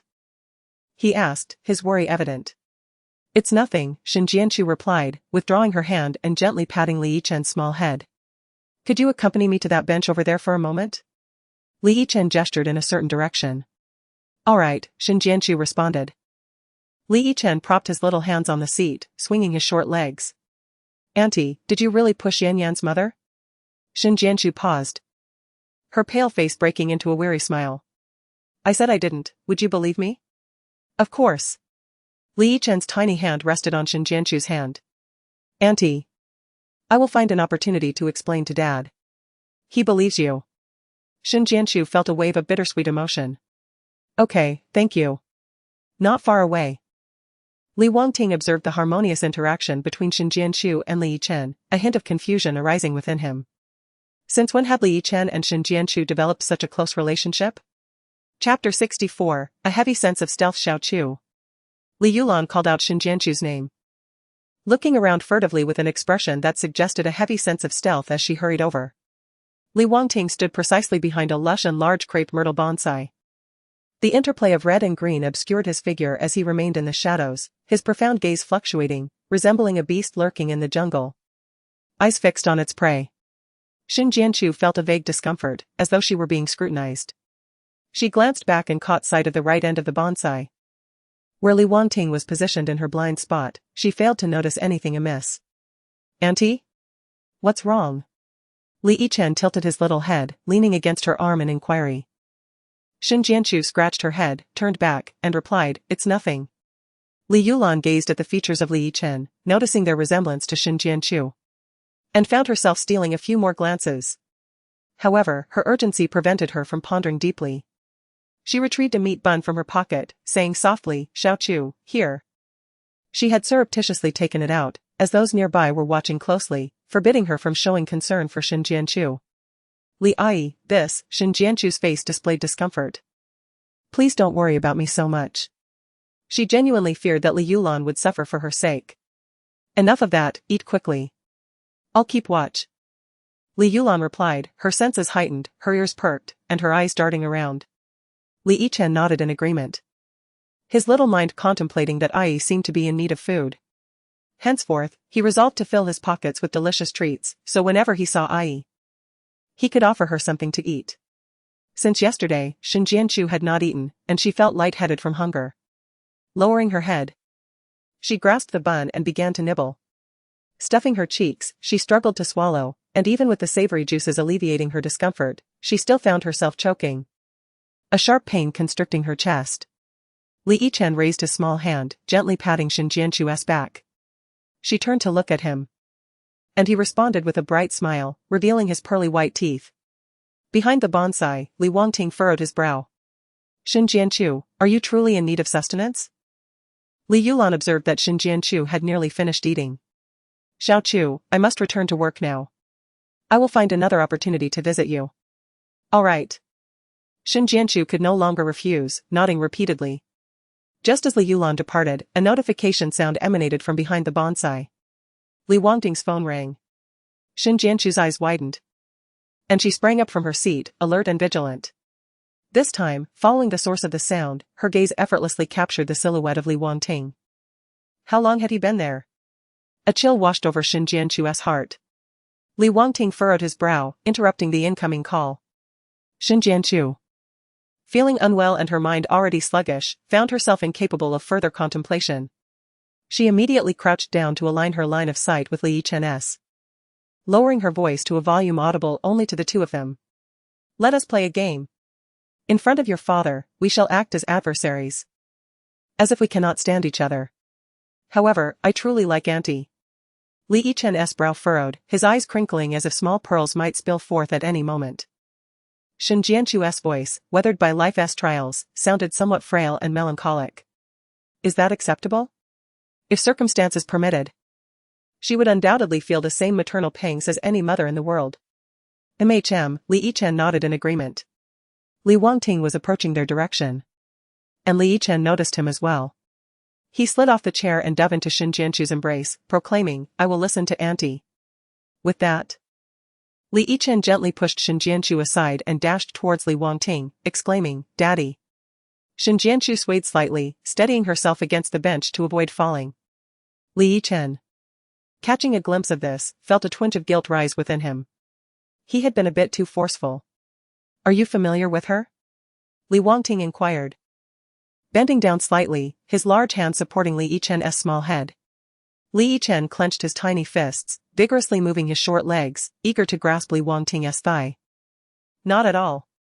I dislike her immensely." Li Yichen turned his little head, stuck out his tiny tongue, and playfully scratched his cheek with his fingers, directing his antics at Xin Jianchu. Xin Jianchu averted her gaze, seemingly detesting him. Yet, what I observed moments ago contradicted this. Li Wangting assertively cupped Li Yichen's small face in his large hands, compelling him to meet his gaze. "Earlier, at Zhuyuan Temple, why did you speak in her defense? Did Li Yichen, or perhaps Xin Jianchu, uncover the secret of his origins? Was it because the teacher taught that boys should not bully girls? And that he was a good child who listened?" Li Yichen, puffed up with indignation, crossed his arms, declaring, "I dislike her now because she just insulted me in secret." Embarrassed, he added, "I don't want to learn from her." Clinging to Li Wangting's arm, he whimsically pouted, "Daddy, you don't know how harsh Auntie's words were." Li Wangting fixed a penetrating gaze on Li Yichen. The boy felt a pang of guilt under his father's scrutiny, his palms clammy and his knees weak. Yet he feigned composure. His little head spun quickly, his face fell, and his innocent big eyes blinked up at Li Wangting.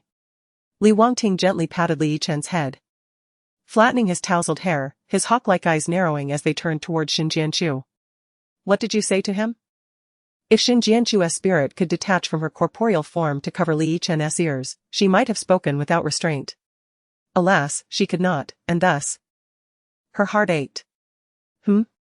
Li Wangting's patience was waning. Shin Jianchu, speak. In this estate, you do not possess the right to remain silent. Bad daddy. Li Yichen exclaimed, bouncing on the ground in an attempt to assert his presence before Li Wangting. You actually want auntie to scold me again? You're so mean. I don't like you anymore. Humph. With that, Li Yichen raised his tiny fists and struck at Li Wangting. Li Wangting effortlessly seized both of the boy's arms with one hand, lifting them high as if capturing a small monkey. The atmosphere became tense. Just then, Li Wangting's phone rang once more. With an expression of cold indifference, he hung up. However, this time was different. The caller persisted, exhibiting an unyielding determination to reach him. At last, Li Wangting furrowed his brow and answered the call. Hello. Mr. Li, Miss Ji is in trouble at the bridge on the outskirts of the city. You need to come quickly. A jolt of unease coursed through Li Wangting's brow. He concluded the call and tucked his phone into his pocket, simultaneously releasing Li Yichen. You should return to your room and study.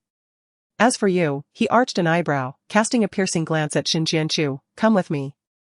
He felt compelled to keep Shin Jianchu within his sight, for she had a knack for stirring up trouble. It seemed as though her very existence was dedicated to causing him distress.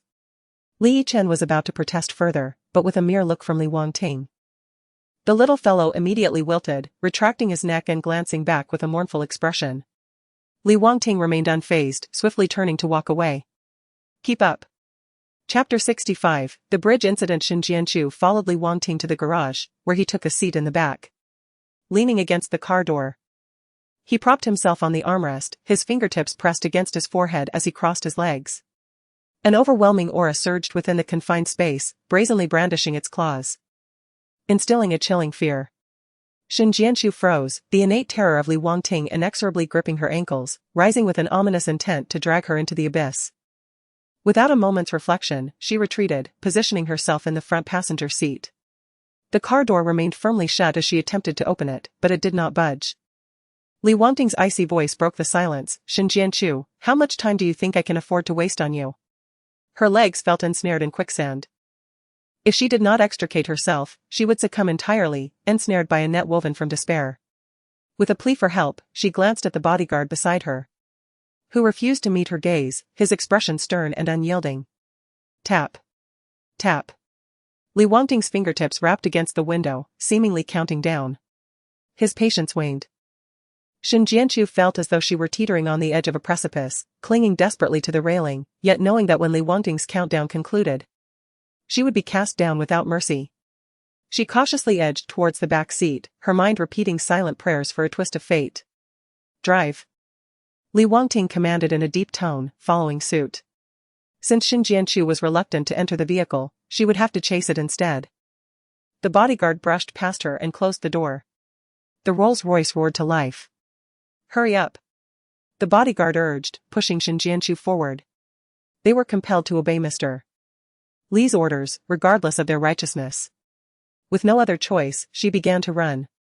Her steps were feeble, each one seemingly dragging her deeper into despair. Move faster. The bodyguards barked at Shin Jianchu, who was struggling to keep pace. A throbbing headache plagued her, as her fragile form wobbled forward. Inside the car, Li Wangting observed Shin Jianchu intently through the rearview mirror. The driver, sensing his icy demeanor, gradually reduced the speed. Shin Jianchu was preoccupied with running, oblivious to the diminishing distance between herself and the vehicle. She was now less than 3 meters away from the car's rear. Stop, Li Wangting commanded coolly. The Rolls-Royce came to a smooth halt. Shin Jianchu, breathless, felt her chest heaving violently, her head spinning uncontrollably. Her lungs pressed painfully against her ribcage. She tapped on the window, but no one inside responded. Trembling, she managed to open the door effortlessly. Without a moment's hesitation, she climbed into the car. Before she could settle, it was already in motion. Gasping for breath, her heart ached, compelling her to clutch her clothing tightly. Her head bowed as she fought the overwhelming sensations rising within her. Li Wangting, indifferent to her presence, gazed out at the fleeting scenery beyond the window. Yet, the glass reflected Shin Jianchu's weary visage. He furrowed his brow but did not avert his gaze, even she could not distract him from the view. It took them 45 minutes to reach the suburban bridge, only to find it cordoned off with barriers, impeding their passage. Li Wangting's Rolls-Royce halted 500 meters from the bridge, and he proceeded to walk across it alongside Xin Jianqiu. It was at this moment that Li Wangting began to grasp the gravity of the situation, quickening his pace. After all, the exaggerated tales spun by Qi Yanyan and those around him were not few in number.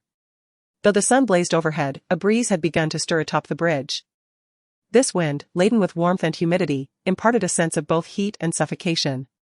Xin Jianqiu was drenched in a cold sweat, her discomfort prompting a desire to surrender to the oppressive heat, collapsing onto the ground in slumber. Yet, as they approached the bridge, her foreboding intuition grew increasingly pronounced. Her fingers, dangling beside her pant legs, trembled violently, their tips icy to the touch. It felt as though a drum was beating relentlessly against her chest. The sweltering weather underwent a swift transformation, as dark clouds amassed in the sky, heavy and ominous, seemingly on the verge of descending, suffocating the spirit. Particularly alarming was the sight of a crowd gathered ahead, curiously facing outward. Clad in the black uniforms exclusive to the Li family, their expressions were taut and somber. Beside this group stood Qi, dressed in a simple white shirt, drenched in sweat that outlined his physique, his sleeves rolled up, revealing bulging veins as if he had just engaged in a vigorous brawl. His brow furrowed, he paced anxiously. Upon catching sight of Li Wangting, his eyes lit up, and he rushed over, exclaiming, "Mr. Li, you have finally arrived." Xin Jianqiu could not shake the feeling that something was amiss. She quietly retreated to a spot where she could be concealed by Li Wangting's back, striving to diminish her presence. Li Wangting raised an eyebrow and uttered a sound of acknowledgement. Qi promptly recounted the events of the morning. Miss Qi's departure from the Li family estate in the morning seemed to be for some errands, but she encountered an ambush. A group of brutes intended to do her harm, but fortunately, the driver contacted me in time. I brought the bodyguards with me, which spared Miss Qi from harm. Had I been a moment later, I would have boarded a flight to the neighboring province, and the consequences could have been dire. Where is Qi Yanyan? Li Wangting inquired coldly. Qi shifted her lips, her gaze settling on the encircled area ahead, choosing not to respond further. And the assailants? Li Wangting pressed. They fled. Qi added, but I have dispatched personnel and they are currently conducting a thorough search. Li Wangting strode towards the encirclement. The formidable bodyguard contingent instinctively parted to create a pathway for him. Xin Jianqiu felt a wave of trepidation as she followed. At first glance, she noticed a nearby vertical phone stand, which held a phone with its camera still recording. On the ground lay an empty wheelchair. Qi Yanyan was draped in a man's coat, huddled tightly against the bridge's railing, yet even so, Xin Jianqiu could see the torn and gaping neckline, along with the bloodied scratches marring her collarbone. Qi Yanyan's eyes were vacant, trembling like a forsaken kitten. As an adult, it was challenging for Xin Jianqiu to avoid contemplating the harrowing events that had just transpired. Qi Yanyan? Li Wangting softly called out to her. Qi Yanyan shivered, suddenly realizing, and crawled towards Li Wangting. Wangting, you're here. Please help me. Li Wangting instinctively moved closer, his sharp gaze narrowing as he swiftly removed his outer coat, draping it over Qi Yanyan's shoulders while simultaneously pulling away the men's jacket she wore, casting it aside. In that moment, Qi Yanyan instinctively wrapped her slender arms around his neck, compelling Li Wangting to bend down and embrace her. Her muffled sobs followed, a sound of suppressed despair. As a woman herself, Xin Jianqiu could not harbor ill thoughts towards Qi Yanyan at this moment. She winced slightly, a frown forming on her brow. Observing the intimate closeness between Li Wangting and Qi Yanyan, a dull ache settled in Xin Jianqiu's heart. She had long been aware of the profound affection between them, yet witnessing it so vividly stirred discomfort within her. Perhaps it was a sense of resentment, or something deeper, she dared not ponder it further.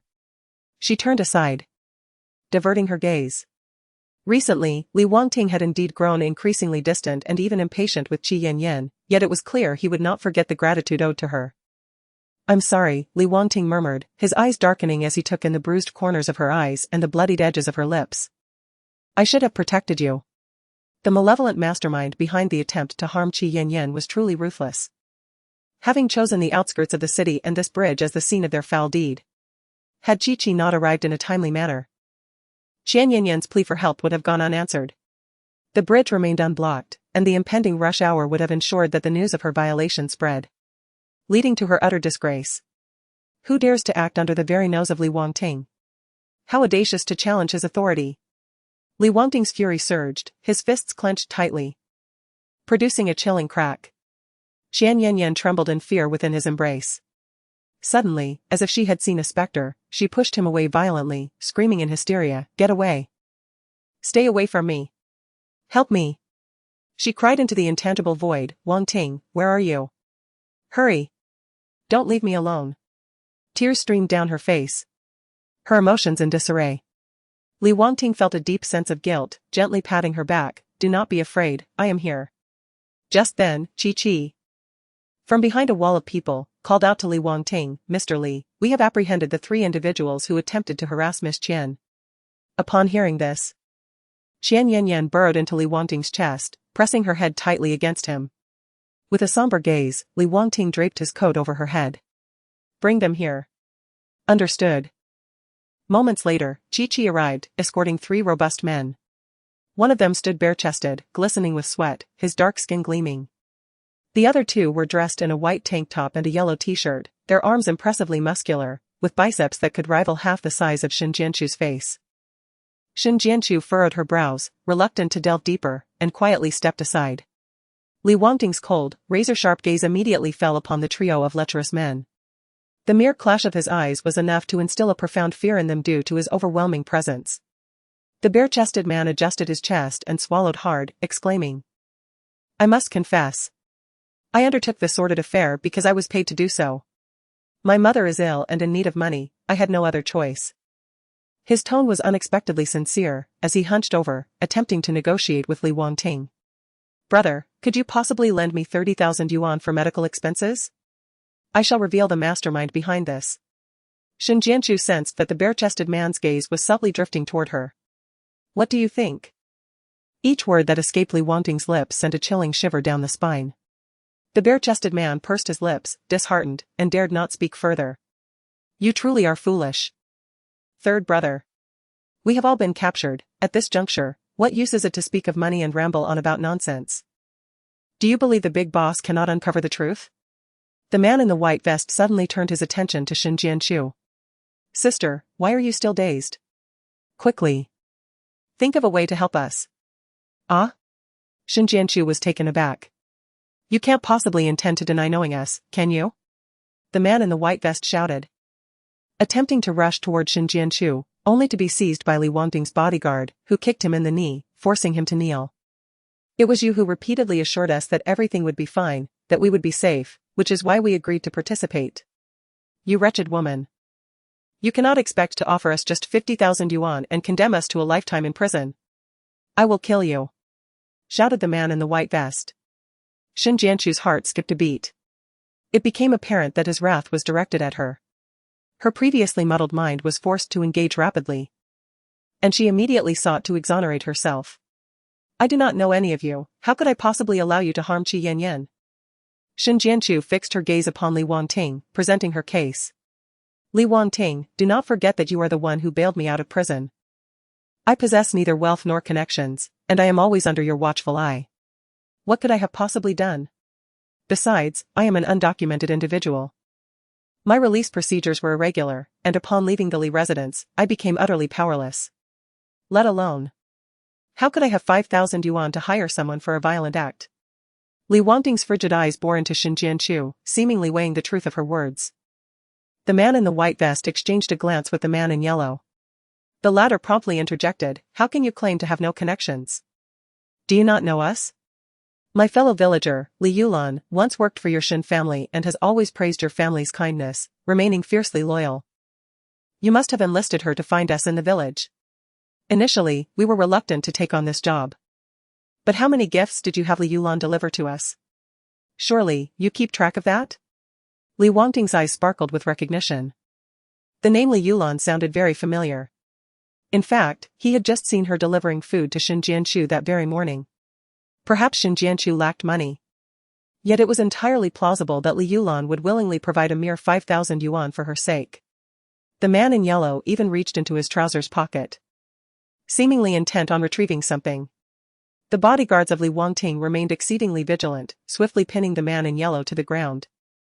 "I merely wish to present the transfer records for your perusal. Why are you acting this way?" Li Wangting raised his hand. signaling for the bodyguards to release the man in yellow. The man retrieved the WeChat transfer records, stating, "Look, Li Yulan does not have my WeChat ID. So she had her partner send it to us." "That is impossible. Aunt Li is divorced," Shin Jianchu retorted. "Shin Jianchu, the evidence is irrefutable. How can you still offer excuses?" Li Wangting admonished. "What I say is the truth," Shin Jianchu exclaimed fervently. "I maintain my stance. If I fulfill your conditions to donate bone marrow to Li Yichen, I shall be free. There is no need for me to seek out trouble with Qi Yanyan. If that is genuinely your belief, then all the better." Li Wangting scoffed coldly. "Sister, cease your words.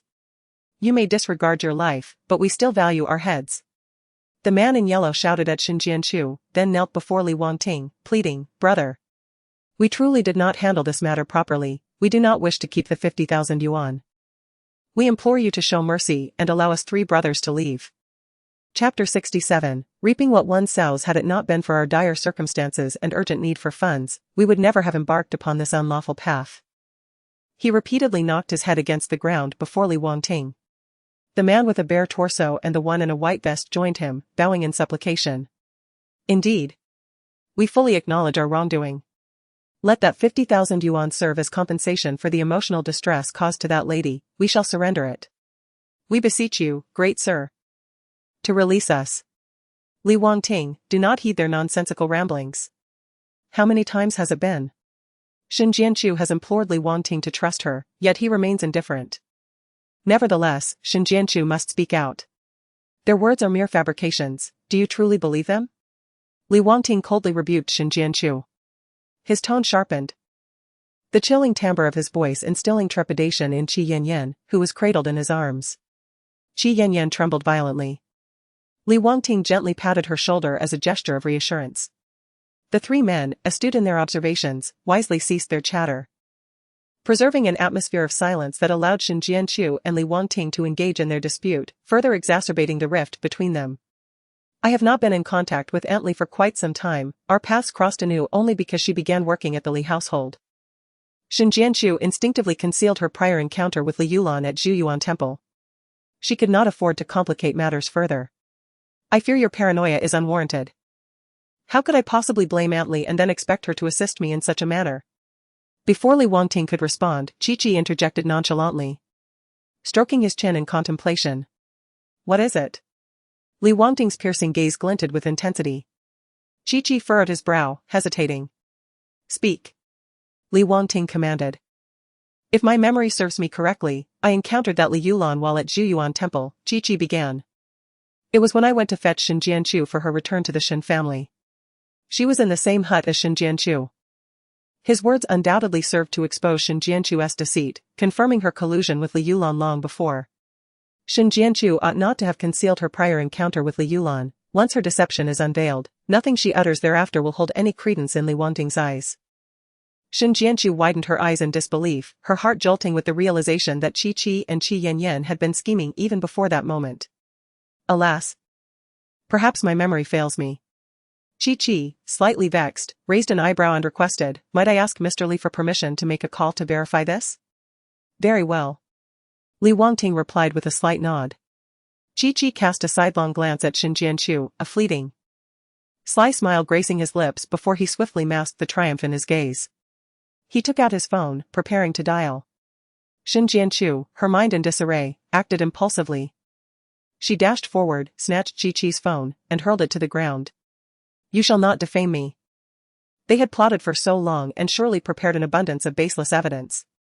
Not content with merely shattering Qi's phone, Shin Jianchu vented her fury by stomping on it relentlessly. "I, Shin Jianchu, am upright and disdainful of such actions that would tarnish Qi Yanyan's reputation." Li Wangting reproached Shin Jianchu, "It appears that the situation has unraveled, and in your embarrassment, you intentionally destroyed the evidence." The bodyguard seized Shin Jianchu by the arms, pulling her away. Frantic, she protested, "I did not. I only damaged the fabrications aimed at ensnaring me." "Ha!" Li Wangting's lips curled into a mocking smile. Qi hurried to inspect the now blackened screen of his phone. Shaking his head, he reported, "Mr. Li, my phone is broken." Immediately, he shifted his tone. stating that if one were to contact the butler at the estate and request the retrieval of Li Yulan's employment records, it would reveal whether she had ever worked at Juyuan Temple and if she had previously colluded with Xin Jianchu. Xin Jianchu's complexion grew increasingly pallid. The inquiry into Aunt Li's work history was of little consequence. What truly mattered was that Chi had merely cast a bait, and she had already lost her composure. It was her frantic missteps that led her into a perilous abyss. Li Wangting signaled with his hand, and his bodyguard promptly produced a mobile phone. Presenting it to Chi. Xin Jianchu felt a dryness in her throat, as if she had tasted iron, and for the moment, she dared not make any rash moves. Her gaze fixated on Chi. Before her, Chi dialed the butler's number from the Li family. He activated the speakerphone, allowing everyone present to hear the waiting tone. Beep, beep. Hello, this is the Li estate. The butler answered the call, his tone neither servile nor arrogant. Butler, it is I, Chi, she replied. Please assist me in checking the employment records of a staff member named Li Yulan. Please hold.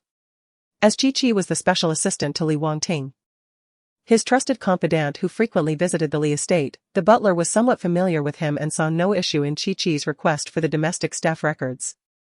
Thus his demeanor softened slightly. All right, Chi continued. The butler's phone was equipped with the estate's employee management system, allowing him to simply open the app and search for the relevant name. Everyone present was attentively listening to the exchange between Chi and the butler. Xin Jianchu's heartbeat raced unpredictably, and her curled palm was damp with cold sweat. Li Wangting's expression was impassive, his icy gaze fixated on Xin Jianchu, as if trying to discern something from her every move. All along, it was his excessive indulgence towards Xin Jianchu that had led to the tragic events surrounding Qi Yanyan today. I have obtained the information. What would you like to know about her? The steward inquired. I wish to learn about Li Yulan's previous work history, Chi replied. The steward paused, his tone laced with a hint of astonishment. She worked for the Shin family for an astounding 15 years. After the downfall of the Shin family, she took up a position as a helper at Juyuan Temple, and only recently joined our estate. His tone gradually returned to normal. Very well. I shall keep you informed of any further developments. Chi ended the call and turned to Li Wangting. Shen. Jian. Chu. Li Wangting enunciated each name with deliberate intensity, a fiery glint in his eyes as if he intended to incinerate Xin Jianchu. Xin Jianchu hurriedly interjected, I indeed encountered Aunt Li at Juyuan Temple. But that was after the collapse of the Shin family, marking our first meeting. I refrained from mentioning it earlier to avoid deepening your misunderstandings. At that time, you intended to confine me in the woodshed, and upon learning this, Aunt Li came to see me. It was out of concern for my well-being that she began working for the Li family. We seldom crossed paths at the Li household, and you may verify this through the estate's surveillance. Both Aunt Li and I are entirely innocent. We would never engage in such sordid acts against Qi Yanyan. Xin Jianchu asserted resolutely. Xin Jianchu, not a single word that emerges from your lips can be deemed trustworthy. Li Wangting's gaze was shrouded in darkness, since you remain unrepentant. You shall face the consequences of your own actions. Chapter 68, A Peaceful Departure. As Li Wangting rose, he effortlessly lifted Qi Yanyan into his arms, casting a cold and disdainful glance at the three lecherous men. Listen well, the three of you. If you wish to remain unscathed, treat Qi Yanyan as Xin Jianchu instructs you to. Xin Jianchu was taken aback. Li Wangting, I have done nothing. On what grounds do you accuse me? She shouted. Pushed aside by the bodyguards, she stumbled into the embrace of the three men. Instinctively, she attempted to flee. The bare-chested man seized her by the shoulders. My dear. The boss speaks the truth, your heart is too wicked, and you must bear the repercussions. Madman. Let me go. Xin Jianchu struggled to break free from the grip of the bare-chested man. His hands clamped down like iron pincers, digging painfully into her arms, causing tears of anguish to well up uncontrollably in her eyes. Li Wangting, indifferent and unfeeling, held Qi Yanyan tightly as he navigated through the wall of bodies. Chi followed closely behind him. A dense throng of bodyguards sealed off the exit, extinguishing the last flicker of hope for Xin Jianchu. Behave yourself.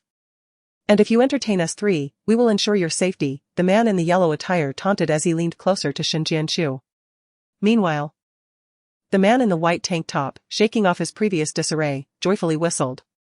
You've lost some weight, but the right places remain untouched, some truly indulge. The filthy and repulsive words pierced Shin Jianchu's eardrums, causing a wave of revulsion to rise within her, making every hair on her body stand on end. Help! She screamed, desperately attempting to call for assistance. Yet, even surrounded by a throng of people, none would come to her aid. At that very moment, Li Wangting escorted Qi Yanyan to the vehicle she had arrived in. Leaning against the car door, he retrieved a lighter from his pocket. With a flick, a flame ignited. Snap! The fire extinguished. He turned it again, and the blaze flared up once more. Inside the car, Qi Yanyan tightened the grip on Li Wangting's coat. Her face a mask of fear and anxiety. However, her gaze, whether intentional or not, lingered upon the lighter in Li Wangting's hand. She recognized that lighter. It bore the inscription of the character Chu, a gift from Shin Jianchu to Li Wangting before their marriage. She had always been distinct from others, her vibrant and radiant spirit being her hallmark. Qi Yanyan recalled how the effervescent Shin Jianchu had once smiled and declared, "What I give him need not bear his name. If it bears mine, then whenever he picks it up, he shall never forget me." Mr. Li, a uniformed officer responsible for traffic control, approached Li Wangting, offering him a cigarette. Li Wangting declined, extinguishing the lighter and pocketing it. "How is your side handling the situation?" the officer inquired with an awkward smile. "If all is nearly resolved, I can have the seal removed to restore traffic. I received the emergency call and came immediately." It is evident that Li Wangting has suffered misfortune, yet no report was made, only a team was dispatched to assist in capturing the perpetrator. After all, individuals like Li Wangting possess profound and intricate thoughts. Inciting his ire is not merely a matter of imprisoning the offender. He has an abundance of methods to make one wish for death yet be unable to attain it.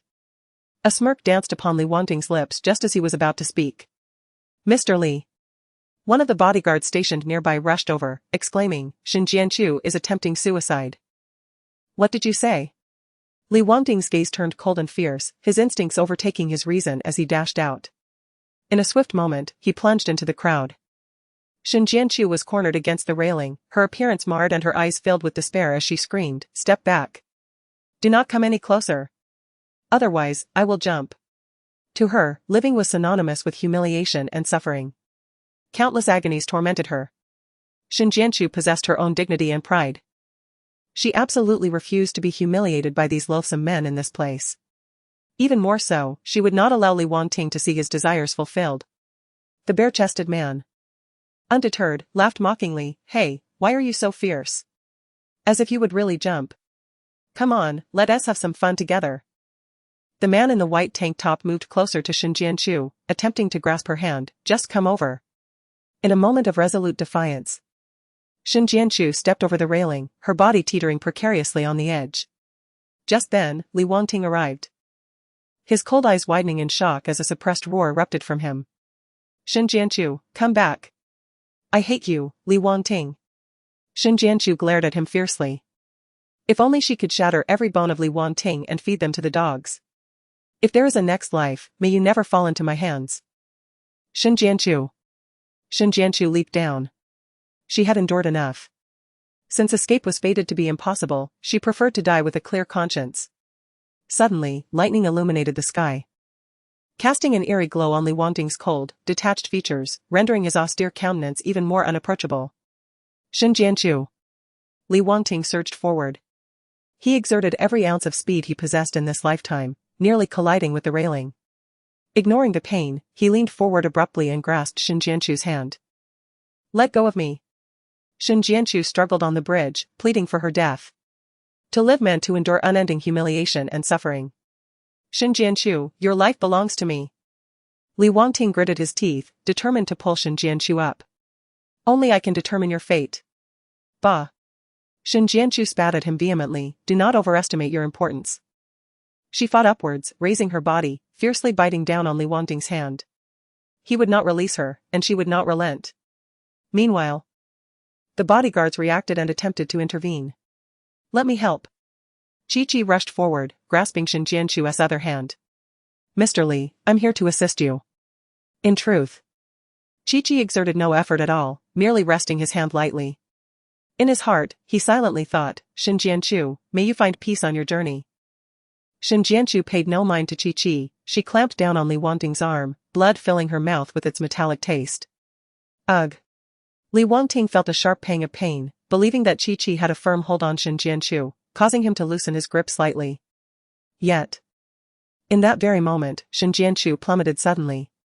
The intense force of the fall rendered him incapable of grasping her again. As she descended, the rubber band slipped from her hair, and her neither long nor short tresses cascaded chaotically around her, her gaze filled with determination and coldness, her parched, cracked lips stained with Li Wangting's blood. Shin Jianchu! Li Wangting cried out, stretching his hand over the railing with all his might. Bang! Shin Jianchu plunged into the water, creating a splash as she sank to the riverbed. Mr. Li, be careful. Chi-Chi signaled to the other bodyguards, who together pulled Li Wangting back. He was compelled to step back, a void suddenly opening in his chest, a strange sensation coursing through him, accompanied by a bitter, aching fury. In a fit of rage, he kicked the railing. Chapter 69, She Cannot Die. A deep dent immediately appeared in the railing. Li Wangting's voice turned hoarse. Everyone, go find Shin Jianchu. I demand to see her alive. Yes, his subordinates replied in unison, promptly devising a plan to dive in for rescue. After approximately 10 minutes, Shin Jianchu was retrieved to the bridge. She lay flat on the ground, her head bruised and blood seeping through her disheveled hair. The bodyguards were performing CPR, pressing on her chest. She coughed up some water but offered no further response. Shin Jianchu, wake up. Li Wangting suppressed his roar, gently shaking her. Yet, Shin Jianchu remained unresponsive, motionless. Make way. Li Wangting bent down, swiftly lifting Shin Jianchu into his arms as he darted through the crowd. Qi Yinyan's vehicle was positioned atop the bridge, which was now congested at both ends, rendering it unusable. He dashed along the bridge with fervor. Chi-Chi silently trailed behind Li Wangting. Upon reaching a point 500 meters ahead, Li Wangting arrived at his designated parking spot. Drive. Li Wangting instructed, placing Shin Jianchu in the back seat, cradling her throughout the journey without setting her down. The driver, following Li Wangting's command, made a rapid U-turn, heading towards the nearest hospital. However, they encountered the evening rush hour, and the vehicle became ensnared in traffic. How far is it to the hospital? Li Wangting inquired, his gaze fixed on Shin Jianchu's pale and anguished visage. The driver glanced at the hospital's landmark visible through the window, noting that it was less than a kilometer away. Yet, they needed to turn around ahead, and with the current traffic, it would likely take another 15 minutes to arrive. Without a moment's hesitation, Li Wangting opened the car door and sprinted, still holding Shin Jianchu tightly. The vehicle behind them belonged to Chi-Chi, who sat in the front passenger seat. Eyes wide with disbelief, her face a mask of shock. Could it be that Li Wangting had gone to such lengths for Shin Jianchu? Li Wangting ran with all his might, delivering Shin Jianchu to the hospital in the shortest possible time. As she lay on the stretcher, he followed closely, arriving at the entrance of the operating room. Just as Shin Jianchu was about to be wheeled inside, Li Wangting clung desperately to the bed's handrails. Family members are not allowed inside. A doctor intervened, blocking Li Wangting's way. With immense reluctance, Li Wangting gradually retracted his fingers, one by one. His gaze remained fixated on the frail figure of Shin Jianchu lying on the hospital bed, indifferent to whether she could hear him or not. Shin Jianchu, I command you. You cannot die. Your life belongs to me, do not dare to play tricks before my eyes. He resorted to his usual threats with her. Otherwise, I will ensure that you pay a price you cannot afford. The medical staff stood by, silent. They wheeled the stretcher into the operating room. As the door closed, the red light indicating surgery illuminated. Li Wangting stared at the door, his heart a tumult of emotions, his feelings extraordinarily complex. Shin Jianchu, you must not come to harm. Upon arriving at the hospital, Chi-Chi inquired about Shin Jianchu's whereabouts and personally arranged for 2 doctors to attend to her. Just do as I say, do you understand? This hospital happened to be Chi-Chi's domain, where he had numerous acquaintances. The 2 doctors exchanged glances, hesitated for a few seconds, and then resolutely nodded, agreeing to follow Mr. Chi's instructions. Subsequently, the 2 doctors proceeded to the changing room to don their surgical attire. Meanwhile, Li Wangting remained steadfastly outside the operating room. The haunting expression of Shin Jianchu, dangling by the railing, repeatedly haunted Li Wangting's mind like a nightmare. His heart constricted tightly, ensnared by an inescapable web, tightening further and suffocating him. Restless, he paced back and forth, glancing intermittently at the red light of the surgery.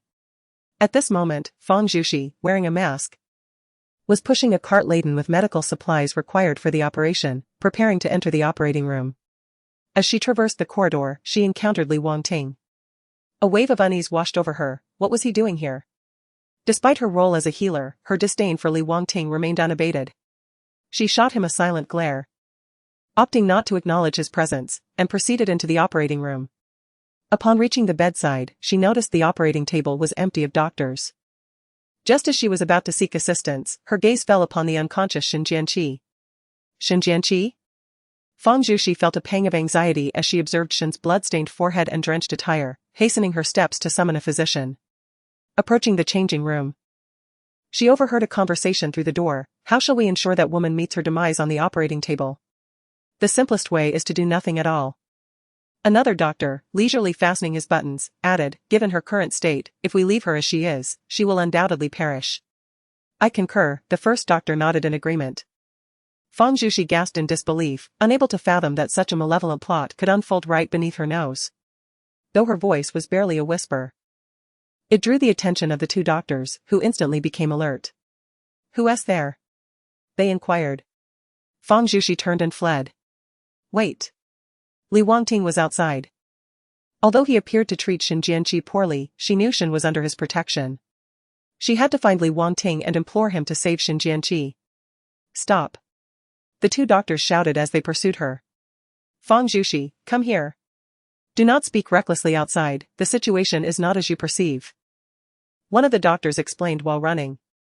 However, Fang Zhuxi dared not pause to listen. She was acutely aware of Shen Jianqi's dire condition. If she delayed any longer, Shen Jianqi might very well perish. That woman is a convict.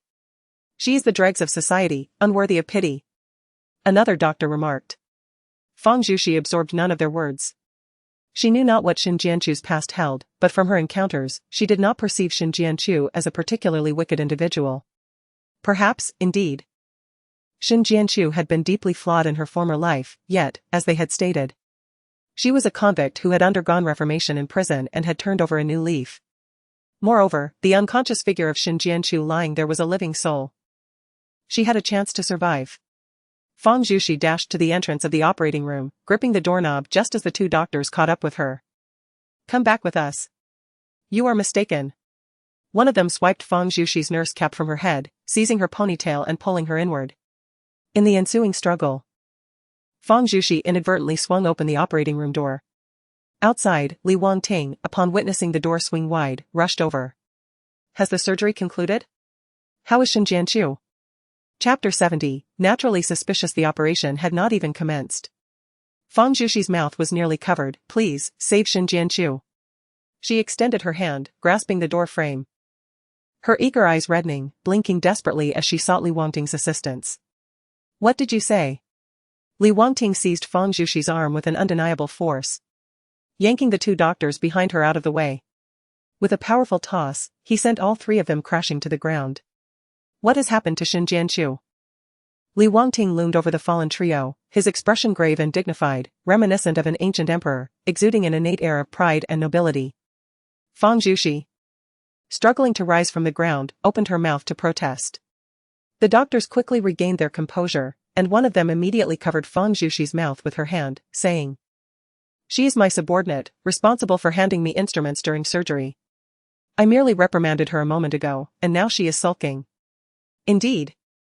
The youth of today often fail to grasp the gravity of the situation, yet they exhibit such defiance even while working in the emergency department, another doctor remarked, casting a disapproving glance at Fang Zhuxi. Fang Zhuxi turned her head, her eyes pleading as she silently blinked at Li Wangting. Clenching her fists, she struck the doctor, who recoiled in pain. Without hesitation, she removed her mask. Li Wangting, do you remember me? I am a friend of Shen Jianqi. Anyone could wish her harm, but I would never do so, Fang Zhuxi declared with unwavering conviction. Although I am unaware of why these two doctors would wish for Shen Jianqi's demise. You have already brought her to the hospital, so you surely do not want anything to happen to her, correct? Please, change her attending physician. or Shin Jianchu may truly perish. Fang Zhuxi implored, her words flowing in a rapid torrent. Li Wangting's gaze was heavy as he fixed his eyes upon her.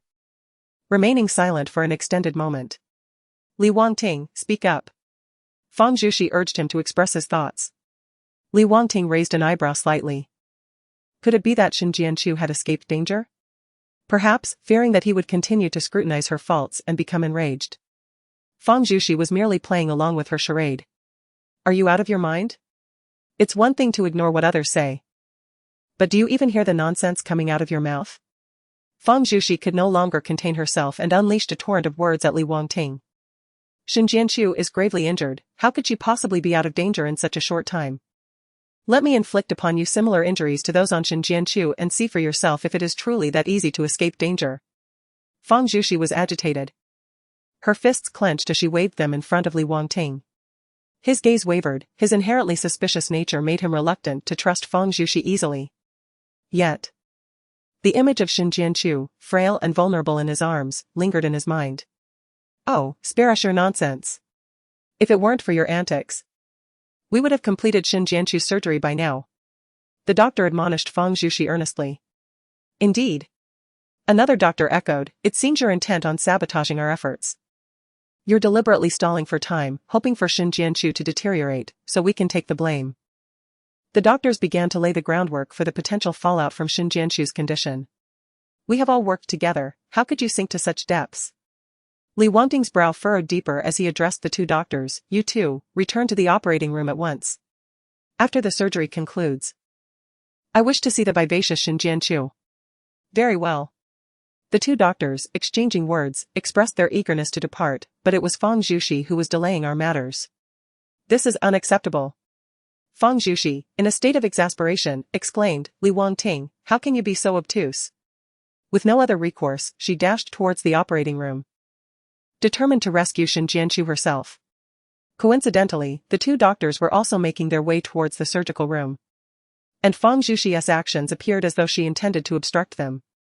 Just then, Chi-Chi arrived, seizing her arms from behind, thus restraining her movements. Doctors need to enter to save a life, what are you doing? Chi-Chi inquired. Witnessing this, Li Wangting tacitly approved of Chi-Chi's intervention. What are you trying to do? Fang Zhuxi struggled, demanding, let me go. I must save her. You lot, incapable of comprehending human speech, I warn you. If Shin Jianchu dies, you shall all be deemed murderers. Fang Zhuxi's voice grew hoarse from her desperate cries. Yet, Li Wangting remained impervious. Rather than trust a woman who had previously colluded with Shin Jianchu, why would he not believe the doctors? Surely, while one doctor might lie, it is improbable that both would. In fact, considering today's circumstances, the three lecherous men, it seemed implausible that no one would support Shin Jianchu, seeking to condemn her to death. The two doctors feigned urgency, arriving at the threshold of the operating room. Why is the door locked? One doctor attempted to push against it, causing a loud clatter. How peculiar. However, this provided them with an excuse for the surgical failure. The door could not possibly be locked. Stop pretending. Fang Zhuxi continued to shout. Li Wangting, irritated by her noise, raised his hand and instructed Chi-Chi to silence her. Simultaneously, on the operating table, the white surgical light illuminated Shin Jianchu's figure. Jiang Ren, with a composed demeanor, grasped the scalpel with his left hand. His right hand had been rendered nearly unusable by Li Wangting, making the surgical procedure exceedingly difficult. Nonetheless, he was a left-handed individual. However, from a young age, he had been taught that left-handers were not suited for prominence, thus, whenever he used his left hand for chopsticks or writing, he would be punished. With a grave expression, he performed the surgery on Shin Jianchu. Today, he had merely come to the hospital to collect a health report for Jiang's mother and fortuitously witnessed the altercation between Fang Zhuxi and Li Wangting regarding Shin Jianchu. Seizing the opportunity while everyone's attention was diverted, Jiang Ren stealthily entered the operating room and secured the door. The surgery was still in progress. Outside, two doctors commenced their performance. I had inadvertently left the key to the operating room in the changing room. Is that so? I didn't bring mine today. What shall we do now? We can only go to the first floor to find the security guard to unlock the door. All right, I shall go. One doctor hurried away. The remaining doctor exerted minimal effort, repeatedly banging against the door. Li Wangting furrowed his brow, seized the collar of the doctor, and pulled him away before delivering a powerful kick to the door of the operating room. To prevent disturbances from the patient's family, the door was specially designed and could not be opened by mere physical force. Bang! Bang! Bang! Bang! The silent corridor echoed with the violent sound of Li Wangting forcefully kicking the door. After countless attempts, as Li Wangting finally broke through the grand entrance, another doctor, accompanied by a security guard, arrived belatedly. Inside, Jiangren abruptly lifted his head. Chapter 71, The Alarm Rings Xinjianqiu. Li Wangting bellowed as he stormed into the operating room. Even in the corridor, his roar resonated. The two doctors trembled as they followed closely behind him, momentarily forgetting the sanctity of the operating room, where unauthorized personnel were strictly prohibited. Before long, Li Wangting reached the operating table, finding it vacant save for Xinjianqiu, who lay alone. The bright surgical lights illuminated her pale visage, her eyes were tightly shut, remaining in a state of unconsciousness. Xinjianqiu? Li Wangting nudged her. She showed no sign of response. Quickly, examine her. Li Wangting urged the two doctors. Faced with his imposing presence, the doctors disregarded Chi-Chi's earlier instructions and began to assess Xinjianqiu's condition. To their astonishment, her pulse was steady, although still unconscious. Her vital signs were gradually approaching normal parameters. The doctors exchanged puzzled glances, sensing something was amiss with the patient's current state. I suspect the door was locked from the inside because someone intruded and did something to the patient, one doctor cautiously speculated, avoiding explicit clarity. Meanwhile, Jiangren was swiftly exiting through the dedicated contaminated passage of the operating room. This corridor was primarily traversed by cleaning personnel, with few others present, allowing Jiangren to slip away unnoticed. Hearing this, Li Wangting raised his sword-like brows, his expression cold and severe.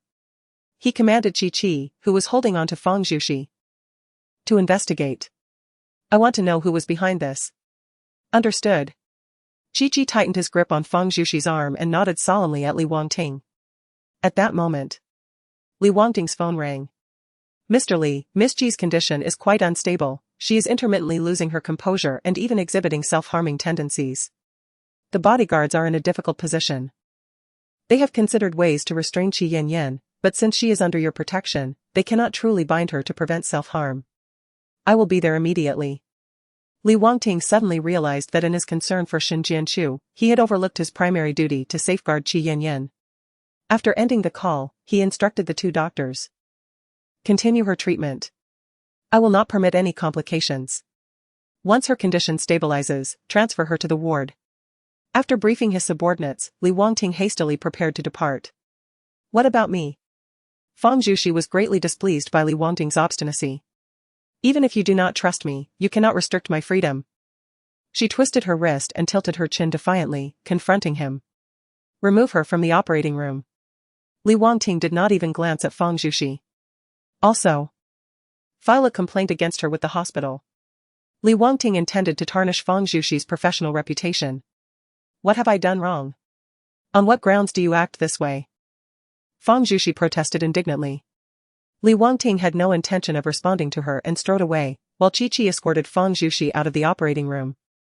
Release me. Why are you leaving those two doctors in the operating room? Are you giving them an opportunity to commit murder? Feng Zhuxi exclaimed, her anger palpable. Xinjianqiu's condition was dire, and if those two men acted recklessly, it could very well cost her life. Although Chi-Chi noticed that Li Wangting did not look back, she was still concerned that he might eventually raise suspicions. As far as I know, those two are the finest physicians in this hospital. And every patient they have treated has achieved a complete recovery. Yet you, with your incessant alarmism, what is your true intention? Chi-Chi impatiently shoved Feng Zhuxi out of the operating room. Feng Zhuxi stumbled slightly but regained her footing and glared furiously at Chi-Chi. Ignoring her, Chi-Chi turned back into the operating room and closed the door firmly behind her. Feng Zhuxi spun around and pounded on the door. Open up. Let me in.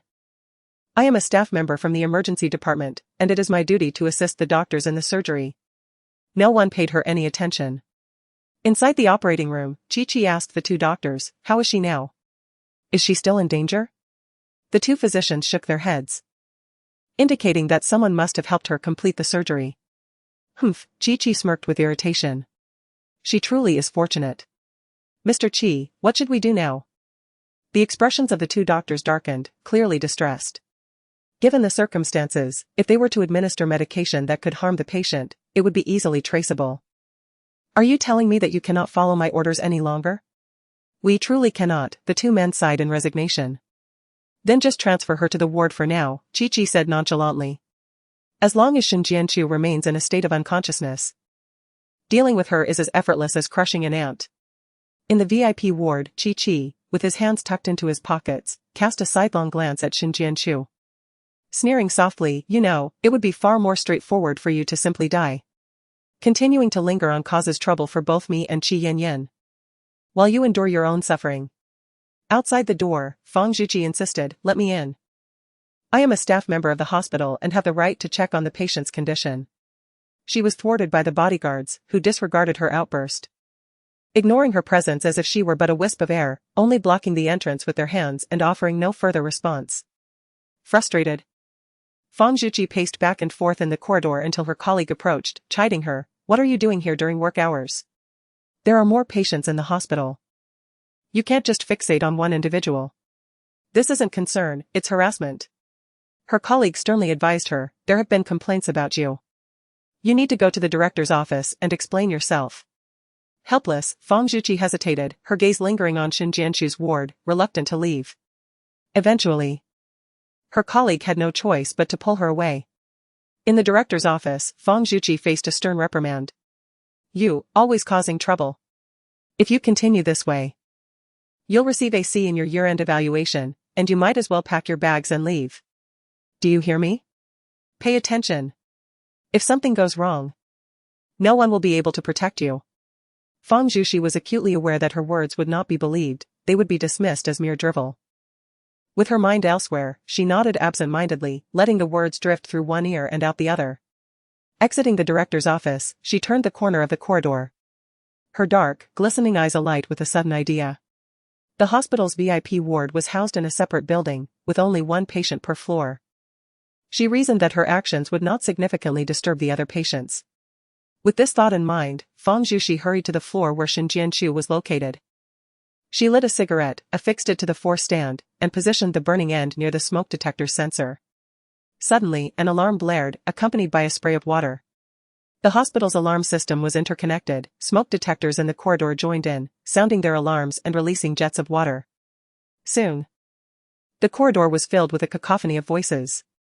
Chapter 72, Drawing the tiger away from its mountain. Fang Zhuqi listened as the commotion outside signaled an evacuation.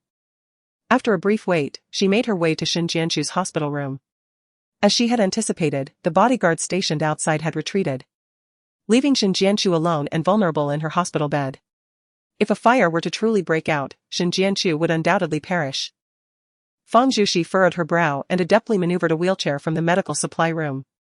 Entering the patient room, she took a deep breath, preparing to lift Shin Jianqiu into the chair. Shin Jianqiu was tall, and Fang Zhuqi had assumed her weight would be considerable, yet she was surprisingly light. Fang Zhuqi effortlessly lifted her. Fang Zhuqi blinked in disbelief. She had little time to dwell in her astonishment and immediately pushed the wheelchair carrying Shin Jianqiu away. Fang Zhuqi's considerations were far from thorough, she hadn't even decided where to take Shin Jianqiu, but instinctively felt that as long as she could remove her from Li Wangting and his subordinates' control, it would suffice. She and Shin Jianqiu, in a state of confusion, took the elevator down to the basement level, which also served as the parking garage. To her surprise, Chi and his entourage were already there. Upon noticing Fang Zhuqi's gaze, Chi looked over while reprimanding his subordinates. Just as Fang Zhuqi felt a weight on her shoulders, before she could react, someone pulled both her and Shin Jianqiu into the adjacent stairwell. Who? Fang Zhuqi was about to scream, but her mouth was swiftly covered. She stared in astonishment at Jiangren before her. Shoo, Jiangren placed a finger over his lips. Understanding his cue, Fang Zhuqi nodded. Jiangren then removed his hand. Thoughts of the locked operating room door flooded Fang Zhuqi's mind. Dr. Jiang, were you the one who performed the surgery on Shin Jianqiu? Yes, Jiangren nodded slightly. What do you plan to do next? I don't know. Fang Zhuqi felt a surge of indignation. If she stays in the hospital, I fear she won't survive. With a sigh, she gently stroked Shin Jianchu's head. Let us leave together. After a moment of contemplation, Jiangren said, I have a house in the countryside. I will take you there. Other places are likely to be discovered by Li Wangting. All right. Fang Zhuxi pulled out her phone and began drafting a text message. Then I'll request a few days off from my superiors. Given Shin Jianchu's current situation, he undoubtedly requires assistance. Jiangren waited for a moment before proceeding to the parking lot to assess the circumstances. Upon confirming that Qi and his companions had departed, he returned. Lifting Shin Jianchu and placing her in the back seat of his car, before moving to the front to drive. Fang Zhuxi swiftly took her seat in the passenger side, fastening her seatbelt. During their journey to the countryside, Jiangren stopped thrice to procure medical supplies and medications that Shin Jianchu might need. Meanwhile, at the hospital, Qi, having verified with the security personnel that no fire had occurred, muttered a curse before returning to the ward, where Shin Jianchu's voice was conspicuously absent. Damn it! Qi pounded on the door in frustration.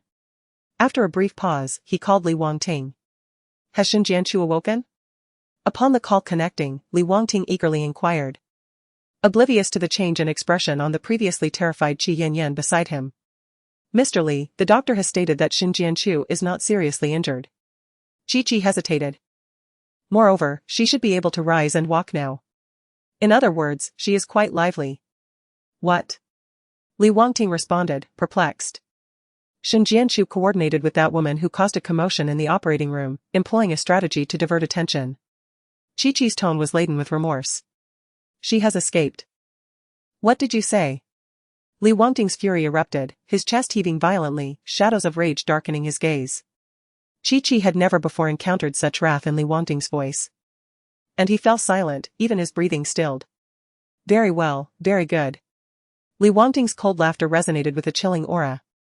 That foolish woman will undoubtedly pay the price for her own cunning. Jiangren transported Shin Jianchu and Fang Zhuxi to the countryside, nestled deep within the mountains. He had furnished an exceptionally luxurious villa. In his childhood, Jiangren and his mother resided here for a considerable period, although they later moved away. The treachery of their large family often drew Jiangren back to this sanctuary, prompting him to hire a cleaner to maintain the villa regularly. He carried Shin Jianchu into a room to examine her pulse, while Fang Zhuxi, following Jiangren's instructions, prepared the necessary medication for her drip. Under their attentive care, Shin Jianchu's condition gradually improved. Around 11 o'clock in the evening, Shin Jianchu awoke in a daze. Confronted by the unfamiliar surroundings, her mind faltered. Where was she? This was Jiangren's home. Fang Zhuxi flashed a bright smile, revealing her pearly white teeth, while Jiangren remained silent, his lips pressed thin. Unable to contain herself, Fang Zhuxi spilled the entire story of recent events to Shin Jianchu. After her animated recounting, she paused, pondering something, and inquired, how did you end up like this? Sustaining such severe injuries? Shin Jianchu felt a lump in her throat. The recollection of the dire circumstances that drove her to leap into the river at Li Wangting's behest flooded her with sorrow. A wave of grievance surged within her, overwhelming her senses. Her shoulders trembled as she struggled to maintain her composure, barely managing to suppress an emotional outburst. It's all my fault, I shouldn't have asked. Seeing Shin Jianchu in such distress, Fang Zhuxi felt a pang of empathy. She enveloped her friend in a comforting embrace and gently patted her back, seeking to alleviate her turmoil. Let us cast aside all thoughts for now, your health and recovery take precedence above all else. What merit does Shin Jianchu possess to receive the assistance and concern of Fang Zhuxi and Jiangren? Overwhelmed with emotion, tears involuntarily streamed down her face. As she steadied her heart, she gradually regained her composure and clarity. I cannot remain here any longer, Li Wangting will not spare you. Merely due to the incident involving Qi Yanyan, Li Wangting has already imposed a sentence on her, which foretells his inevitable wrath upon others.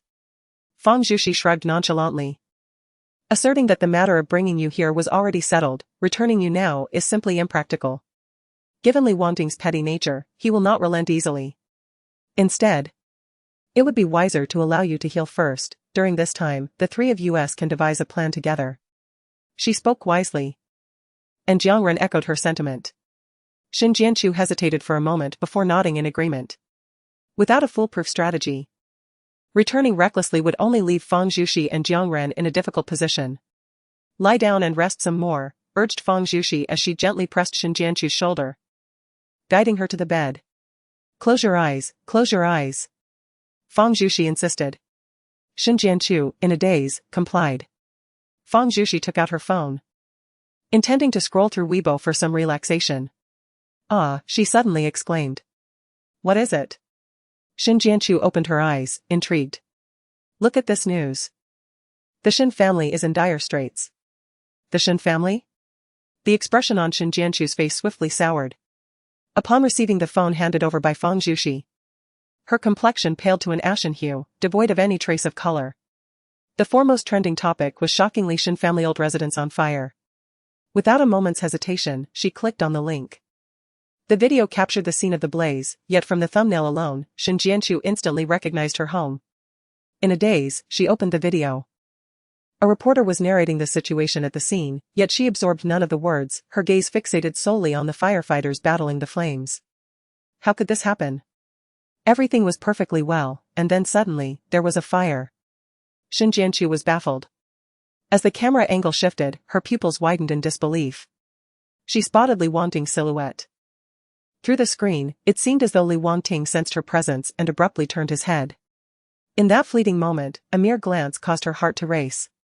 Her fingers tightening around the bedsheet beneath her, her eyes filled with a terror akin to witnessing a ghost. When Li Wangting looked again, his piercing gaze struck Shen Jianchu with the precision of a blade. His exquisitely crafted visage was chillingly cold, and even his parted lips exuded an air of frost. He mouthed the words, "Do you want Li Yulan to die?" Shen Jianchu comprehended the message. Her eyes shattered in horror. Unable to process any thoughts, she swiftly threw off the covers and leaped out of bed. What are you doing? Fang Zhuxi questioned, perplexed by her unusual behavior. The burning Shen residence is my home. It was Li Wangting who set the fire. He is coming for me. Shen Jianchu blurted out in one breath. What? Fang Zhuxi gasped in astonishment. Are you still going to seek him out? You have already set your own house ablaze, surely, you are capable of committing even more egregious acts. Fang Zhuxi wished for Shen Jianchu to report to the authorities, yet without evidence, who would believe him? It is precisely for this reason that I must make my presence known. My aunt still remains in his clutches. Shen Jianchu felt a tumult of anger and frustration. Cursing her own helplessness. If she possessed even a modicum of strength, she would not allow Li Wangting to manipulate her so easily, yet. She found herself repeatedly at a loss. She had already lost her family and could not afford to lose Aunt Li Yulan, who had cherished her as her own daughter since childhood. Fang Zhuxi, scratching her head, inquired, what animosity do you harbor against him? What animosity indeed? Shen Jianchu replied, I, too, wish to inquire of Li Wangting.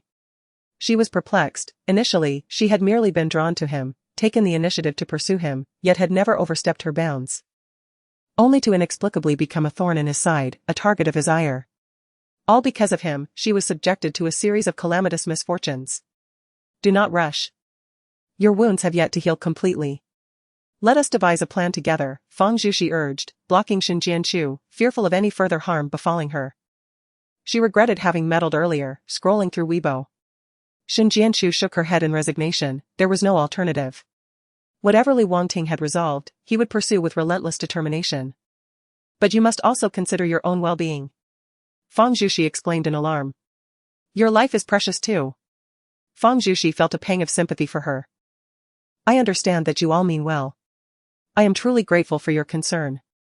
Shen Jianchu's heart felt as though it had been pierced by a dagger, twisted mercilessly. However, I truly must depart. My staying would not only endanger my aunt but also jeopardize you all. Shen Jianchu remained resolute in her decision. Fang Zhuxi spread her arms wide, blocking her path. You simply cannot leave. Jiangren. Fang Zhuxi exclaimed in exasperation, why are you standing there like a fool? Hurry and persuade her. Jiangren, who had maintained his silence, stepped closer to Shen Jianchu. She felt a twinge of embarrassment, unable to meet his gaze, lowering her head instead. She owed Jiangren an insurmountable debt, one she feared she could never repay in this lifetime. After a moment of contemplation, Jiangren brushed Fang Zhuxi's hands aside and addressed Shen Jianchu, you may go. His current strength was inadequate to confront Li Wangting. He could not protect Xin Jianchu. Rather than complicate her situation, it was better to grant her freedom. Jiangren. Have you lost your mind? Fang Zhuxi fumed, stomping her foot in frustration. She attempted to pull Xin Jianchu back, but Jiangren intervened. You can either accompany me to see her off or wait here. Jiangren's expression remained devoid of any extraneous emotion. Why? Fang Zhuxi questioned, perplexed. Isn't this a society governed by law? Aren't all citizens protected by it? How has Xin Jianchu found herself in this predicament? And why is Li Wangting allowed to act with impunity? Without waiting for Fang Zhuxi's response, Jiangren grasped Xin Jianchu's arm, leading her toward the exit. If you are to leave, do so swiftly, do not waste time here. Wait for me. Fang Zhuxi called as she hurried to catch up. During the journey back to the Li family estate, the three of them remained silent. The car's interior enveloped in an oppressive stillness, the atmosphere thick and suffocating, as if it could peel away a layer of skin from each person present. At 4 a.m, the sky was dimly illuminated. A kilometer away from the Li family manor, it was appropriate to park here. Having not spoken for an extended period, Xin Jianchu's voice emerged unusually hoarse. Her eyes were shadowed, and an unmistakable weariness enveloped her entire being. All right. Jiangren said as he maneuvered the steering wheel and brought the vehicle to a halt. Thank you, Xin Jianchu uttered, preparing to open the car door. Fang Zhuxi grasped her arm, pleading, could you possibly not leave? I'm sorry, Xin Jianchu replied, reluctantly retracting her hand. Fang Zhuxi watched helplessly as Xin Jianchu withdrew. Unable to contain herself any longer, she opened the car door and stepped out, watching from a distance as Xin Jianchu departed. By this time, the sun had begun its ascent, painting the sky in hues of orange and red, as if it had been set ablaze.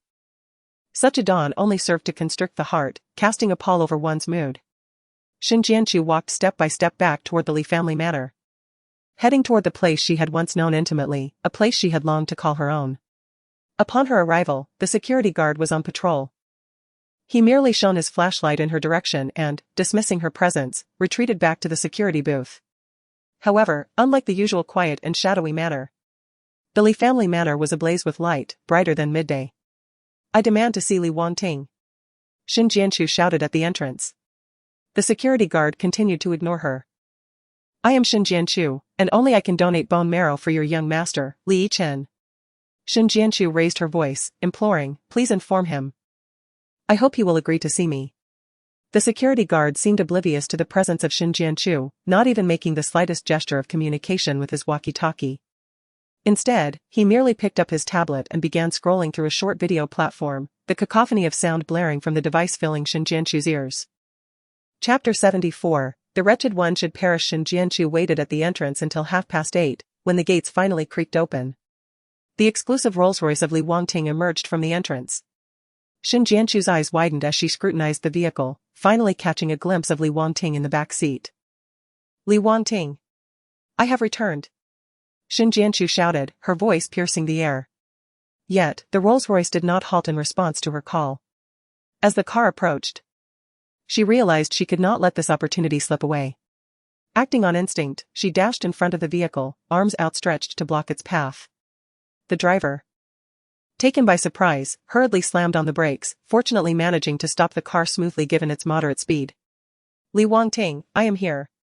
You may punish me as you wish, but please do not vent your anger on the innocent, she implored. Inside the car, Li Wangting remained engrossed in his documents, not even glancing up. The driver, caught in a dilemma, alternated between looking at Xin Jianchu and glancing at Li Wangting in the rearview mirror, uncertain of what course to take. Do you not realize I am pressed for time? Li Wangting spoke in a calm yet firm tone. But the driver hesitated. You are the driver of the Li family. Should anyone attempt to provoke a confrontation, the company's legal department can handle it, Li Wangting stated coolly. The driver paused, nodding gravely, yet his foot remained slightly trembling above the accelerator, unsure of whether to press down firmly. Xin Jianchu gazed intently at the Rolls-Royce before her. If the driver were to truly run her over, it would perhaps be for the best. At least it would appease Li Wangting's fury and spare others from being entangled in the aftermath. She closed her eyes, steeling herself, resolved not to retreat an inch. The wheels of the Rolls-Royce rolled forward 3 times before coming to a halt. The driver pressed the brakes tightly, paralyzed with fear. I'm sorry, Mr. Li. But I cannot do it. Li Wangding's expression was icy, his silence palpable. The atmosphere inside the vehicle was suffocating. The driver trembled with trepidation. Shen Jianchu cautiously opened her eyes. Casting aside any concern for her appearance, she climbed onto the car's hood and tapped on the glass. Li Wangting, come down. If you have grievances, direct them at me, Shen Jianchu. Do not set fire to my family's home, nor harm Aunt Li. She is innocent. Her marriage has long since crumbled, and her husband is in no position to assist her. She is unaware of it all. She has been manipulated, yes, by Qi Yanyan. That incident was orchestrated by Qi Yanyan. In her final words, Shen Jianchu struck a nerve with Li Wangting. He opened the car door and stepped out, glaring fiercely at her. Have you said enough? You finally deigned to meet me. Shen Jianchu rushed to stand before him. Li Wangting turned his head away, irritation radiating from him as he refused to look at her. The mere fact that you are standing before me and speaking is already the greatest mercy I can extend to you. Shen Jianchu, if you desire to flee, then run to the ends of the earth. Not only will your family, the Shens, be consumed by flames, but I shall also ensure that you experience every conceivable method of retribution, both those you can imagine and those you cannot. Li Wangting's tone was frigid, exuding an icy disdain directly towards Shen Jianchu's countenance.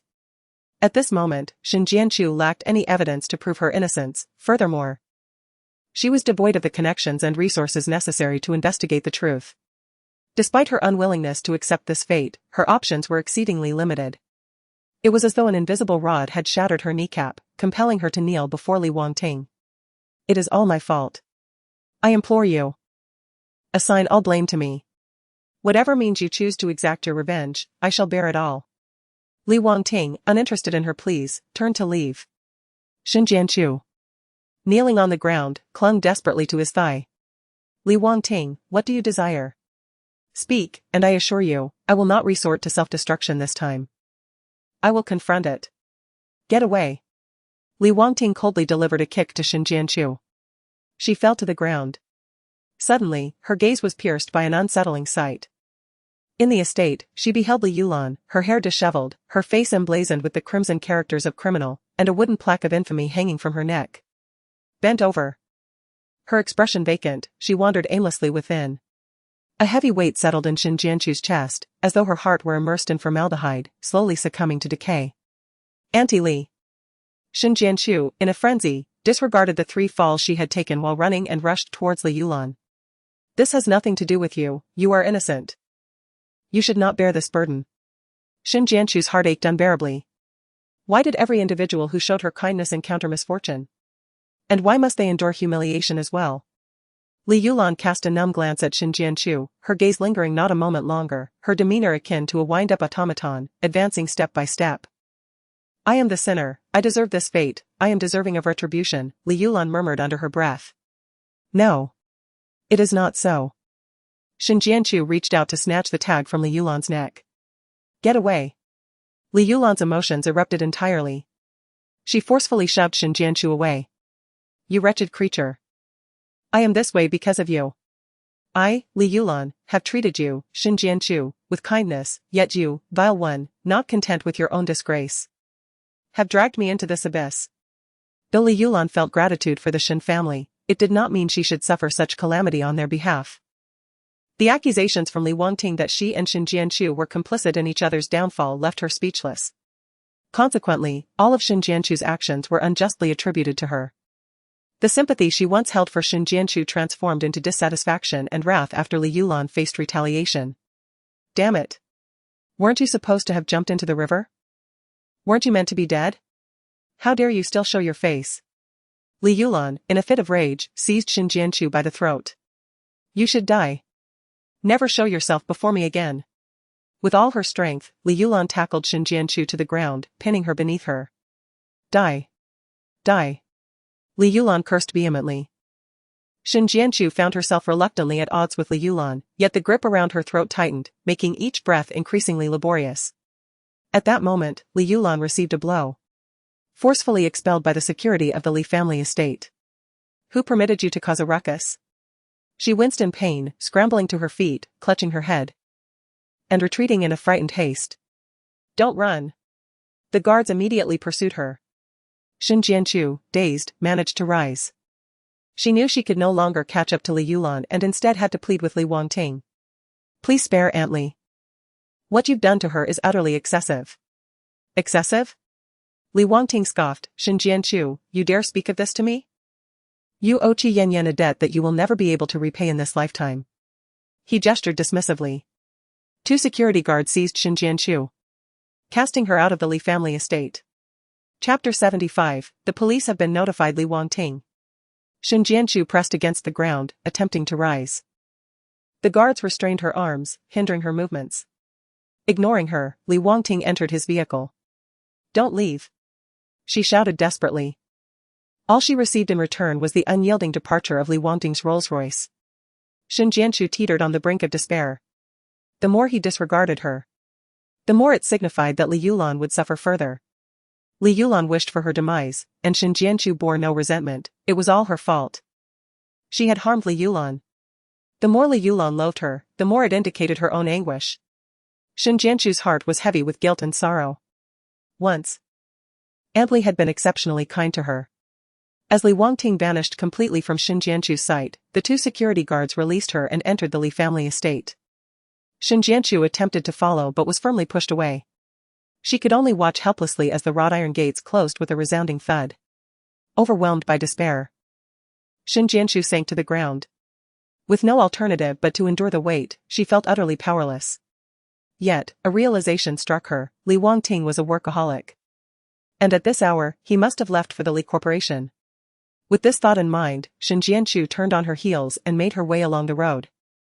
The Li family estate was not far from the Li Corporation, a mere half-hour's journey. However, without any means of transportation, she had to rely solely on her own legs. She estimated she would need to walk for 4 to 5 hours. Though the trek would be lengthy, remaining in place would only squander her time. She continued her journey without pause for a quarter of an hour. As noon approached, the sun blazed ever more fiercely.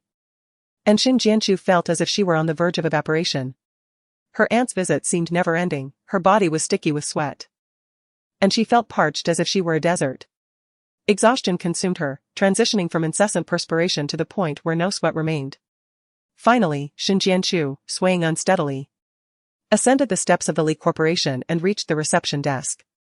The receptionist halted her, inquiring, "Who are you? What is your business here? Do you have an appointment?"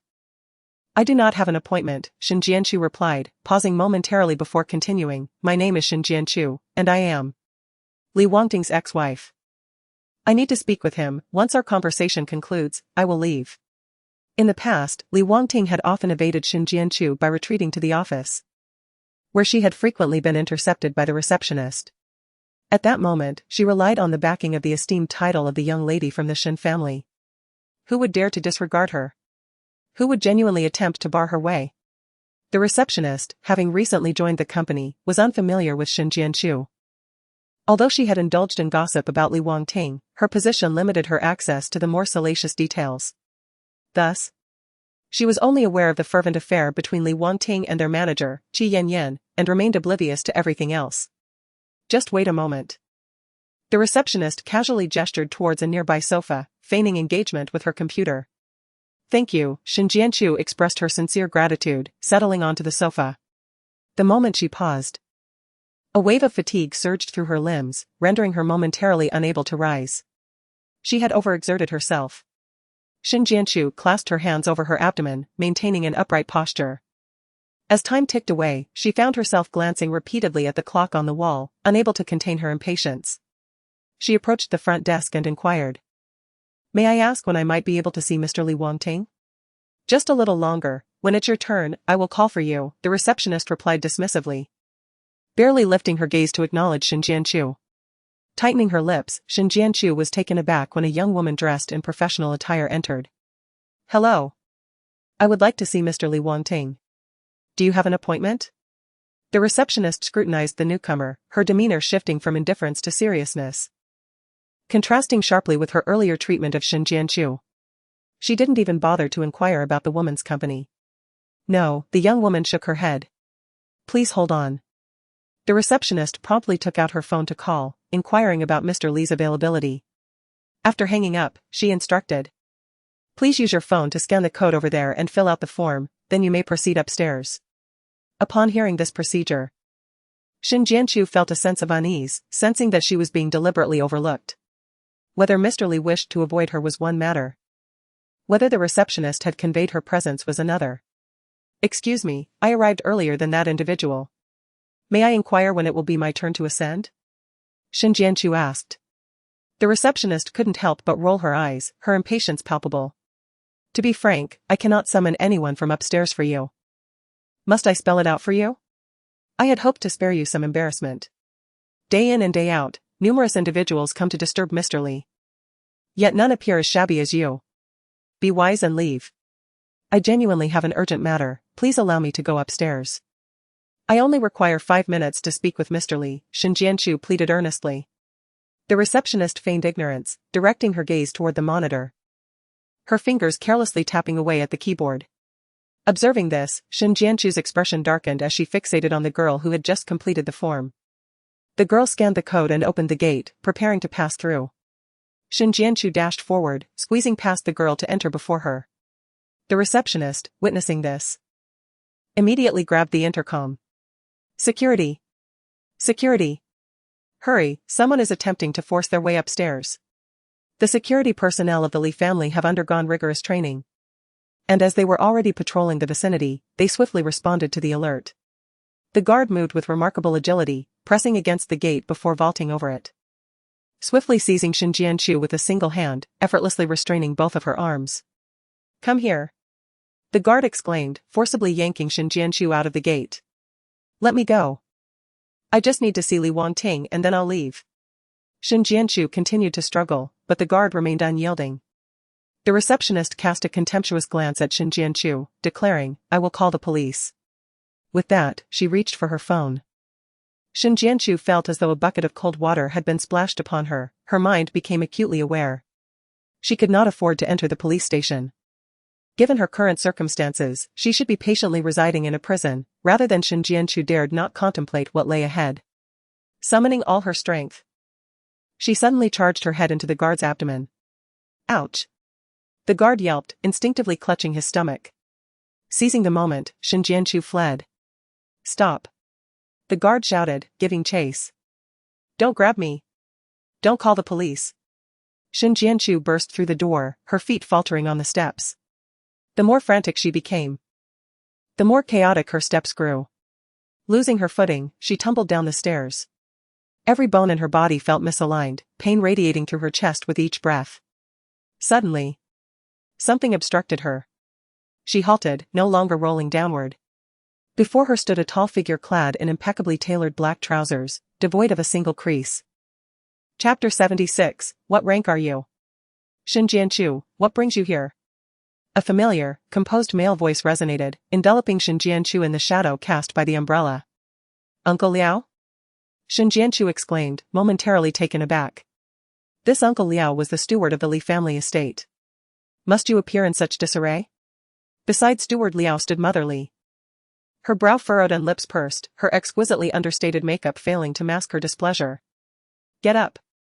Mother Li's voice was sharp, carrying an unspoken authority. Aunt Li. All right.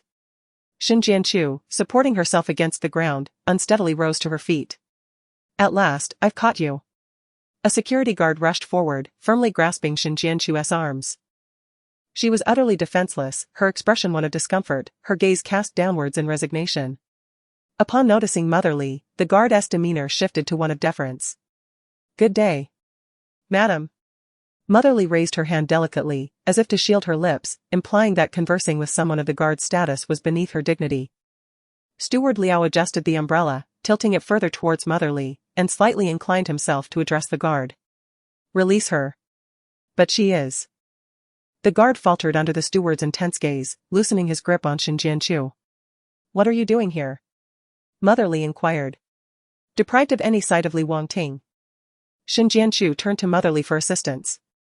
Aunt Li, I seek your help. Having previously engaged with Mother Li, Shin Jianchu was aware of her relatively amiable disposition towards her. It was not a matter of being shameless, she was simply at her wit's end. Li Wangting believed that my aunt, Li Yulan, and I conspired to frame Qi Yanyan in order to take revenge on my aunt. Shin Jianchu succinctly elucidated the sequence of events. My aunt is innocent, I implore Aunt Li for assistance. You conspired against Qi Yanyan?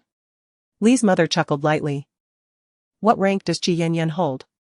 And what rank does Shin Jianchu possess? What an absurdity. Only her dim-witted son would believe such nonsense. I am just on my way to meet Li Wangting, you shall accompany me, Li's mother stated nonchalantly. Very well. Shin Jianchu responded eagerly. Li's mother strode forward, with Shin Jianchu following closely behind. Suddenly, Li's mother remarked, you are becoming increasingly improper. You and Li Wangting are not yet divorced, by rights. You should address me as mother, not Aunt Li. The calm words of Li's mother fell like a stone dropped into a lake, sending ripples of surprise through Shin Jianchu's heart. They were not divorced? Hadn't Li Wangting hastily procured the divorce certificate the moment she entered prison? Yet, such matters seemed trivial now. Shin Jianchu no longer harbored dreams of her marriage with Li Wangting, she wished to sever ties with him entirely. Shin Jianchu and Li's mother entered the Li group. As soon as the receptionist spotted them together, her expression changed dramatically, she dared not greet them, instinctively shrinking back, ready to hide beneath the counter. Li's mother cast a cool glance at the receptionist, a hint of a disdainful smile gracing her lips. Steward Liao understood the unspoken cue and stepped forward to deal with the receptionist. Shin Jianchu couldn't help but stretch her neck to observe. Do not look around aimlessly. Li's mother spoke softly, her own predicament weighing heavily upon her. Shin Jianchu silently averted her gaze, bowing her head in deference. The elevator doors chimed open. Shin Jianchu and Li's mother stepped out, entering Li Wangting's office. He was engrossed in documents, but at the sound of their footsteps, he abruptly lifted his gaze, his expression turning frigid. How is the collaboration project progressing? Li's mother inquired nonchalantly. It is nearing completion, Li Wangting replied, his cold eyes locking onto Shin Jianchu. Piercing like arrows, yet addressing his mother. Since when did you develop a penchant for scavenging? As far as I know, you have yet to find a compatible bone marrow match for Li Yichen. The implication in Li's mother's words was clear, regardless of Li Wangting's ire towards Shin Jianchu. He must retain her firmly within his grasp. Li Wangting tossed aside his pen, reclining carelessly against the back of his chair, his brow furrowed in displeasure. This individual shall remain with you, he stated. Li's mother cast a fleeting glance at Shin Jianchu. She still holds value for me. As for her so-called aunt, Li Yulan, she should be released. A mere Qi Yanyan is hardly worth such considerable effort. So, this is your command? Li Wangting arched an eyebrow. Indeed, Li's mother replied candidly. I have made it clear that I harbor no fondness for Qi Yanyan. Should you insist on opposing me? I would not hesitate to ensure that Qi Yanyan faces some adversity. For instance, I could facilitate what Li Yulan failed to accomplish last time. While Li Wangting may always extricate himself unscathed, it does not imply that Qi Yanyan can do the same. Li's mother sighed softly, acknowledging. The Li family currently rests in your hands, yet do not underestimate my utility as your mother. Li Wangting, Shin Jianchu was left in Li Wangting's office. Li Wangting was unwilling to even spare her a glance, commanding her to leave. Shin Jianchu stood still, saying, Li Wangting, I. Suddenly, a pen holder was hurled at her. Shin Jianchu had no time to evade, and the already injured spot on her head was struck. Blood streamed down her forehead. Li Wangting, momentarily taken aback, spoke slowly, leave. After a brief pause, with evident irritation, he added, I will not be dealing with Li Yulan for the time being. All right. Shin Jianchu replied, dazed, thank you. She turned to exit. Li Wangting stood up and walked out of the office. She followed suit. She accompanied him back to the Li family estate in his car. At the entrance, Li Wangting instructed her to alight. Subsequently, he had the door closed, isolating Shin Jianchu outside. Shin Jianchu speculated that he was reprimanding her for leaving the hospital without permission. She sat down on the ground. Her body had yet to fully recover, and feeling exhausted, she leaned against the wall and soon fell asleep. After several hours, Shin Jianchu felt her face being pinched. Drowsily, she swatted the hand away, only to be pinched again. It was then that she groggily opened her eyes. Auntie. Li Yichen, from beyond the wrought iron gate, extended his little hand to touch her face. Does it hurt? He inquired, pointing at her wound. Shin Jianchu shook her head, assuring him that it was already healed. Yet there was still blood. Li Yichen's small face scrunched up in concern. It's nothing. Shin Jianchu had a knack for coaxing Li Yichen, which was quite evident. Oh.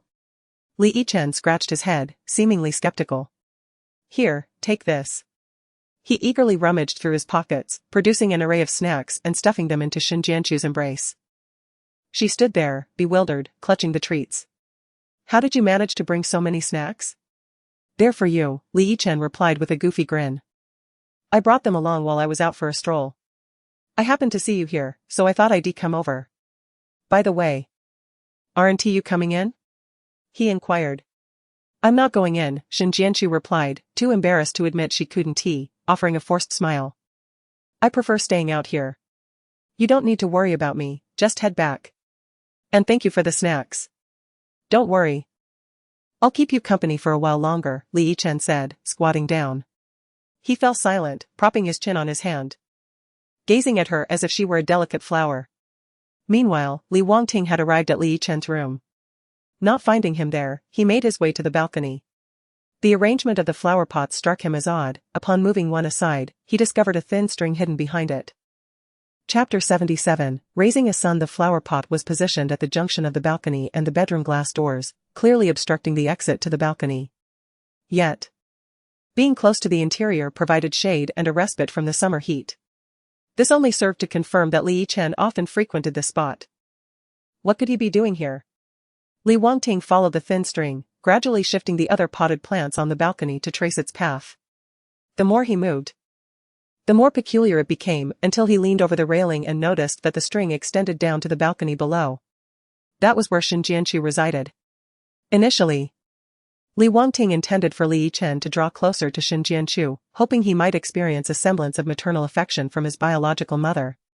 However, he was taken aback by Shin Jianchu's pronounced aversion towards Li Yichen, which led to repeated harm against him. His brow furrowed deeply, as layers of confusion amassed within him.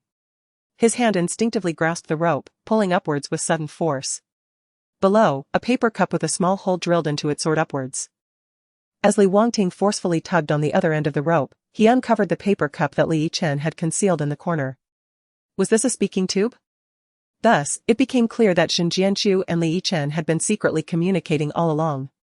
A wave of betrayal washed over Li Wangting, igniting a surge of anger within him. Bang! His hand struck the railing with tremendous force, leaving a deep dent in its wake. Shin Jianchu had long been aware of Li Yichen's true identity? Her actions against Li Yichen were merely a part of a fade? Very well. Little Yichen. Obedient as he was, it was too late, he should return promptly. Shin Jianchu urged him repeatedly. Although they were merely alone together, Shin Jianchu behaved as if she were a thief, fearful of being discovered and embroiled in trouble. At present, she lacked the ability to protect Li Yichen, who was still too young to fend for himself.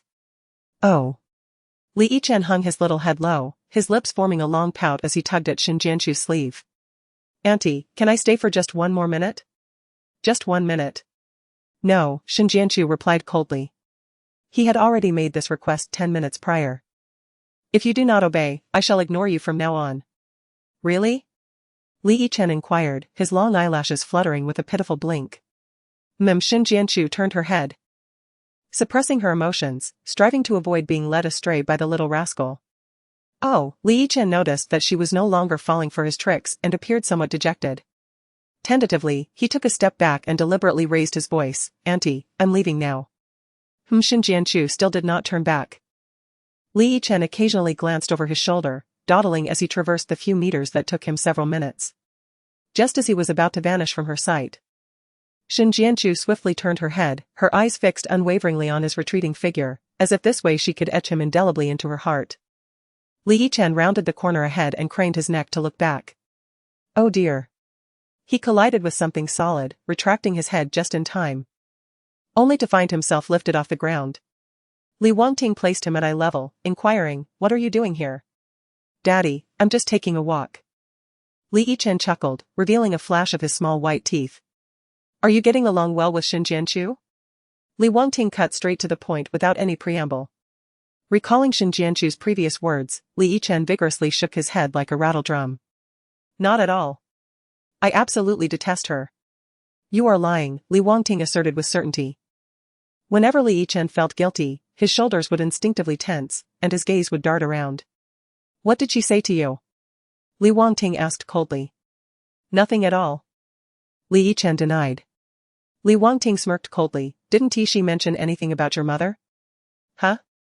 No, she didn't. Li Yichen was exceptionally astute. So much so that he immediately extended his small hand to cradle Li Wangting's face. Daddy, is Auntie my mother? Li Wangting scoffed coldly.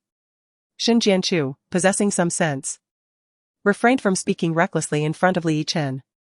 No, Li Wangting commanded icily, from this day forth, you are not permitted to see Shen Jianchu. Why should he allow Shen Jianchu such unbridled freedom? Did she truly believe herself to be without fault, her sins overflowing? That he would overlook past grievances to assist her in raising her son? Absolutely not. I like Auntie, I want to be with her. Li Yichen exclaimed in distress.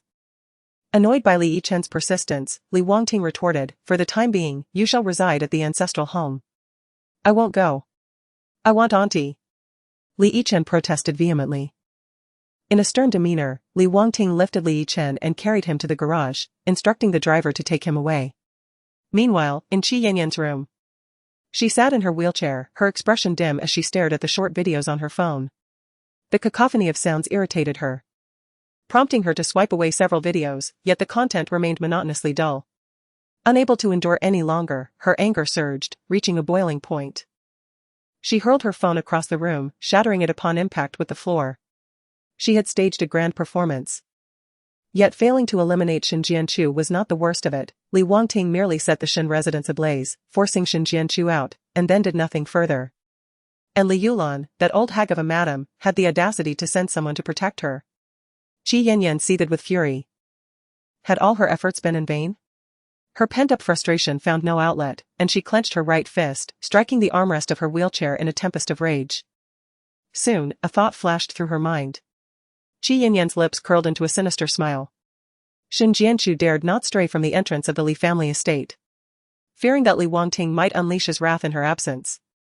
Thus, the night passed uneventfully. At dawn, the sound of a bell rang out as the postman rode his bicycle to deliver the newspapers.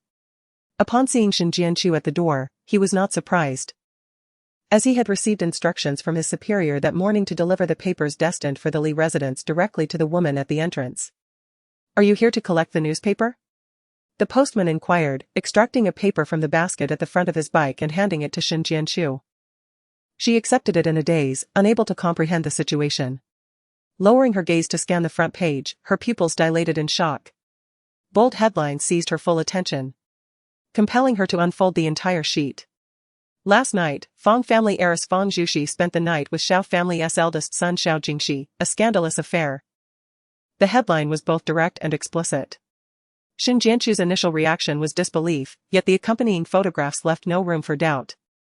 Images depicted Fang Zhuxi and Xiao Jingxi with their shoulders intertwined as they entered the hotel.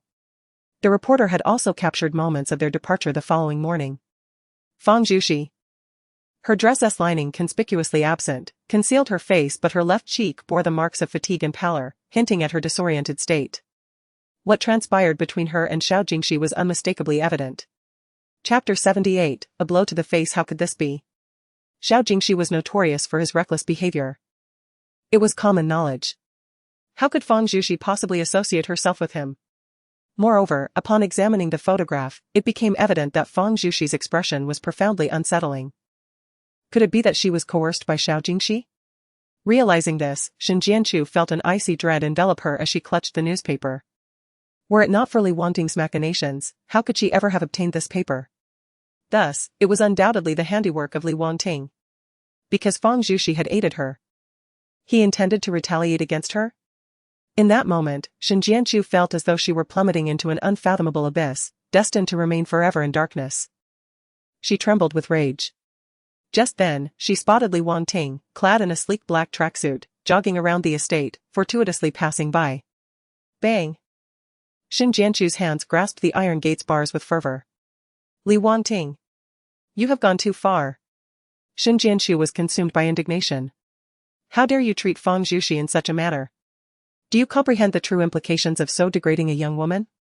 He was annihilating her. Ha! Li Wangting halted his stride, his piercing gaze brimming with disdain and repulsion. This is a consequence of her own making. Like you. She has overstepped her bounds and is now merely reaping the fruits of her own folly. With a steely glint in his eyes, Li Wangting declared, Xin Jianchu. There is no need for you to feign righteousness before me. If you genuinely cared for those who have been ensnared due to your actions, you would understand precisely what ought to be done. Instead, you persist in courting disaster, provoking me, all while attempting to vilify me. Li Wangting, unwilling to engage in further discourse with Xin Jianchu, turned to leave. Xin Jianchu pounded on the iron gate, imploring, Li Wangting, halt. Do not walk away. Fang Zhuxi. You must apologize to her. No matter how fervently Xin Jianchu called out, her pleas fell on deaf ears. Xin Jianchu's eyes brimmed with hatred, her chest swelling with unbridled fury. Suddenly, the sound of an engine erupted from behind her. As she turned, she heard the command, seize her. Su Ziding emerged from the vehicle, her voice laced with anger, her lips contorted into a menacing grimace. Xin Jianchu, still in a state of confusion, found herself firmly grasped by the shoulders. Su Ziding? What do you want? Slap. Su Ziding delivered a sharp blow across her face. You wretched girl. How dare you steal my man? Xin Jianchu, bewildered, retorted, what nonsense are you spouting? Still pretending? Su Ziding's brows furrowed with disdain, her eyes narrowing with contempt. My fiancé, Jiang Ren, has been punished by his father because of you, this vixen. He has been confined to the ancestral hall. And I have no idea when he will be released. Our engagement has been delayed because of you. Su Ziding's teeth ground in frustration. She genuinely harbored feelings for Jiang Ren. Had it not been for Qi Yinyan's phone call, she would have remained oblivious to the connection between Jiang Ren and Xin Jianchu. Xin Jianchu was utterly shocked. Jiang Ren was suffering because of her. In the past, you sabotaged my happiness, and now you dare to provoke me again. Su Ziding's shrill voice pierced through the air, assaulting Xin Jianchu's ears. What? Do you truly believe that I, Su Ziding, am meek and easily bullied? Xin Jianchu attempted to explain, I didn't. Jiang Ren and I. Silence. Su Ziding raised her hand and struck Xin Jianchu once more. Xin Jianchu's already swollen face became even more pronounced due to the slap, and now her entire visage appeared askew, with blood trickling from the corner of her mouth. The stubbornness inherent in her character was ignited, her expression resolute and unyielding. Damn it. Xin Jianchu, do you dare to glare at me? Su Ziding seethed with escalating fury. If you had the audacity to kneel and apologize, perhaps I might have considered forgiving you, but now.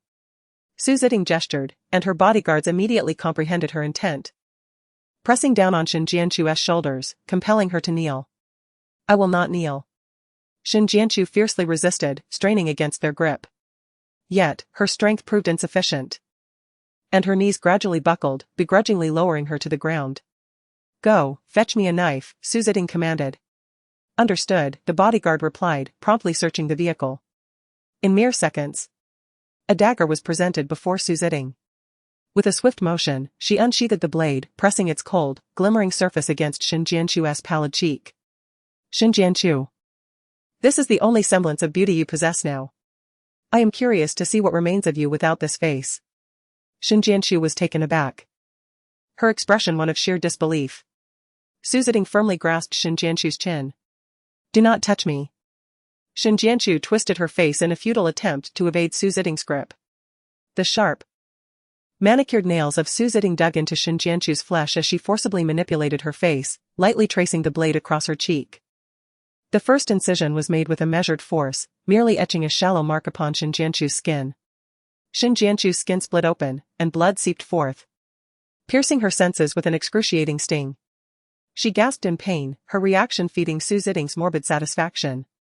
Xin Jianchu, remember this feeling. Su Ziding tightened her grip on the knife and made a deliberate slash across Xin Jianchu's forehead, marking an X upon her skin. Blood cascaded down, obscuring her vision, and the terror of the unknown filled her with profound dread. The intensity of the pain compelled her to clench her teeth, cold sweat mingling with the blood from her wound, amplifying her suffering. Xin Jianchu understood that Su Ziding would not relent, she would not plead for mercy. She bit her lip until it bled, the metallic taste filling her mouth, tears involuntarily streaming from the corners of her eyes, yet she uttered no words of submission. Su Ziding brandished the knife before her, boasting, "Shin Jianchu, Jiang Ren is my man. The next time you see him, keep a distance of 3 meters. Otherwise, your face will endure more than just these 3 cuts." After issuing her vicious warning, Su Ziding swaggered away with her entourage.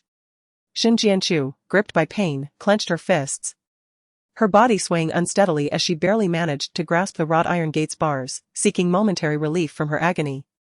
Her wounds remained untreated, continuing to bleed and staining the ground beneath her. When the security personnel patrolling the area stumbled upon this scene, they promptly called their superiors. The report ascended through the ranks until it reached Li Wangting's ears, a full half-hour later.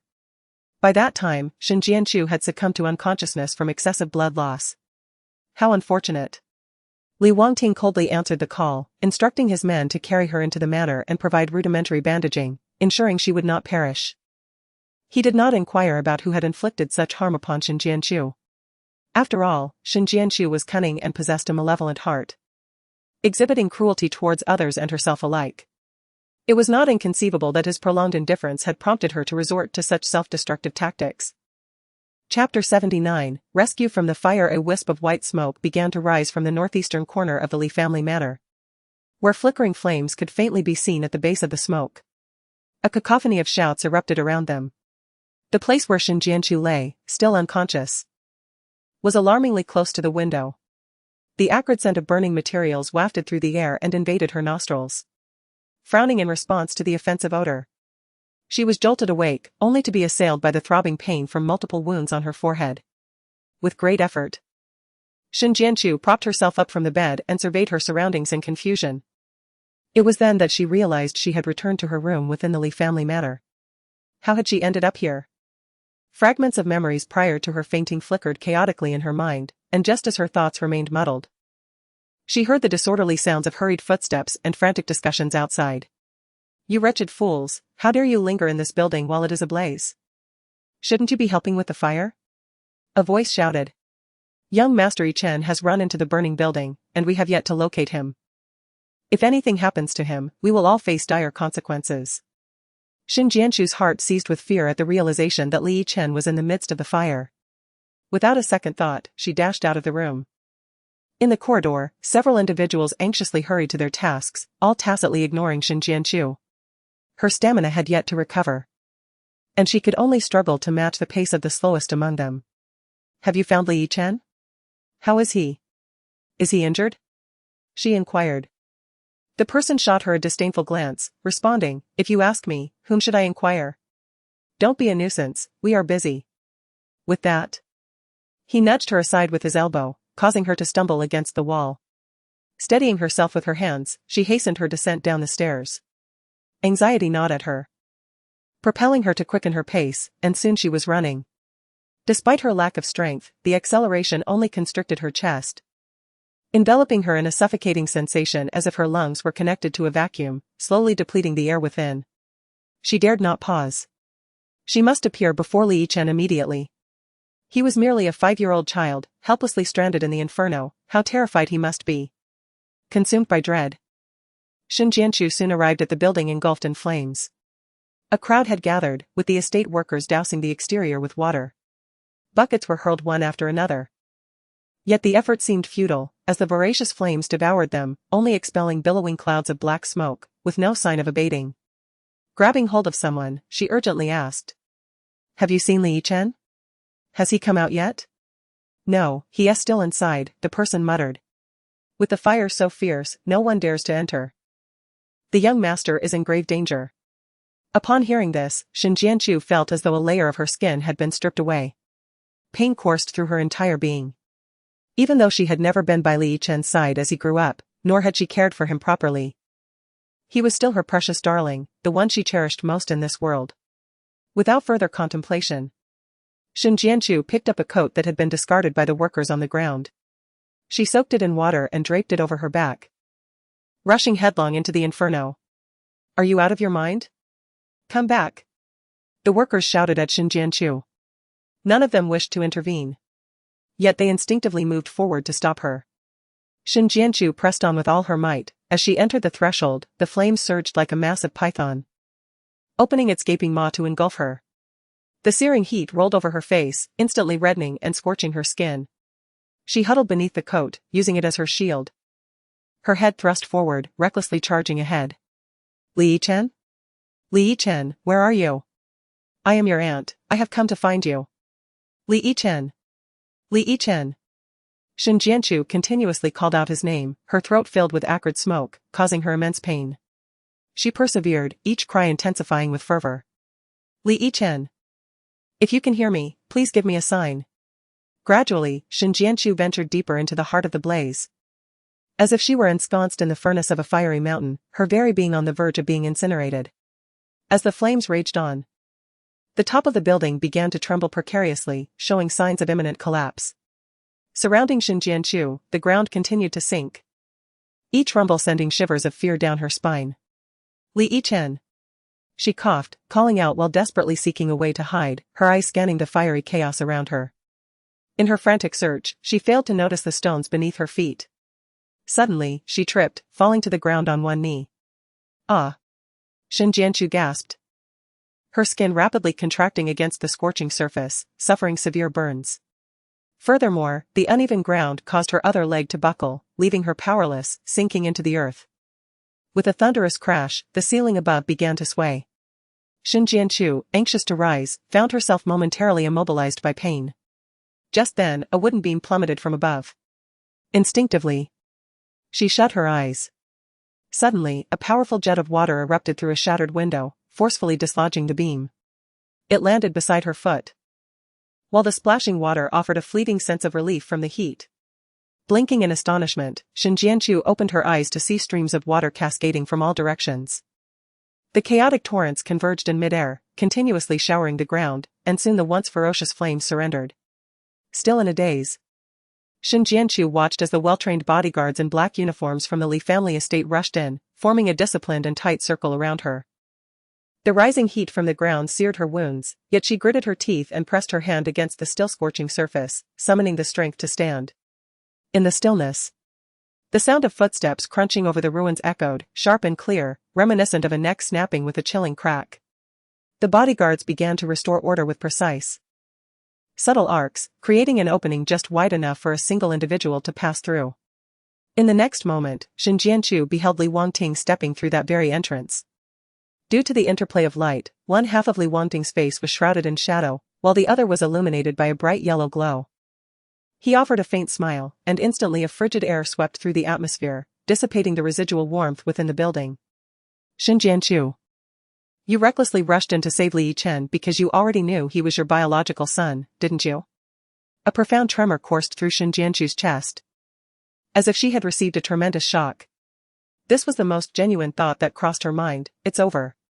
Chapter 80, The Despicable Birth Mother I. Shin Jianchu's mind raced. I do not comprehend what you are saying. Shin Jianchu retorted defiantly. The child I bore was, after all, cast away by you, Li Wangting, to be fed to the dogs. Now, why do you insist on imposing your child with Qi Yanyan upon me?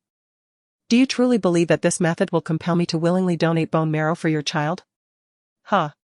Li Wangting scoffed derisively. Shin Jianchu, instead of wasting words, why not elucidate why you charged into the inferno? I was passing by. Shin Jianchu struggled to process her thoughts. I recall leaving something behind here 5 years ago, I must retrieve it. Then why did you call out Li Yichen's name? Li Wangting sneered. Shin Jianchu. If you enjoy playing the fool, do not presume others share your folly. He strode forward, towering over her with an air of superiority. Even if your reasoning holds water, why have you and Li Yichen been communicating through a third party? The thought of Shin Jianchu toying with him, watching him fret over the condition of a child he once wished to eliminate, surely brought her secret amusement. Fury coursed through Li Wangting as he seized her neck, tightening his grip with ferocity. With a mere increment of pressure, her windpipe could be crushed in an instant. Pain surged through Shin Jianchu's throat, compelling her to rise onto her toes in a futile attempt to alleviate it. Coldly, Li Wangting declared, Shin Jianchu, you shall never see Li Yichen again. Moreover, his smile broadened wickedly.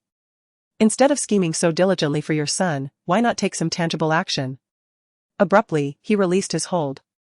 Shin Jianchu grasped her throat, attempting to ease the agony, while an innate dread of Li Wangting prompted her to instinctively retreat a few steps. If Li Yichen wishes to enter my family's ancestral hall, he must first endure 99 strokes of the family discipline. Go and accept your punishment now, Li Wangting stated nonchalantly. He was well aware that Shin Jianchu would not refuse such a condition. For only by truly entering the ancestral hall could Li Yichen secure a worry-free future. Long before, when Li Wangting had taken Li Yichen under his wing, he had already included him in the family lineage. Now, he withheld this information from Shin Jianchu, burdened by a lingering resentment. The realization that he had been a mere pawn in Shin Jianchu's game ignited an intense desire within Li Wangting to utterly consume her. Why? Shin Jianchu could not help but voice her question. Li Wangting's lips curled into a cold smirk, because your birth mother was of lowly status. Shin Jianchu, you hail from a prestigious family, you should be well aware of the challenges faced by a child who lacks familial recognition. Their origins dictate that they will not experience the same ordinary upbringing as children from similar backgrounds. They are surrounded by peers of comparable circumstances, all ensnared in a social circle that is often superficial and judgmental. News travels swiftly, and inevitably, some children suffer bullying as a consequence. Li Yichen is also your child. Hatred filled Shin Jianchu's eyes. How could he be so cruel to a mere 5-year-old child? Yet, he was not the only one. Li Wangting replied coldly. As his words fell, he turned to leave, disinterested in further discourse with Shin Jianchu. I am willing to accept your family's punishment, Shin Jianchu declared loudly. 15 minutes later, in the central square of the Li family estate, Li Wangting sat in a grand throne, exuding an aura of dominance as he stretched out his long legs, coldly observing Shin Jianchu, who was about to be punished. With her back straight and her delicate face set in a defiant expression, Shin Jianchu knelt down. Her legs, recently blistered from the heat, now pressed painfully against the ground. Sweat beaded on her forehead as she endured the excruciating pain. Begin, she urged. Very well, Li Wangting gestured. Chi-Chi retrieved a thick wooden stick. At Li Wangting's silent command, Chi-Chi nodded and raised the stick high, creating a gust of wind as he brought it crashing down onto Shin Jianchu's back. Thud. Shin Jianchu was struck, her body swaying dangerously as she nearly toppled to the ground. Chi-Chi feigned hesitation, keenly observing Li Wangting's expression. Continue, Li Wangting commanded. Chi-Chi swung the staff once more, bang. Shin Jianchu received another blow. Her hands, which hung limply at her sides, clenched into fists, and her resilient spine gradually straightened. Chi-Chi continued his assault. Shin Jianchu gritted her teeth, enduring the pain. Chi-Chi contemplated, with a few more strikes, he could elevate the staff's impact point on Shin Jianchu. Perhaps even bring her to her demise on the spot. Bang! Bang! Shin Jianchu appeared to fade, her entire being collapsing towards the ground. With her hands braced against the earth, she slowly began to rise. Yet, before she could fully straighten, another strike landed. Her tenacity ignited Chi-Chi's competitive spirit. He yearned to shatter her spine, eager to witness a defiant woman forced to lie prostrate, desperately clinging to life. His strikes quickened, a glimmer of madness igniting in his eyes, and he even forgot to regard Li Wangting's countenance. Just as Chi-Chi felt the moment was ripe to raise his staff, enough. Li Wangting, unable to contain his fury, surged to his feet, veins bulging on his forehead, as if he were the one enduring the blows. Shin Jianchu. The remaining 40 strikes are owed to you. Now, get away from me. This accursed woman could not learn to plead for mercy. Not even a whimper of pain escaped her lips. In a fit of rage, Li Wangting overturned the armchair and stormed away. He neglected to assign Shin Jianchu a destination, and his bodyguards followed suit, leaving with him. Shin Jianchu remained frozen in place, struggling to steady herself. The pain was inescapable, an unyielding shadow at her side. At the peak of her suffering, her mind, paradoxically, grew clearer.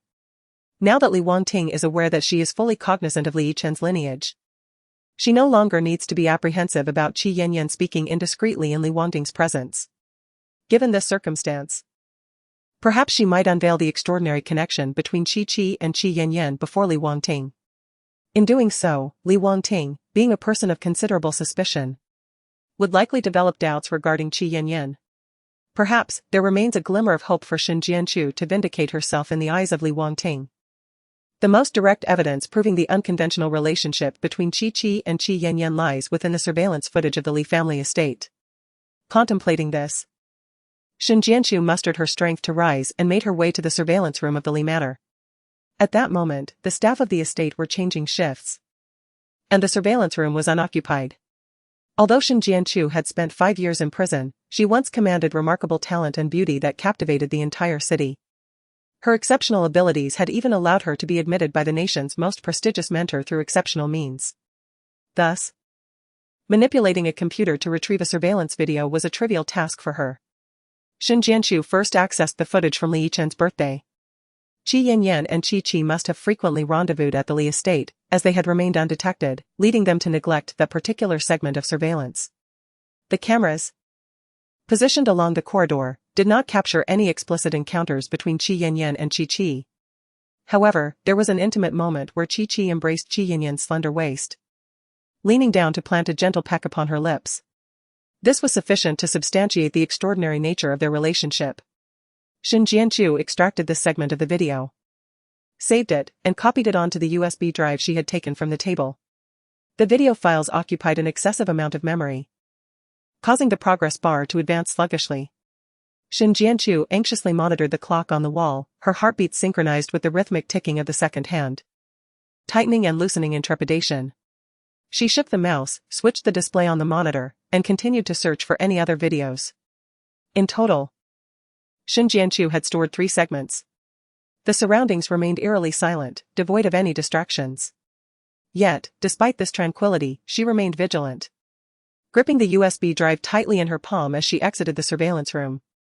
As she rounded the corner of the hallway, she caught sight of Qi-Chi's tall figure leaning against the wall.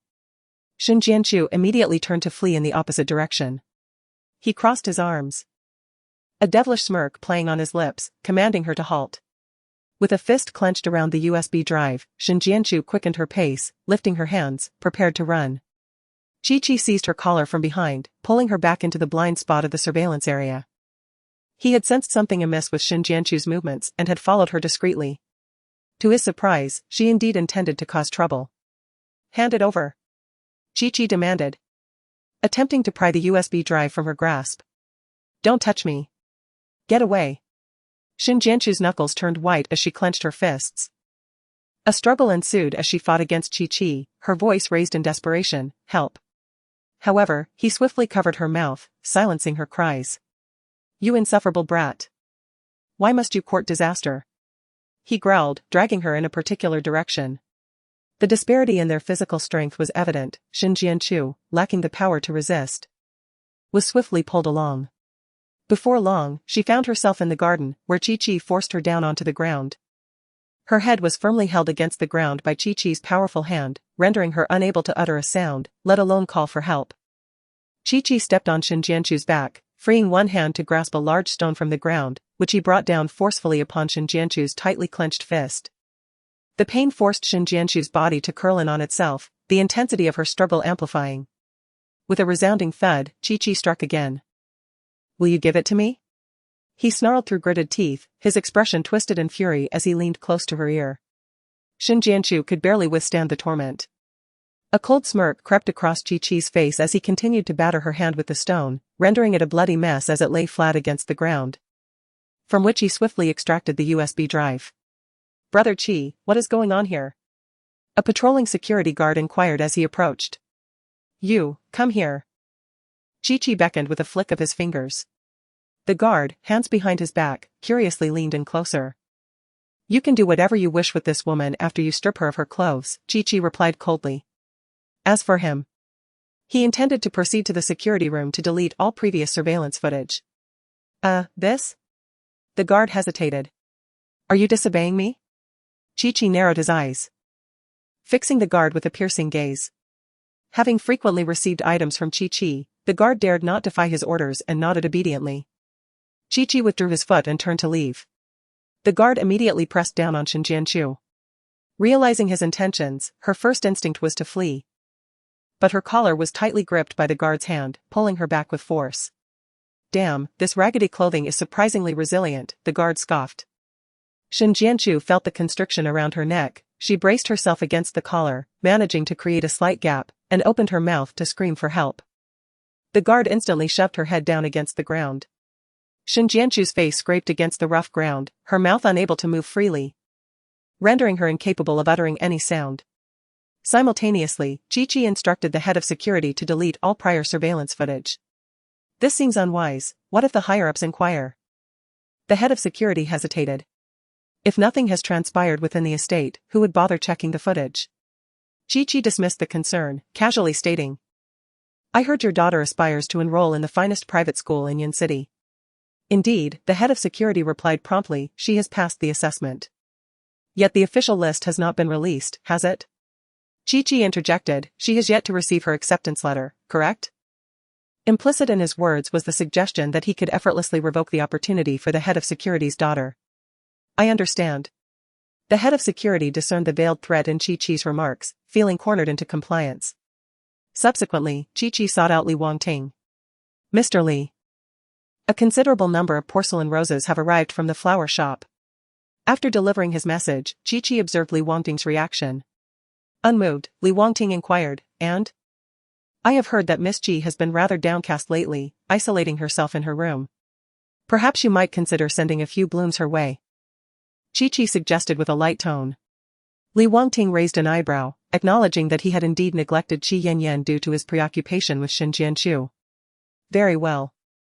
Li Wangting promptly made his way to the back garden. Chi attempted to follow but was dismissed by Li Wangting, "Attend to your work.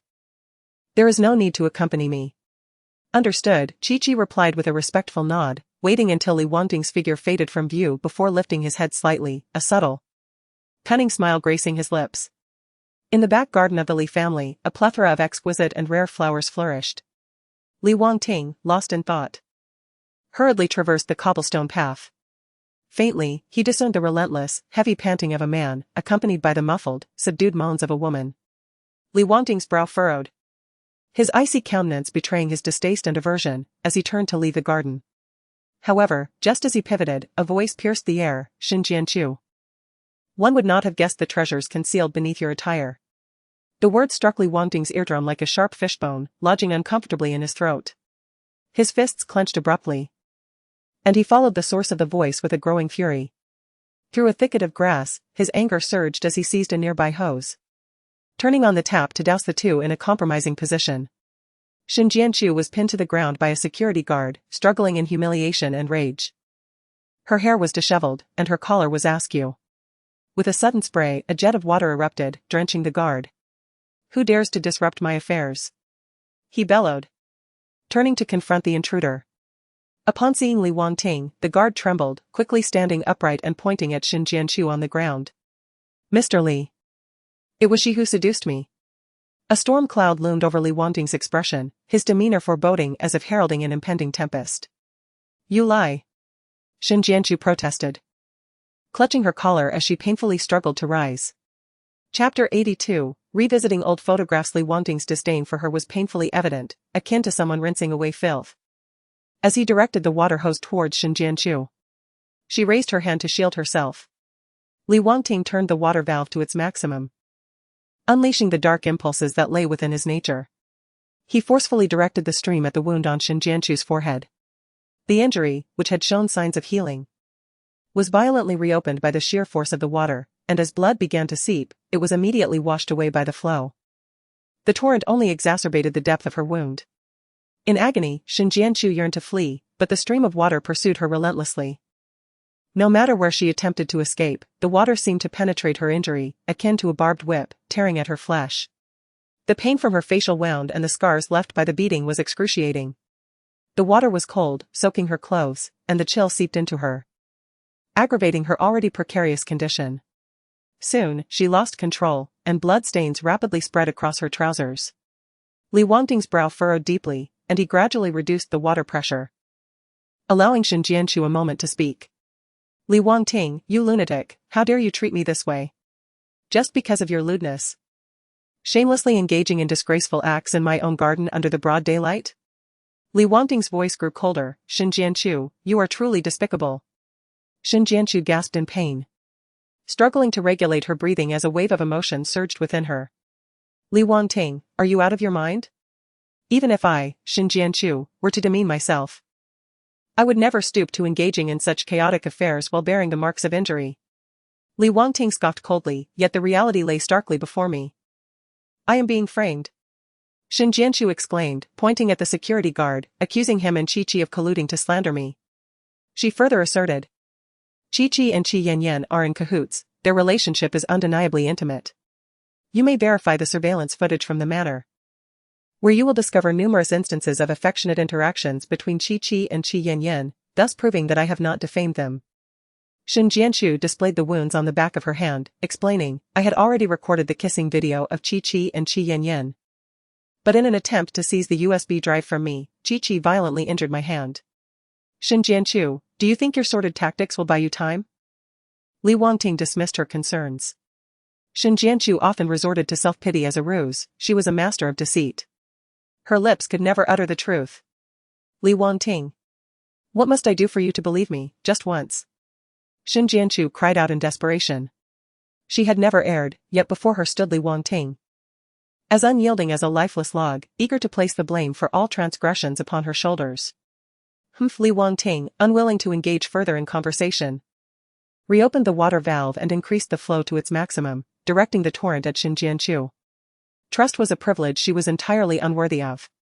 At this moment, Li Wangting remained obstinately set in his views, yet shortly thereafter, he found himself wishing he could deliver a few punches to his past self. Xin Jianchu's knee was struck by a high-pressure water jet, causing her to collapse to the ground.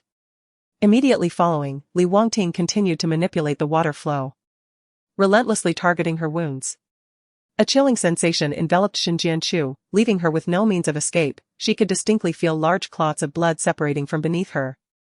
An array of discomforting sensations, including abdominal pain and dizziness, assailed her.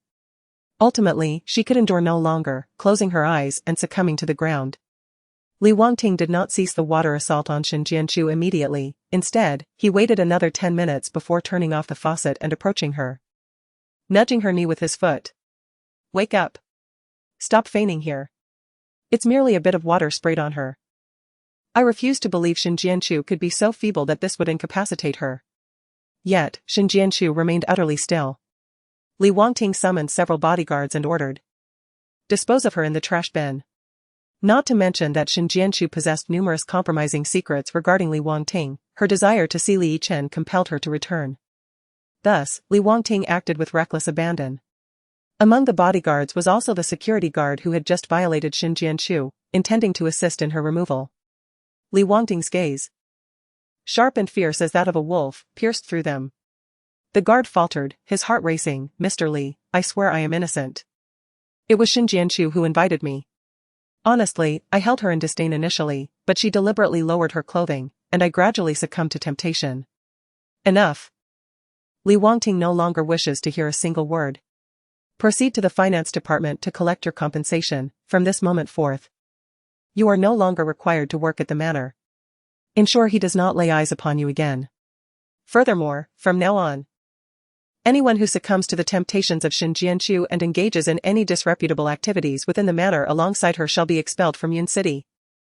Li Wangting's fury was palpable. He then coldly observed as his subordinates carried Xin Jianchu out of the manor and discarded her into a refuse bin. Subsequently, in a state of agitation, he made his way back to the main building. Thoughts of Qi Yanyan crossed his mind, prompting him to request a few porcelain roses to be brought to her. Holding the vibrant red blossoms in his hand, the chilling aura surrounding him remained undiminished, yet somehow acquired an air of refined elegance, rendering him even more unattainable. He gently tapped on Qi Yanyan's door. Wangting, you have come, she greeted, making an effort to suppress her excitement as she sat in her wheelchair, offering a faint and somewhat strained smile.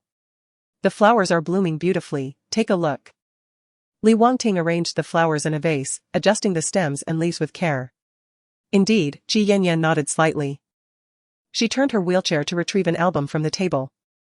Wangting, would you like to accompany me in perusing this? What is it? Li Wangting inquired with curiosity. It is an album of my sister Xin Jianchu's childhood, collected by the bodyguards and brought to me before the Xin residence was engulfed in flames. Qi Yanyan sighed. Once, our family of 4 was undeniably warm and harmonious. Who would have imagined that it would all unravel because of Xin Jianchu? Leading us to this current state? With a sense of nostalgia, Qi Yanyan began to leaf through the album. Li Wangting furrowed his brows and pulled a chair to sit beside Qi Yanyan. His interest in the photo album was minimal, resting his chin on his hand. His piercing gaze wandered slightly. Qi Yanyan, unfazed, continued to flip through the pages of the album. The photographs were arranged chronologically. And as Qi Yanyan turned back the pages, the sense of age grew more pronounced, with each image exhibiting varying degrees of fading and yellowing. Her hand paused as she traced circles on the cherubic face in one of the photographs. Li Wangting's attention was drawn to her gesture. Chapter 83, the same appearance as that Xin Jianchu? Li Wangting fixated on the child with short hair captured in the album.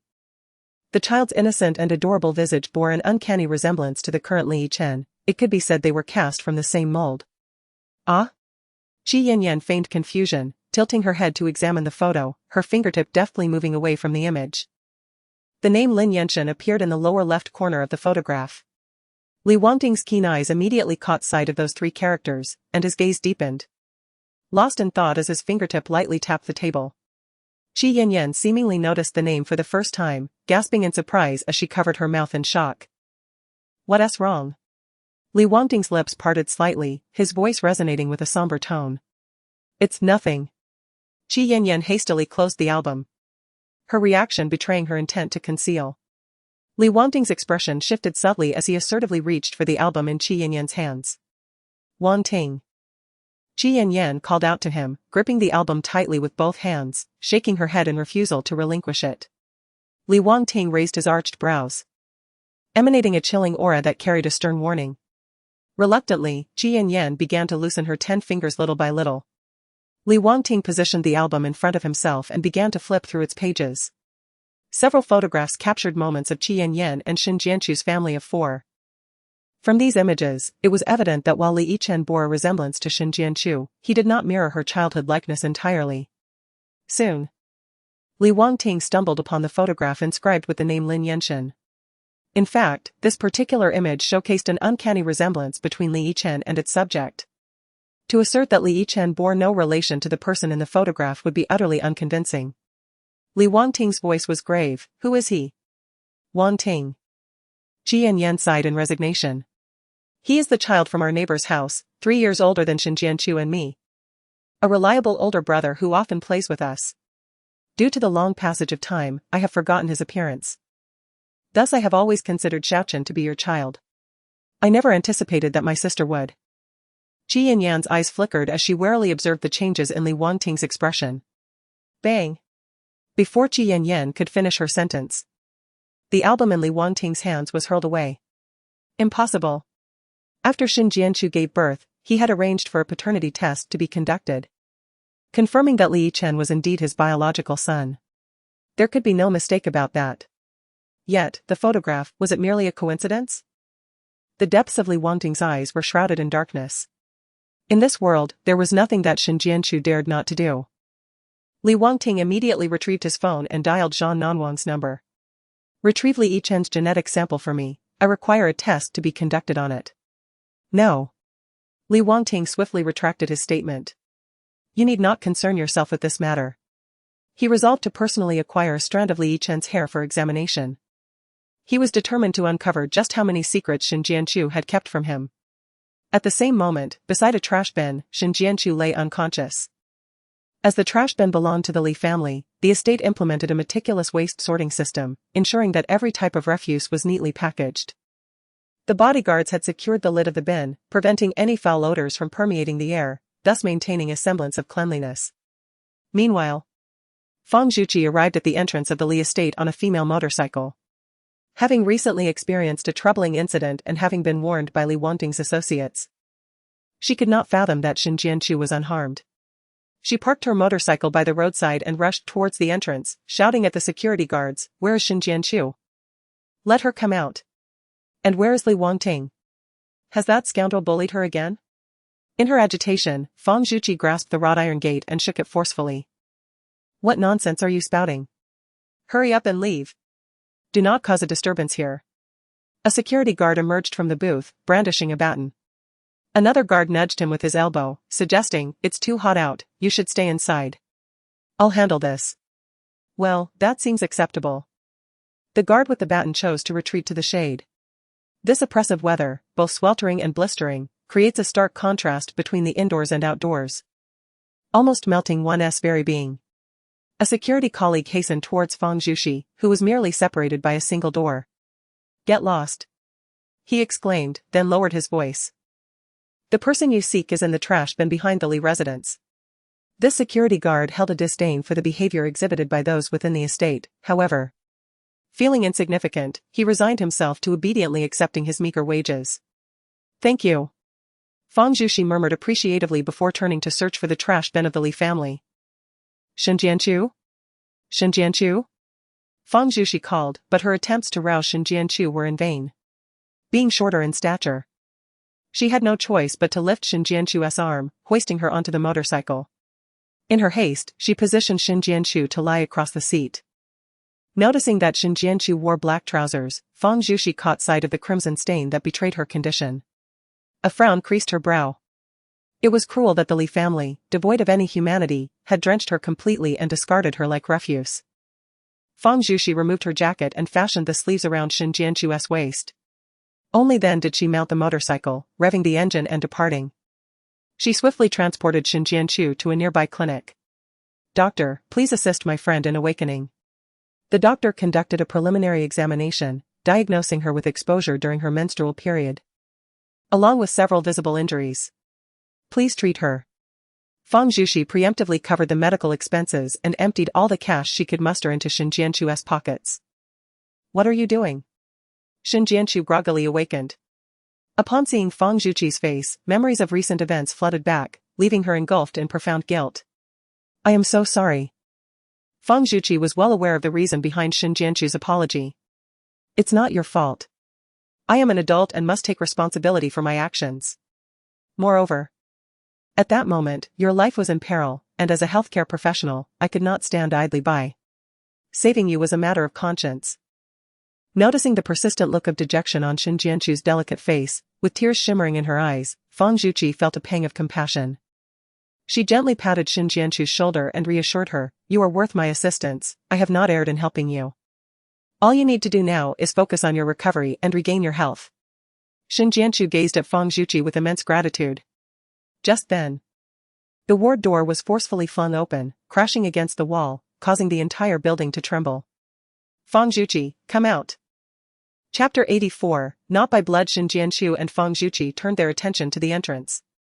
3 burly men clad in black uniforms stood blocking the doorway. "Come with us." They had been commanded by the head of the Feng family to escort Feng Zhuxi back. Due to the scandal involving her and Xiao Jingxi, she had been placed under confinement. Feng Zhuxi had feigned a stomach ache and knocked out a maid delivering her meals to escape and seek out Shinjianchu. The 3 men also took notice of Shinjianchu. "Who is she?" "Feng Zhuxi, have you run away from home merely to see her? Surely the scandal you caused is also linked to her?" Those 3, relying on their status as the head of the Feng family, speak with such an absence of decorum. "What business is it of yours?" Feng Zhuxi rolled her eyes dismissively. Yet, when her gaze met Shinjianchu's, her demeanor softened. She could not disregard the curiosity reflected in Shinjianchu's eyes, but this was not the moment to discuss such matters. Shinjianchu said, "I will take my leave now. I shall seek another opportunity to visit you. Take care." Feng Zhuxi nodded in acknowledgement. Shinjianchu gazed deeply at Feng Zhuxi, but before she could utter another word, Feng Zhuxi turned to face the 3 burly men. "All right, you 3, escort me back. Why are you still standing there like fools?" Feng Zhuxi's words were far from courteous, treating them as mere jesters. The 3 men exchanged a meaningful glance with Shinjianchu before following Feng Zhuxi as she departed. No sooner had Feng Zhuxi left than a throng of strangers surrounded the hospital room Shinjianchu occupied. Shinjianchu, on high alert, scrutinized the newcomers. "Who are you? What do you want?" The group was clad in matching dark suits, each adorned with a golden thread bearing the character Furli. Their intimidating presence was palpable. Yet none responded to Shinjianchu's inquiries. Growing increasingly suspicious, she pressed on, "Are you from Li Wangding's faction? What more does he intend? Is it not enough to have humiliated me in such a manner?" The group of individuals remained eerily silent, resembling mutes as they seized Shin Jianchu's arm, dragging her from her hospital bed to the floor, and continued to pull her towards the doorway. Let go of me. What on earth do you intend to do? Shin Jianchu struggled with great effort. Finding her resistance futile, she turned to the family members of the patients bustling in the corridor for help. Everyone. I am not acquainted with these people, and I have no idea where they mean to take me. Please, assist me by calling the security at the clinic. Shin Jianchu refrained from asking them to alert the police, fearing that her current status would lead to her own incarceration should law enforcement arrive. The families of the patients regarded her with curious glances, unwilling to involve themselves in potential trouble, and opted instead to observe like wooden posts. Helpless, Shin Jianchu was pulled to a nearby vacant area. Li Wangting's tall and imposing figure stood at the center, his back turned to her. Shin Jianchu's eyelids fluttered nervously, a strong premonition gnawing at her that something was about to transpire. Her hands, hanging by her sides, clenched tightly in anxiety, her nails digging unconsciously into her palms. Unbeknownst to her, those individuals released their hold on Shin Jianchu, yet she remained oblivious to the opportunity to escape. The ominous aura emanating from Li Wangting was unlike any she had encountered before. Shin Jianchu, you truly are remarkable, he suddenly turned to face her. His eyes ablaze with ferocity, reminiscent of a tempest sweeping across the ocean's surface, crashing violently towards her. Li Yichen, you dare to place this burden upon me. Despite being nothing more than the illegitimate offspring of another? He had already obtained the paternity test results. He personally plucked strands of hair from Li Yichen's head, along with his own, and had them sent to the hospital nearest to the Li family residence for examination. He and Li Yichen dismissed any biological paternal connection. Li Wangting. What do you mean? Shin Jianchu's eyes widened in disbelief. While Li Wangting could insult her, she would not permit him to demean Li Yichen. Just because she was aware of the mother-son bond between herself and Li Yichen, Li Wangting sought to exploit this to torment her through the humiliation of Li Yichen? Li Yichen is undoubtedly my son, but he is also your flesh and blood. Can you truly bear to witness him being bullied by other children? Shin Jianchu's tone was earnest. If my identity as his biological mother bothers you so greatly, aside from donating bone marrow for Li Yichen, I assure you, I will never see him again. Shin Jianchu was reluctant, yet she was willing to make concessions for Li Yichen's sake. Have you finished your performance, Shin Jianchu?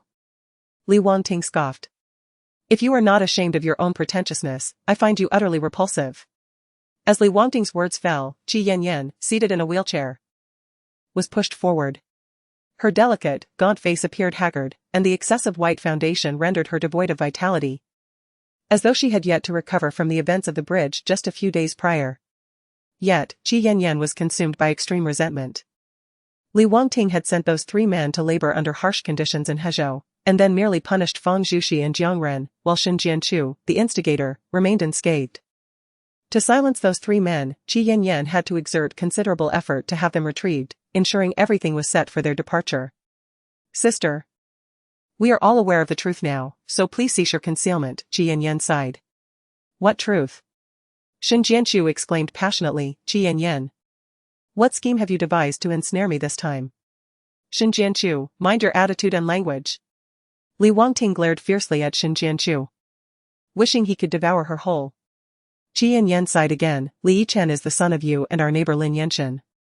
You have placed this burden upon Wangting, expecting him to raise your child. Your actions are utterly outrageous. Lin Yenshin? Qi Yanyan, what nonsense are you spouting? When has Shin Jianchu ever had any affection for Lin Yenshin? How could she possibly bear a child with him? Shin Jianchu. Do you truly believe your every action can remain flawless? Li Wangting stepped forward violently and kicked Shin Jianchu. In pain, she fell to the ground. With a self-deprecating smile, she retorted, Li Wangting, by your reasoning, my child has no connection to you. For his sake, I should further distance myself from you. Why would I extort you using him? Furthermore, at that time, I fled with the child because you prevented me from giving birth to Li Yichen, relentlessly pursuing me. She had never used the child to coerce Li Wangting. How could he tarnish her integrity with such a flimsy accusation, even defiling Li Yichen's lineage? Li Yichen is utterly blameless. He is merely a child. Sister, we both understand the circumstances surrounding the Shin family at that time. You had to make Wangting believe that Li Yichen was his son for the child's survival, Qi Yanyan stated calmly. Chapter 85, The Transmission of Misfortune. Yet at that moment, how could Li Wangting tolerate the existence of my child? Shen Jianchu gazed intently at Qi Yanyan, pointing towards Li Wangting. In my understanding, he has always sought to eliminate both me and my son. He even led me to believe that Li Yichen was fed to the dogs. The mere thought of that time, when she had just given birth to Li Yichen, hearing only a few cries akin to that of a kitten, with not even a chance to hold him, pierced Shen Jianchu's heart as if it were stabbed repeatedly. Her voice was laden with sorrow, even now.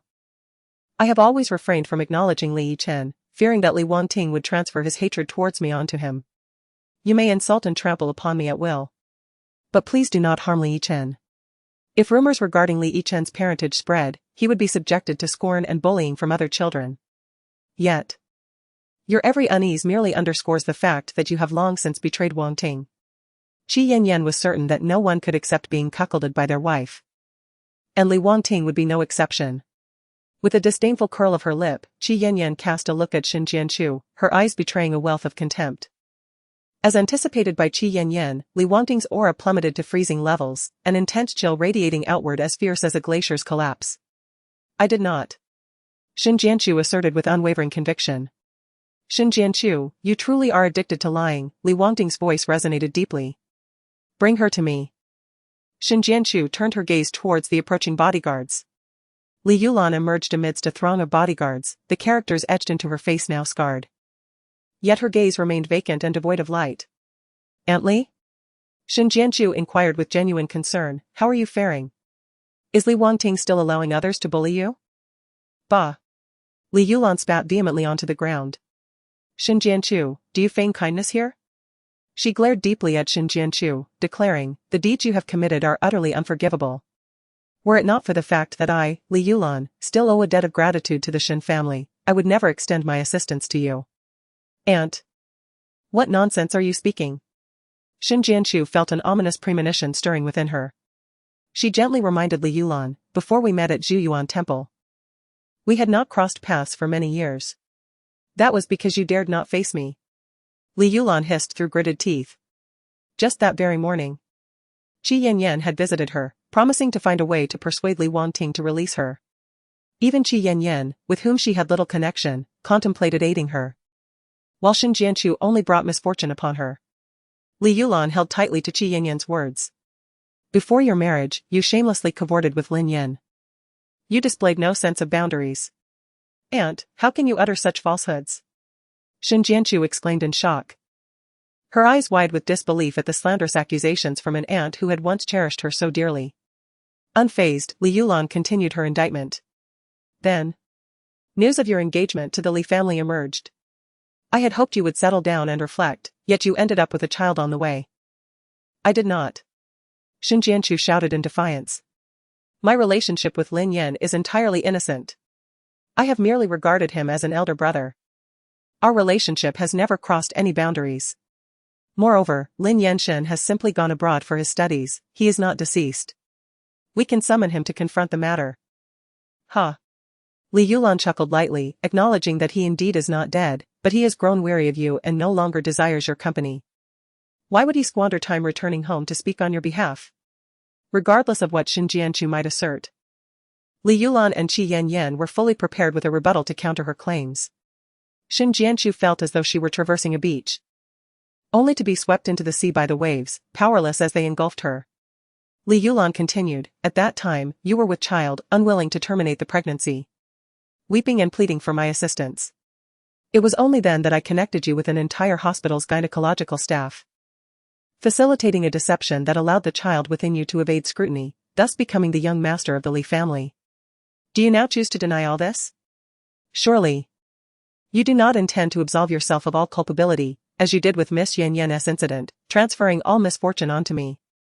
Li Yulan's anger surged, and she lifted her leg to strike Shen Jianchu's abdomen.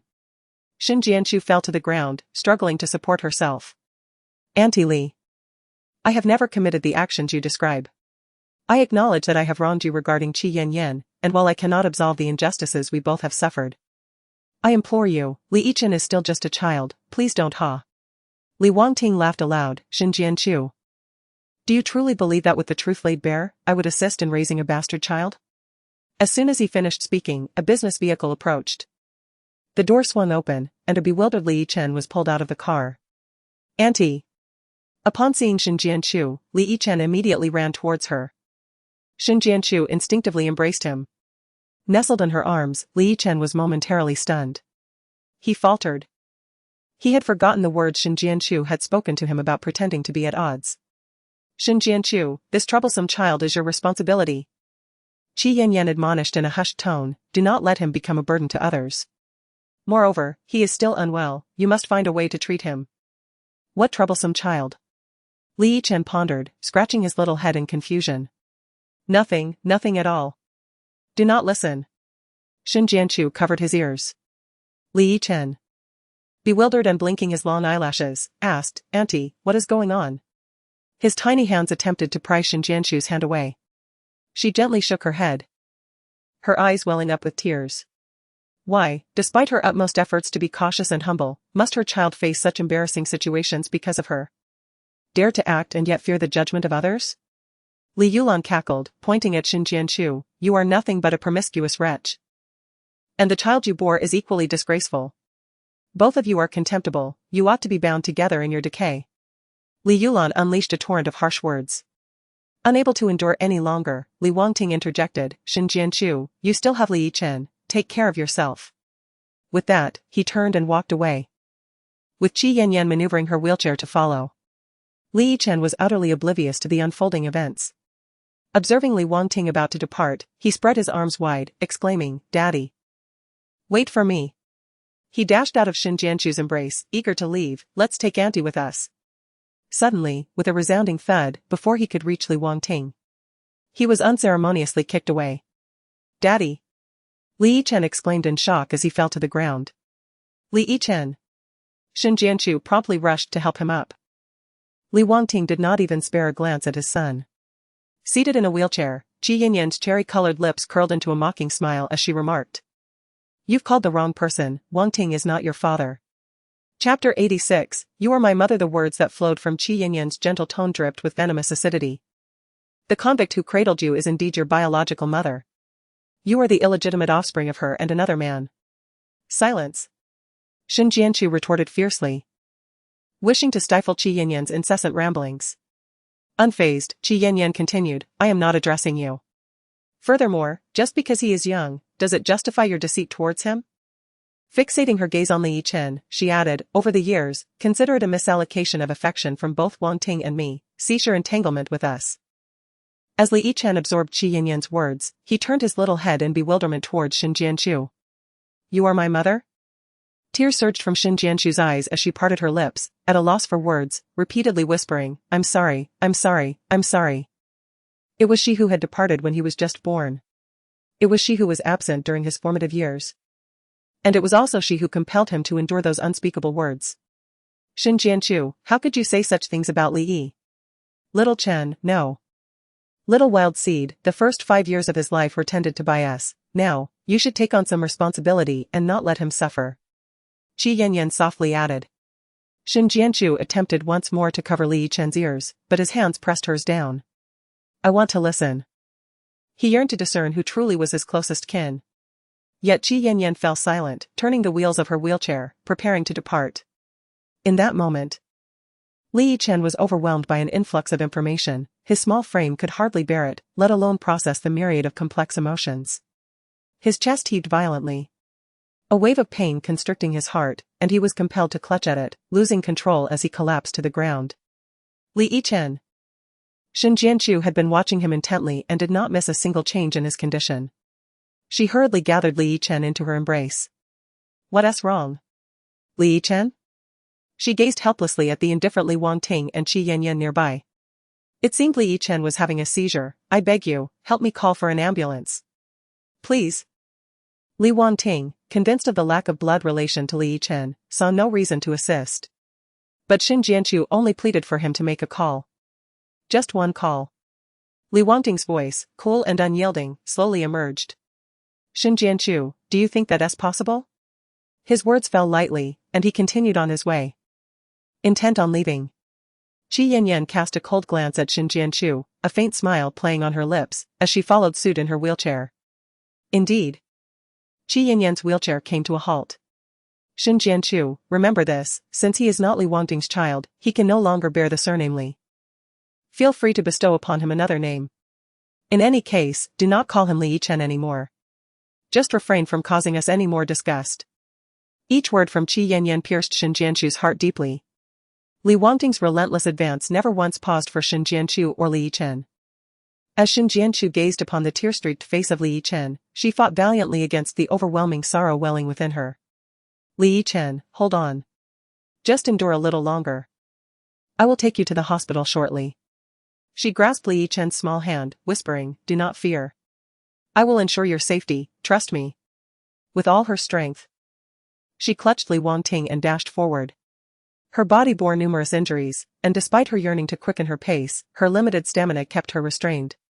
Fortunately, a small clinic was nearby, not too far away. Doctor, I implore you, save my child. Shin Jianchu pleaded as she hurried into the clinic, laying Li Yichen upon the stretcher.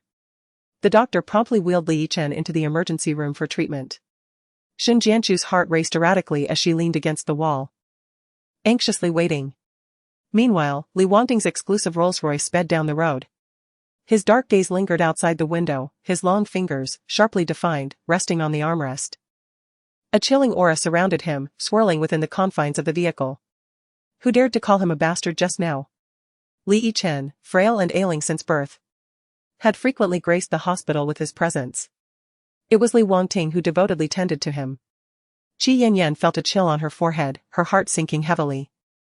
How could she have forgotten that in this world, Li Wangting held Li Yichen in the highest regard? Are you displeased by my words? Li Wangting remained silent. Yet the sudden intensification of his oppressive aura spoke volumes. Do you perceive me as being markedly different from my usual self? Qi Yanyan struggled to steady her nerves. I am merely advocating for you. Shin Jianchu has gone too far, I cannot endure it any longer. Her heart raced, uncertain if Li Wangting would buy into her plea. She was left to gamble on his response. Why must we endure the relentless torment inflicted by Shin Jianchu? A poignant tremor laced her voice. Had you not arrived in time that day on the bridge, would I have deserved to be humiliated? Qi Yanyan shook his hand imploringly. Wangting, do speak. Am I truly so inconsequential in your eyes? Li Wangting was rendered speechless. The plight of Li Yichen was the consequence of Shin Jianchu's actions. What could he possibly question Qi Yanyan about? She was merely an unfortunate victim. I apologize. Li Wangting stiffly raised his hand and awkwardly patted Qi Yanyan's shoulder. A clumsy attempt at comfort. She exhaled quietly, nodding slightly, turning her face to feign interest in the view outside the car window. Her hand gently brushing her face as if to wipe away tears. As the door to the emergency room swung open, Shin Jianchu hurried over and inquired of the doctor. Doctor, how is my child? The doctor replied that the child's condition had temporarily stabilized, but the previous illness had been quite severe. It would be advisable to transfer him to a larger hospital for further treatment. All right, Shin Jianchu nodded eagerly, anxious to see Li Yichen. Wait a moment. The doctor called out to her. Is there something else wrong with my child? Shin Jianchu asked, her heart racing with apprehension. The medical fees need to be settled. The doctor stated. Yes. Shin Jianchu responded, though a wave of uncertainty washed over her, she had no money on her. Save for a few hundred yuan given by Fang Zhuxi. However, this fleeting thought vanished as her attention was soon captured by Li Yichen, who emerged from the ward. What are you doing out here? Li Yichen had pulled off his foredrip and stood barefoot at the door, gazing intently at Shin Jianchu with wide eyes, utterly enraptured. Shin Jianchu quickly approached and lifted Li Yichen into her arms, ensuring his feet were off the ground. Chapter 87, Mama. When Shin Jianchu carried Li Yichen into the ward, he remained in a daze, his small face adorably innocent. She gently placed him on the bed and stepped back, her hands retreating behind her back. Her gaze lowered to her toes, resembling a child who had committed a misdeed, unsure of how to face Li Yichen. Li Yichen reached out his small hand and tugged at her clothing, his sweet voice ringing clear, Mama? Shin Jianchu nodded softly.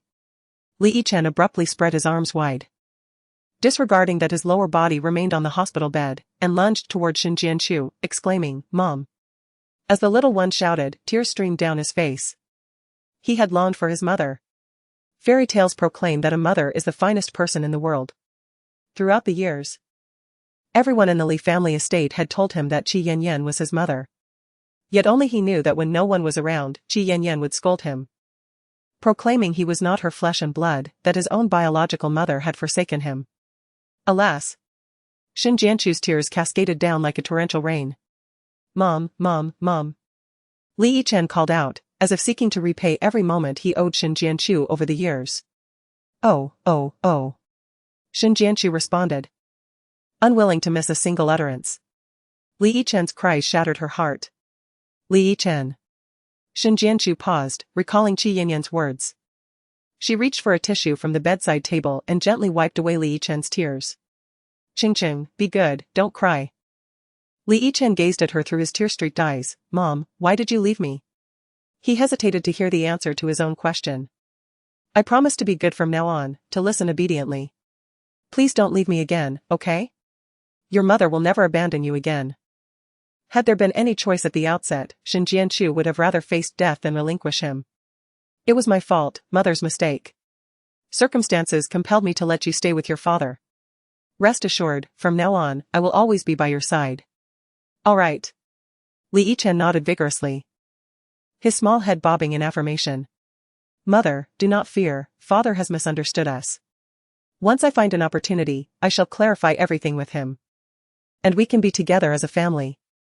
Li Yichen spoke with pure intentions, his youthful mind untainted. He believed wholeheartedly that his mother was Xin Jianchu and his father was Li Wangting, and that the three of them constituted a true family that ought to be united. "Chen, Xin Jianchu gently cradled Li Yichen's small face and solemnly said, "I must tell you that what your mother Qi Yanyan said is entirely false.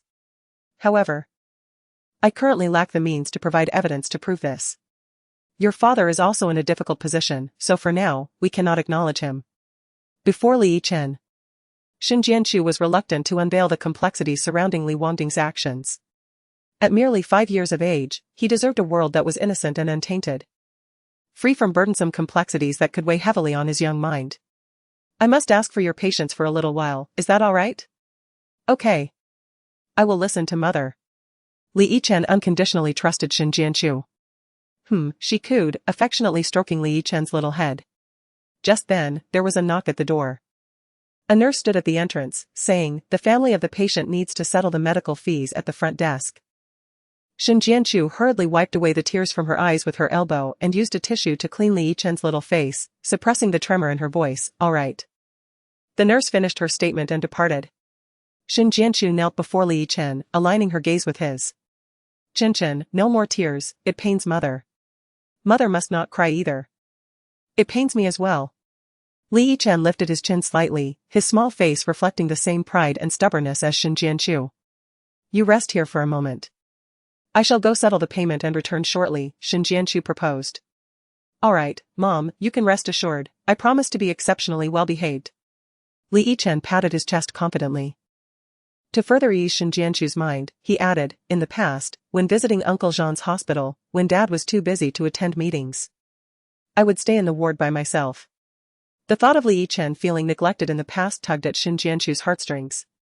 Noticing her distant expression, Li Yichen belatedly realized his misstep, his small face drooping as he pouted disinterestedly. "Wait for me, okay?" Xin Jianchu feigned nonchalance, tousling Li Yichen's hair into a messy state. Upon exiting the ward, she queued at the front desk to pay the medical fees. She took out all the money Feng Zhuxi had left for her. Calculating as she inquired, "May I ask what the total cost is?"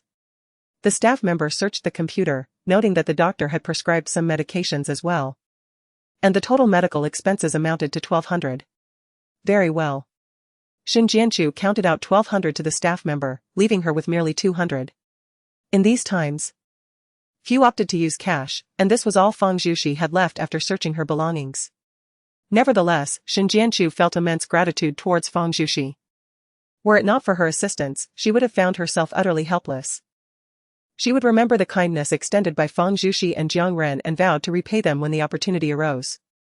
After leaving the cashier, Xin Jianchu headed to a nearby eatery to take away a bowl of congee and pick up a few essential daily items.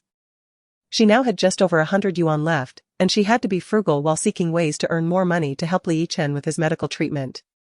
Shin Jianchu brought plain porridge back to the hospital room. Chen Chen, are you hungry? Not too bad, hee hee. The moment Li Chen saw Shin Jianchu, a radiant smile spread across his face, revealing a row of pearly white teeth. I brought you something to eat. Shin Jianchu opened the packaging, scooping the porridge with a spoon to feed Li Chen. Mom, what about you? Why is there only one portion? Li Chen shielded his eyes with his hand, gazing eagerly at Shin Jianchu. I've already eaten, she replied, patting her stomach, I'm quite full. But you must finish the porridge, she urged as she continued to feed him. Okay. Li Chen said cheerfully, enjoying his meal. Shin Jianchu felt relieved when he finished the last spoonful of porridge. Li Chen held her hand and chatted with her for another 2 hours. Ultimately, it was Shin Jianchu who pretended to be stern, insisting that Li Chen go to sleep. Otherwise, she would spank him. With a grin, he finally lay down on the bed.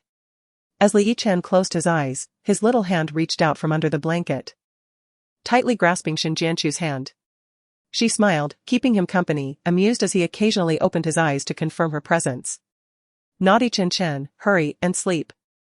Or I will ignore you, she teased. All right. Li Chen pressed Shin Jianchu's hand against his heart and began to drift off to sleep. Once she heard his steady breathing, she gently pulled the blanket up around him. After staying by his side for a while, Shin Jianchu's stomach growled in protest from hunger. She went to the hot water room, filling several disposable cups with water to quench her hunger. Chapter 88, Missing Documents. Li Chen was an exceptionally well-behaved child, his intelligence and understanding evoking a deep sense of affection in Shin Jianchu. The following day, in her urgent quest to earn money for Li Chen's medical expenses, Shin Jianchu reluctantly left him alone in the hospital. Don't worry. It'll be fine. Li Chen forced a smile, tilting his little head. Mom. You can go with peace of mind. I will wait for your return. Let us make a pinky promise. Li Chen extended his pinky finger. All right. Shin Jianchu linked her pinky with his, shaking it gently in agreement. After exchanging farewells, Shin Jianchu couldn't help but glance back repeatedly. Hee hee. Li Chen beamed at her with vibrant energy. Shin Jianchu nodded earnestly before heading towards the elevator in the corridor. Once she departed the ward, Li Chen's smile faded, his little face drooping as he looked down dejectedly. After a while, he swung his short legs off the bed and approached the window, peering outside. He caught a glimpse of Shin Jianchu's retreating figure, and a smile returned to his lips, rekindling his spirit. That smile lingered until Shin Jianchu disappeared completely from his sight. Without a phone, Shin Jianchu could only search for job postings around her, seeking interviews that matched her qualifications. To better care for Li Chen, she focused her job search within the vicinity of the hospital. Due to her past, she avoided any positions that required her previous educational background or work experience. No one would want her, attending interviews was merely a waste of time. Shin Jianchu first ventured into a nearby restaurant. Hello, may I inquire if you are still hiring? The proprietress closed her notebook at the front desk, rolled up her sleeves, and scrutinized Shin Jianchu with a discerning gaze. You're just a young thing, she remarked. Shin Jianchu felt somewhat out of her depth in the job-seeking process, her hands nervously curling at her side as she instinctively took a step back. We only have laborious work here, the proprietress continued, doubting Shin Jianchu's ability to endure the demands of their establishment, as they had already filled the positions for servers. No, I intended to apply for the dishwasher position, Shin Jianchu responded candidly. As long as the wages are not withheld and are paid monthly. Her confidence was frail. It would be even better if meals and accommodation were included. Given that the recruitment notice indicated negotiable, she felt uncertain. Serving was comparatively a lighter task in this restaurant. Young women typically sought roles as waitresses, while only older women would take on the most arduous job of washing dishes. Could the woman before her be reliable? Is it possible? Shin Jianchu timidly inquired, or have you already filled that position? Indeed, we are still in need of dishwashers, the proprietress replied. However, we do not provide accommodation, but we do offer 2 meals a day. The salary is 2,000, with 2 days off monthly, without any extraneous benefits. The working hours stretch from 10 in the morning until 10 at night. Can you accept that? Yes, Shin Jianchu nodded earnestly. Very well. Please fill out this form and send me a photo of your identification. The proprietress presented the form before Shin Jianchu and, with practiced ease, inquired. When can you commence work? I can start now, Shin Jianchu replied. However, is it possible to proceed without my ID? Her gaze wandered. I forgot to bring it. That's not an issue. You can send me a photo of your ID later tonight, the proprietress responded, displaying remarkable nonchalance as if it were no challenge at all. No, my ID is lost, Shin Jianchu feigned an excuse, I cannot produce it. It was Li Wangting who had facilitated her release from prison, and due to procedural irregularities, her pertinent documents had never been returned to her. Moreover, even if she possessed the relevant credentials, submitting them could unveil her incarceration. A predicament she could hardly bear to contemplate. Then provide your household registration book, that will suffice, the proprietress suggested. But I've lost that too, Shin Jianchu admitted. The proprietress straightened her posture, her expression turning serious. You haven't committed any offenses, have you? Shin Jianchu felt embarrassed, unable to respond. We're not hiring anymore. You should leave, the proprietress declared, retracting the form from Shin Jianchu's grasp. With an air of suspicion, she scrutinized Shin Jianchu. Stop lingering here, be gone. You are not welcome. The proprietress waved the form dismissively at Shin Jianchu. Uncertain of her prospects for employment, Shin Jianchu's demeanor became exceedingly humble and earnest as she sought to plead her case once more. Though I lack an ID, I assure you of my diligence. I will undoubtedly cause no issues. I genuinely need this job, and I promise to work hard. Leave. The proprietress insisted, gesturing for Shin Jianchu to depart. I've already said we don't require your services, hurry along. As she raised her voice, the workers in the shop paused their tasks and congregated towards the front desk. Upon witnessing this scene, Shin Jianchu felt a wave of trepidation and quickly turned to leave. She ventured into numerous establishments in search of employment, only to find that each required her identification card, with some even demanding a signed contract. Feeling quite helpless, she noted that noon was fast approaching and summoned her courage to inquire at one final establishment. This was a lunchbox shop, devoid of any recruitment notice. And it appeared to be a family-run business, so she decided to take a chance. If they were not hiring, she could at least bring home a lunchbox for Li Chen. What would you like? Our lunchboxes are 15 yuan, comprising 2 meat dishes and 2 vegetable dishes. The proprietor greeted Shin Jianchu as she approached. She placed her order for soy sauce pork and sweet and sour ribs, accompanied by blanched rapeseed and cucumber salad. Uncertain of Li Chen's preferences, she chose based on instinct. All right, the owner replied as he packaged the meal for her. While retrieving her payment, Shin Jianchu inquired. Do you happen to be hiring any help? The shop appeared not to require identification. Oh, you jest. We are just a small business, we hardly need that many hands. The owner chuckled. Are you truly not in need of assistance? She pressed. Of course not. This little work is manageable for just the 2 of us. He replied with a smile. Feeling embarrassed to pursue the matter further, she paid, expressed her gratitude, and took the meal home for Li Chen. Mom, let us eat together. Li Chen said, placing a spoon in her palm. I won't eat, I've already had my fill outside. Shin Jianchu gently caressed her abdomen. Her gaze inadvertently fixated on the meal within the box, her mouth watering in anticipation. A soft growl emanated from her stomach. Hee. Li Chen scooped a spoonful of rice and accompanying dishes, presenting it to Shin Jianchu's lips. Mama, please eat. You must be deceiving me. You surely haven't had lunch, he teased. Not at all, I have eaten, but I didn't expect to feel hungry so soon. Shin Jianchu sheepishly scratched her head. Then just have a little more. Li Chen tugged at her sleeve, exhibiting a charming pout. All right, I shall take another bite. Shin Jianchu, overwhelmed by hunger, could no longer resist and devoured the spoonful of rice from Li Chen's hand. She was genuinely famished and savored the taste. Are you okay? Shin Jianchu diverted her attention, assisting Li Chen in opening the provided soup. The broth was a warm amber hue, adorned with 2 strands of cordyceps and a small piece of chicken.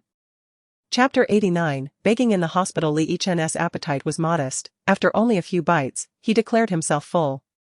Given her limited circumstances, Shin Jianchu was unable to provide Li Chen with more nutritious food, so she gently coaxed him to finish his vegetables. What do you wish to have for dinner, Chin? Mama will bring it for you. Shin Jianchu inquired. I'm fine with anything. Li Yichen replied cheerfully, content merely to be in his mother's presence. His only small regret was that although he had reunited with his mother, she could not spare much time to be with him. Very well, you should rest now. Shen Jianchu assessed the remaining rice and soup, and Li Yichen promptly began to tidy up. It's all right, I will handle it. Shen Jianchu packed the food and carried it out. I will take it to the trash. Li Yichen's manner of eating was impeccable. The leftover food looked as untouched as if it had just been packed. Shen Jianchu was utterly famished, yet her financial situation was rather dire, leaving her reluctant to spend frivolously. She finished the remaining rice accompanied by the usual soup. After discarding the leftover utensils into the trash can, she returned to the hospital room, where Li Yichen lay on the bed, obediently napping. Shen Jianchu gently touched his small head and softly said, Chen. Mommy has to work now, I'll be back in the evening. Li Yichen opened his eyes and grasped the hem of her clothing. Mommy, I feel quite healthy now. Can I leave the hospital? In a few days, after you undergo a physical examination and receive the report, we shall see what the doctor says, Shen Jianchu replied, feeling guilty for not being able to provide him with better care at a more reputable hospital. His body was still quite frail, and she was deeply concerned about any potential issues. All right, I will listen to Mommy, Li Yichen said, patting the back of her hand with his small one.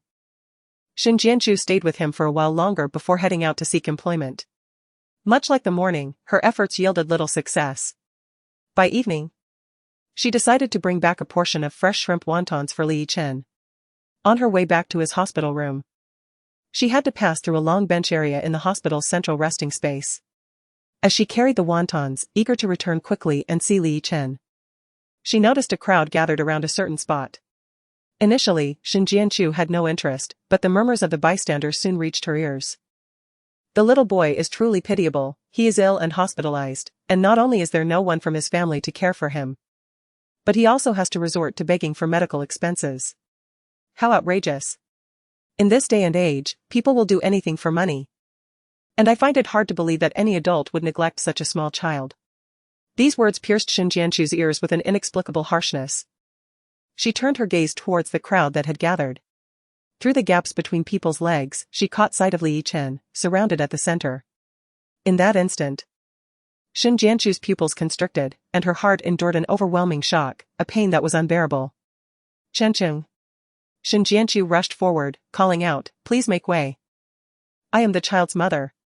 I have come to take him home. The crowd parted to accommodate her, allowing Shen Jianchu to see Li Yichen's predicament more clearly. He wore the smallest hospital gown, which hung loosely on him, kneeling on the ground with a disposable bowl in front of him, begging. A few 1 yuan notes lay in the small bowl. Mama.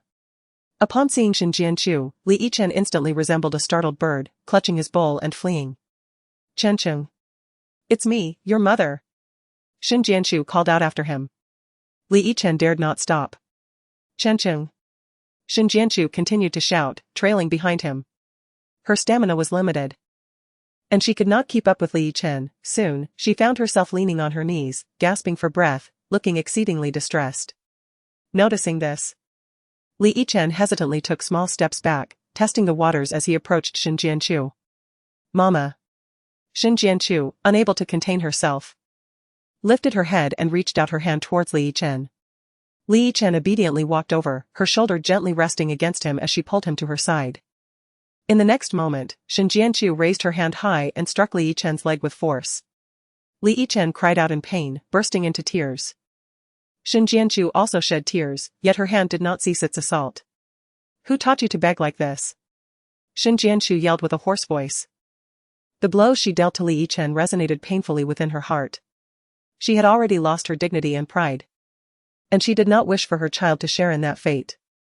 She did not need Li Yichen to be so understanding. He could afford to be a bit selfish. Li Yichen sobbed uncontrollably. He fully understood that begging was a deplorable act, yet he yearned to help his mother. He knew that he was not the only one who felt sorrow, when he leaned against the window, watching his mother secretly consume the leftovers he had left behind. His heart ached. His mother had once been a cherished little girl in someone else's home, and now she was his. It was his inadequacy, his lack of ability, and his illness that caused her distress. Seeing him weep inconsolably, Shen Jianchu's heart softened. She embraced Li Yichen tightly, pouring all her strength into the embrace. Yet, he felt too thin and small. Despite her tight hold, she could sense no solidity in him. Even though he was right in front of her. The sensation he evoked reminded her of the 5 years spent in prison, believing he had departed from this world. Haunted only by nightmares and memories of the child she had not even had the chance to truly behold after his birth. Please, do not engage in such acts again. She implored, her heart heavy. I cannot bear it. Li Yichen continued to cry, yet she knew that her mother would grow weary. Mother. If I am not by your side, will you not suffer so much? His eyes were swollen from crying. No. It is not like that. Xin Jianchu cupped Li Yichen's face in her hands, gently wiping away his tears with her fingertips. Mother needs you dearly, I long for your presence. Being with you alleviates my burdens. I merely wish for your well-being.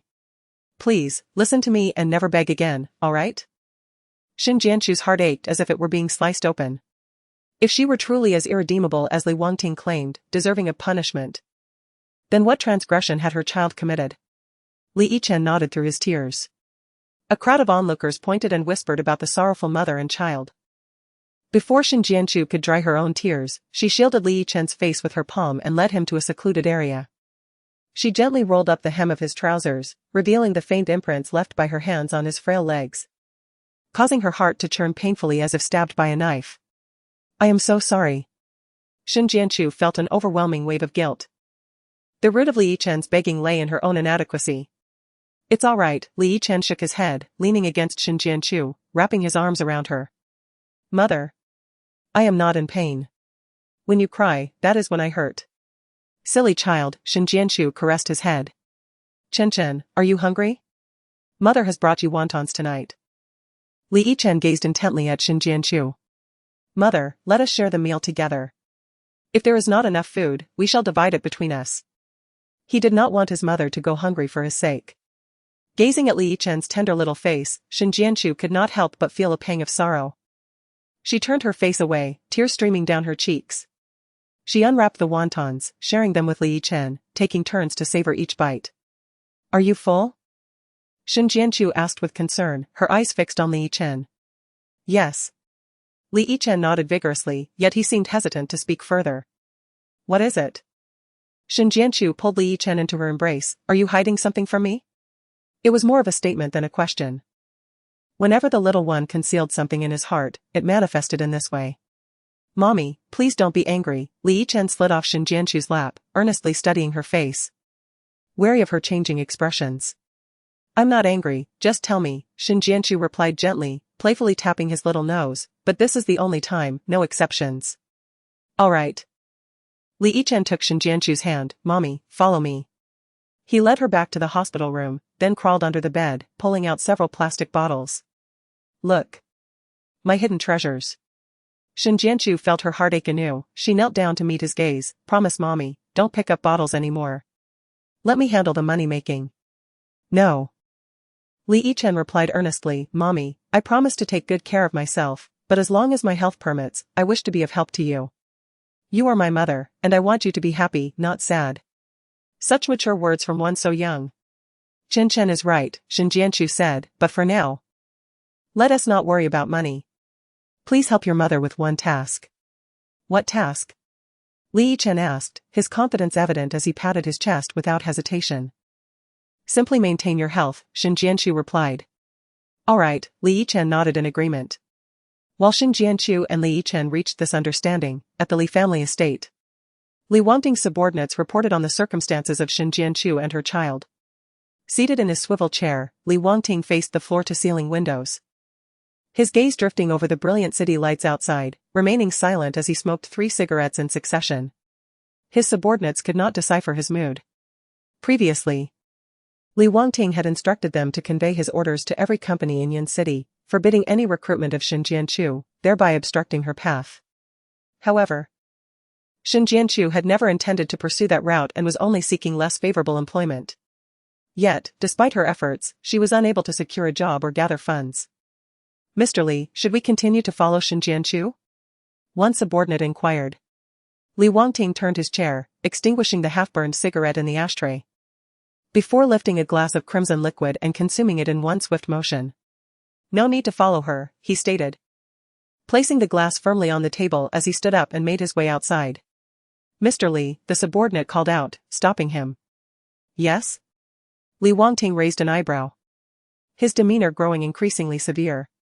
"Old madam has sent butler Liao to fetch the young master, no, I mean, that child, back to the ancestral home," the subordinate reported. "Let butler Liao return on his own," Li Wangting replied. Li Wangting paused momentarily and added, "Do not mention anything regarding Li Yichen to him.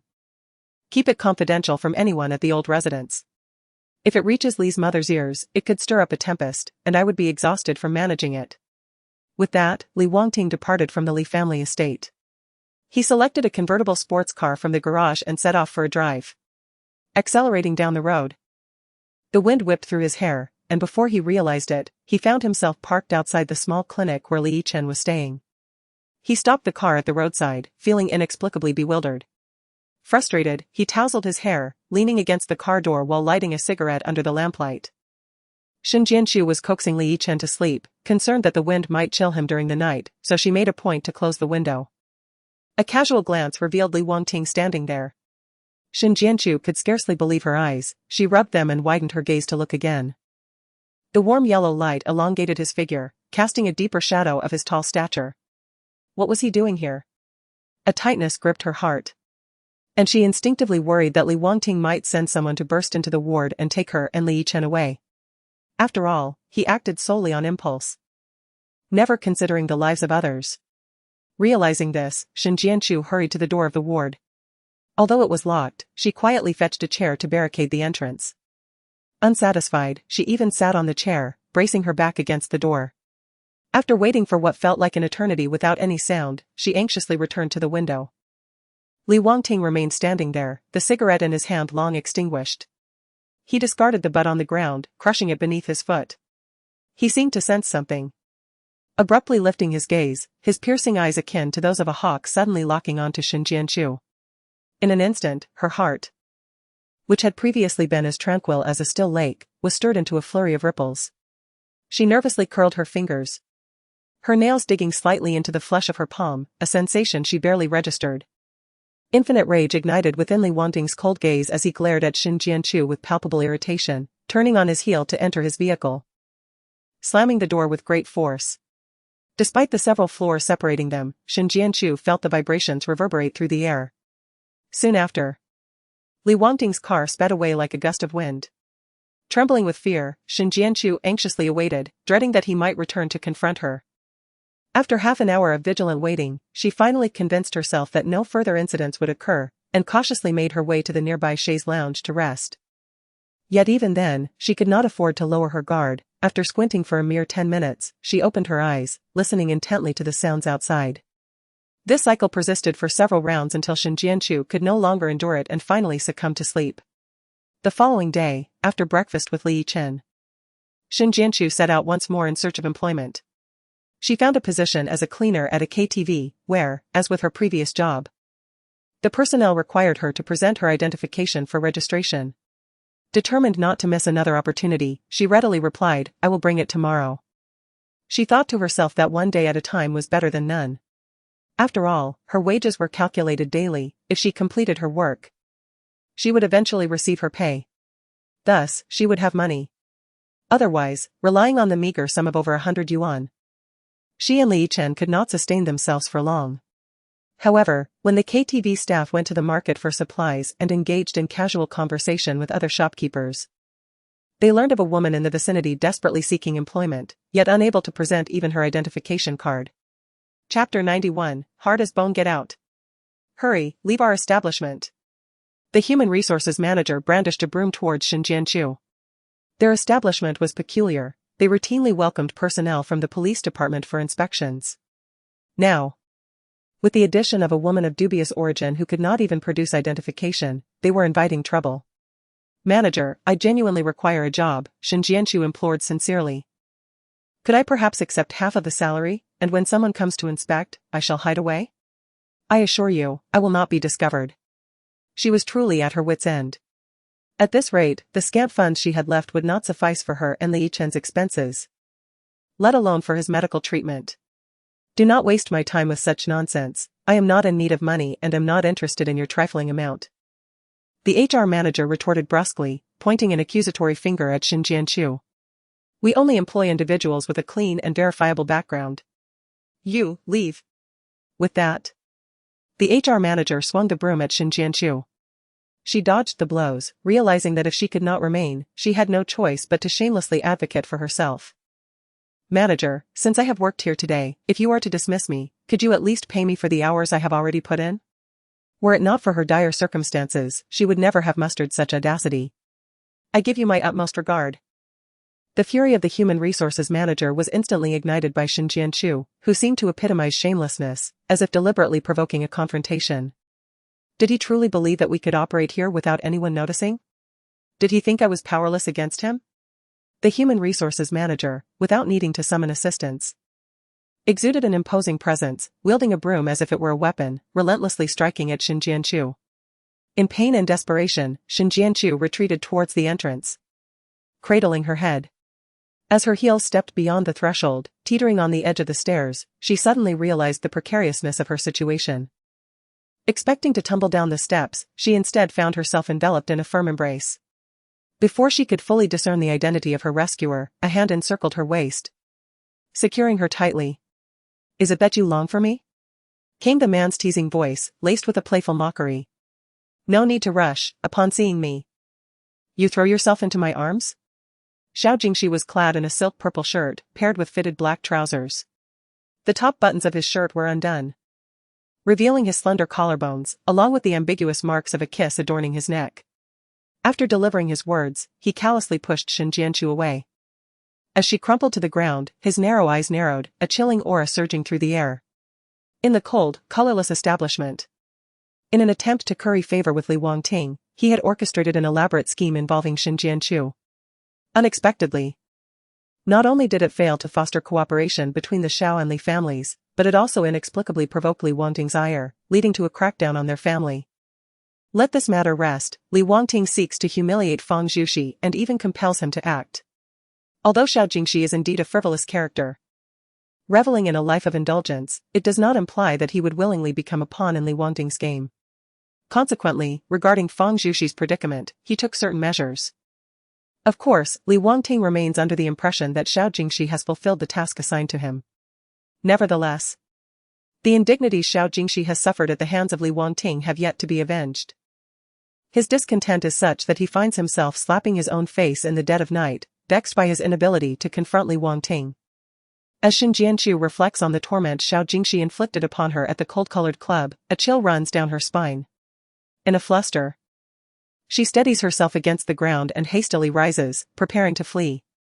However, Xiao Jingxi unexpectedly extends his foot, stepping on the heel of Shin Jianchu's shoe. Caught off guard, she lurches forward but manages to regain her balance just in time to avoid a fall. Xiao Jingxi seizes her arm, questioning her haste. Shin Jianchu bites her lip, twisting her hands in an attempt to free herself from his grasp. A glint of amusement flickers in Xiao Jingxi's eyes, the corners of his lips curling upward slightly as he tightens his grip, deepening the indentations of his fingers on her arm. Pain radiates through Shin Jianchu's hand. Yet she refuses to plead for mercy, stubbornly knitting her brows. At the same time, the manager of the personnel department at the KTV stands at the door, nodding in greeting to Xiao Jingxi, having tempered his earlier bravado, and proceeds to explain the situation to him. Mr. Xiao, you are unaware that this woman has appeared from nowhere, unable even to present her identification, yet she insists on seeking employment in this vicinity. The manager of the Human Resources Department, observing Xiao Jingxi's demeanor towards Shin Jianchu, discerned that she held little significance, thus felt no need for circumspection in his words. Having been exposed by my family, she clung on stubbornly, even daring to request money from me. Is that so? Xiao Jingxi elongated his tone, lowering his chin, his warm breath brushing against Shin Jianchu's ear. Miss Shin, are you in dire need of funds? What business is it of yours? Shin Jianchu retorted, still grappling with her predicament. The stark disparity in strength between the male and female leads left her deeply frustrated. Suddenly, Xiao Jingxi withdrew his hand, causing Shin Jianchu to lose her balance and fall to the ground, a sight most humiliating. With a cold smile playing on his lips, Xiao Jingxi remarked, If Miss Shin is indeed short on cash, I could offer you an opportunity to earn some. A mocking expression surfaced on Xiao Jingxi's face, his demeanor malevolent. As if he were perched on a windowsill surveying ants, reaching out to crush them one by one. Shin Jianchu found herself with no alternatives. Despite knowing that Xiao Jingxi was likely toying with her, she still harbored a flicker of hope. Is what you say true? That depends on your performance. Xiao Jingxi replied with a scoff. Shin Jianchu sensed his ill intentions, and his scrutinizing gaze unsettled her. She felt his eyes drifting toward her collar, prompting her to instinctively cover herself. Pfft, Xiao Jingxi chuckled, I'm not interested in a woman like you. He found no allure in her stubborn, unyielding spirit. It was a challenge he had no desire to confront. Xiao Jingxi flashed a mischievous smile, licking his lips as he spoke, if you wish to make money, follow me. He sauntered past the HR manager, casting a knowing glance. The HR manager promptly bowed his head lower in deference. Refraining from further conversation and silently shuffling to Shin Jianchu's side, nudging her with his foot to indicate that she should follow. After a moment's hesitation, Shin Jianchu acquiesced and trailed behind him. Inside the private room, the disco ball spun overhead, casting a kaleidoscope of colors across the walls. Numerous friends of Xiao Jingxi awaited his arrival. Young Master Xiao, come, sing us a song. Someone exclaimed, handing him the microphone. Without hesitation, he took the microphone and passed it to Shin Jianchu. Go ahead and sing. Me? Shin Jianchu queried, bewildered. You can't buy the happiness of brothers for any price. Aside from entertaining us, what other value do you possess? Xiao Jingxi's words were laced with sharpness, leaving no room for Shin Jianchu's dignity. Chapter 92, the Qinghai Tibet Plateau. Shin Jianchu understood her place, yet she feared that Xiao Jingxi was merely toying with her and might retract his offer. A shadow of uncertainty flickered in her eyes. TSK. Xiao Jingxi noticed her hesitation and smirked. He withdrew an Italian handcrafted leather wallet from his pocket, extracting $200 bills and slipping them into Shin Jianchu's pants pocket. Money is plentiful for me. His gesture was undeniably demeaning. However, in her current predicament, Shin Jianchu had no choice but to clutch the $200 nestled in her pocket. The others in the private room, drawn by Xiao Jingxi's actions, turned their attention to Shin Jianchu, who stood awkwardly in the center, the microphone clutched in her hand. The kaleidoscope of lights illuminated her face, delineating the boundaries of her embarrassment and awkwardness. Shin Jianchu, you truly are despicable. Yi Beiqing, amidst that assembly of affluent young men, not only unabashedly displayed his contempt for Shin Jianchu but also raised his middle finger towards her. He must have been blind to have once been drawn to someone as base as Shin Jianchu. She endeavored to disregard his presence, striving to suppress her emotions and maintain her composure. Xiao Jingxi switched to the next song, selecting Qingzong Gaoyuan for Shin Jianchu. This song was notoriously challenging. Should she falter, she would merely become a laughingstock. A few attendees in the audience could no longer contain their amusement, chuckling aloud. As the prelude commenced, Shin Jianchu clutched the microphone tightly, her palms slick with cold sweat. Alas! With the first line, Shin Jianchu fell behind, the accompaniment having already progressed. As she aligned with the music for the second line, she began to sing, Who brings forth the ancient call? Her voice, ethereal and light, though lacking the original's resounding power, evoked an entirely different sensation. A diminutive and humble human being, standing amidst the vast azure sky and the undulating verdant mountains. She poured forth all her strength, her melodic voice soaring towards the distant hills, softening even the clouds. Her singing was not the dissonant cacophony everyone had anticipated. Instead, it was a testament to Shin Jianchu's resilience and burgeoning vitality, astonishing all who listened. She resembled an indomitable blade of grass, determined to compete with the mountains in height, and like a meager stream, aspiring to match the vastness of the ocean. It was not an act of overreaching, but rather a manifestation of her unwavering spirit, resolutely striving to pierce through the heavens. The laughter that once filled the room gradually faded. As the song approached its conclusion, nearly everyone's thoughts drifted along with Shin Jianchu. Yi Beiqing, having not witnessed Shin Jianchu's embarrassment, found himself lost in thought, suddenly jolting back to reality as he slapped his own face in self-reproach. How wretched he was. All for Shin Jianchu, even more so. Fortunately, the attention of the crowd remained fixated on Shin Jianchu, oblivious to his actions. Meanwhile, Xiao Jingxi gazed intently at Shin Jianchu, his eyes dark and profound, shrouded in mystery. Yi Beiqing pressed his lips together and seemingly nonchalantly approached Xiao Jingxi's side. What is this? Has the esteemed young master Xiao taken a liking to her? Your talent for delivering deadpan humor certainly seems to be improving by the day. Xiao Jingxi's expression was subdued. Devoid of any trace of a smile, his demeanor impassive. With a sharp clap of his hands, he applauded. Not bad, but as your audience, we expected a bit more amusement. A sardonic smile played on Xiao Jingxi's lips, his mirth chilling. Then, let us have another song. He selected Majestic and Grand for Xinjianqiu. This was a tune unfamiliar to her, leaving her somewhat bewildered. Yet, as the prelude began to play, a low, hesitant gasp echoed in the private room, freezing Xinjianqiu in place. Come on, sing along, urged Xiao Jingxi. It felt as if her mouth were filled with poison. Unable to part. A sense of humiliation crawled through her nerves, dignity and desire waging war within her heart. Xinjianqiu longed to slip through the cracks of the floor and escape. Is this how you entertain me? Seeing her rooted to the spot, Xiao Jingxi raised his hand and struck her face. Xinjianqiu's face was struck askew, blood oozing from the corner of her mouth. As the song reached its crescendo, the entrancing melody grew increasingly fervent. Do you not wish to sing? Then let us engage in other pursuits. Xiao Jingxi withdrew a handful of torn tickets from his wallet, scattering them into the air. Crawl on the ground like a dog, and all this money shall belong to you. The fluttering red bills descended, one of which grazed Xinjianqiu's face. Although merely a shallow cut, it inflicted a profound pain upon her. Laughter erupted among the onlookers. Xinjianqiu's eyes dimmed, and her intrinsic stubbornness prevented her from bowing her head. Biting her lip, her voice hoarse, she questioned, is this all there is? Xiao Jingxi, provoked by her defiance, raised an eyebrow. Is this all? He promptly produced a check. Here is 1 million. Gather all the money on the ground, and this will also be yours. He brandished the check and strode confidently to the center of the private room, seating himself upon the crimson sofa. 1 million. Surely, this would suffice for Li Yichen's surgery. Yet, Xinjianqiu's wretched pride resembled a sponge pierced by countless shards of glass under the sun. Despite being battered and torn, it refused to shatter easily. She held her head high, her knees gradually bending toward the ground. Her soul and thoughts hindered her from yielding, and so she clenched her fists, striking them fiercely against her own knees. The pressure compelled her to kneel. Xiao Jingxi chuckled lightly, is this how the dogs you have seen crawl? Xinjianqiu, where is your integrity? Meanwhile, Yi Beiqing stood nearby, filled with utmost disdain and contempt, exclaiming, you are truly despicable. Xinjianqiu did not even flutter her eyelids. The luxury of integrity had long since abandoned her.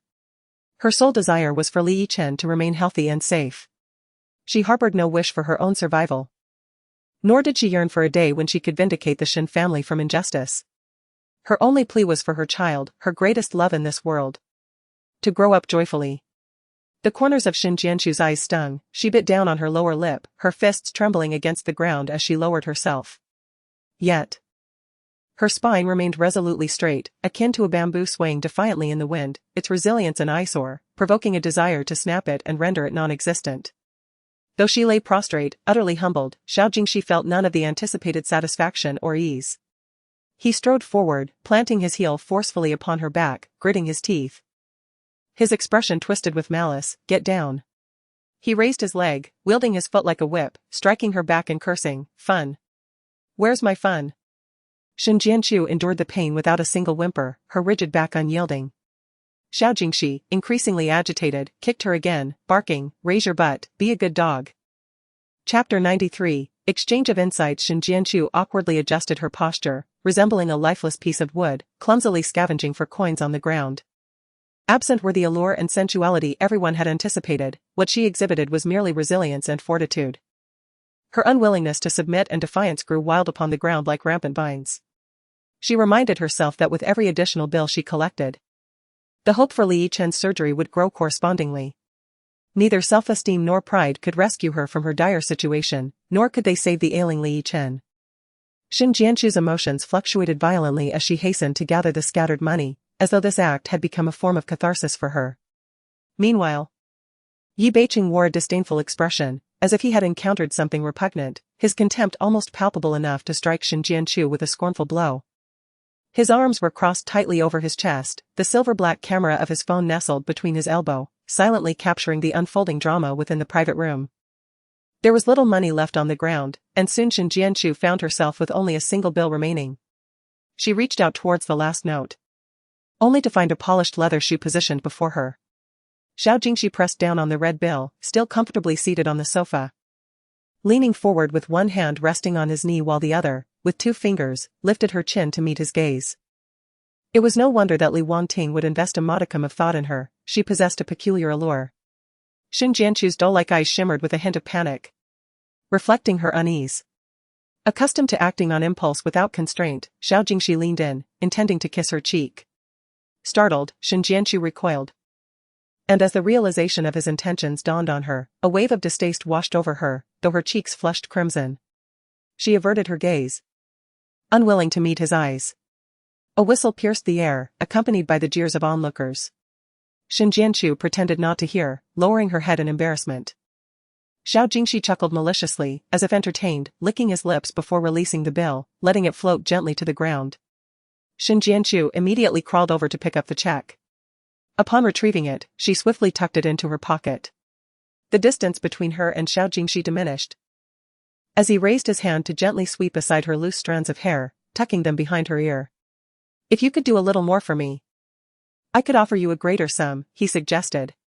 Alarm bells rang in Shen Jianchu's mind, her body tensed, vigilantly observing the hand that roamed across her cheek. "By the way, I've heard that you're quite familiar with Feng Zhuqi," Xiao Jingxi's voice lowered, imbued with a hint of mockery. Shen Jianchu's heart sank. Feng Zhuqi had become embroiled in gossip with scum like Xiao Jingxi because of her. His sudden mention of Feng Zhuqi seemed to imply a desire to further torment her. Xiao Jingxi's next words utterly revolted Shen Jianchu. "Have you shared any insights in that regard?" He seemed oblivious to the inappropriateness of his remarks. "She doesn't appear to possess much skill. Perhaps you could take some time to teach her," he added. Shen Jianchu's eyes widened in shock. Feng Zhuqi was such a wonderful girl. Why should she be slandered by such filth? Not pleased? Xiao Jingxi's expression shifted, the smile fading as he delivered a sharp blow to the back of Shen Jianchu's head. "Women like you are all the same, spreading your legs in bed." Shen Jianchu's head jerked violently. Her fists tightened with increasing intensity. Feng Zhuqi had shown her kindness. It was her financial desperation that forced Shen Jianchu into degrading circumstances, subjected to Xiao Jingxi's insults. But if he dared to speak ill of Feng Zhuqi, that was an entirely different matter. Feng Zhuqi was merely an unfortunate victim of Shen Jianchu's plight. How dare he speak of her so? "Shut your mouth!" Shen Jianchu exclaimed. Xiao Jingxi's words flowed freely, unrestrained and increasingly audacious. Did he truly believe himself worthy of respect after I had granted him a modicum of consideration? Particularly egregious was Feng Zhuqi, whose lewdness knew no bounds. In her intoxicated state, she would entertain any suitor. Shen Jianchu could endure no more. With a decisive crash, she seized a bottle from the crystal coffee table and shattered it. Before Xiao Jingxi could fully comprehend the situation, she thrust the jagged remnants of the bottle into his flesh. His eyes widened in disbelief, paralyzed by shock.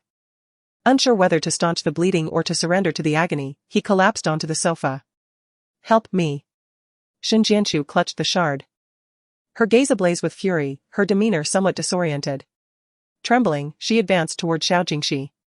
A gasp erupted from the onlookers in the private room, a cacophony of chaos ensued. Only a few managed to maintain their composure. "Seize that madwoman. Call for an ambulance. We cannot allow young Master Xiao to come to harm." Suddenly, Shen Jianchu found herself tackled and pinned to the ground. Xiao Jingxi was whisked away to the hospital for urgent care, while Shen Jianchu was apprehended. Her wrists bound with rope, her pale face reflected her defiance as she struggled against her captors. "Let me go. I did nothing wrong." It was Xiao Jingxi's foul tongue. "Your tongue is the foul one," Yi Beiqing retorted, pointing accusingly at Shen Jianchu. "Do you truly believe the Shen family's status still shields you? You are nothing but refuse now." "Bah." Shen Jianchu glared at Yi Beiqing with indignation. This man was no different from Xiao Jingxi, they were two of a kind. "You." Yi Beiqing, filled with fury, raised his leg and forcefully kicked Shen Jianchu on her knee. As she knelt on one knee, his heel pressed against her calf. "Ugh." Shen Jianchu furrowed her brow. Young Master Yi, step aside. At that moment, the head of the Xiao family approached from the far end of the corridor. Leaning on his cane, Yi Beiqing moved his foot aside. Uncle Xiao, it's just a wretched woman who attempted to assassinate Jingxi. Humph. The head of the Xiao family wore a grim expression, exhaling a heavy breath as his beard fluttered. He raised his cane high and struck Shen Jianchu on her back. Ah. The blow landed on her old injury, causing Shen Jianchu to lurch forward. Yi Beiqing smiled faintly, his lips pressed together. You had better pray for Jingxi's safety. Otherwise, even if you had 100 lives, it wouldn't suffice to atone. The head of the Xiao family glared fiercely, filled with venomous hatred towards Shen Jianchu. He swung his cane again to strike her. Shen Jianchu attempted to rise and evade the blow. Yi Beiqing stepped forward to assist, firmly gripping her shoulders. Uncle Xiao. She cannot escape. Please continue. Shen Jianchu struggled futilely, glaring at Yi Beiqing with a fierce intensity, wishing she could carve a hole in his face. Yi Beiqing's smile broadened. Silently, he mouthed to Shen Jianchu, I relish your current state, you despise me, yet are utterly helpless. Bang! The cane of the head of the Xiao family came crashing down upon Shen Jianchu once more. Stop. At that moment, Feng Zhuoxi, who had just arrived at the hospital for a checkup, happened upon the scene and rushed over immediately. The head of the Xiao family merely cast a fleeting glance at Feng Zhuoxi, dismissing her entirely. He raised his cane, poised to strike Shen Jianchu's back once more. In a desperate bid, Feng Zhuoxi lunged forward, encircling Shen Jianchu with her arms. You shall not hit her. Feng Zhuoxi cried out. I must inform you that I am currently carrying Xiao Jingxi's child. Over the past few days, she had been feeling unwell and had gone to the hospital for an examination. The doctor had referred her to obstetrics and gynecology and had conducted a prenatal checkup. The results, she had only been intimate with Xiao Jingxi.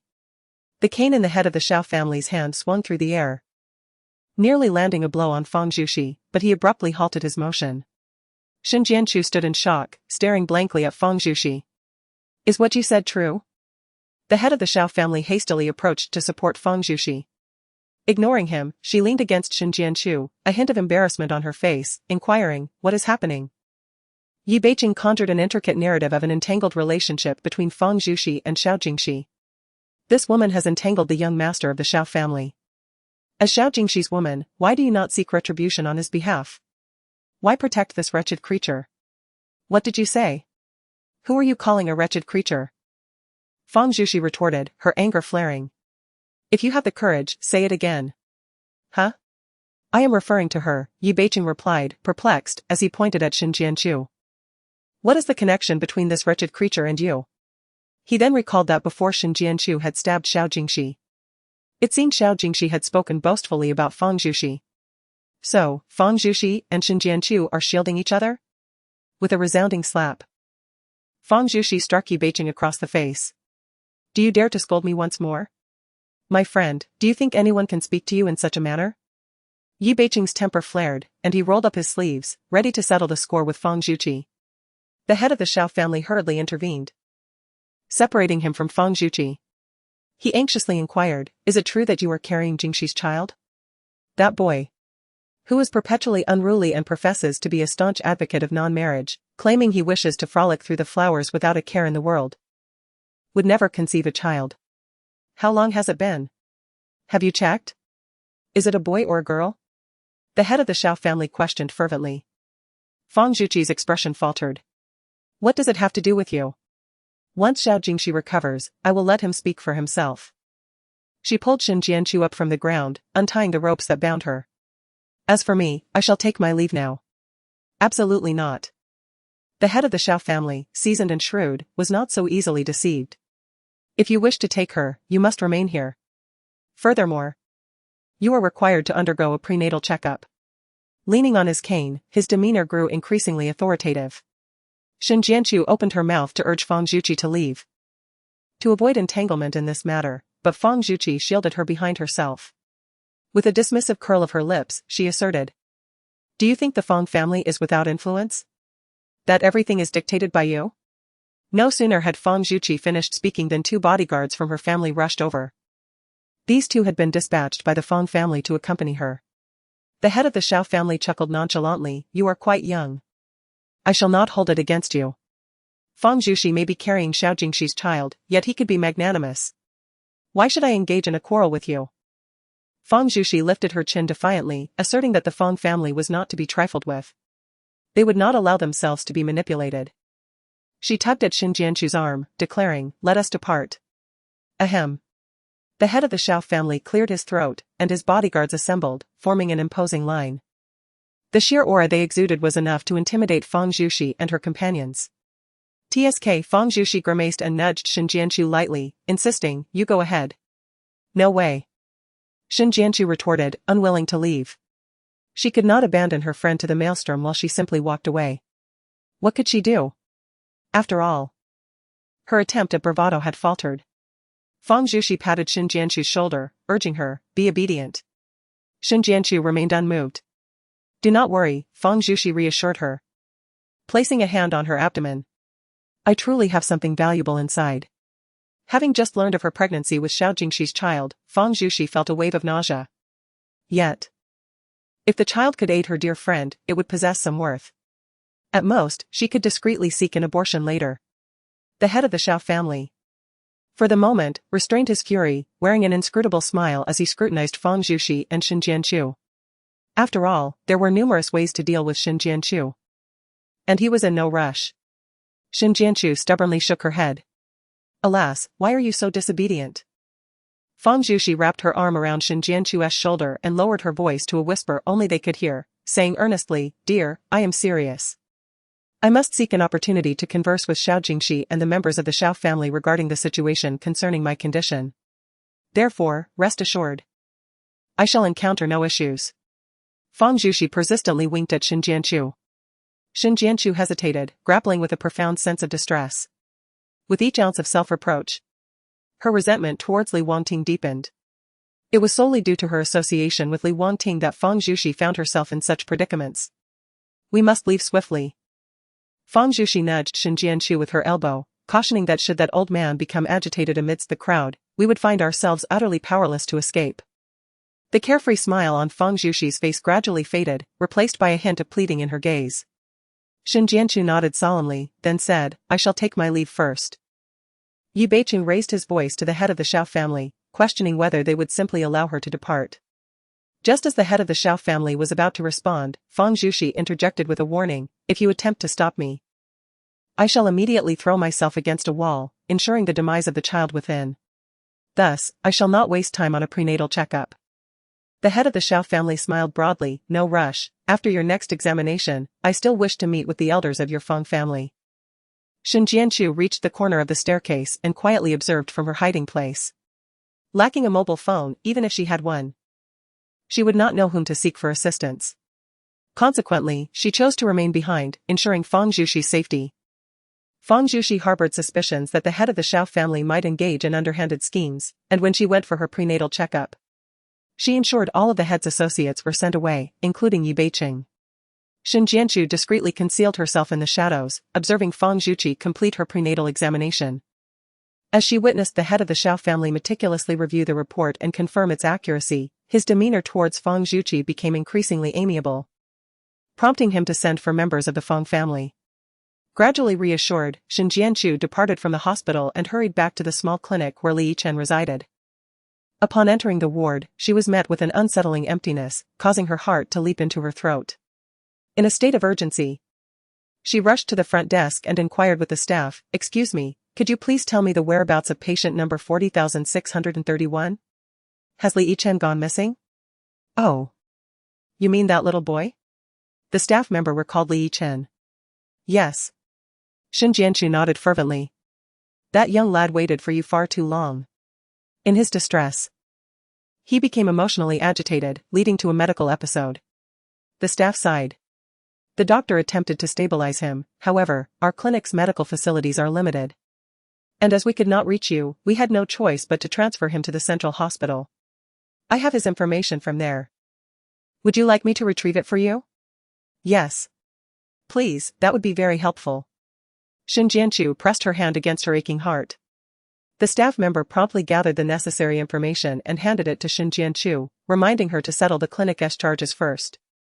Without delay, She approached the cashier and cleared her bill, exhausting the entirety of the cash she had received from Xiao Jingxi.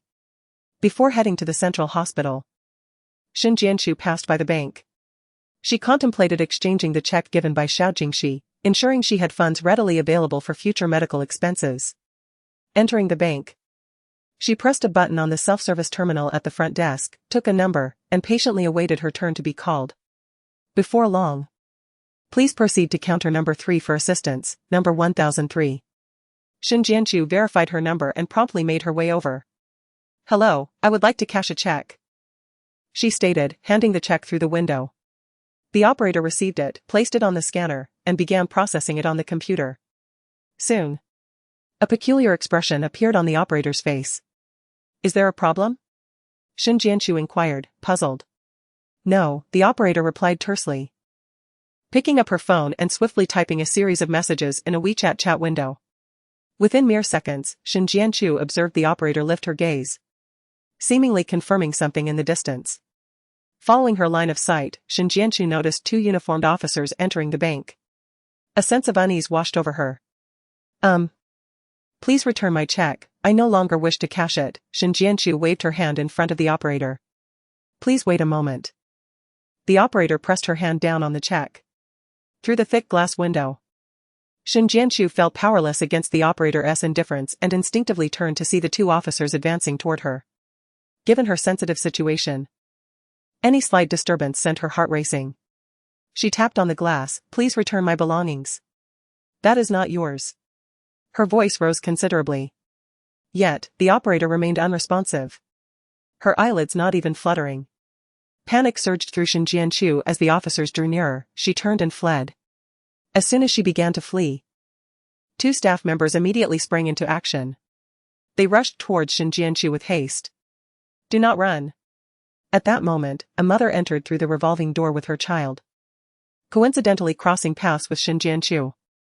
Concerned about colliding with the little one, Shen Jianshu came to an abrupt halt. The 2 staff members, observing her frozen stance, instinctively assumed that she intended to use the child as leverage against them. Without a moment's hesitation, they drew their electric batons and pressed one against the nape of Shen Jianshu's neck. A crackling sound ensued, and her body convulsed uncontrollably. Her legs went weak, her ankles bending as she collapsed onto the ground. The staff members skillfully restrained her, pinning her down and cuffing her hands behind her back. Simultaneously, the intricately carved wooden door of the bank's VIP room swung open. The bank manager stood by the door, bowing respectfully and gesturing for entry. Dressed impeccably in a tailored suit, Li Wangting emerged with a measured, cold demeanor. His piercing gaze involuntarily fell upon the disheveled Shen Jianshu on the floor, his expression growing even more frigid. "Mr. Li, an acquaintance?" the manager inquired with a smile. Li Wangting remained silent, his icy glare unwavering. "No," he finally replied. "Then," the manager continued, tentatively probing for his reaction. Li Wangting strode purposefully forward and exited the bank. En route to the police station, Shen Jianshu sat in the back seat, one hand still cuffed to the overhead grab handle, the discomfort from the electric shock gradually dissipating. "Why is this happening?" she murmured, her heart heavy with discontent. "My child is still waiting for me." "What did you say?" A staff member leaned in closer to Shen Jianshu. She lifted her gaze, her bright eyes brimming with myriad emotions, her feelings exceedingly complex. "Why are you detaining me? Is it that Li Wangting cannot tolerate my presence in the outside world and has instructed the prison to bring me back? You audaciously question us after stealing a $1,000,000 check from the Xiao family?" The staff member narrowed his left eye, a sneer curling at the corners of his mouth. "I did not." Understanding that her identity had not been exposed and she was not in immediate peril, Shen Jianshu felt a surge of courage. "That 1,000,000 check was given to me by Xiao Jingxi." She attempted to reason with the staff. "There were many people present when he handed it to me. They can all testify on my behalf." "Humph." The staff member rolled his eyes dramatically. "If he gave you the money, then why did the head of the Xiao family report it to the police? Furthermore, if Xiao Jingxi is perfectly fine, why would he give you money?" Shen Jianshu found herself at a loss for words. She could not possibly admit that she willingly became a plaything for Xiao Jingxi in exchange for financial gain. What kind of transaction could someone like you possibly strike with him? interjected the driver. Was it a flesh trade? The staff member snorted disdainfully. Very well. That adds to your charges. I did not. Shin Jianchu retorted loudly. In any case, you must release me. I refuse to accompany you back to the police station. The staff member merely dug at his ear, ignoring Shin Jianchu's desperate cries. In the blink of an eye, Shin Jianchu was taken to the police station. It was a solitary detention room. Bang! A staff member dragged over a chair and, from the side, smashed the surveillance camera above. Shin Jianchu recoiled in fear, tucking her head closer. Another staff member brought in a plethora of documents, piling them at Shin Jianchu's feet. Bewildered, she wondered what their intentions were. The two staff members exchanged glances but offered no response to her inquiries, turning their backs as they exited the detention room, locking the door behind them. Bending down, Shin Jianchu picked up the scattered files. Upon inspection, she found the text within to be quite peculiar, with several clauses appearing problematic. Why were they throwing these documents at her? They were stamped with an official seal. Surely they could not accuse her of fabricating them? Did she possess such capabilities? If so, why was she even apprehended? What was the purpose of these documents? Shin Jianchu struck the iron bars in frustration. The two staff members ignored her. But one of them knelt down, reached through the bars, and ignited the pile of documents with a lighter. Do you intend to burn me along with these materials? Shin Jianchu exclaimed in shock. The two staff members exchanged glances, silently questioning her. What other option do we have? This was a remnant from the days when the information-sharing network among various departments was not as advanced. And the proper disposal of such documents had long been a source of concern for them. Conveniently, with the head of the Shao family instructing them to eliminate Shin Jianchu, they decided to attribute all these documents to her as well. The documents suddenly ignited, releasing a choking plume of smoke. Shin Jianchu covered her mouth and nose, desperately stamping out the flames. Outside the police station, Li Wangting's sports car gradually approached. Chapter 96, Saving a Dog. Just as Shin Jianchu extinguished the fire on one document, another staff member brought a bucket of gasoline. He violently doused it into the iron gate. The gasoline ignited, creating a fiery serpent that surged towards Shin Jianchu. She shielded her head and crouched down. Li Wangting watched as Shin Jianchu was taken away, his expression dark as he drove erratically around the street. After several turns, he found himself near the police station. Through the car window, he saw thick smoke billowing from the building. Had a fire broken out? Without a moment's hesitation, Li Wangting unbuckled his seatbelt and leapt from the vehicle. The police had already alerted the fire department, but assistance was still en route, prompting the officers inside to join the firefighting efforts. The scene was chaotic. Li Wangting strode directly into the police station, seizing the arm of a hurried staff member. Have you seen someone named Shin Jianchu? Who is that? I've never heard of her, the staff member retorted, shaking off Li Wangting. I'm busy, you need to leave this area immediately. It's perilous here. Li Wangting stepped aside, continuing to inquire. The responses he received were either vague or negative. However, one individual muttered. Are you referring to the thief my colleagues just apprehended today? Female? Li Wangting's deep gaze brightened momentarily. About this length of hair? He gestured at his shoulder, indicating a height of about that much. Then, he revealed a cross-shaped scar on his forehead. That must be her, he thought to himself, smirking. It was hard to tell whether it was unfortunate for her or for us. The source of the fire in our bureau appeared to be the very place where she was detained. What did you say? Li Wangting's eyes widened in shock as he seized the man's collar. What do you intend to do? The man raised his voice. I warn you. This is a police station, not a place for you to act recklessly. Disregarding the threat and warning, Li Wangting demanded, tell me, where is the location of the fire? The pressure emanating from his gaze was overwhelming, piercing through the heart. The man's tone softened involuntarily as he pointed, over there. Li Wangting immediately released him and dashed toward the indicated direction. In the blink of an eye, he was very close to the fire scene. The personnel extinguishing the flames noticed him. Who are you? Who permitted you to enter recklessly? Get out. They questioned him. Li Wangting pretended not to hear them.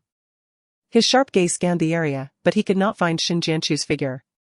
She must still be inside the fire. Without a moment's hesitation, Li Wangting aimed to charge into the flames. The workers grew anxious. "What are you doing?" they exclaimed, rushing forward to stop him. Li Wangting, agile and determined, refused to waste any more time outside. With decisive and fierce movements, he knocked down the staff and immediately plunged into the inferno. "Shen Jianchu!" he shouted at the top of his lungs. "Where are you? Come out. Do you wish to perish just like that? I assure you, it is not so simple. You must endure the suffering of the living to cleanse yourself of the filth that clings to you. Hurry and show yourself." Li Wangting swiftly navigated through the conflagration, searching for someone. The flames raged fiercely, and the structure above began to collapse. Yet, Li Wangting deftly evaded danger, displaying no hint of retreat. He strode boldly into the depths of the inferno. At last, amidst the encircling flames, he spotted Shen Jianchu. She lay on the ground, her eyes tightly shut. Her cheeks flushed from the scorching heat, seemingly in a state of unconsciousness. Li Wangting lifted her in his arms and hastened away from the blaze. He emerged into the open, laying Shen Jianchu on the ground.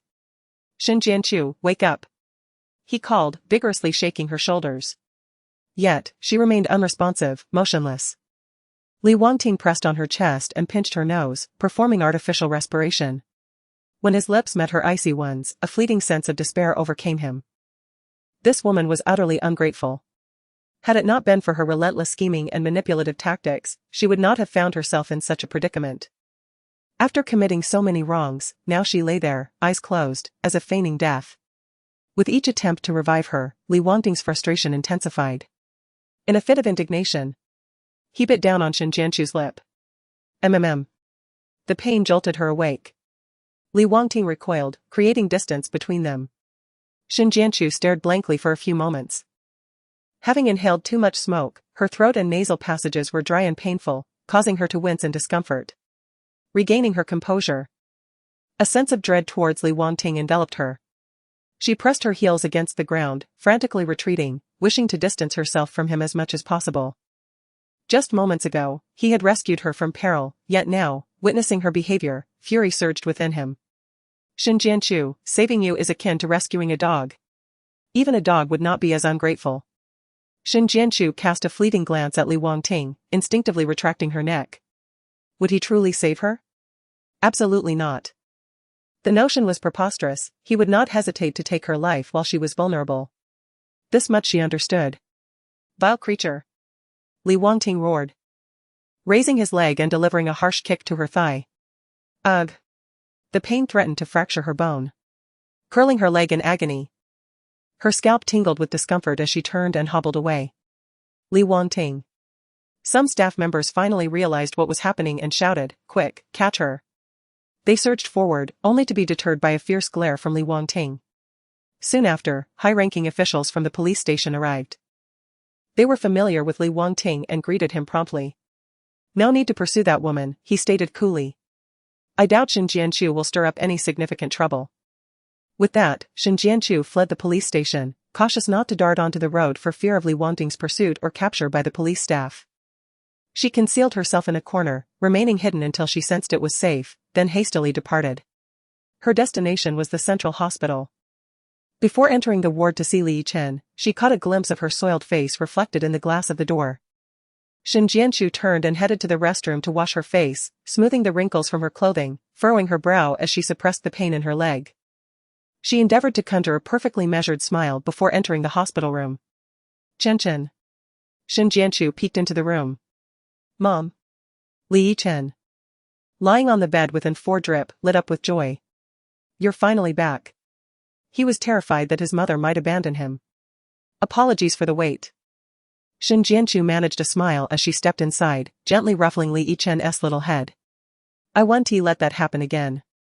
If I'm going to be late, I promise to inform you." Okay." Li Yichen shifted closer, pressing his small frame against Shen Jianchu.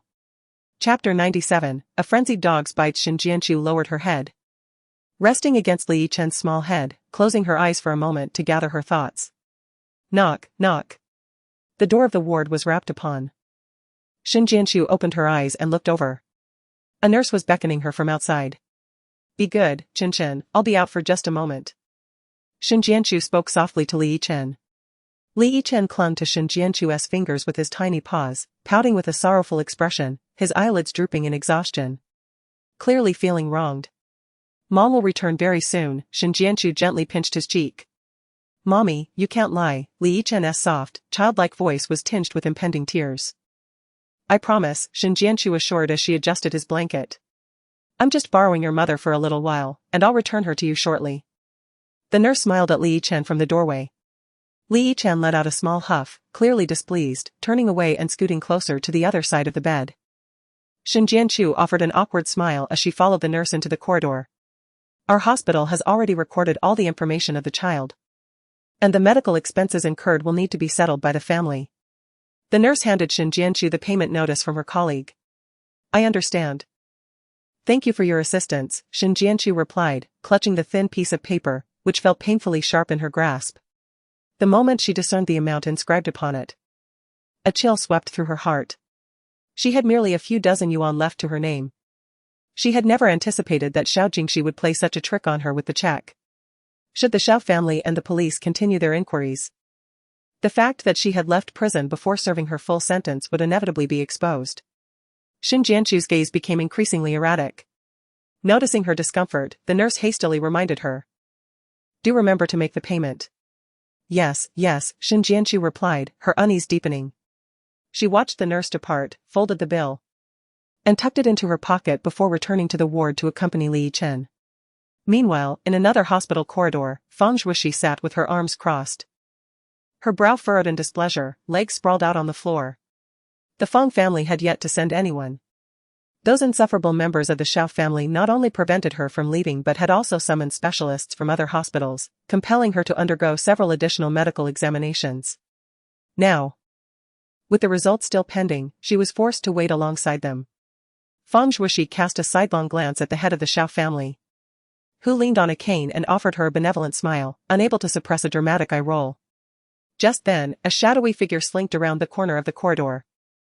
The head of the Xiao family exchanged glances with the man, offering a smile to Fang Zhuoxi before he leaned on his cane and approached. Fang Zhuoxi responded with a frosty demeanor, her expression as sour as it could be.